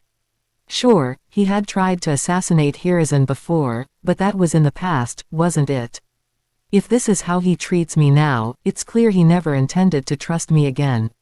With Jiraiya and Tsunade back at his side, I have no chance at becoming Hokage. Which means, I have to take more drastic action. Whatever Danzo had planned, it didn't concern Kitagawa General directly. Gen, for his part, was doing quite well. In fact, he had recently been testing his new jutsu, chakra, spirit sphere. It works surprisingly well. Even though Kisame has a strong will, this technique scales with chakra strength. Interrogating Kisame wasn't particularly difficult. Yamanaka Inoichi was quite accommodating, probably because General was a frequent customer at the Yamanaka family flower shop. Plus, since he was the one who had defeated Kisame, it made sense to grant his request for a one-on-one session. But why did they even turn off the surveillance cameras for me? The technology in the shinobi world had always been kind of ridiculous, somehow primitive and advanced at the same time. Surveillance cameras, for example, were once scattered all over the Uchiha district. Gen had planned to disable them himself, but someone else had beaten him to it. Well, they clearly trust me. Or maybe they just read me right. With no eyes on him, it was much easier for Gen to act. He easily implanted the spirit sphere into Kisami's body. He could immediately sense that Kisami's will was now subject to his control. As for whether this technique was considered a genjutsu, even General wasn't sure. Regardless, as long as I wish it, I can control Kisame, or even access his thoughts. This jutsu was far more interesting than traditional puppet techniques. He didn't know how far its range extended, but for now, there were no problems. So the Akatsuki really are planning something in Konoha, perfect timing. Gen rubbed his chin thoughtfully. He had been planning to activate Genshin, anyway, this just made things easier. The Akatsuki were practically volunteering themselves as test subjects. Uchiha Obito is still playing it safe, though. He didn't say much, only hinted that they were targeting Danzo. That was a strange excuse. But Konoha had already begun preparing for all possibilities. Also, I can sense the planetary chakra more clearly now. It's time I finally make some real moves. Gen had been eyeing the planetary chakra for a while. But extracting it was proving to be far more difficult than expected. He had tried using alchemical sacrifice to extract it, but with almost no success.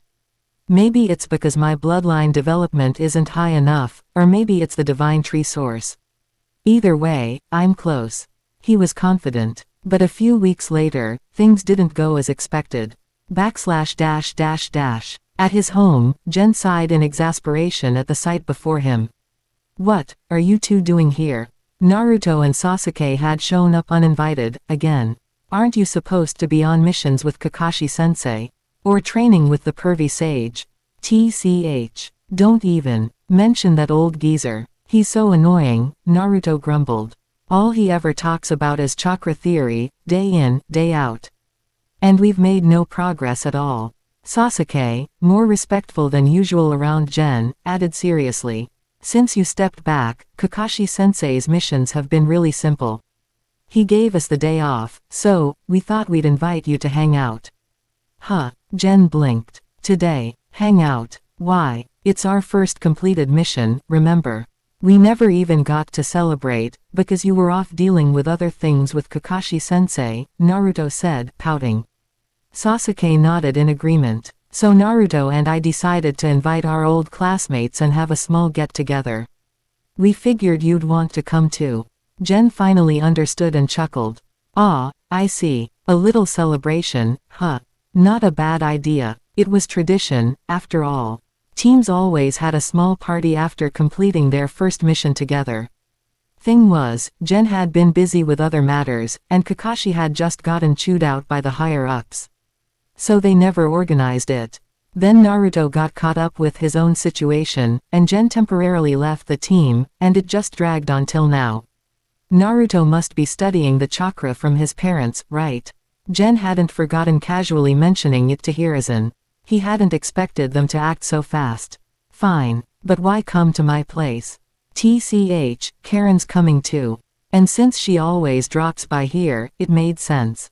Naruto grumbled. He and Karen were always bickering, but he quickly grew curious. Hey, Gen, can you tell us about your missions? Huh. Gen raised an eyebrow. Why the sudden curiosity? Even Sasuke looked wide-eyed with anticipation. The pervy sage said you're incredible. But he told me to ask you. Directly. Naruto scratched his head. So, would you tell us? Yeah, and how do you train? Sasuke finally asked, unable to hold back. I want to kill Uchiha Itachi, so. Hey, slow down. Gen quickly cut him off. I've just been training with Kakashi this whole time. Ask anyone. Everyone knew General had been, idling, under Kakashi's wing for years. As for my mission record, go ask the Hokage. I can barely remember anymore. After everything he'd been through, the details blurred together. Honestly, none of it felt all that difficult. Really. Naruto and Sasuke seemed a little disappointed, but quickly perked up. Gen was right, they'd just graduated. There was still time to grow. Besides, General was still in their squad. Waiting around like this is boring though. Gen rubbed his chin, then suddenly remembered something. Oh yeah, Karen left some laundry here, her washing machine's busted. Want to try on some of her clothes? What? That's messed up. Naruto recoiled in horror, but General just pulled out 3 skirts and grinned. What's the big deal? Ninjas sometimes rely on disguise, not just transformation jutsu. Didn't they teach you that? I feel like you're up to something. Naruto narrowed his eyes, while Sasuke looked conflicted. But General remained unbothered. Come on, no pressure. Besides, wearing these will help you understand how to disguise as a girl better. No thanks. You sure? Don't you want to see Sasuke in one?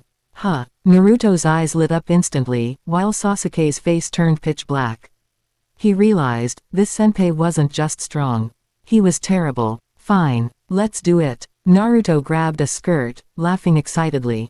I always wanted to see Sasuke try sexy jutsu, but he can't do it. This'll do, idiot. Sasuke blushed, hesitated, then finally accepted the skirt with a sigh. Find your own room to change in. Gen stood and headed for the washroom. Naruto skipped off to the other side, chuckling. Sasuke sighed again, holding the skirt, then quietly picked a room to change in. A breeze rustled the curtains in Gen's home. You guys done yet? Gen called out. More or less, Sasuke replied awkwardly. Then come on out. Naruto was the most excited. He threw the door open at the sound of movement. The 3 emerged from their rooms, but only Naruto had actually changed. Gen and Sasuke just stared at him, deadpan. The room fell into an awkward silence. You bastards. Naruto turned beet red, grabbed a stool, and started swinging it wildly. Relax, relax. I just didn't think it suited me. Gen said while laughing. Even Sasuke cracked a smile.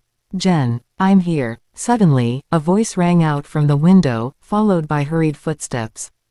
Turning to look, they saw Deidara standing at the window, with several Anbu behind him. What's this? Upon seeing the scene inside Gen's house, Deidara went silent. So did the Anbu. Everyone stared blankly, unsure what to say. Gen sighed. Great, that blondie's back again. // Chapter 159, Danzo's Decision, Art as an Explosion. I honestly didn't expect Danzo to request a meeting with Hanzo of the Salamander. In a hidden base in the Land of Rain, Black Zetsu handed a letter to Nagato. Uchiha Obito stood nearby, visibly puzzled. Is that guy trying to get himself killed? Obito muttered, unable to understand Danzo's logic.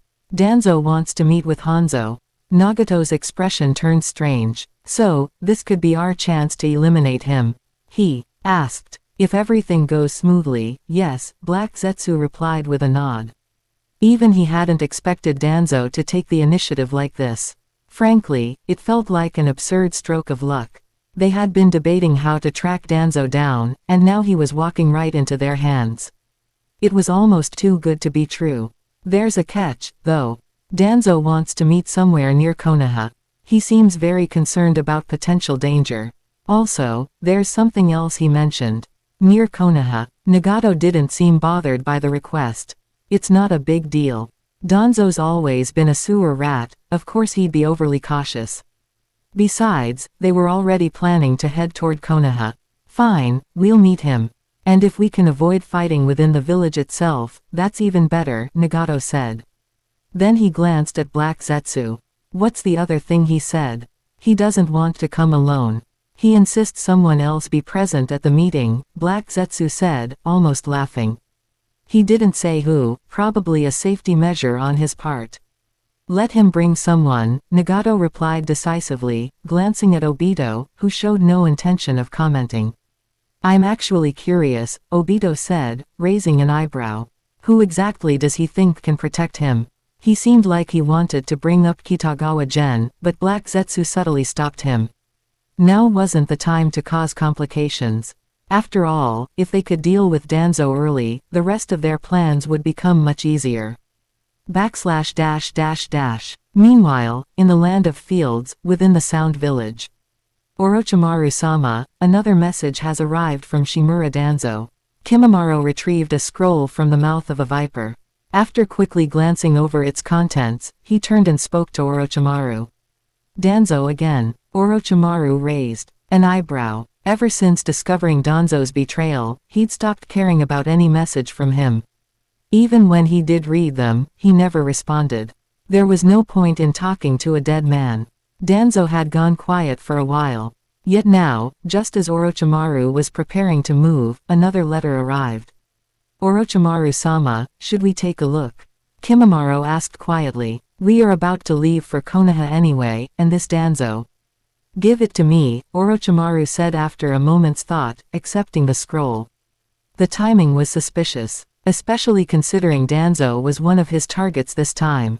He wanted to see what tricks the old snake was trying to pull. Danzo wants to meet me. Orochimaru read the scroll and raised an eyebrow. Interesting. He couldn't quite figure out what Danzo was up to. The man showed no remorse for his betrayal, always wearing that falsely innocent expression. Someone less discerning might fall for it. But Orochimaru knew Danzo too well. There was no way he didn't have another agenda. Maybe, it's worth meeting him, Orochimaru murmured, stroking his chin. After all, Danzo was a target. If he could avoid unnecessary risks, all the better. Even if Danzo was bringing backup. Danzo hadn't hidden the fact that he'd bring someone. He made it clear he wouldn't attend the meeting alone. Of course, he didn't specify how many people he would bring, but Orochimaru was still interested in testing the waters. Understood. Contact Kabuto and tell him to coordinate with me, Orochimaru ordered. Yes, Orochimaru-sama, Kimimaro nodded. After a pause, he hesitated and then asked softly, Orochimaru-sama, may I accompany you this time? No, Orochimaru said firmly. He sighed as he looked at Kimimaro, understanding the boy's intentions. But his body simply couldn't handle it. The injuries could be treated. But the strange Keke illness flaring up in his body, almost like a mutated form of yang release, was beyond even Orochimaru's expertise. The fact that Kimimaro had survived this long was a testament to his willpower. You need to stay here and recover. Who knows, Orochimaru trailed off, his tone unusually soft. Kimimaro, your value will shine in other ways. The next morning, Konoha village streets. Hey, Gen, that blonde brat, does he have some kind of weird fetish or what?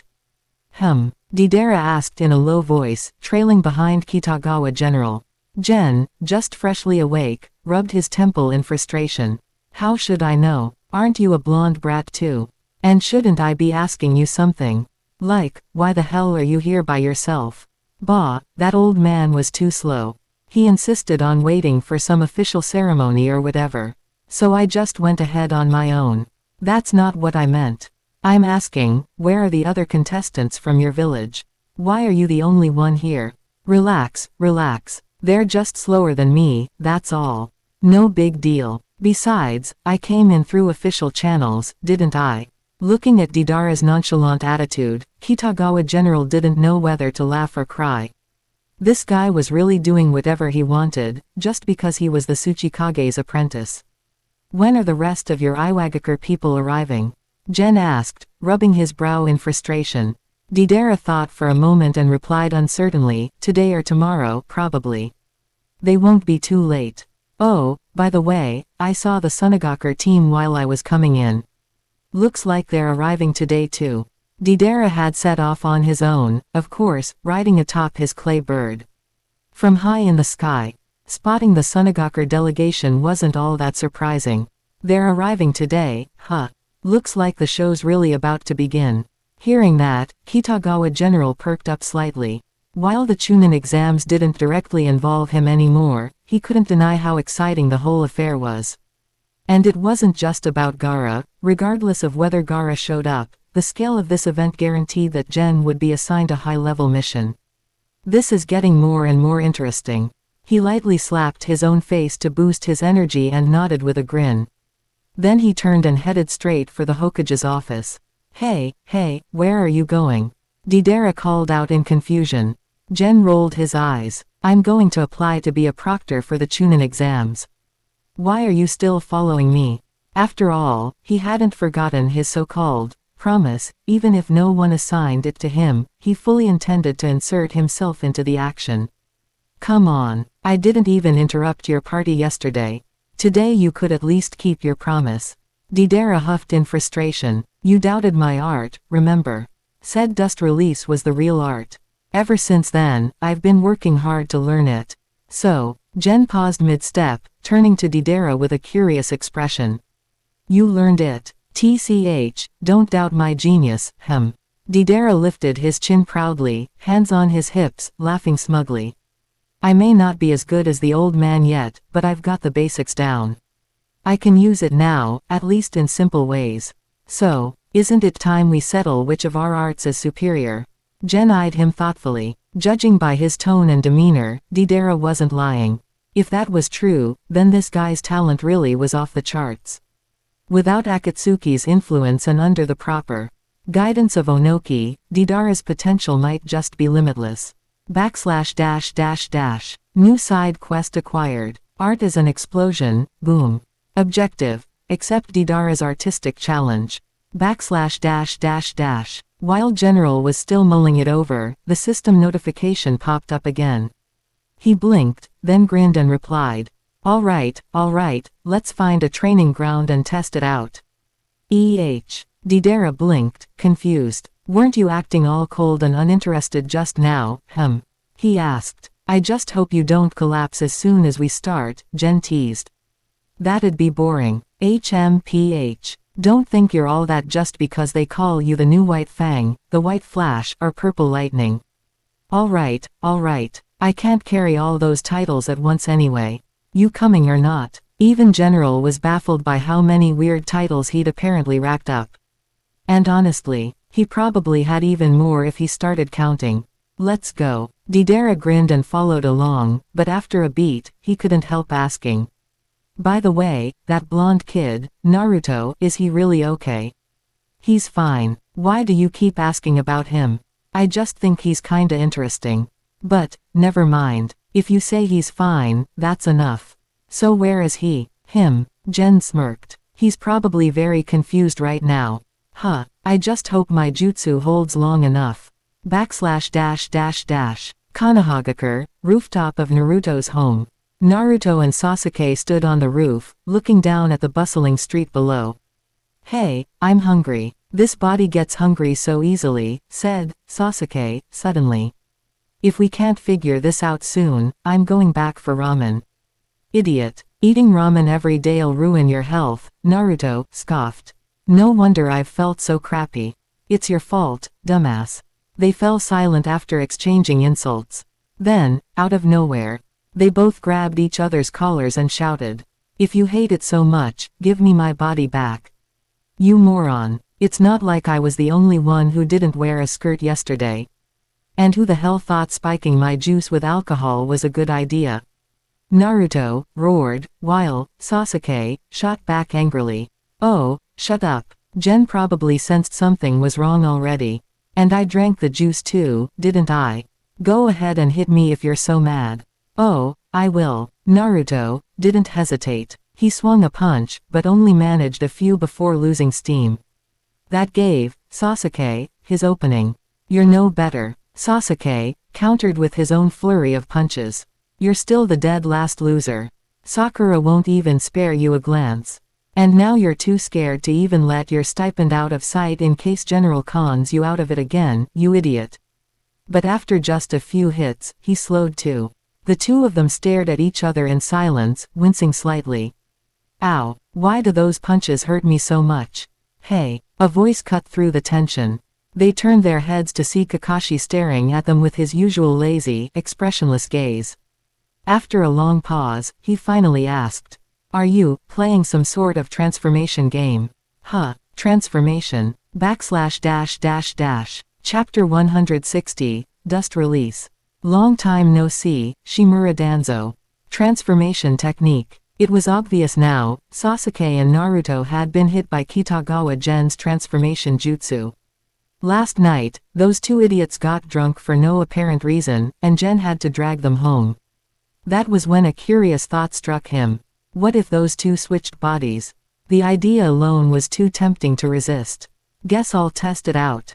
He'd originally considered using the spirit transformation technique, but decided to go for something simpler. After all, I've been meaning to try this one out for a while. Back when he hadn't yet awakened the Ōtsutsuki bloodline, he'd pondered how to survive the chaos of the Chunin exams. In the end, he'd concluded that the best option was to turn his enemies into copies of himself, while disguising himself as one of them, perfect for laying low. While he no longer needed such tactics now, testing them on others. Still fun. It's just, maybe it worked a little too well. ///. Not bad. Your self-introductions were pretty convincing, Kakashi said, rubbing his chin as he observed the now untransformed Naruto and Sasuke. Both of them were bruised and battered, standing in silence, clearly aware they'd been pranked hard by General. Worse, they had absolutely no idea what happened at first, just woke up with pounding headaches and acted on instinct. Embarrassed, both their faces turned red.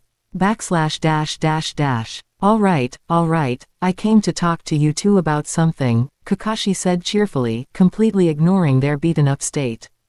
Though honestly, compared to Gen, you two are definitely the worst genin I've ever trained. Sasuke and Naruto were both stunned speechless. That said, I'm still giving you a chance. Here, Chunin exam application forms. If you want in, just sign them. They were shocked, but then joy instantly bloomed across their faces. The Chunin exams. For real. We're in. Kakashi nodded, already pulling out his beloved Ika Paradise and reading. It's up to you to decide. Oh, and make sure Sakura gets hers too. Be at the usual meeting spot tomorrow morning. With that, Kakashi waved his hand and vanished. Chunin exams, Sasuke and Naruto stood there holding their forms, clearly excited. They locked eyes, and in that look, they both saw determination. Hey, your face is a little swollen. Naruto grinned, only to wince as his own face throbbed in pain. Idiot. Sasuke rubbed his cheek, wincing just as much. They glanced at each other, and suddenly, they burst into laughter. Meanwhile, on the outskirts of the village, Deidara and Kitagawa General had arrived at a training ground. Gen was all smiles, clearly in a great mood. Deidara gave him a side eye and muttered, "TCH, you're definitely up to something." "Wrong," Gen replied calmly, shaking his head. "By the way, how many are coming from the Sand Village this time? And when's your Tsuchikage arriving?" "Not telling," Deidara replied with a smirk. "You'll find out soon, either later today or tomorrow." Though he still had a free-spirited style, Deidara had matured somewhat since becoming a jonin. He at least acted the part now. As for the old man, he'll probably show up for the final round. Tradition, you know. Look at you, keeping secrets now. Gen raised an eyebrow, amused. "Please, you're not exactly forthcoming yourself. Besides, maybe I'm not keeping secrets. Maybe I just don't know." "Fair, let's get started, then." Gen casually unsheathed his ninjutsu. "Friendly advice, use your best techniques fast, or you might not get another chance." "Or maybe, I already did." Deidara's grin widened mischievously. The moment the words left his mouth, a storm of micro-explosives shot toward General. But General merely shook his head, and in the blink of an eye, vanished.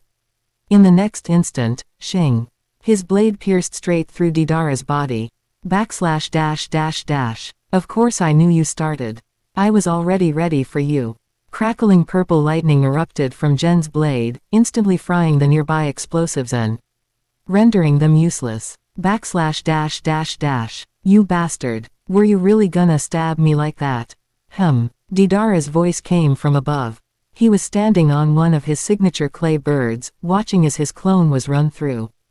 Damn, that lightning jutsu of his. It's insanely strong. Completely shuts down my clay. What a terrifying guy. He'd always known lightning jutsu countered his style, that was why General had once refused to fight him.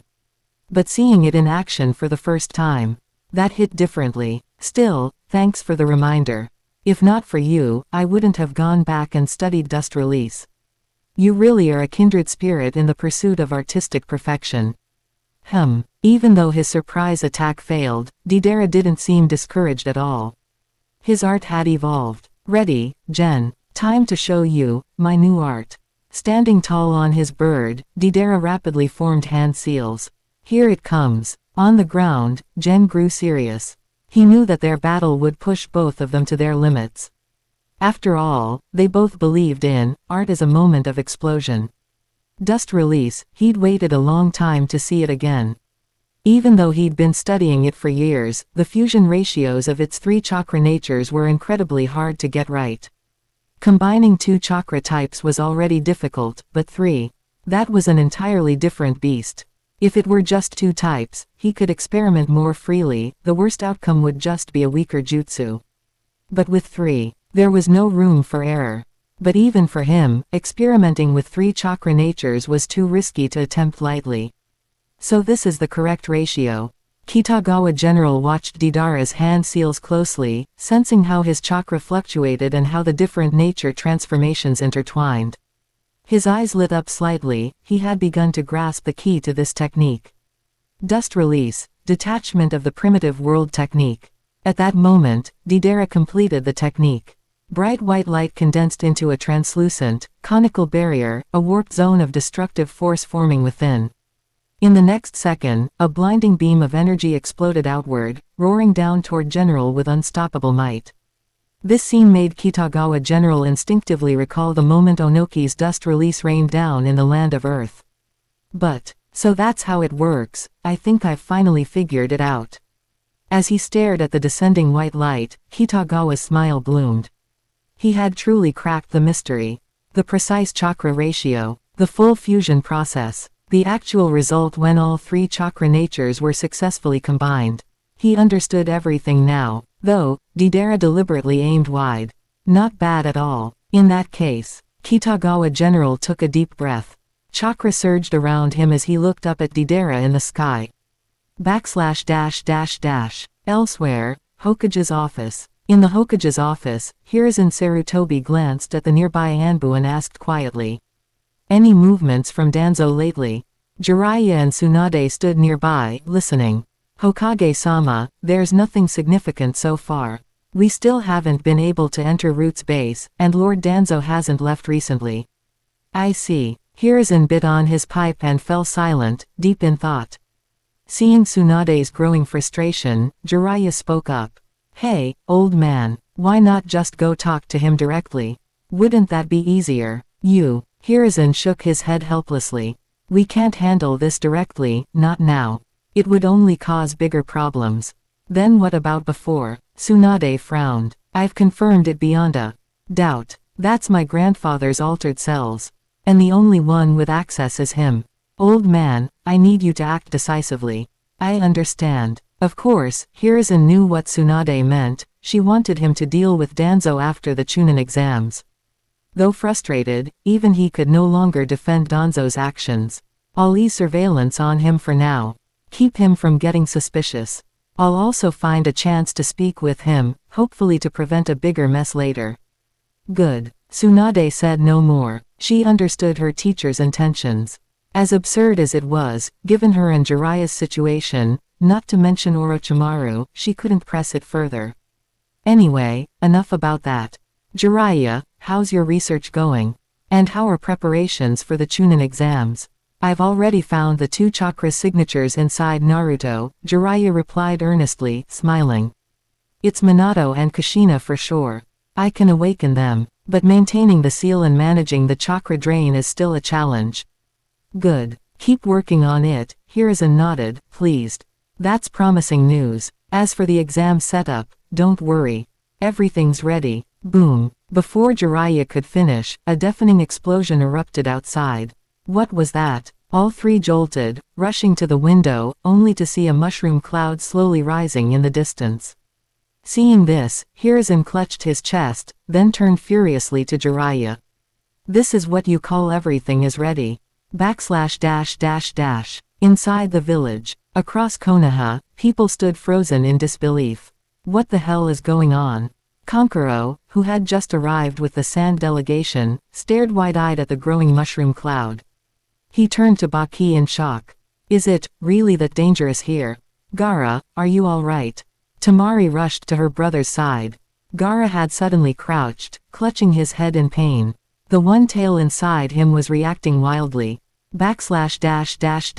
Outskirts of Konoha, Root Division. At the village's edge, Shimura Danzo and several root operatives were also gazing toward the village center.